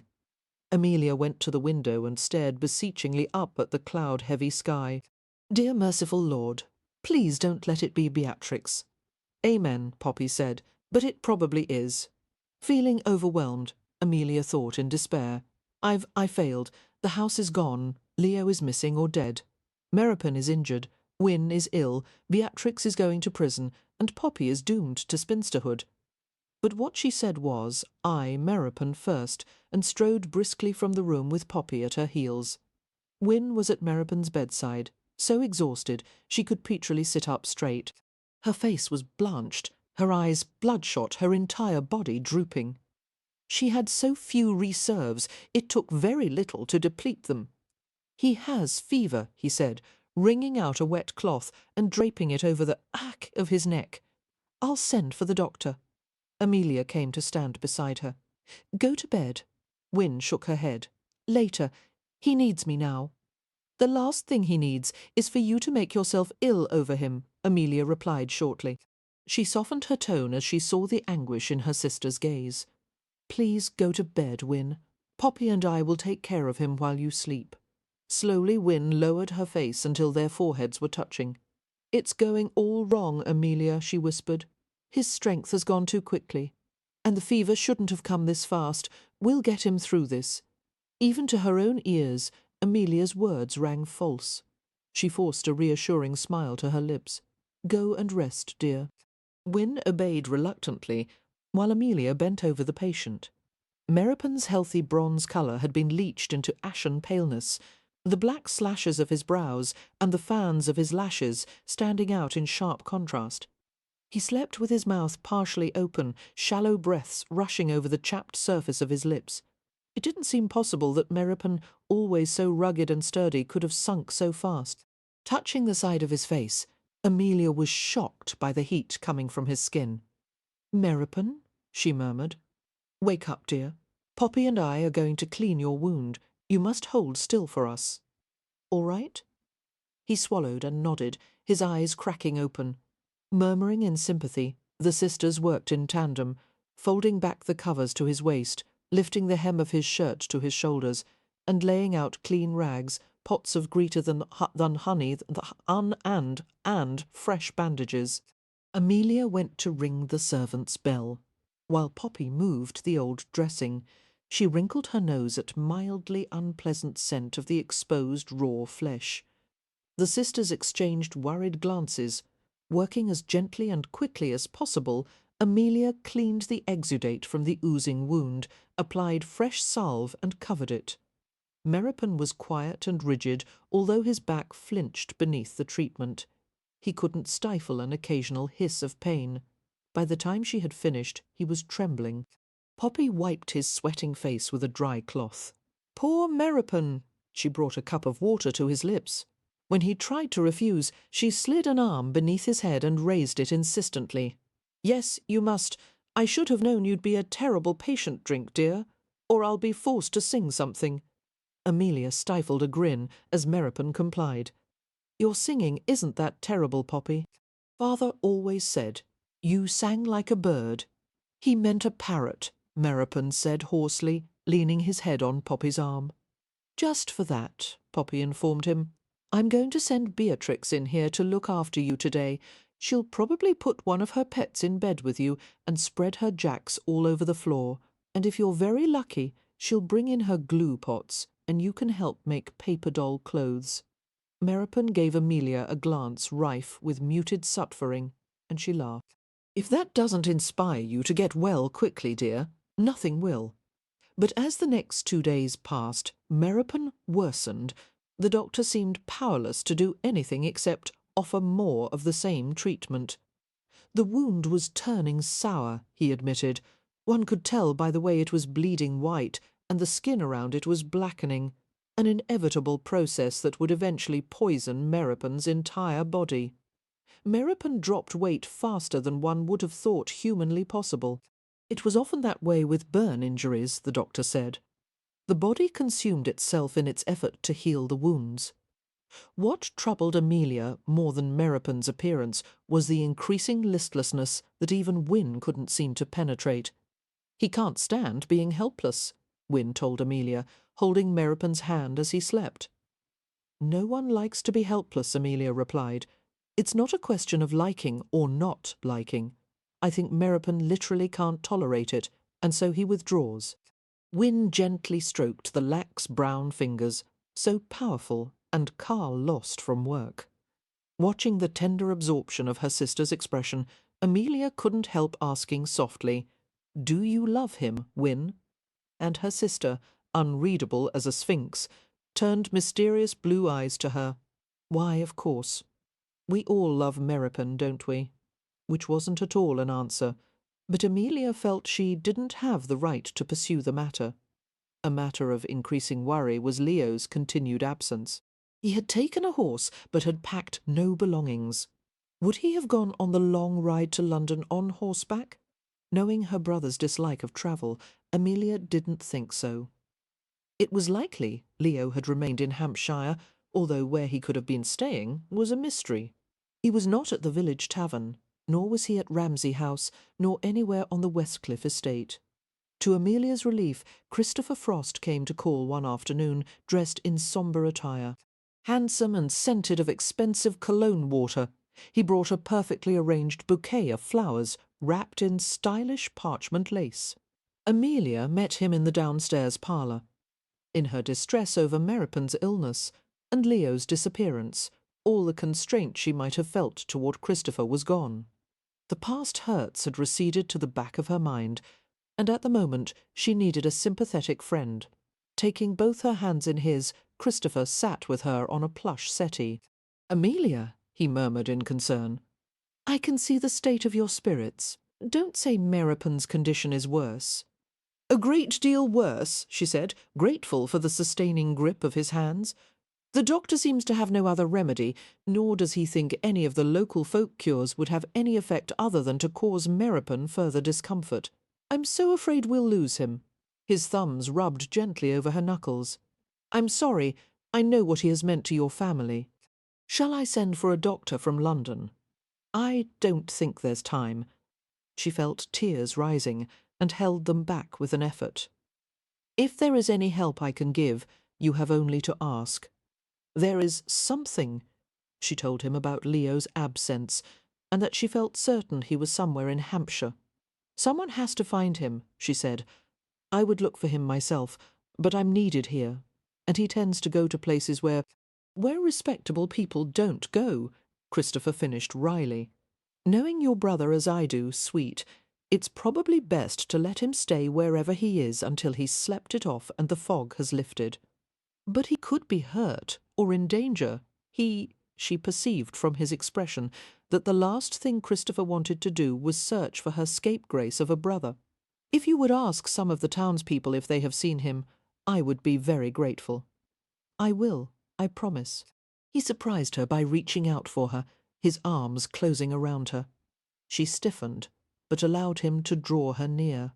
"Poor sweet," he murmured, "you have so many burdens to carry." There had been a time when Amelia had passionately longed for a moment such as this, being held by Christopher, soothed by him.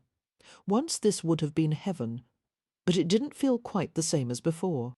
"Christoph," she began, moving away from him, but his mouth caught hers, and she froze in astonishment as he kissed her. This, too, was different, and yet for a moment she remembered what it had been like, how happy she had once been with him. It seemed so long ago, that time before the scarlet fever, when she had been innocent and hopeful, and the future had seemed full of promise. She turned her face from his. "No, Christopher, of course." He pressed his lips to her hair. "Now isn't the proper time for this. I'm sorry. I'm so concerned about my brother and Meropen. I can't think of anything else. I know, sweet," he turned her face back to his, "I'm going to help you and your family. There's nothing I want more than your safety and happiness, and you need my protection. With your family in turmoil, you could easily be taken advantage of." She frowned. "No one is taking advantage of me. What about the gypsy? You're referring to Mr. Rohan." Christopher nodded. "I chanced to meet him on his way to London, and he spoke of you in a way that, well, suffice it to say, he's no gentleman. I was offended for your sake. What did he say? He went so far as to claim that you and he were going to marry." A scornful laugh escaped him. As if you would ever lower yourself to that. A half-bred gypsy with no manners or education. Amelia felt a rush of defensive anger. She looked into the face of the man she had once loved so desperately. He was the embodiment of everything a young woman should want to marry. Not all that long ago she might have compared him to Cam Rohan and found Christopher superior, but she was no longer the woman she had been. And Christopher wasn't the knight in shining armour she had believed him to be. "I wouldn't consider it lowering myself," she said. "Mr. Rohan is a gentleman and highly esteemed by his friends. They all find him entertaining enough for social occasions, but he will never be their equal, and never a gentleman. That's understood by everyone, my dear, even Rohan himself. It's neither understood nor accepted by me," she said. "There is more to being a gentleman than fine manners." Christopher stared intently into her indignant face. "Very well, we won't discuss him if it makes you heated, but never forget that gypsies are renowned for their charm and deceit. Their ruling principle is to seek their own enjoyment without regard for responsibilities or consequences. Your faith in him is misplaced, Amelia. I only hope you haven't entrusted any of your family's business or legal affairs to him." "I appreciate your concern," she replied, wishing he would leave and try to find her missing brother. "But my family's affairs will remain in the hands of Lord Ramsay and myself." "Then Rohan won't be returning from London? Your connection with him is severed?" "He will return," she admitted reluctantly, "to bring some professional men who will advise what can be done with Ramsay House." "Ah." There was just enough condescension in his tone to set her teeth on edge. Christopher shook his head and was silent for a long moment. "And is it only his counsel you will accept on the matter?" he finally asked. "Or may I be allowed to make recommendations on a subject of which I have a fair amount of expertise and he has none?" "I would welcome your recommendations, of course. Then I may visit Ramsay House to make some professional assessments of my own. If you like, that is very kind of you, although—" She paused uncertainly. "I wouldn't wish for you to spend too much of your time there. Any time in your service is well spent." He leaned forward and brushed his lips against hers before she had the chance to pull back. "Christopher, I'm far more concerned about my brother than the house." "Of course," he said reassuringly. "I'll ask after him, and if there is any news, I will relay it to you at once. Thank you." But somehow she knew as Christopher left that his search for Leo would be half-hearted at best. Despair crept through her in a cold, heavy wave. The next morning Amelia awakened from a nightmare with her arms and legs thrashing, her heart pounding. She had dreamed of finding Leo floating face down in a pond, and as she had swum to him and tried to pull him to the edge, his body had begun to sink. She couldn't keep him afloat, and as he retreated farther into the black water, she was pulled down with him, choking on water, unable to see or breathe, trembling. She climbed out of bed and hunted for her slippers and robe. It was early yet, the house still dark and quiet. She headed for the door and paused with her hand on the doorknob. Fear pumped through her veins. She didn't want to leave the room. She was afraid of finding out that Meropen had died during the night. Afraid, too, that her brother had met with tragedy, and most of all afraid that she wouldn't be able to accept the worst if the worst should come. She didn't feel as if she had the strength. It was only the thought of her sisters that caused her to grip the knob and turn it. For their sakes she could act with purpose and confidence. She would do whatever needed to be done. Hurrying along the hallway, she pushed at the half-open door of Meropen's room and went to the bedside. The muted light of dawn barely leavened the darkness, but it was enough for Amelia to see two people in the bed.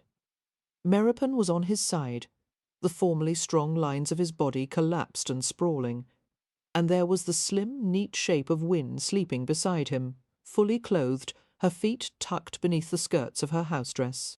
Though it was impossible for such a delicate creature to protect someone so much larger, Wynne's body was curved as if to shelter him. Amelia stared at them in wonder, understanding more from the tableau than any words could have conveyed. Their position conveyed longing and restraint, even in sleep. She realized her sister's eyes were open. There was the shine of her eyes. Wynne made no sound or movement, her expression grave, as if she were absorbed in collecting each second with him.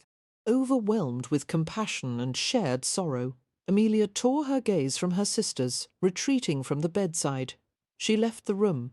She nearly bumped into Poppy, who was also walking through the hallway, her robe a ghostly white. "How is he?" Poppy asked. Her throat hurt. It was difficult to speak. "Not well, sleeping. Let's go to the kitchen and put a kettle on." They went toward the stairs. Amelia dreamed all night about Leo. Terrible dreams. So did I. Do you think he's done himself harm? I hope not, with all my heart. But I think it's possible. Yes, Poppy whispered. I think so too. She heaved a sigh. Poor Beatrix. Why do you say that? She's still so young to have lost so many people. Father and mother, and now perhaps Meropen and Leo. We haven't lost Meropen and Leo yet. At this point, it would be a miracle if we could keep either of them. You're always so cheerful in the morning. Amelia caught her hand and squeezed it. Trying to ignore the weight of hopelessness in her own chest, she said firmly, Don't give up yet, Poppy. We'll hold out hope for as long as we can. They reached the bottom of the stairs. Amelia? Poppy sounded vaguely annoyed.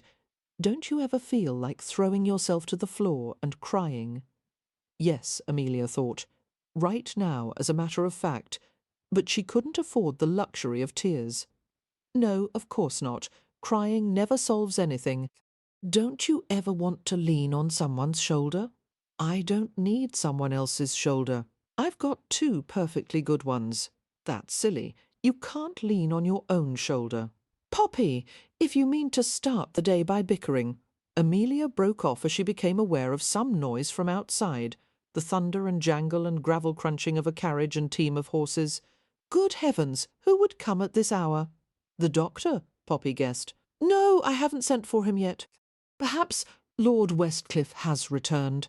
But there would be no reason for that, especially for him to have come so early. A footman knocked at the door, the sound echoing through the entrance hall. The sifters looked at each other uneasily. We can't answer it, Amelia said. We're in our night clothes. A maid came into the entrance hall. Setting down a pail of coal, she wiped her hands on her apron and hastened to the door. Unlocking the massive portal, she tugged it open and bobbed a curtsy. Come away, Amelia muttered, urging Poppy back to the stairs with her. But as she glanced back over her shoulder to see who had come, the sight of a man's tall, dark form struck sparks inside her. She stopped, with her foot on the first step, staring and staring, until a pair of amber eyes looked in her direction. Cam.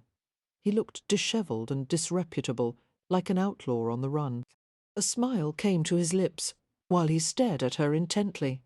It seems I can't stay away from you, he said. She rushed to him without thinking, almost stumbling in her haste. Cam, he caught her up with a low laugh. The scent of outdoors clung to him. Wet earth, dampness, leaves. The mist on his coat sank through the thin layer of her robe. Feeling her tremor, Cam opened his coat with a wordless murmur and pulled her into the tough, warm haven of his body. Amelia couldn't contain her shivering. She was vaguely aware of servants moving through the entrance hall, of her sister's presence nearby. She was making a scene. She should pull away and try to compose herself, but she couldn't. Not yet. You must have travelled all night, she heard herself say. I had to come back early. She felt his lips brush her tumbled hair. I left some things unfinished, but I had a feeling. You might need me. Tell me what's happened, sweetheart. Amelia opened her mouth to answer, but to her mortification, the only sound she could make was a sort of miserable croak. Her self-control shattered. She shook her head and choked on more sobs, and the more she tried to stop them, the worse they became. Cam gripped her firmly, deeply, into his embrace. The appalling storm of tears didn't seem to bother him at all. He took one of Amelia's hands and flattened it against his heart until she could feel the strong, steady beat. in a world that was disintegrating around her. He was solid and real. "It's all right," she heard him murmur. "I'm here." Alarmed by her own lack of self-discipline, Amelia made a wobbly attempt to stand on her own, but he only hugged her more closely. "No, don't pull away. I've got you." He cuddled her shaking form against his chest. Noticing Poppy's awkward retreat, Cam sent her a reassuring smile. "Don't worry, little sister." "Amelia hardly ever cries," Poppy said. "She's fine." Cam ran his hand along Amelia's spine in soothing strokes. "She just needs—" As he paused, Poppy said, "a shoulder to lean on." "Yes." He drew Amelia to the stairs and gestured for Poppy to sit beside them. Cradling Amelia on his lap, Cam found a handkerchief in his pocket and wiped her eyes and nose. When it became apparent that no sense could be made from her jumbled words, he hushed her gently and held her against his large, warm body while she sobbed and hid her face. Overwhelmed with relief, she let him rock her as if she were a child. As Amelia hiccuped and quieted in his arms, Cam asked a few questions of Poppy, who tottered him about Meropen's condition and Leo's disappearance, and even about the missing silverware. Finally, getting control of herself, Amelia cleared her aching throat. She lifted her head from Cam's shoulder and blinked. "Better?" he asked, holding the handkerchief up to her nose. Amelia nodded and blew obediently. "I'm sorry," she said in a muffled voice. "I shouldn't have turned into a watering pot. I'm finished now." Cam seemed to look right inside her. His voice was very soft. "You don't have to be sorry. You don't have to be finished either." She realized that no matter what she did or said, no matter how long she wanted to cry, he would accept it, and he would comfort her. That made her eyes water again. Her hand crept to the open neck of his shirt, partially open to reveal a glimpse of sun-burnished skin. She let her fingers curl around the linen placket. "Do you think Leo might be dead?" she whispered. He offered no false hope, no empty promises, only caressed her damp cheek with the backs of his fingers. "Whatever happens, we'll deal with it together.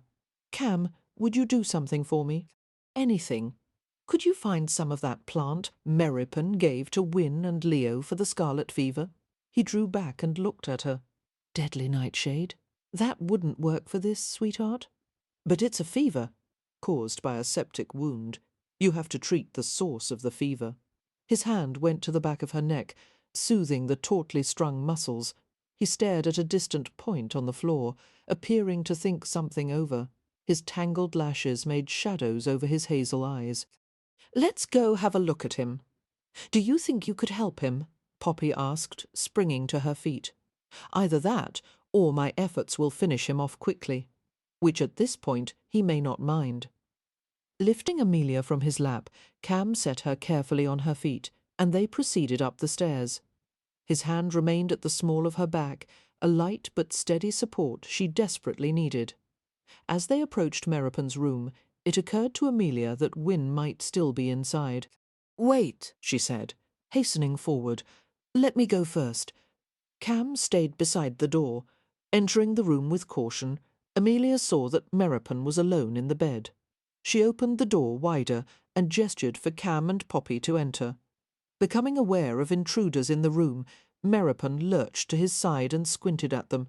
As soon as he caught sight of Cam, his face contracted in a surly grimace.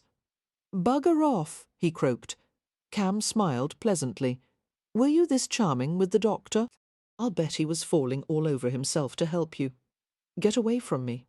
"This may surprise you," Cam said, "but there's a long list of things I'd prefer to look at rather than your rotting carcass. For your family's sake, however, I'm willing. Turn over." 292. Meropen eased his front to the mattress and said something in Romany that sounded extremely foul. "You too," Cam said equably. He lifted the shirt from Meropen's back and pried the bandage from the injured shoulder. He viewed the hideous seeping wound without expression. "How often have you been cleaning it?" he asked Amelia. "Twice a day. We'll try 4 times a day, along with a poultice." Leaving the bedside, Cam motioned for Amelia to accompany him to the doorway. He lowered his mouth to her ear. I have to go out to fetch a few things while I'm gone. Give him something to make him sleep. He won't be able to tolerate this otherwise. Tolerate what? What are you going to put in the poultice? A mixture of things, including Apius mellifica. What is that? Bee venom. Extract from crushed bees, to be precise. We'll soak them in a water and alcohol base. Bewildered, Amelia shook her head. But where are you going to get? She broke off and stared at him with patent horror.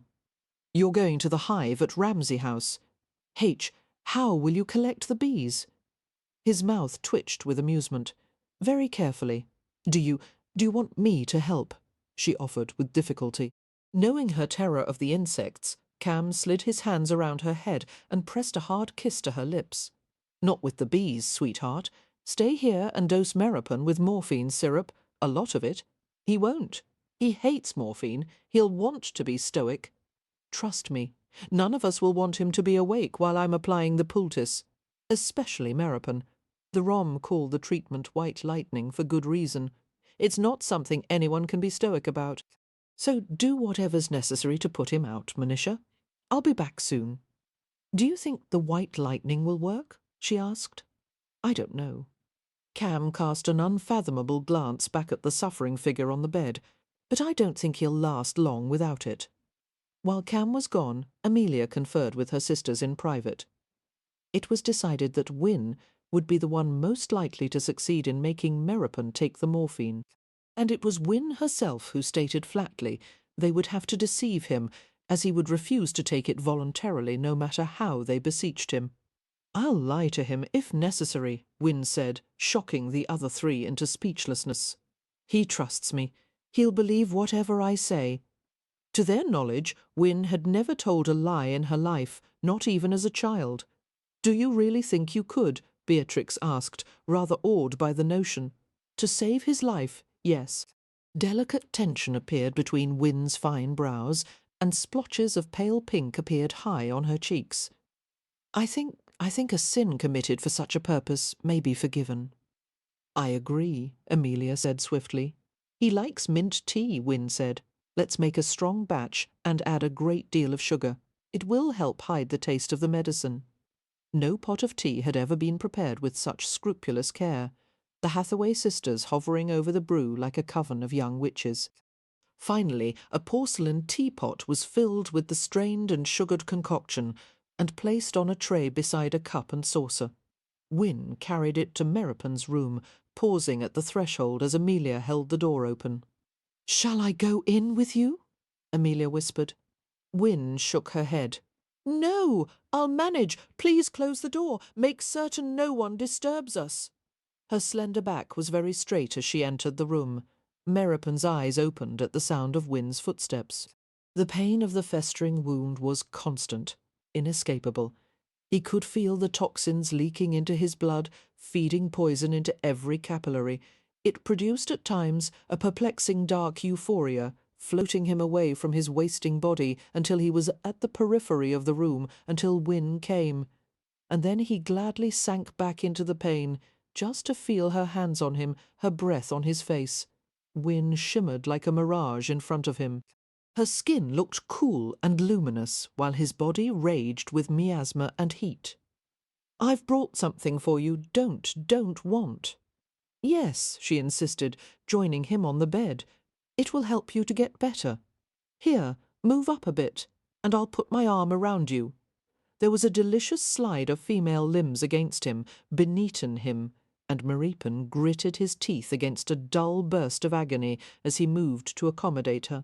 Darkness and light played beneath his closed eyelids, and he fought for consciousness. When Meripon could open his eyes again, he found his head resting against the gentle pillow of Wynne's breasts, one of her arms cradling him while her free hand pressed a cup to his lips. A delicate porcelain rim clicked against his teeth. He recoiled as an acrid taste burned his cracked lips. "No? Yes? Drink?" The cup advanced again. Her whisper fell tenderly against his ear. "For me?" He was too sick. He didn't think he could keep it down, but to please her. He drank a little. The crisp, sour taste made him recoil. "What is it?" mint tea. Wynne's angel blue eyes stared into his without blinking, her beautiful face neutral. You must drink all of this, and then perhaps another cup. It will make you better. He knew at once Wynne was lying, nothing could make him better, and the bitter tang of morphine in the tea was impossible to conceal. But Meropen sensed an intent in her, a strange deliberateness, and the idea came to him that she was giving him an overdose on purpose. His exhausted mind weighed the possibility.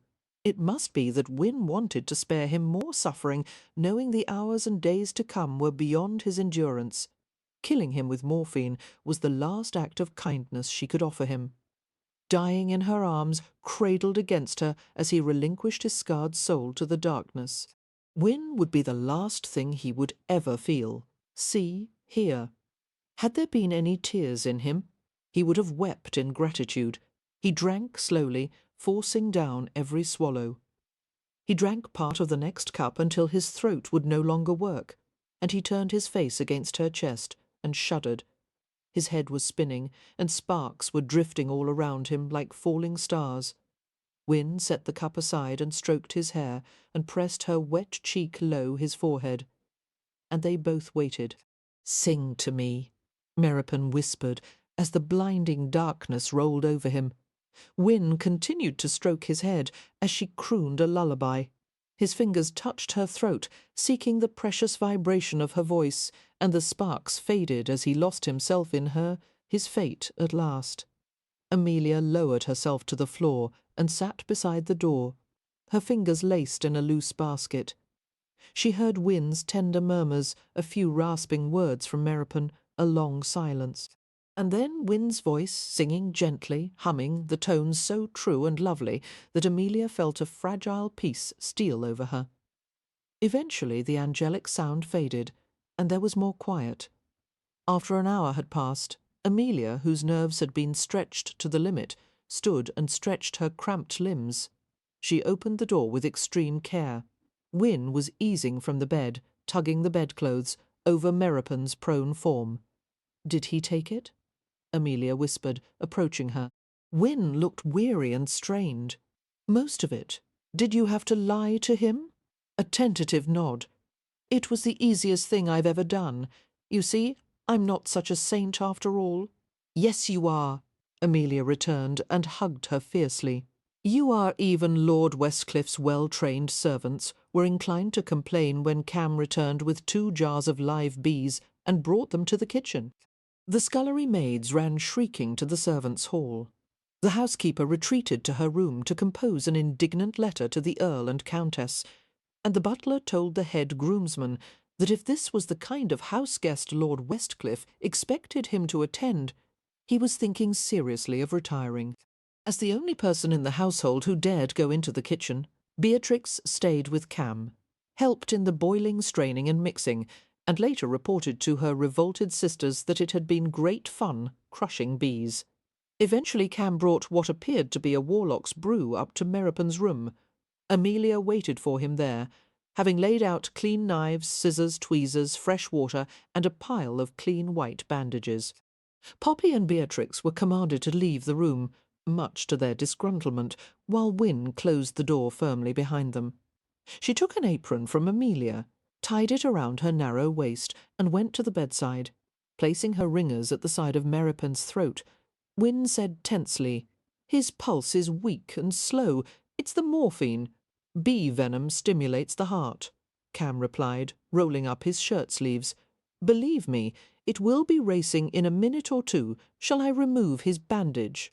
Amelia asked. Cam nodded. The shirt, too. He went to the washstand and soaped his hands. Wynne and Amelia removed the linen shirt from Meropen's prostrate form. His back was still heavily muscled, but he had lost a great deal of weight. The sides of his ribs jutted in ledges beneath the swarthy skin.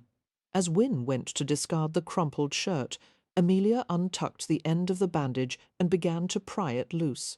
She paused as she noticed a curious mark on his other shoulder. Leaning over him, she stared more closely at the black ink design. A chill of astonishment ran through her. "A tattoo," was all she could manage to say. "Yes, one noticed it a few days ago. Wynne remarked, coming back to the bed. It's odd that he never mentioned it, isn't it? No wonder he was always drawing pukas and making up stories about them when he was younger. It must have some significance to— What did you say? Cam's voice was quiet, but it reverberated with such intensity he might as well have been shouting.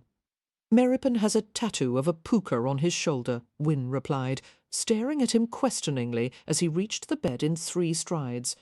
We've never known about it until now. It's a very unique design. I've never seen anything quite like. She stopped with a gasp as Cam held his forearm next to Merripon's shoulder. The black winged horses with the yellow eyes were identical. Amelia lifted her gaze from the astonishing sight to Cam's blank face. What does it mean?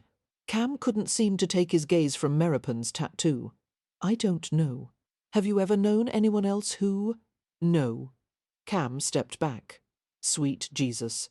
Slowly, he paced around the foot of the bed, staring at Merripon's motionless figure as if he were a variety of exotic creature he had never seen before. He picked up a pair of scissors from the tray of supplies. Instinctively, Wynne moved closer to the sleeping man's side. Noticing her protectiveness, Cam murmured, "It's all right, little sister. I'm just going to cut away the dead skin." He leaned over the wound and worked intently. After a minute of watching him clean and debride the wound, Wynne went to a nearby chair and sat abruptly as if her knees had been unbuckled. Amelia stood beside him, feeling a sting of nausea in her throat. Cam, on the other hand, was as detached as if he were repairing the intricate mechanism of a clock, rather than treating festering human flesh. At his direction, Amelia fetched the bowl of poultice liquid, which smelled astringent but curiously sweet. "Don't let it splash into your eyes," Cam said, rinsing the wound with salt solution. "It smells like fruit. That's the venom."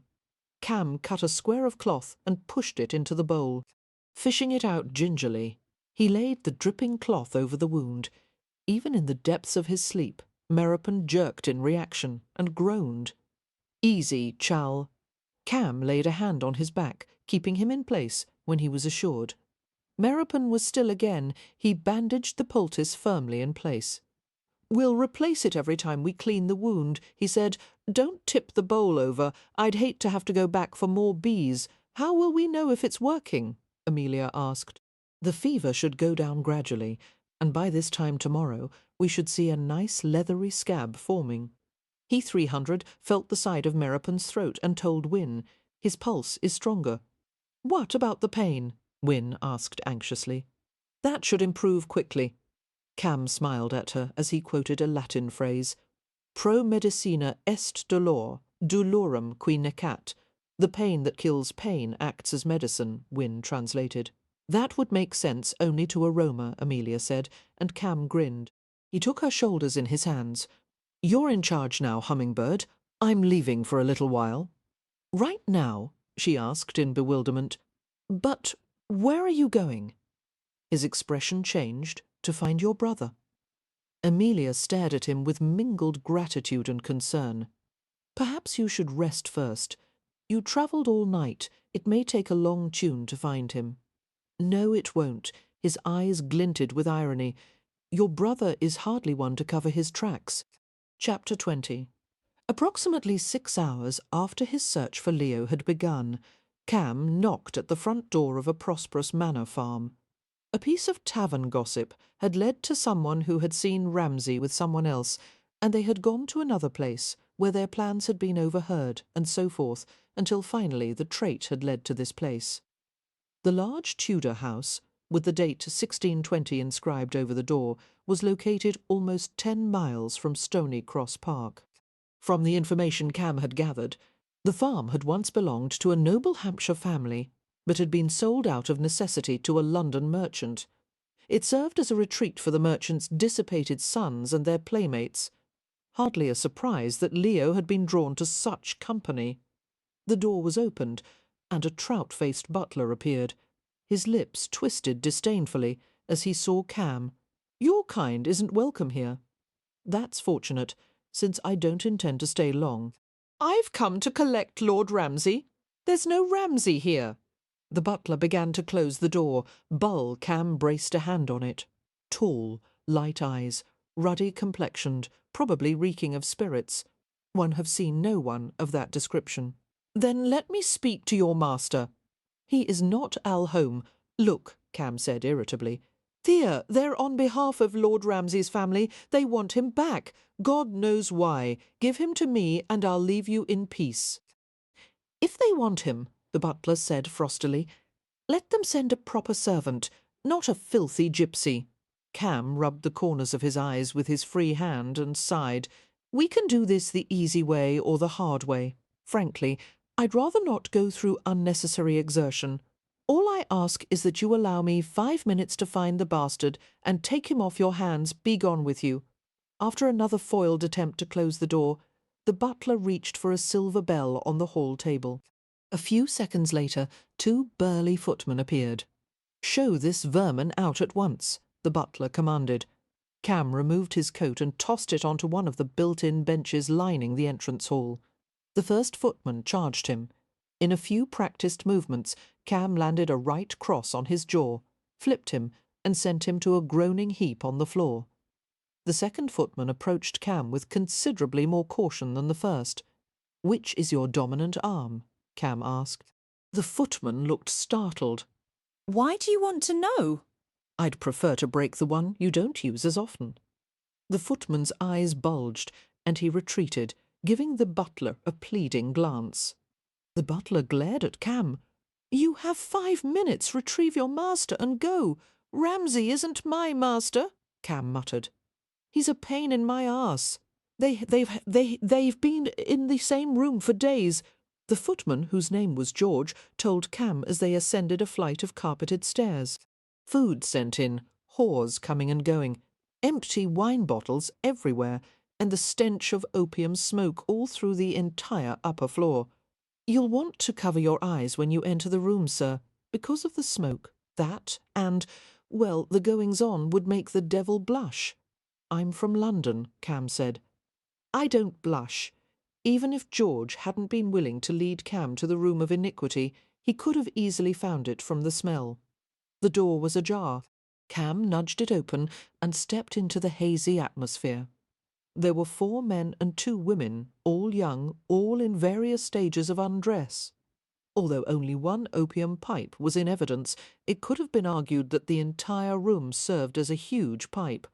So thick was the sweet smoke Cam's arrival was greeted with remarkable unconcern. The men listlessly draped across upholstered furniture, one coiled on cushions in the corner. Their complexions were cadaverous, their eyes filmy with narcotic dullness. A side table was littered with spoons and pins, and a dish filled with what looked like black treacle. One of the women, who was entirely naked, paused in the act of lifting a pipe to a man's slack mouth. "Look," she said to the other woman, "here's a new one." A drowsy giggle. "Good, we need him. They're all at half-mast. The only stiff thing left is the pipe." She twisted to look at Cam. "Gore, what a pretty man." "Oh, let me have him first," the other one said. She petted herself invitingly. "Come here, love. I'll give you a—" "No, thank you." Cam was beginning to feel slightly dizzy from the smoke. He went to the nearest window, opened it, and let a cold breeze into the room. A few curses and protests greeted his actions. Identifying the one in the corner as Leo, Cam went to the quiescent figure, lifted the head by the hair, and stared into his future brother-in-law's puffy face. "Haven't you inhaled enough smoke lately?" he asked. Leo scowled. "Sod off. You sound like Meripon," Cam said, "who, in case you're interested, may be dead by the time we return to Stony Cross Manor. Good riddance to him." "I'd agree with you, except that agreeing with you probably means I'm on the wrong side of the argument." Cam began to tug Leo upward, and the other man struggled. "Stand up, damn you!" Cam hoisted him with a grunt of effort. "Or I'll drag you out by the heels." Leo's bloated bulk swayed against him. "I'm trying to stand," he snapped. "The floor keeps tipping." Cam fought to steady him. When Leo had finally gotten his bearings, he lurched toward the doorway where the footman waited. "May I escort you downstairs, my lord?" George asked politely. Leo responded with a surly nod. "Close the window," one of the women demanded, her naked body shivering as the autumn wind swept through the room. Cam glanced at her dispassionately. He had seen too many of her kind to feel much pity. There were thousands of them in London, round-faced country wenches, just pretty enough to attract the attention of men who promised, took, and discarded without conscience. "You should try some fresh air," he advised, reaching for a discarded lap blanket beside the settee. "It promotes clear thinking. What do I need to do that for?" she asked sourly. Cam grinned. "Good point." He draped the blanket over her shivering white body. "Still, you should take some deep breaths." He bent to pat her pale cheek gently. "And leave this place as soon as you're able. Don't waste yourself on these bastards." The woman lifted her bloodshot eyes, staring in wonder at the black-haired man, who was as swarthy and dashing as a pirate prince with the glittering diamond at his ear. Her plaintive voice followed him as he left. "Come back." It took the combined efforts of Cam and George to load the grumbling, protesting Leo into the carriage. "It's like hauling 5 sacks of potatoes all at once," the footman said breathlessly, pushing Leo's foot safely inside the vehicle. "The potatoes would be quieter," Cam said. He tossed the footman a gold sovereign. George caught it in mid-air and beamed at him. "Thank you, sir, and may I say you're a gentleman, sir, even if you're a gypsy?" Cam's smile turned wry, and he climbed into the carriage after Leo. They started back to Stony Cross Manor in silence. "Do you need to stop?"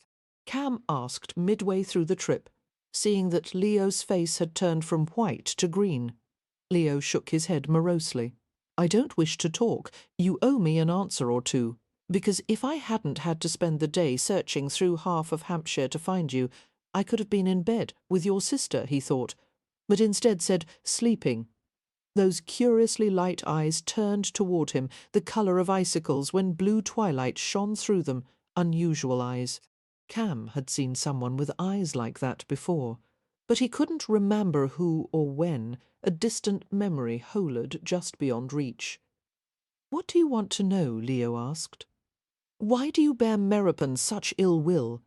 Is it his charming disposition, or the fact that he's a roamer, or is it because he was taken in by your parents and raised as one of you?" "None of that. I despise Meropen because he refused the only thing I ever asked of him." "Which was to let me die?" Cam pondered that. "You must mean when he nursed you through the scarlet fever." "Yes." "You blame him for saving your life?" "Yes, if it makes you feel any better," Cam said dryly, settling back in his seat. "I'm sure he's had second thoughts about it." They were silent after that, while Cam relaxed and let his mind wander. As darkness fell and Leo was cast in shadow, the unnerving eyes flickered silver blue, and Cam remembered. It was in childhood when Cam had still been with the tribe. There had been a man with a haggard face and brilliant, colourless eyes, his soul ravaged by grief over his daughter's death. Cam's grandmother had warned him to stay away from the man. "He's Muladi," she had said. "What does that mean, Mammy?" Cam had asked, clinging anxiously to her warm hand, which was comfortingly gnarled and tough like the buttressing roots of ancient trees, haunted by a dead person. "Don't go near him. He's upset the balance of Romanesia. He loved his daughter too much." Feeling pity for the man and worry for his own sake, Cam had asked, "Will I be Muladi when you die, Mammy?" He had been certain that he loved his grandmother too much, but he couldn't stop feeling that way. A smile had appeared in his grandmother's wise black eyes. "No, Cam, a Muladi traps his beloved's spirit in the in-between because he won't let her go. You wouldn't do that to me, would you, little fox?" "No, Mammy." The man had died not long after that, by his own hand. It had been a horror, and yet a relief for the entire tribe. Now as Cam looked back on it with the understanding of an adult rather than a small boy, he felt a chill of apprehension, followed by searing pity. How impossible it would be to relinquish a woman you loved. How could you stop yourself from wanting her? The seams of your heart would rip open with grief. Of course you would want to keep her with you, or follow her. As Cam entered the manor with the unrepentant prodigal at his side, Amelia and Beatrix hurried toward them, the former frowning, the latter smiling. Amelia opened her mouth to say something to Leo, but Cam caught her gaze and shook his head, warning her to be silent. To his surprise, she actually obeyed and swallowed back the sharp words. She reached out for Leo's coat. "I'll take that," she said in a subdued tone. "Thank you." Both avoided looking at each other. We've just finished supper, Amelia muttered. "The stew is still hot. Will you have some?" Leo shook his head. Beatrix, missing the seething undercurrents in the air, launched herself at Leo and wrapped her arms around his thick waist. "You were gone so long. So many things have happened. Meropen is ill, and I helped make a potion for him." And she stopped, making a face. "You smell bad. What? Tell me how you made the potion," Leo said gruffly, making his way to the stairs. Beatrix chattered, without stopping, as she accompanied him. Cam looked over Amelia carefully, not missing a detail. She was dishevelled, her hair cascading down her back, her eyes tired. She needed to rest. "Thank you for finding him," she said. "Where was he?" "At a private home with some friends." She drew closer to him, sniffing gingerly. "That smell, it's on both of you, opium smoke. Your brother's taken up an expensive new habit. We couldn't afford the old ones." Amelia scowled, her foot beginning a restless staccato beneath her skirts. She was so small and fierce and adorable that Cam could barely restrain himself from snatching her up and kissing her senseless. "The only reason I didn't murder him just now," Amelia continued, "is because he looked too numb to feel it. But when he sobers, I'm going to—" "How is Meropen?" Cam interrupted, running a gentle hand from her shoulder to her elbow. The tapping stopped. Still feverish, but better. "Wins with him. We changed his poultice. The wound looks a bit less disgusting than before. Is that a good sign?" "It's a good sign." Her concerned gaze chased over him. "Shall I get you something to eat?" Smiling, Cam shook his head. "Not before I have a good, thorough wash." There were many things they needed to discuss, but it could all wait. "Go to bed, Monisha. You look weary." "So do you," Amelia said, standing on her toes. Cam held very still as she pressed her lips to his cheek. A long hesitation, and then she asked tentatively, "Will you come to me tonight?" The shy invitation nearly undid him. Here was an opening, a sign of acceptance, but he cared too much about her to take advantage when she was obviously tired. "No." He took her into his arms. "You need to sleep more than you need my groping and fondling." She flushed a little and leaned harder against him. "I don't mind your groping and fondling," Cam laughed. "What a testament to my love-making skills." "Come to me," she whispered. "Hold me while we sleep." "Hummingbird," he returned, his lips brushing her brow. "If I hold you, I don't trust myself not to make love to you, so we'll sleep in separate beds." He looked down at her with a smile. "Just for tonight." It took 3 soapings and rinsings for Cam to remove the taint of opium from his skin and hair. After toweling his hair dry, he donned a black silk robe and walked through the darkened hallway to his room. It was storming outside, the rain and thunder sweeping in on an easterly, battering the windows and roof. The hearth in his room had been replenished, the blaze shedding warmth and light. Cam's eyes narrowed in curiosity as he saw a small shape beneath the covers. Amelia's head lifted from the pillow. "I'm cold," she said, as if that were a perfectly reasonable explanation for her presence. "My bed is no warmer than yours." Cam approached her slowly, trying not to feel like a predator, trying to ignore the heat that had ignited in his blood. His body had gone hard beneath the black silk, all his muscles tightening in anticipation. He knew what she wanted from him, and he would be more than happy to provide it. "It would be warmer if you were in it," she said. Her hair fell over her shoulders in dark, ripples down to her hips. Sitting close beside her, Cam touched one of the shining locks, following it over her chest, the tip of her breast, down to the end. Amelia drew in a quick breath. He wondered if the blush on her face had spread to the skin he couldn't see. Restraining his urgent need, Cam held still as she reached out to him with hesitant fingers, stroking the black silk that covered his shoulders. She rose to her knees and impulsively kissed his ear, the one with the diamond stud, and touched the damp, slightly curling locks of his hair. "You're not like any man I've ever known," she said. "You're not even someone I could have dreamed. You're like someone from a fairy story written in a language I don't even know. The prince, I hope? No, you're the dragon, a beautiful, wicked dragon." Her voice turned wistful. How could anyone have a normal, everyday life with you? Cam took her in a safe, firm grip and lowered her to the mattress. "Maybe you'll be a civilizing influence on me." He bent over the slope of her breast, kissing it through the muslin veil of her gown. "Or maybe you'll get a taste for the dragon." He found the bud of her nipple, wet the cotton with his mouth, until the tender flesh pricked up against his tongue.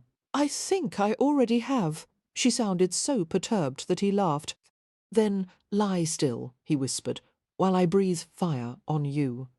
The women he had slept with in the past had never worn this kind of prim white nightgown, which struck Cam as the most erotic garment he had ever seen.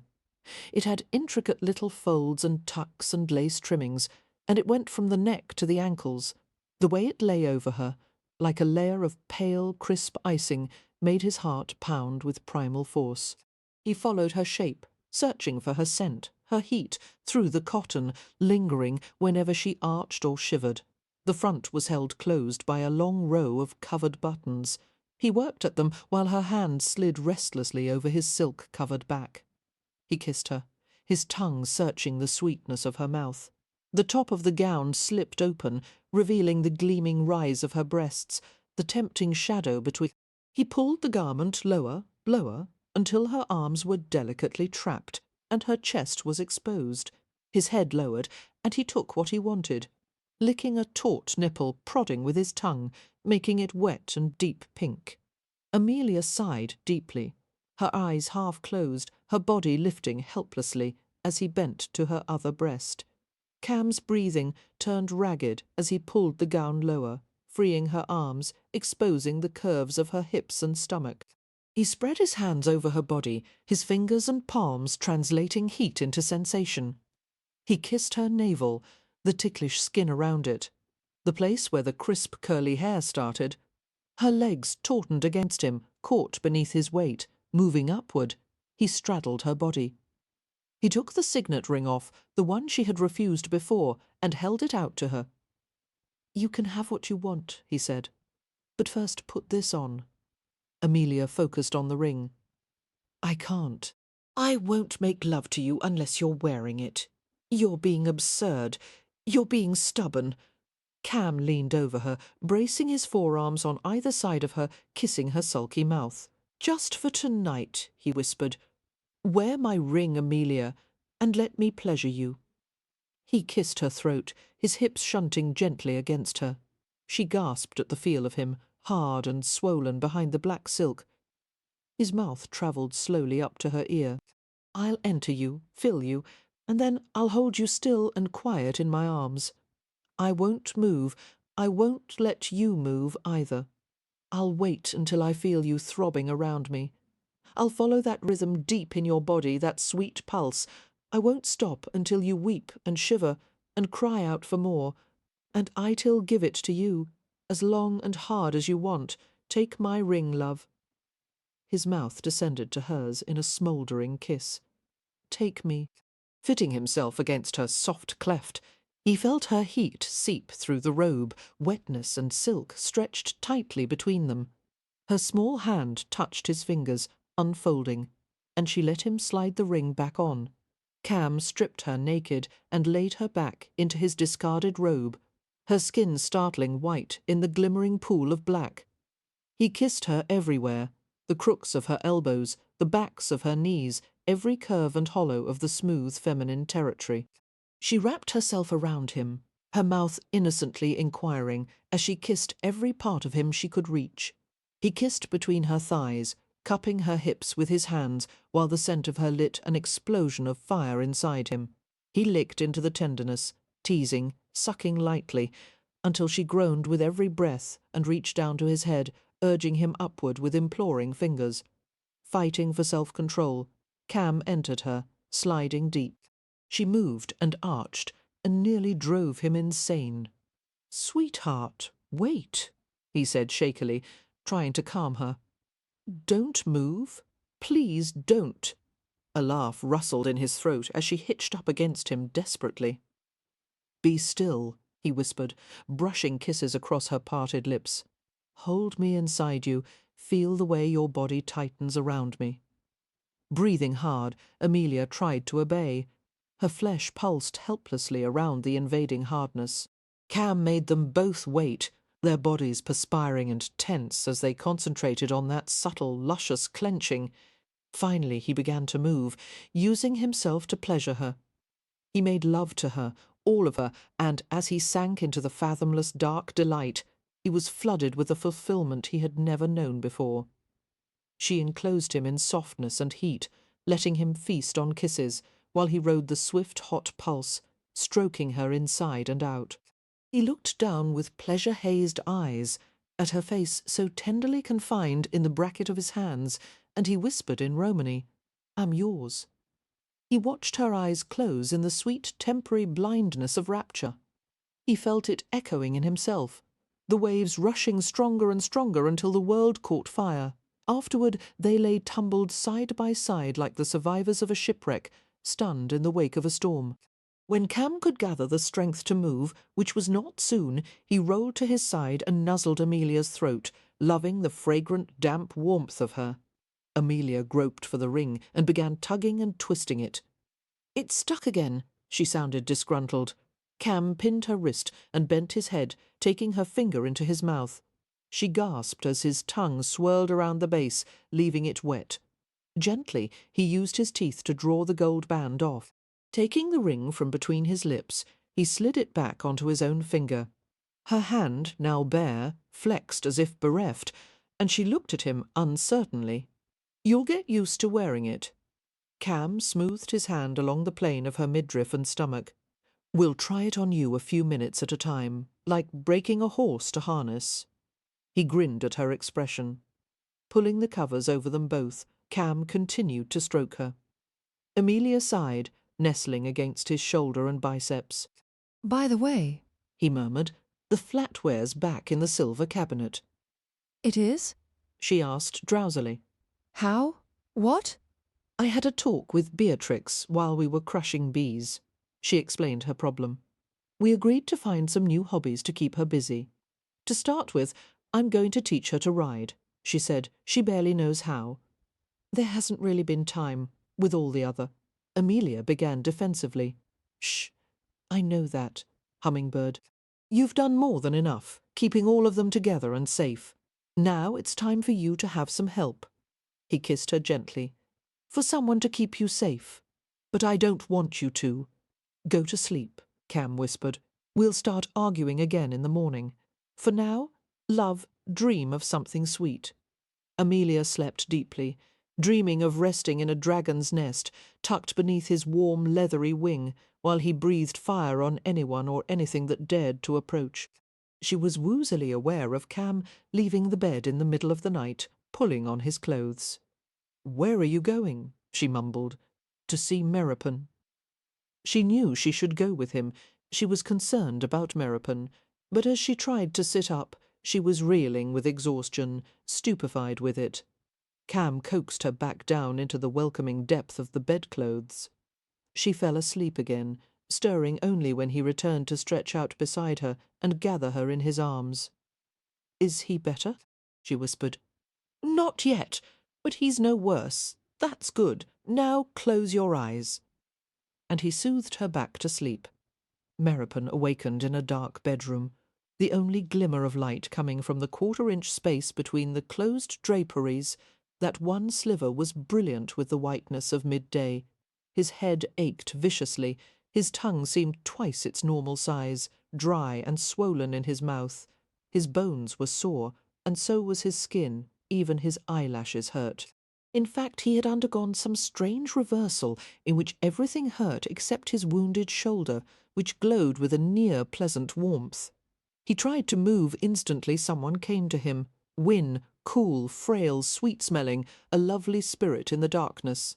Without speaking, she sat beside him and lifted his head and gave him tiny sips of water until his mouth was moist enough to allow speech. So he hadn't died, and if he hadn't by now, he probably wasn't going to. He wasn't certain how he felt about that. His usual rough appetite for life had been replaced by shattering melancholy, probably the after-effects of the morphine. Still cradling Meropen's head, Wynne stroked her fingers through his matted, unwashed hair. The light scratch of her fingernails on his scalp sent chills of pleasure through his aching body. But he was so mortified by his uncleanliness, not to mention his helplessness, that he shoved irritably at the gentle hand. "I must be in hell," he muttered. Wynne smiled down at him with a tenderness he found unbearable. "You wouldn't see me in hell, would you?" "In my version, yes." Her smile turned quizzical, faded, and she laid his head carefully back on the bed. Wynne would be featured prominently in Meropen's hell.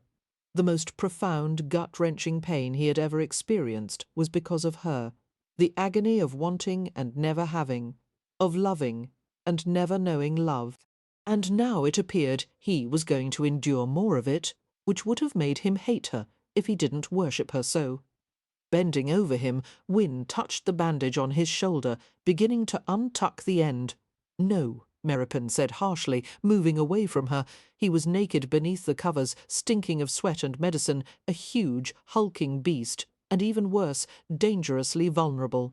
If she continued touching him, tending him, his defences would be smashed, and God knew what he would say or do. He needed her to go as far away from him as possible. "Kev," she said, her too careful tone maddening him further. "I want to see the wound. It's almost time to change the poultice, if you'll just lie flat and let me, not you, lie flat." As if that were even possible with the roaring erection that had sprung to life as soon as she had touched him.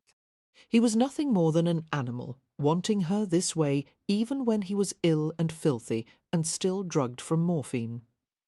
Even knowing that to make love to her was like signing her death warrant. Had he been a prayerful man, he would have begged the pitiless heavens never to let Wynne know what he wanted or how he felt. A long moment passed before Wynne asked in a perfectly normal tone, "Who do you want to change the poultice?" Then, "Anyone." Meropen kept his eyes closed. "Anyone but you." He had no idea what Wynne's thoughts were, as the silence became heavy and prolonged. His ears pricked at the sound of her skirts swishing. The thought of fabric moving and swirling around her slender legs caused every hair on his body to rise. "All right, then," she said, in a matter-of-fact tone as she reached the door. "I'll send someone else as soon as possible." Meropen moved his hand to the place on the mattress where she had sat. His fingers splayed wide, and he fought to close his heart, which contained too many secrets, and therefore could never be shut all the way. Descending the grand staircase carefully, Wynne saw Cam Rohan coming up. She felt a spasm of nerves in her stomach. Wynne had always felt a bit twittery around unfamiliar men, and she wasn't quite certain what to make of this one. Rohan had assumed a position of influence over her family with astonishing speed. He had stolen her older sister's heart with such adroitness that she didn't even seem to know it yet. Like Meropen, Rohan was a big virile male, and like Meropen he was a roamer, but he was so much easier with it, infinitely more comfortable in his own skin. Rohan was smooth and prepossessing, whereas Meropen was secretive and brooding. But for all Rohan's charm, there was a subtle edge of danger about him, a sense that he was acquainted with a side of life the sheltered Hathaways had never been exposed to.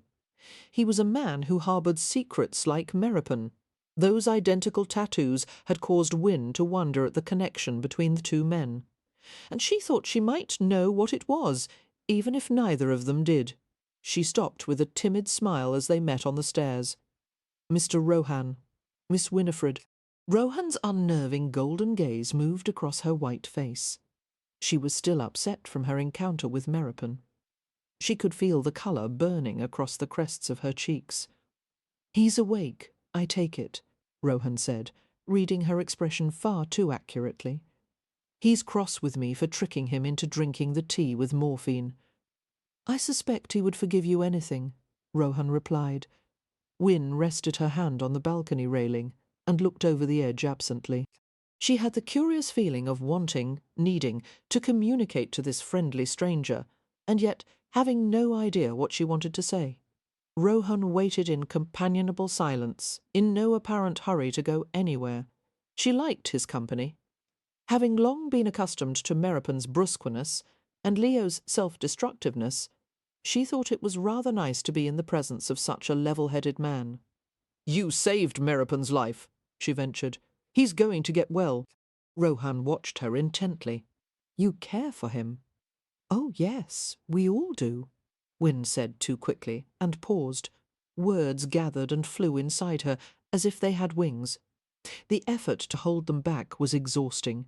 She was suddenly glassy-eyed with frustration and desolation, thinking of the man upstairs and the untraversable distance that was always between them. "I want to get well too," she burst out. I want... She closed her mouth and thought, "Good Lord, how must I sound to him?" Feeling chagrin at her loss of self-control. She passed a hand over her face and rubbed her temples. But Rohan seemed to understand, and mercifully there was no pity in his gaze. The honesty in his voice comforted her immeasurably. "I think you will, little sister." She shook her head as she confessed, "One want it so much, I'm afraid to hope." "Never be afraid to hope," Rohan said gently. "It's the only way to begin." Chapter 21. Amelia was at a loss to understand how she could have slept until after luncheon. She could only attribute it to Cam, whose mere presence in the house caused her to relax. It was as if her mind automatically handed over worries and cares to him, allowing her to sleep like an infant. She didn't like it. She didn't want to depend on him, and yet she couldn't seem to stop it from happening. Dressing smartly in a chocolate-coloured gown with pink velvet trim, she went to visit Meropen, whose surliness didn't dampen her joy in his recovery. Upon going downstairs, she was told by the housekeeper that a pair of gentlemen had just arrived from London, and Mr. Rohan was meeting with them in the library. Amelia guessed one of them was the builder whom Cam had sent for. Curious about the visitors, she went to the library and paused at the doorway. The masculine voices stopped. There were men grouped around the library table, two seated, one leaning casually against it, and another, Leo, lurking in the corner. The men all rose, except for Leo, who merely shifted in his chair as if the courtesy were too much effort to be bothered what. Cam was dressed with his usual dishevelled elegance, well-tailored clothes but a conspicuous lack of a cravat. Approaching Amelia, he took one of her hands. He raised it to his lips and pressed a lingering kiss to the backs of her fingers in a territorial gesture not likely to be lost on anyone. "Miss Hathaway." Cam's tone was polite, while a heathen glint danced in his eyes. "Your timing is perfect. Some gentlemen have arrived to discuss the restoration of the Ramsay estate. Allow me to introduce them." Amelia exchanged bows with the men, a master builder named John Dashiell, who appeared to be in his late 30s, and his assistant, Mr. Francis Sparksby. Dashiell had gained a sterling reputation as the builder of the Rutledge Hotel several years earlier, and subsequently carried out private and public projects all over England. He and his brother had established a prosperous firm with the relatively new concept of employing all his subcontractors internally rather than hiring outside workers and craftsmen. By keeping all his employees under one roof, Dashiell maintained an unusually high degree of control over his projects. Dashiell was a large-framed, ruggedly attractive man with a ready smile. One could easily imagine him in his early days as a carpenter's apprentice, hammer in hand. "A pleasure, Miss Hathaway. I was sorry to learn of the Ramsay House fire, but very glad everyone escaped alive. Many families are not so fortunate." She nodded. "Thank you, sir. We are grateful to have your judgment and insights, and to find out what can be made of our house now." "I'll do my best," he promised. "Mr. Dashiell, do you employ an architect at your firm?" "As it happens, my brother is quite proficient at architectural design, but he is rather occupied with work in London. We're searching for a second architect to manage the surplus.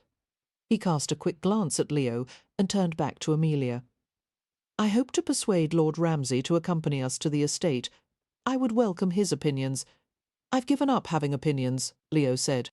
Hardly anyone agrees with them, and if someone does, it's proof he has no judgment whatsoever.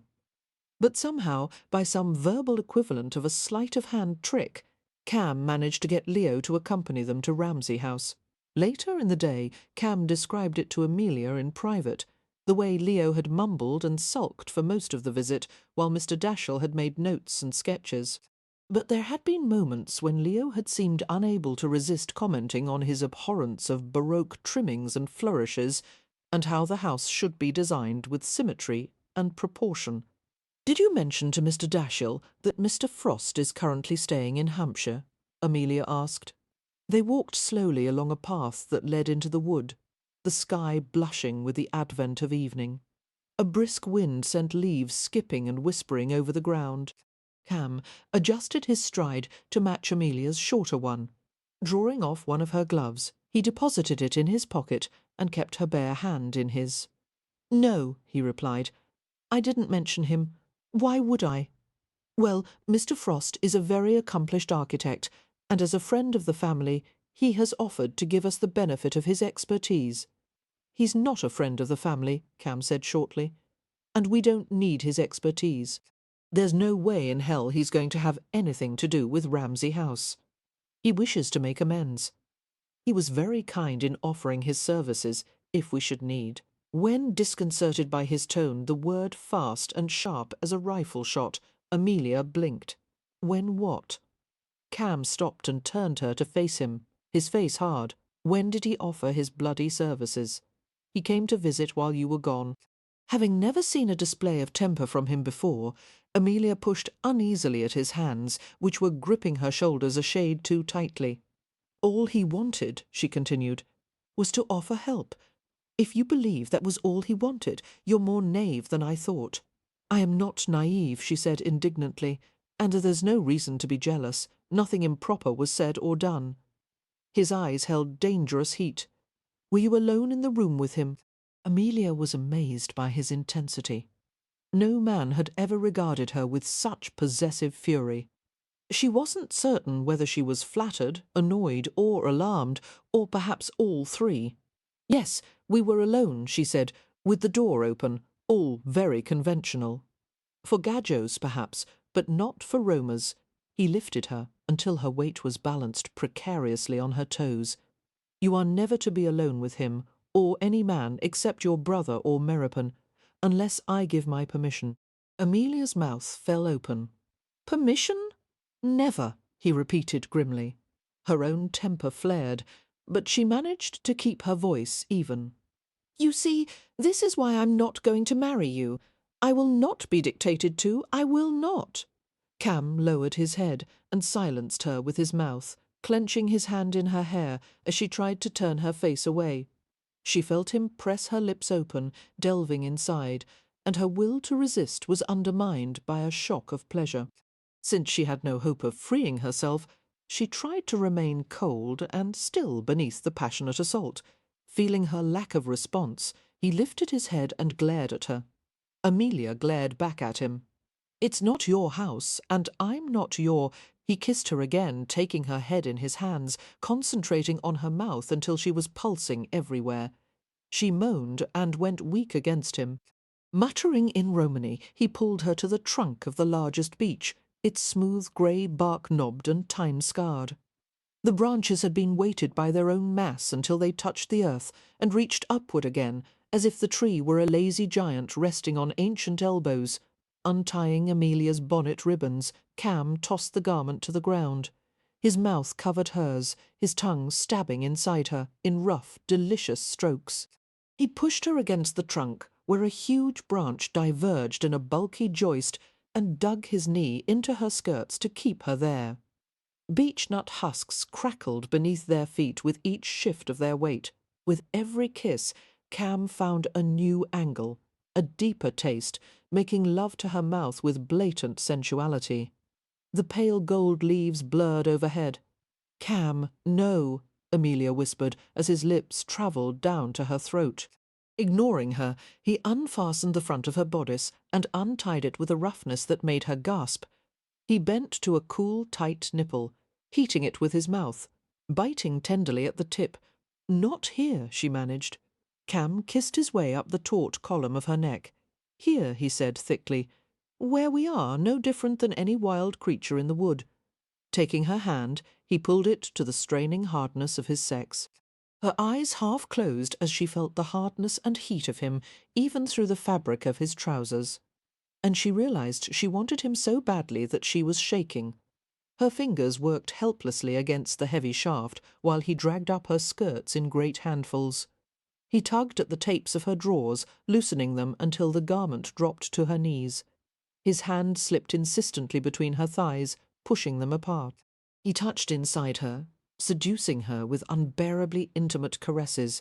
Withdrawing, he used a fingertip to make slippery soft circles around the sensitive bud. He kissed and whispered against her mouth, tightening his arm around her squirming body. The wind caused the tree branches to whip and flail overhead, leaves falling in a dark flurry. Evening settled outside the wood, seeping inward through the trees. Cam turned Amelia away from him, guiding her down until her front was supported by the gigantic beech branch, and her hands, one gloved, one bare, were clutched on the paper-flat bark. He shoved the mass of her skirts upward, heaped them at her waist, and drew his palms over her hips. The head of his shaft brushed the wet entrance of her body. She couldn't help cocking her hips upward, inviting more. She strained back into the satiny pressure as he gripped his sex and used it to tease her, circling, crossing, entering briefly and sliding back, until the beech bark was wet beneath her bare palm, and all she could do was wait, trembling, with her head lowered. She didn't dare speak for fear she would cry out like one of the wild creatures he had spoken of. But a groan did leave her as he finally pushed forward in a long, aggressive slide, filling her exquisitely. Cam's hand slid to her front, between her thighs, and he played with her as he thrust steadily, rooting out spasms of white-hot delight. She sensed the wild hunger in him, but he disciplined it for her pleasure, and her body responded with violent, throbbing convulsions. Pulling out with a groan, he urged his slick length against the smooth skin of her buttocks, letting the hot fluid spill. Amelia wanted him inside her. She had wanted to pull him as deep as possible in that final moment. Instead, she lay passively over the beechwood. Her legs were so weak, she doubted they would take her all the way back to the manor. Cam restored her clothing slowly, his strong hands lifting her from the beach, crushing her close. He muttered something incomprehensible against her hair. Another spell to bind her, she thought hazily, her cheek pressed to his smooth, hard chest. "You're speaking in Romany," she mumbled. Cam switched to English. "Amelia, He stopped, as if the right words eluded him. "I can't stop myself from being jealous, any more than I can stop being half Roma, but I'll try not to be overbearing. Just say you'll be my wife." "Please," Amelia whispered, her wits still scattered. "Let me answer later, when I can think clearly. You do too much thinking." He kissed the top of her head. "I can't promise you a perfect life, but one can promise that no matter what happens, I'll give you everything I have.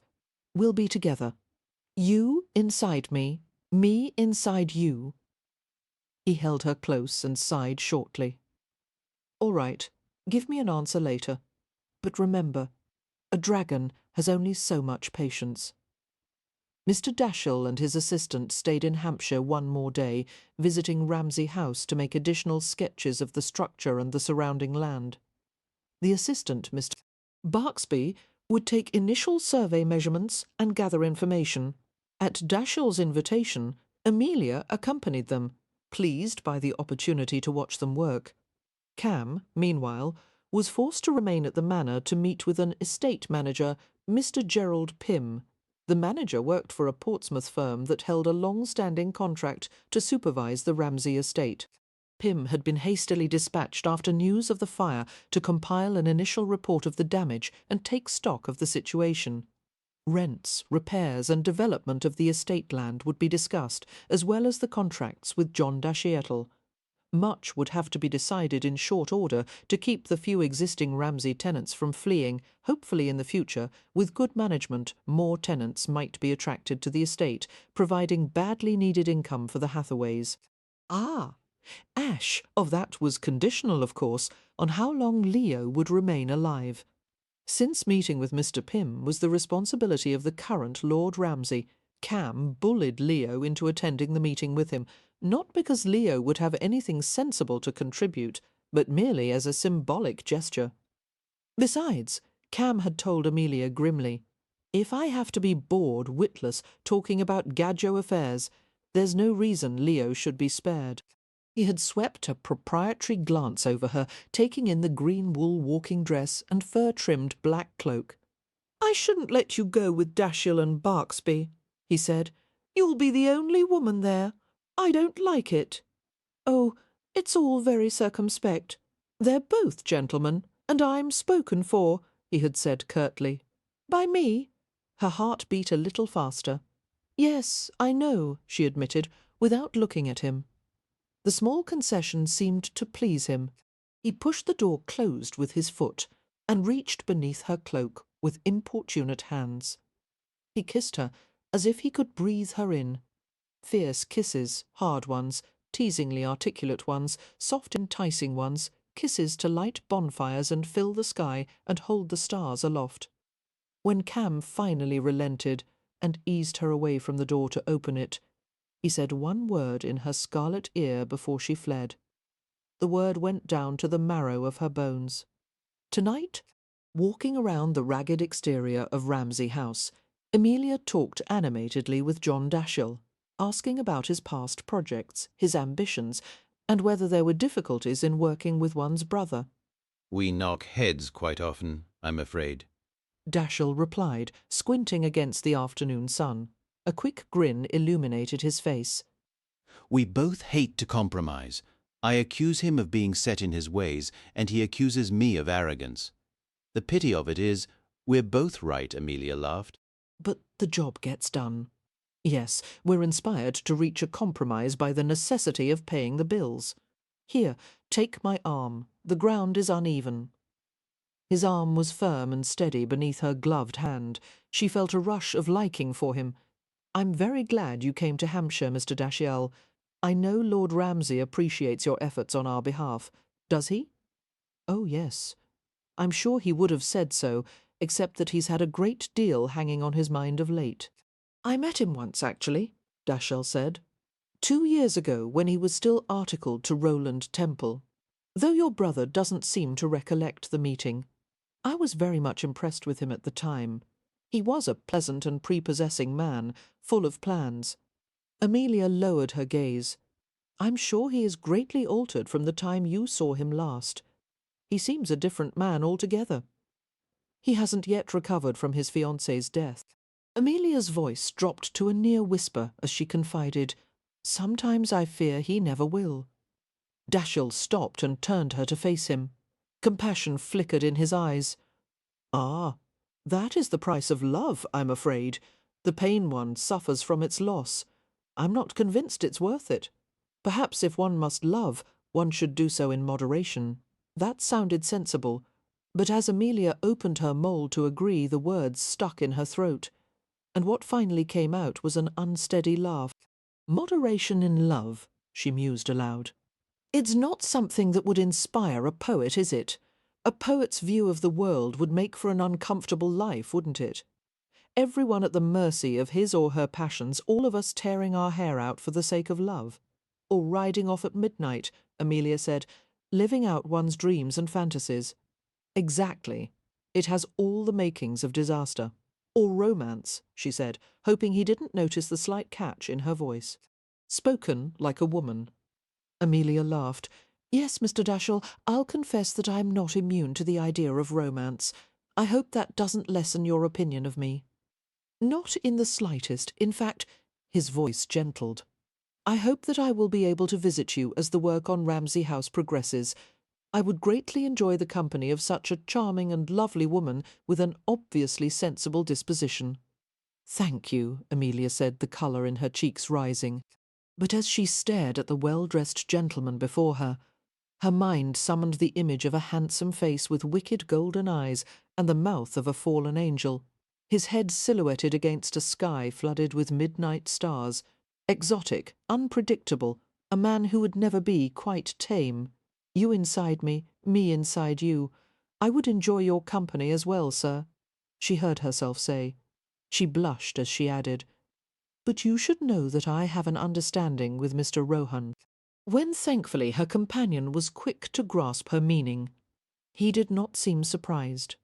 "I was afraid that might be the case. I couldn't help but notice Rohan's regard for you. He gives a decided impression of wanting you all to himself." Dashiell smiled ruefully. One can hardly blame him. Flattered, uncertain how to reply, Amelia returned her attention to the house. She was not accustomed to men making such comments about her. Her gaze travelled along the uneven roofline. The house looked so shipwrecked, so weary, the windows like wounds in the side of a fallen beast. The windows, she saw movement in one of them, a shimmer, something that looked like a tangle of moonbeams and shadows, a face. She must have made a sound, for Mr. Dashiell looked at her closely, and his gaze followed hers to the house. "What is it?" he asked at once. "I thought—" She found herself clutching a fold of his sleeve like a frightened child. Her thoughts were in chaos. "I thought I saw someone at the window." Perhaps it was Barksby. But Mr. Barksby was coming round the corner of the house, and the face had been at a second-floor window. "Shall I go in to have a look?" Dashiell asked quietly. His eyes narrowed with concern. "No," Amelia said at once, managing a shallow smile. She let go of his sleeve. "It must have been a curtain moving. I'm sure no one is there." After Dashiell and Mr. Barksby had departed for London, Cam returned to the study with Mr. Pym to discuss a few last items of business. Having had enough of estate management, Leo abandoned all pretence of interest in Pym's concerns and disappeared up to his room. Although Cam had sardonically assured Amelia that she was welcome to participate in the meeting with Mr. Pym, she declined hastily, suspecting that she would not be able to endure the tedious discussion with any more grace than her brother had. Instead, she went to find Wynne. Her sister was in a private family parlour upstairs, curled in the corner of a settee, with a book in her lap. Wynne turned a page without seeming to read it, looking up with evident relief as Amelia came to her. "I've wanted to talk with you all day."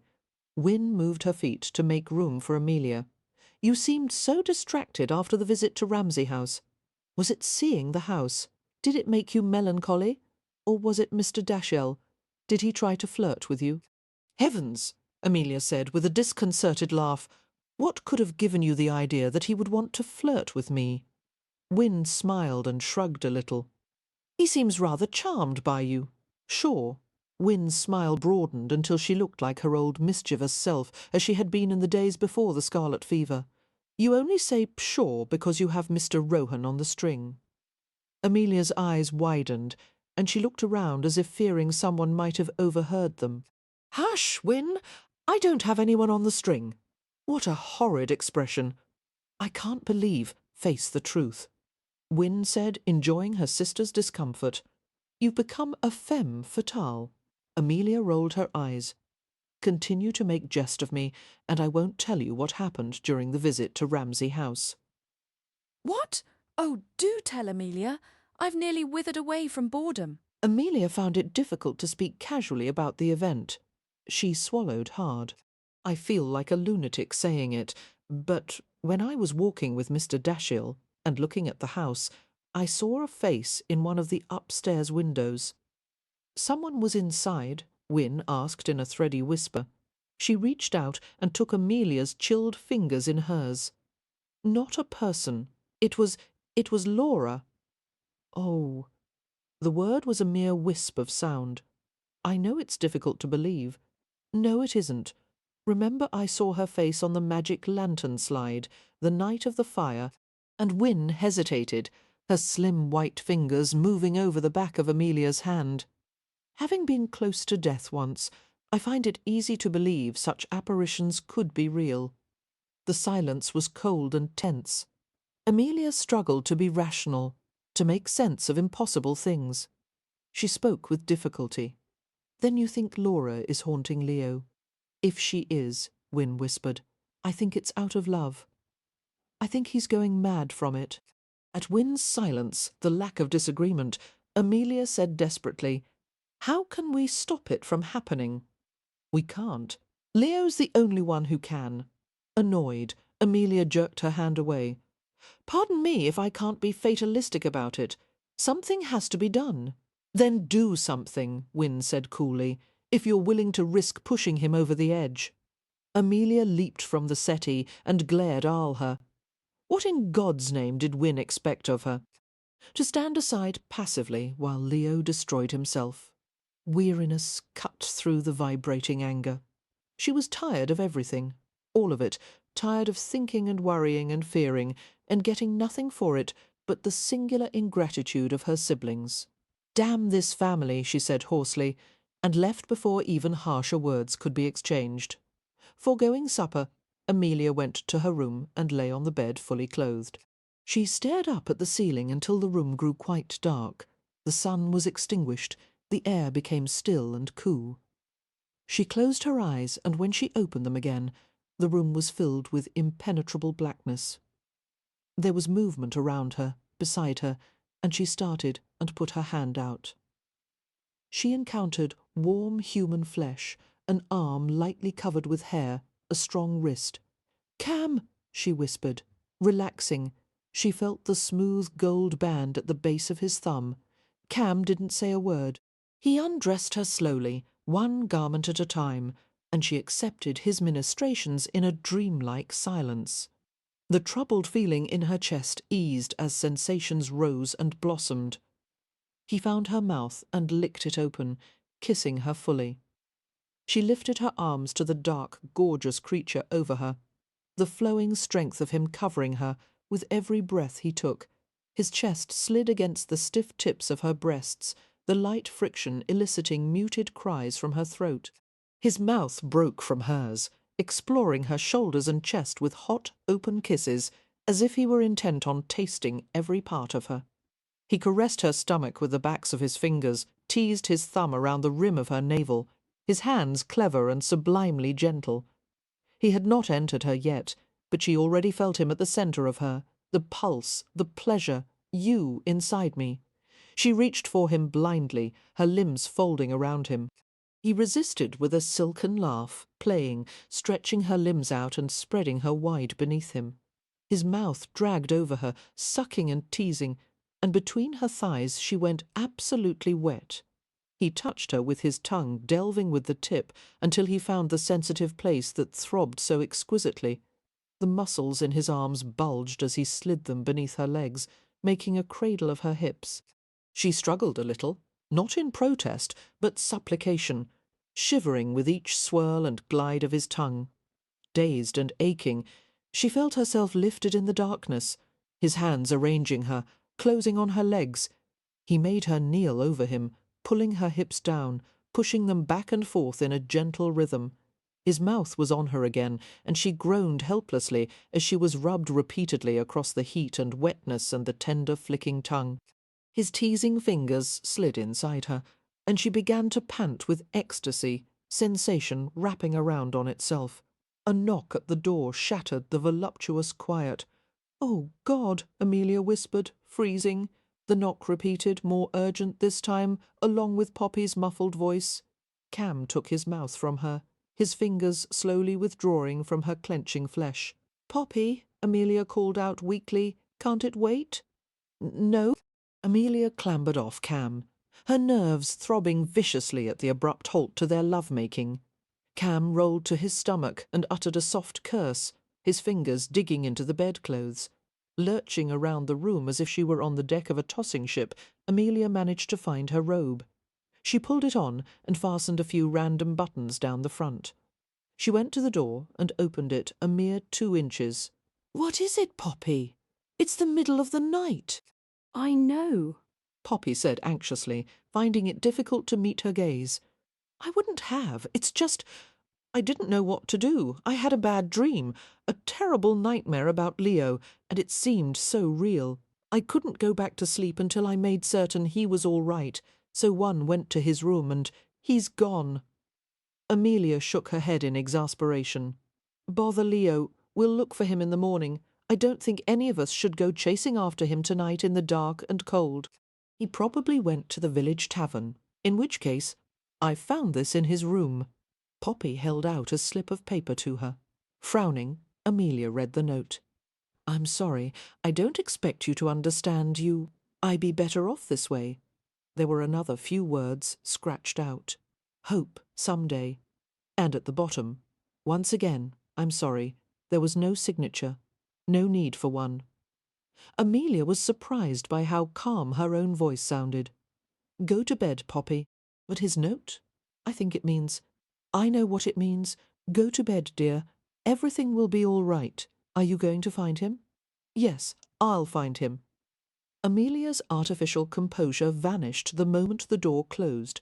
Cam was already yanking on his clothes, tugging his boots on, while Amelia lit the bedside lamp. She gave the note to him with trembling fingers. It's not an empty gesture. She found it hard to breathe. He means to do it. He may have already. Where is he most likely to go? Cam interrupted. Somewhere on the estate. Amelia thought of Laura's spectral face in the window. "He's at Ramsay House," she said through chattering teeth. "Take me there, please." "Of course, but first you may want to put on some clothes." Cam gave her a reassuring smile, stroking the side of her face with his hand. "I'll help you." "Any man," she muttered, "who wanted to marry into the Hathaway family after this should be shut away to an institution." "Marriage is an institution," he said reasonably, retrieving her gown from the floor. They rode to Ramsay House on Cam's horse, whose long-stretching canter covered ground at near frightening speed.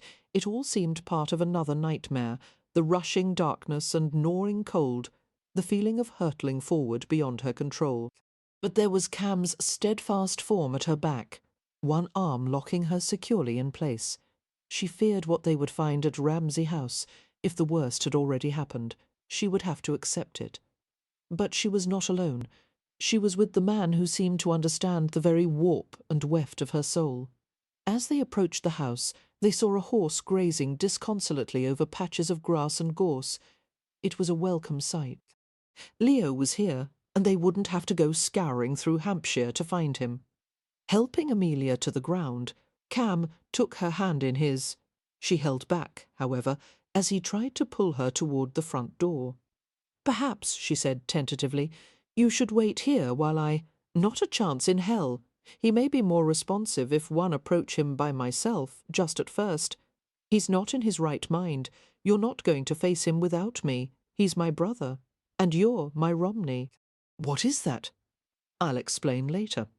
Cam stole a quick kiss and slid his arm around her, guiding her into the house. It was as still as a mausoleum, the chilled air scented of smoke and dust. Exploring the first floor silently, they found no sign of Leo. It was difficult to see in the darkness, but Cam made his way from room to room with the sureness of a cat. There came a sound from overhead, the squeak of shifting floorboards. Amelia felt a quake of nervousness, and at the same time relief. She hastened toward the stairs. Cam checked her, his hand tightening on her arm. Understanding that he wanted her to go slowly, she forced herself to relax. They went to the staircase, Cam leading the way, testing each step before allowing Amelia to follow him. Accumulated grit scraped beneath their quiet feet. As they ascended, the air turned colder and colder still, driving needles into her bones. It was an unholy chill, too bitter and ghastly, to have come from a temporal source.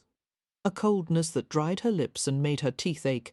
Her hand tightened inside Cam's, and she kept as close to him as possible without tripping him. A feeble frosted glow came from a room near the end of an upstairs hallway. Amelia made a sound of distress as she realized where the lamplight was coming from. The bee room. "Bees don't fly at night," Cam murmured, his hand coming to the back of her neck, sliding across her nape. "But if you'd rather wait here, no." Summoning her courage, Amelia squared her shoulders and went with him down the hall. How like Leo, perverse wretch that he was, to hole up in a place that scared her witless. They paused at the open doorway, Cam partially blocking Amelia from view. Peering around his shoulder, she gasped. It was not Leo, but Christopher Frost, his lean form gilded in lamplight as he stood before an open panel in the wall that contained the bee colony. The bees were subdued but far from quiet, millions of wings beating in a thick, ominous hum. The stench of exposed wood decay and fermented honey hung thick in the air. Shadows pooled on the floor like spilled ink, while the lamplight twisted and writhed at Christopher's feet. At the swift intake of Amelia's breath, he swiveled and pulled something from his pocket. A pistol. The three of them froze in a dark tableau, while a sting of shock ran over Amelia's skin. "Christopher," she said in bewilderment, "what are you doing here?" "Get back," Cam said harshly, trying to shove her behind him. But since she was no more eager to have Cam in front of the pistol than herself, she ducked beneath his arm and came up beside him. "You've come for it too, I see." Christopher sounded astonishingly calm, his gaze flicking to Cam's face, and then Amelia's. The pistol was steady in his hand. He did not lower it.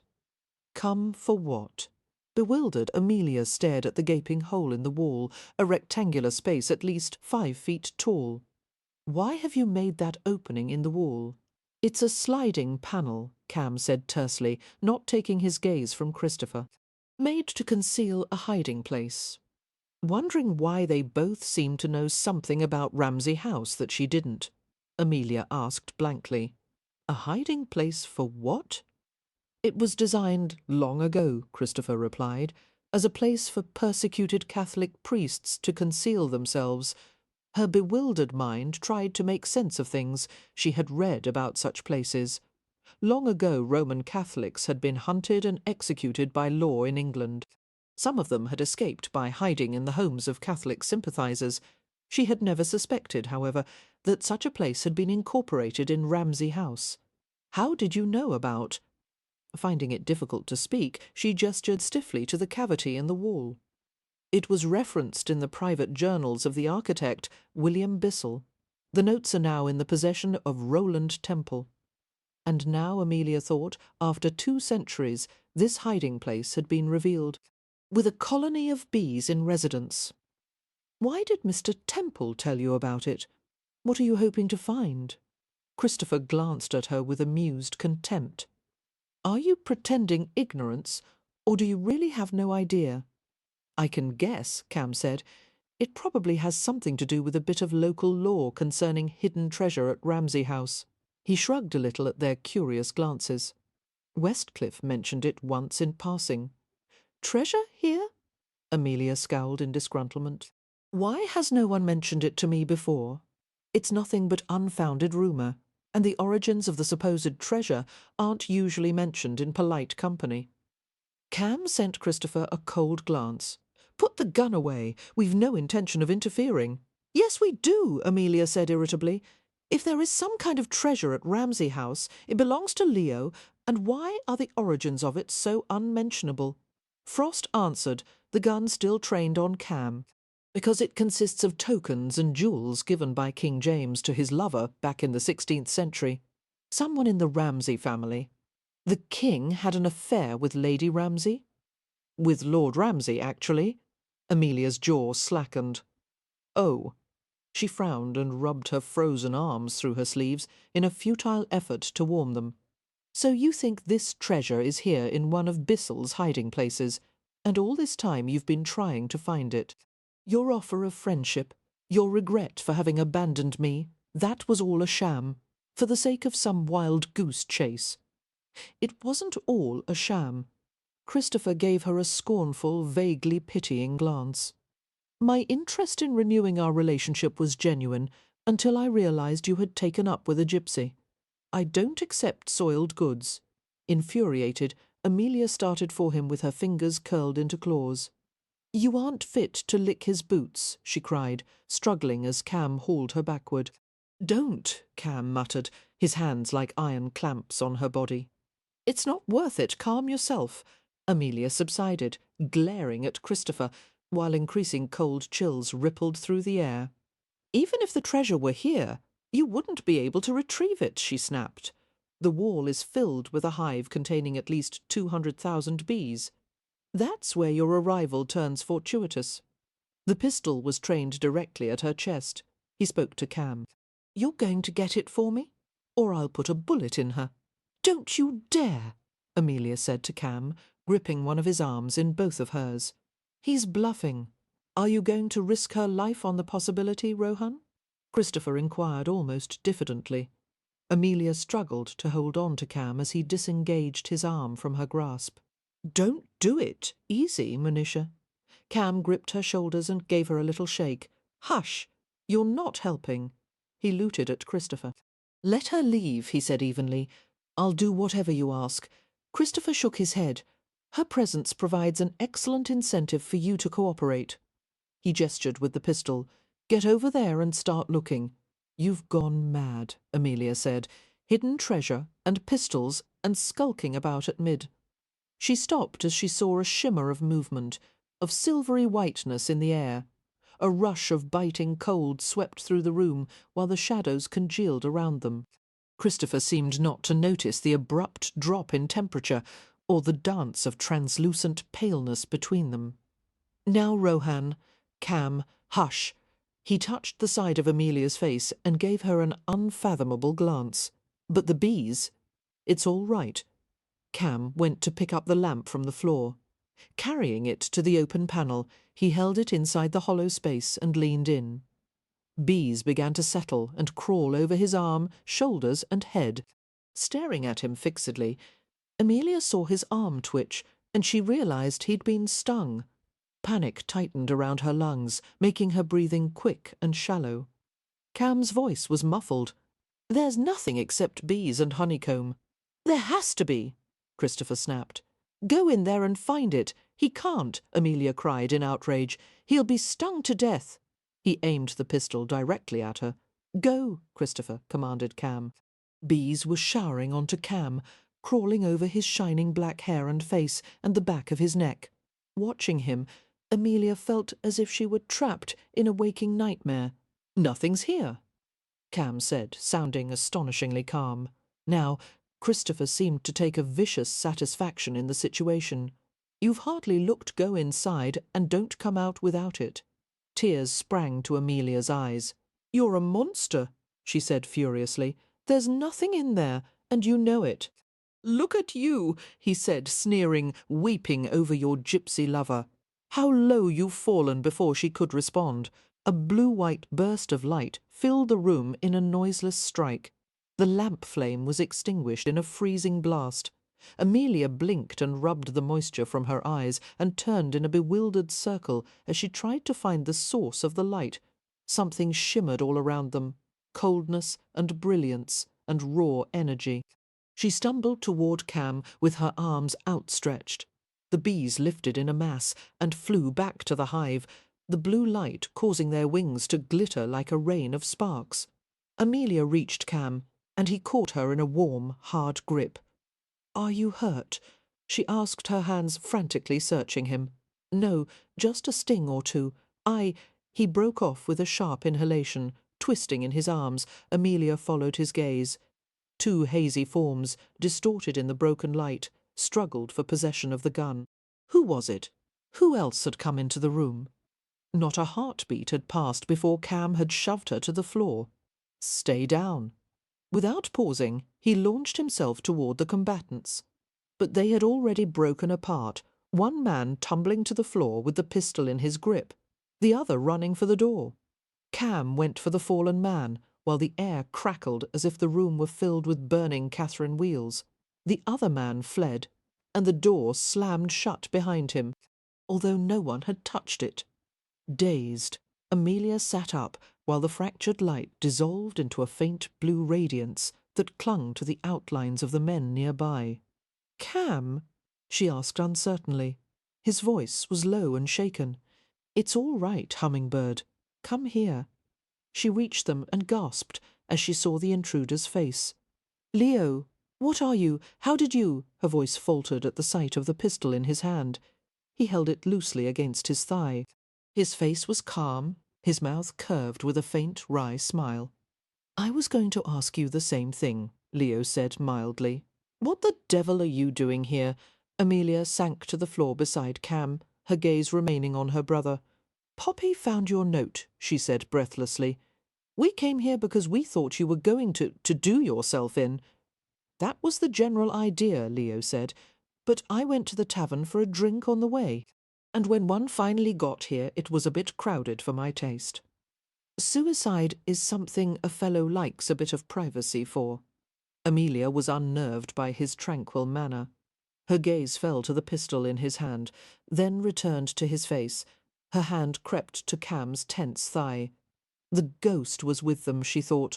The air had turned her face numb, making it difficult to move her lips. Mr. Frost was treasure hunting, she told her brother. Leo gave her a sceptical glance. A treasure in this rubbish pile? Well, you see, Mr. Frost thought. No, don't bother. I'm afraid I can't summon any interest in what Frost thought. The idiot. He looked down at the pistol, his thumb gently grazing the barrel. Amelia wouldn't have expected a man contemplating suicide to appear so relaxed, a ruined man in a ruined house.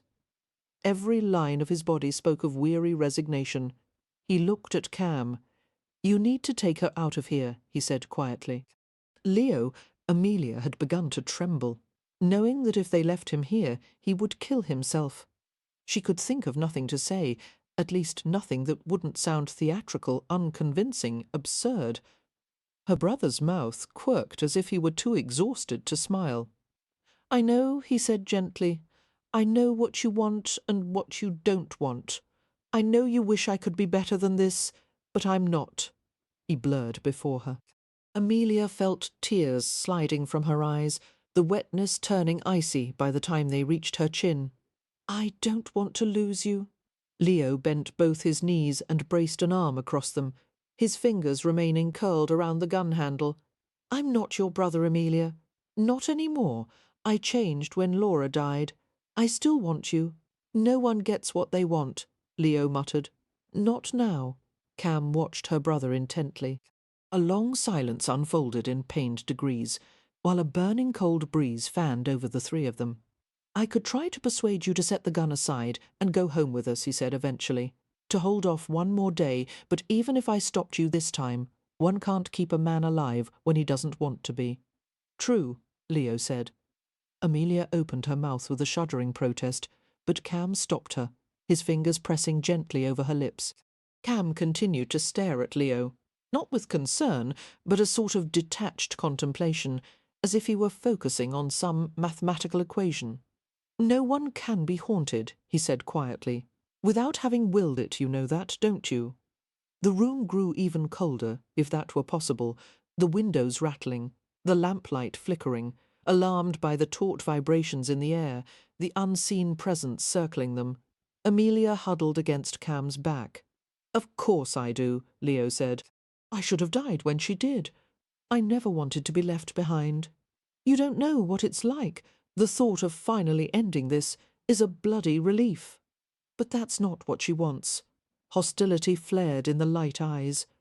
"How the hell would you know? If your situations were reversed, would you choose this for her?" Cam gestured to the gun in his hand.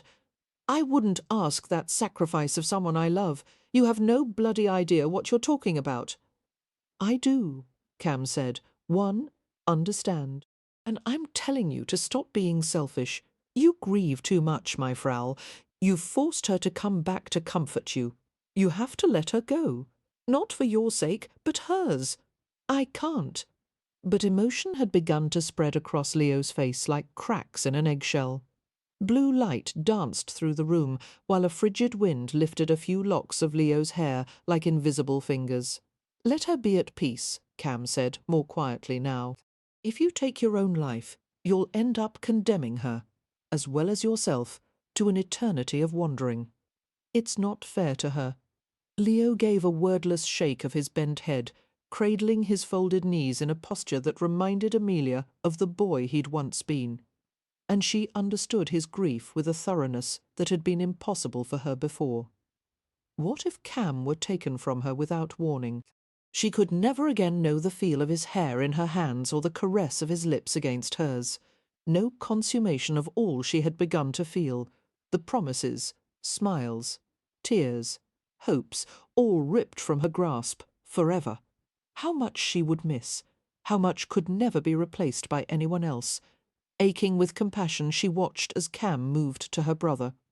Leo hid his face and jerked a hand up, fingers spread, palm lacing out in a broken, helpless gesture. "I can't let her go," he choked.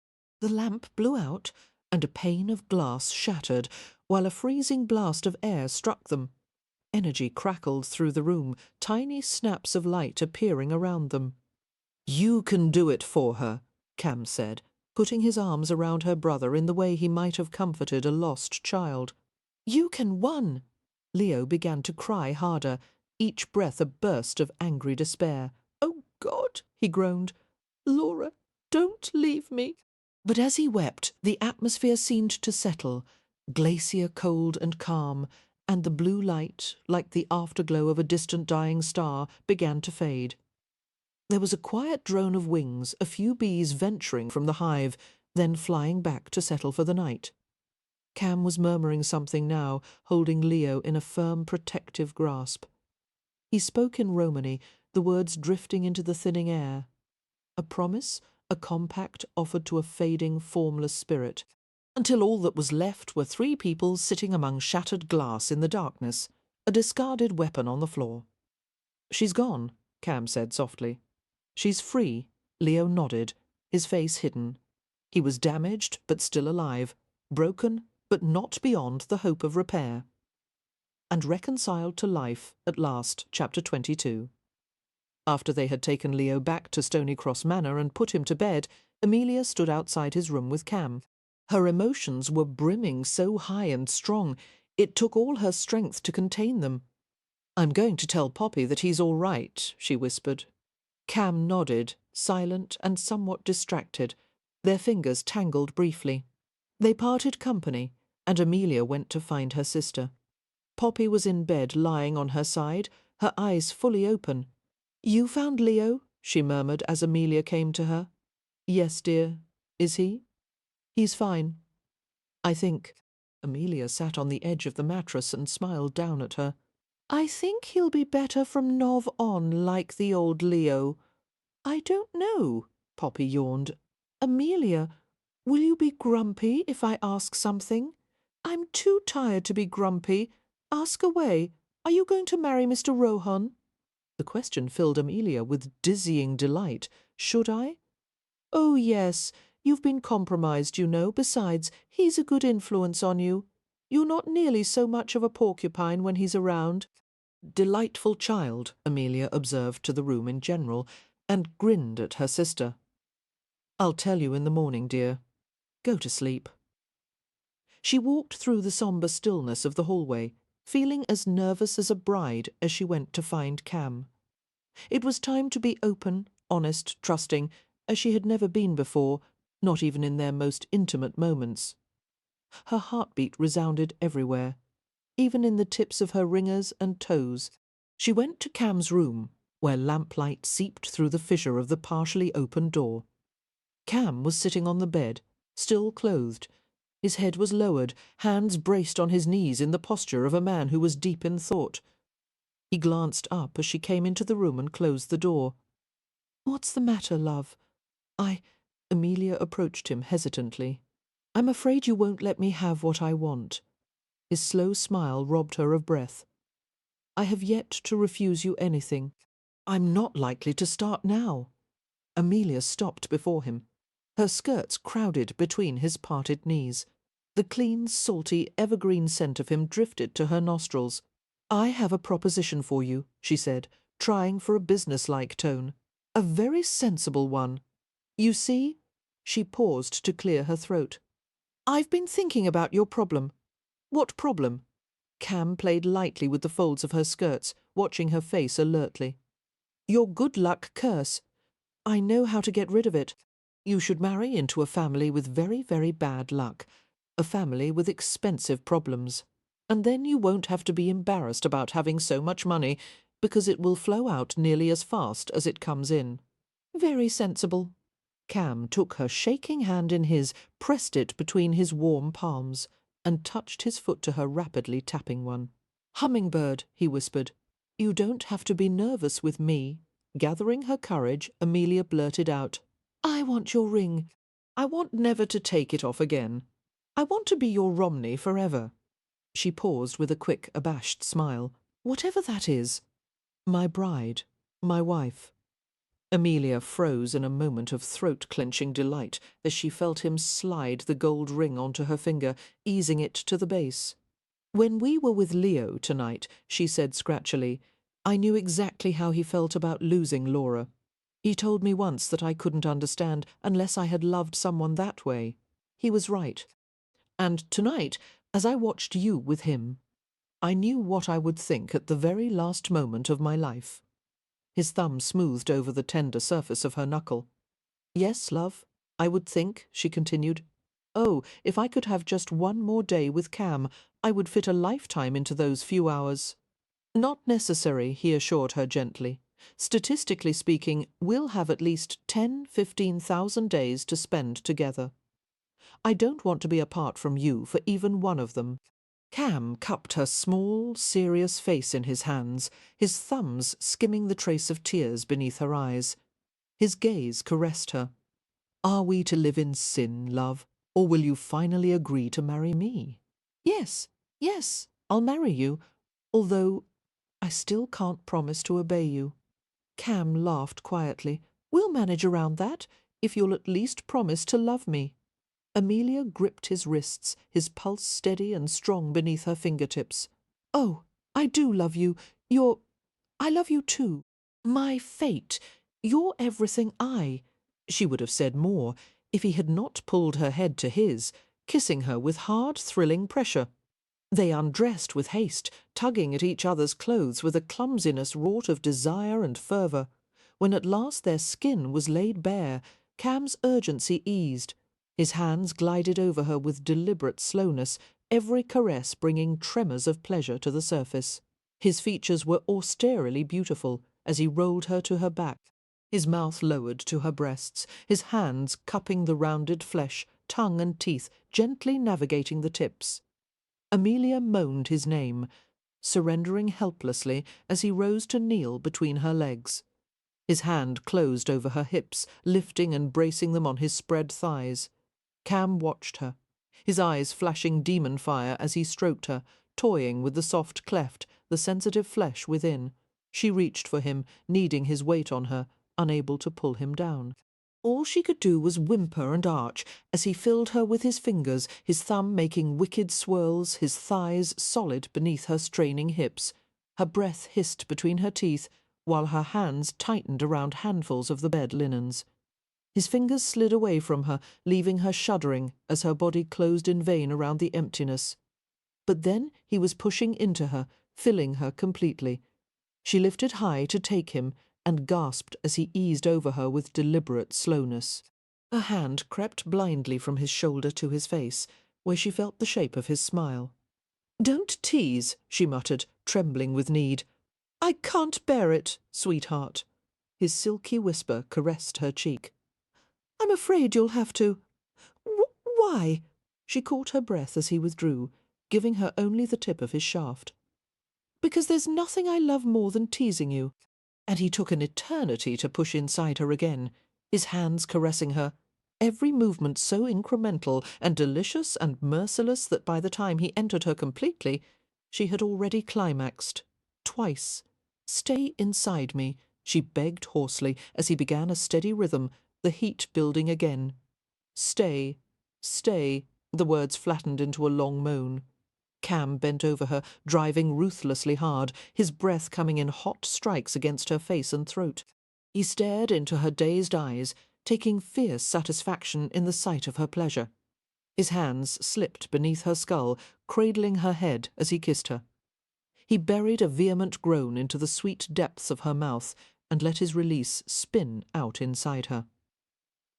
Cuddling her afterward, Cam traced lazy patterns on her back and shoulders.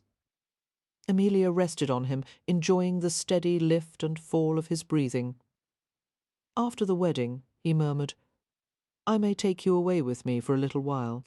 Where? She asked readily, turning to press her lips against his chest. "To look for my tribe. You've already found your tribe." She hitched a leg over his hips. "It's called the Hathaways." A chuckle vibrated in his chest. "My Romany tribe, then. It's been too many years. I'd like to find out if my grandmother is still alive." He paused. "And I want to ask some questions." "About what?"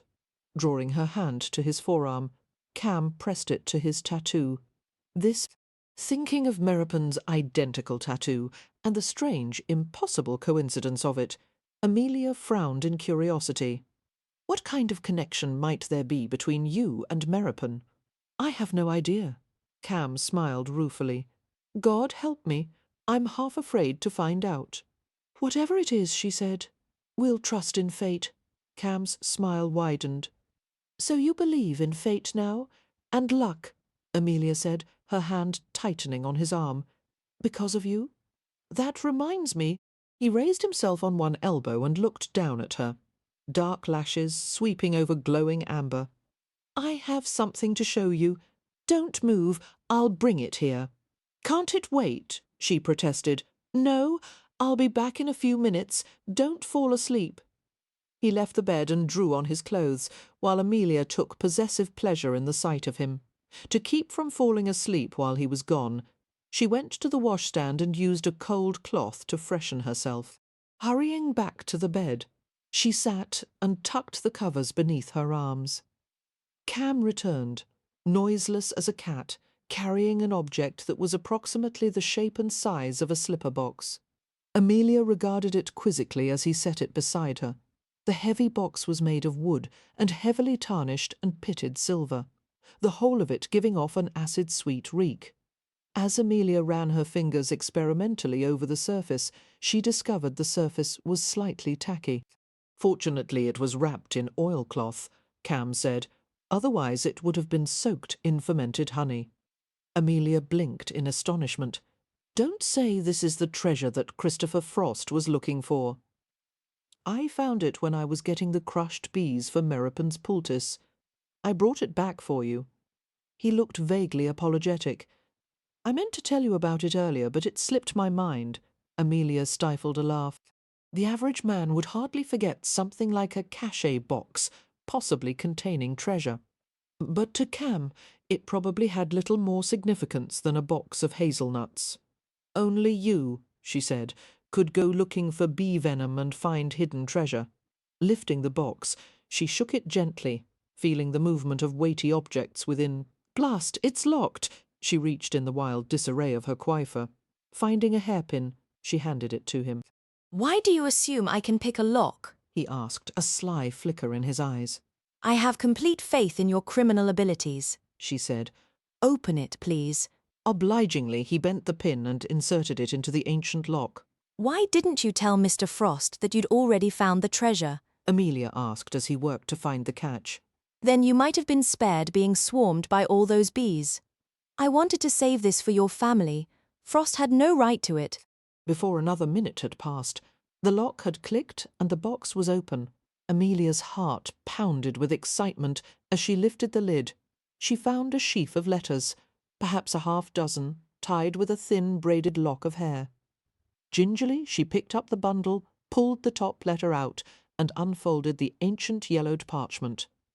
It was indeed a love letter from a king, signed simply James, scandalous, ardent, and sweetly written. It seemed far too intimate for her to read. It had never been meant for her eyes. Feeling like an interloper, she closed the brittle folds and set it aside. Cam, meanwhile, had begun to pull objects from the box and lay them in her lap. A loose ruby, at least an inch in diameter, pairs of diamond bracelets, ropes of massive black pearls, a brooch made of an oval-shaped sapphire easily the size of a sovereign, with a teardrop diamond hanging beneath, and an assortment of jewelled rings. "I don't believe it," Amelia said, jostling high, glittering heap. This must be enough to rebuild Ramsay House twice over. Not quite, Cam said, casting an experienced glance over the lot, but close. She frowned as she sorted through the trove of priceless jewels. Cam? She asked, after a long moment. He seemed to have lost interest in the treasure, absorbed in playing with a loose lock of her hair. Would you mind if we kept this from Leo until he's— Well, a bit more rational. Otherwise, I'm afraid he'll go out and do something irresponsible. I'd say that's a valid concern. He picked up the jewellery in careless handfuls, dumping it into the box and closing it. Yes, we'll wait until he's ready. Do you think, Amelia asked hesitantly, that Leo will change from the way he is now? Will he get better? Hearing the worry in her tone, Cam reached out and nestled her against him. As the Rom say, no wagon keeps the same wheels forever. The covers slipped between them. Amelia shivered as the cool air wafted over her naked back and shoulders. "Come back to bed," she whispered. "One, need you to warm me?" Cam stripped away his shirt and laughed quietly as he felt her hands plucking at the buttons of his trousers.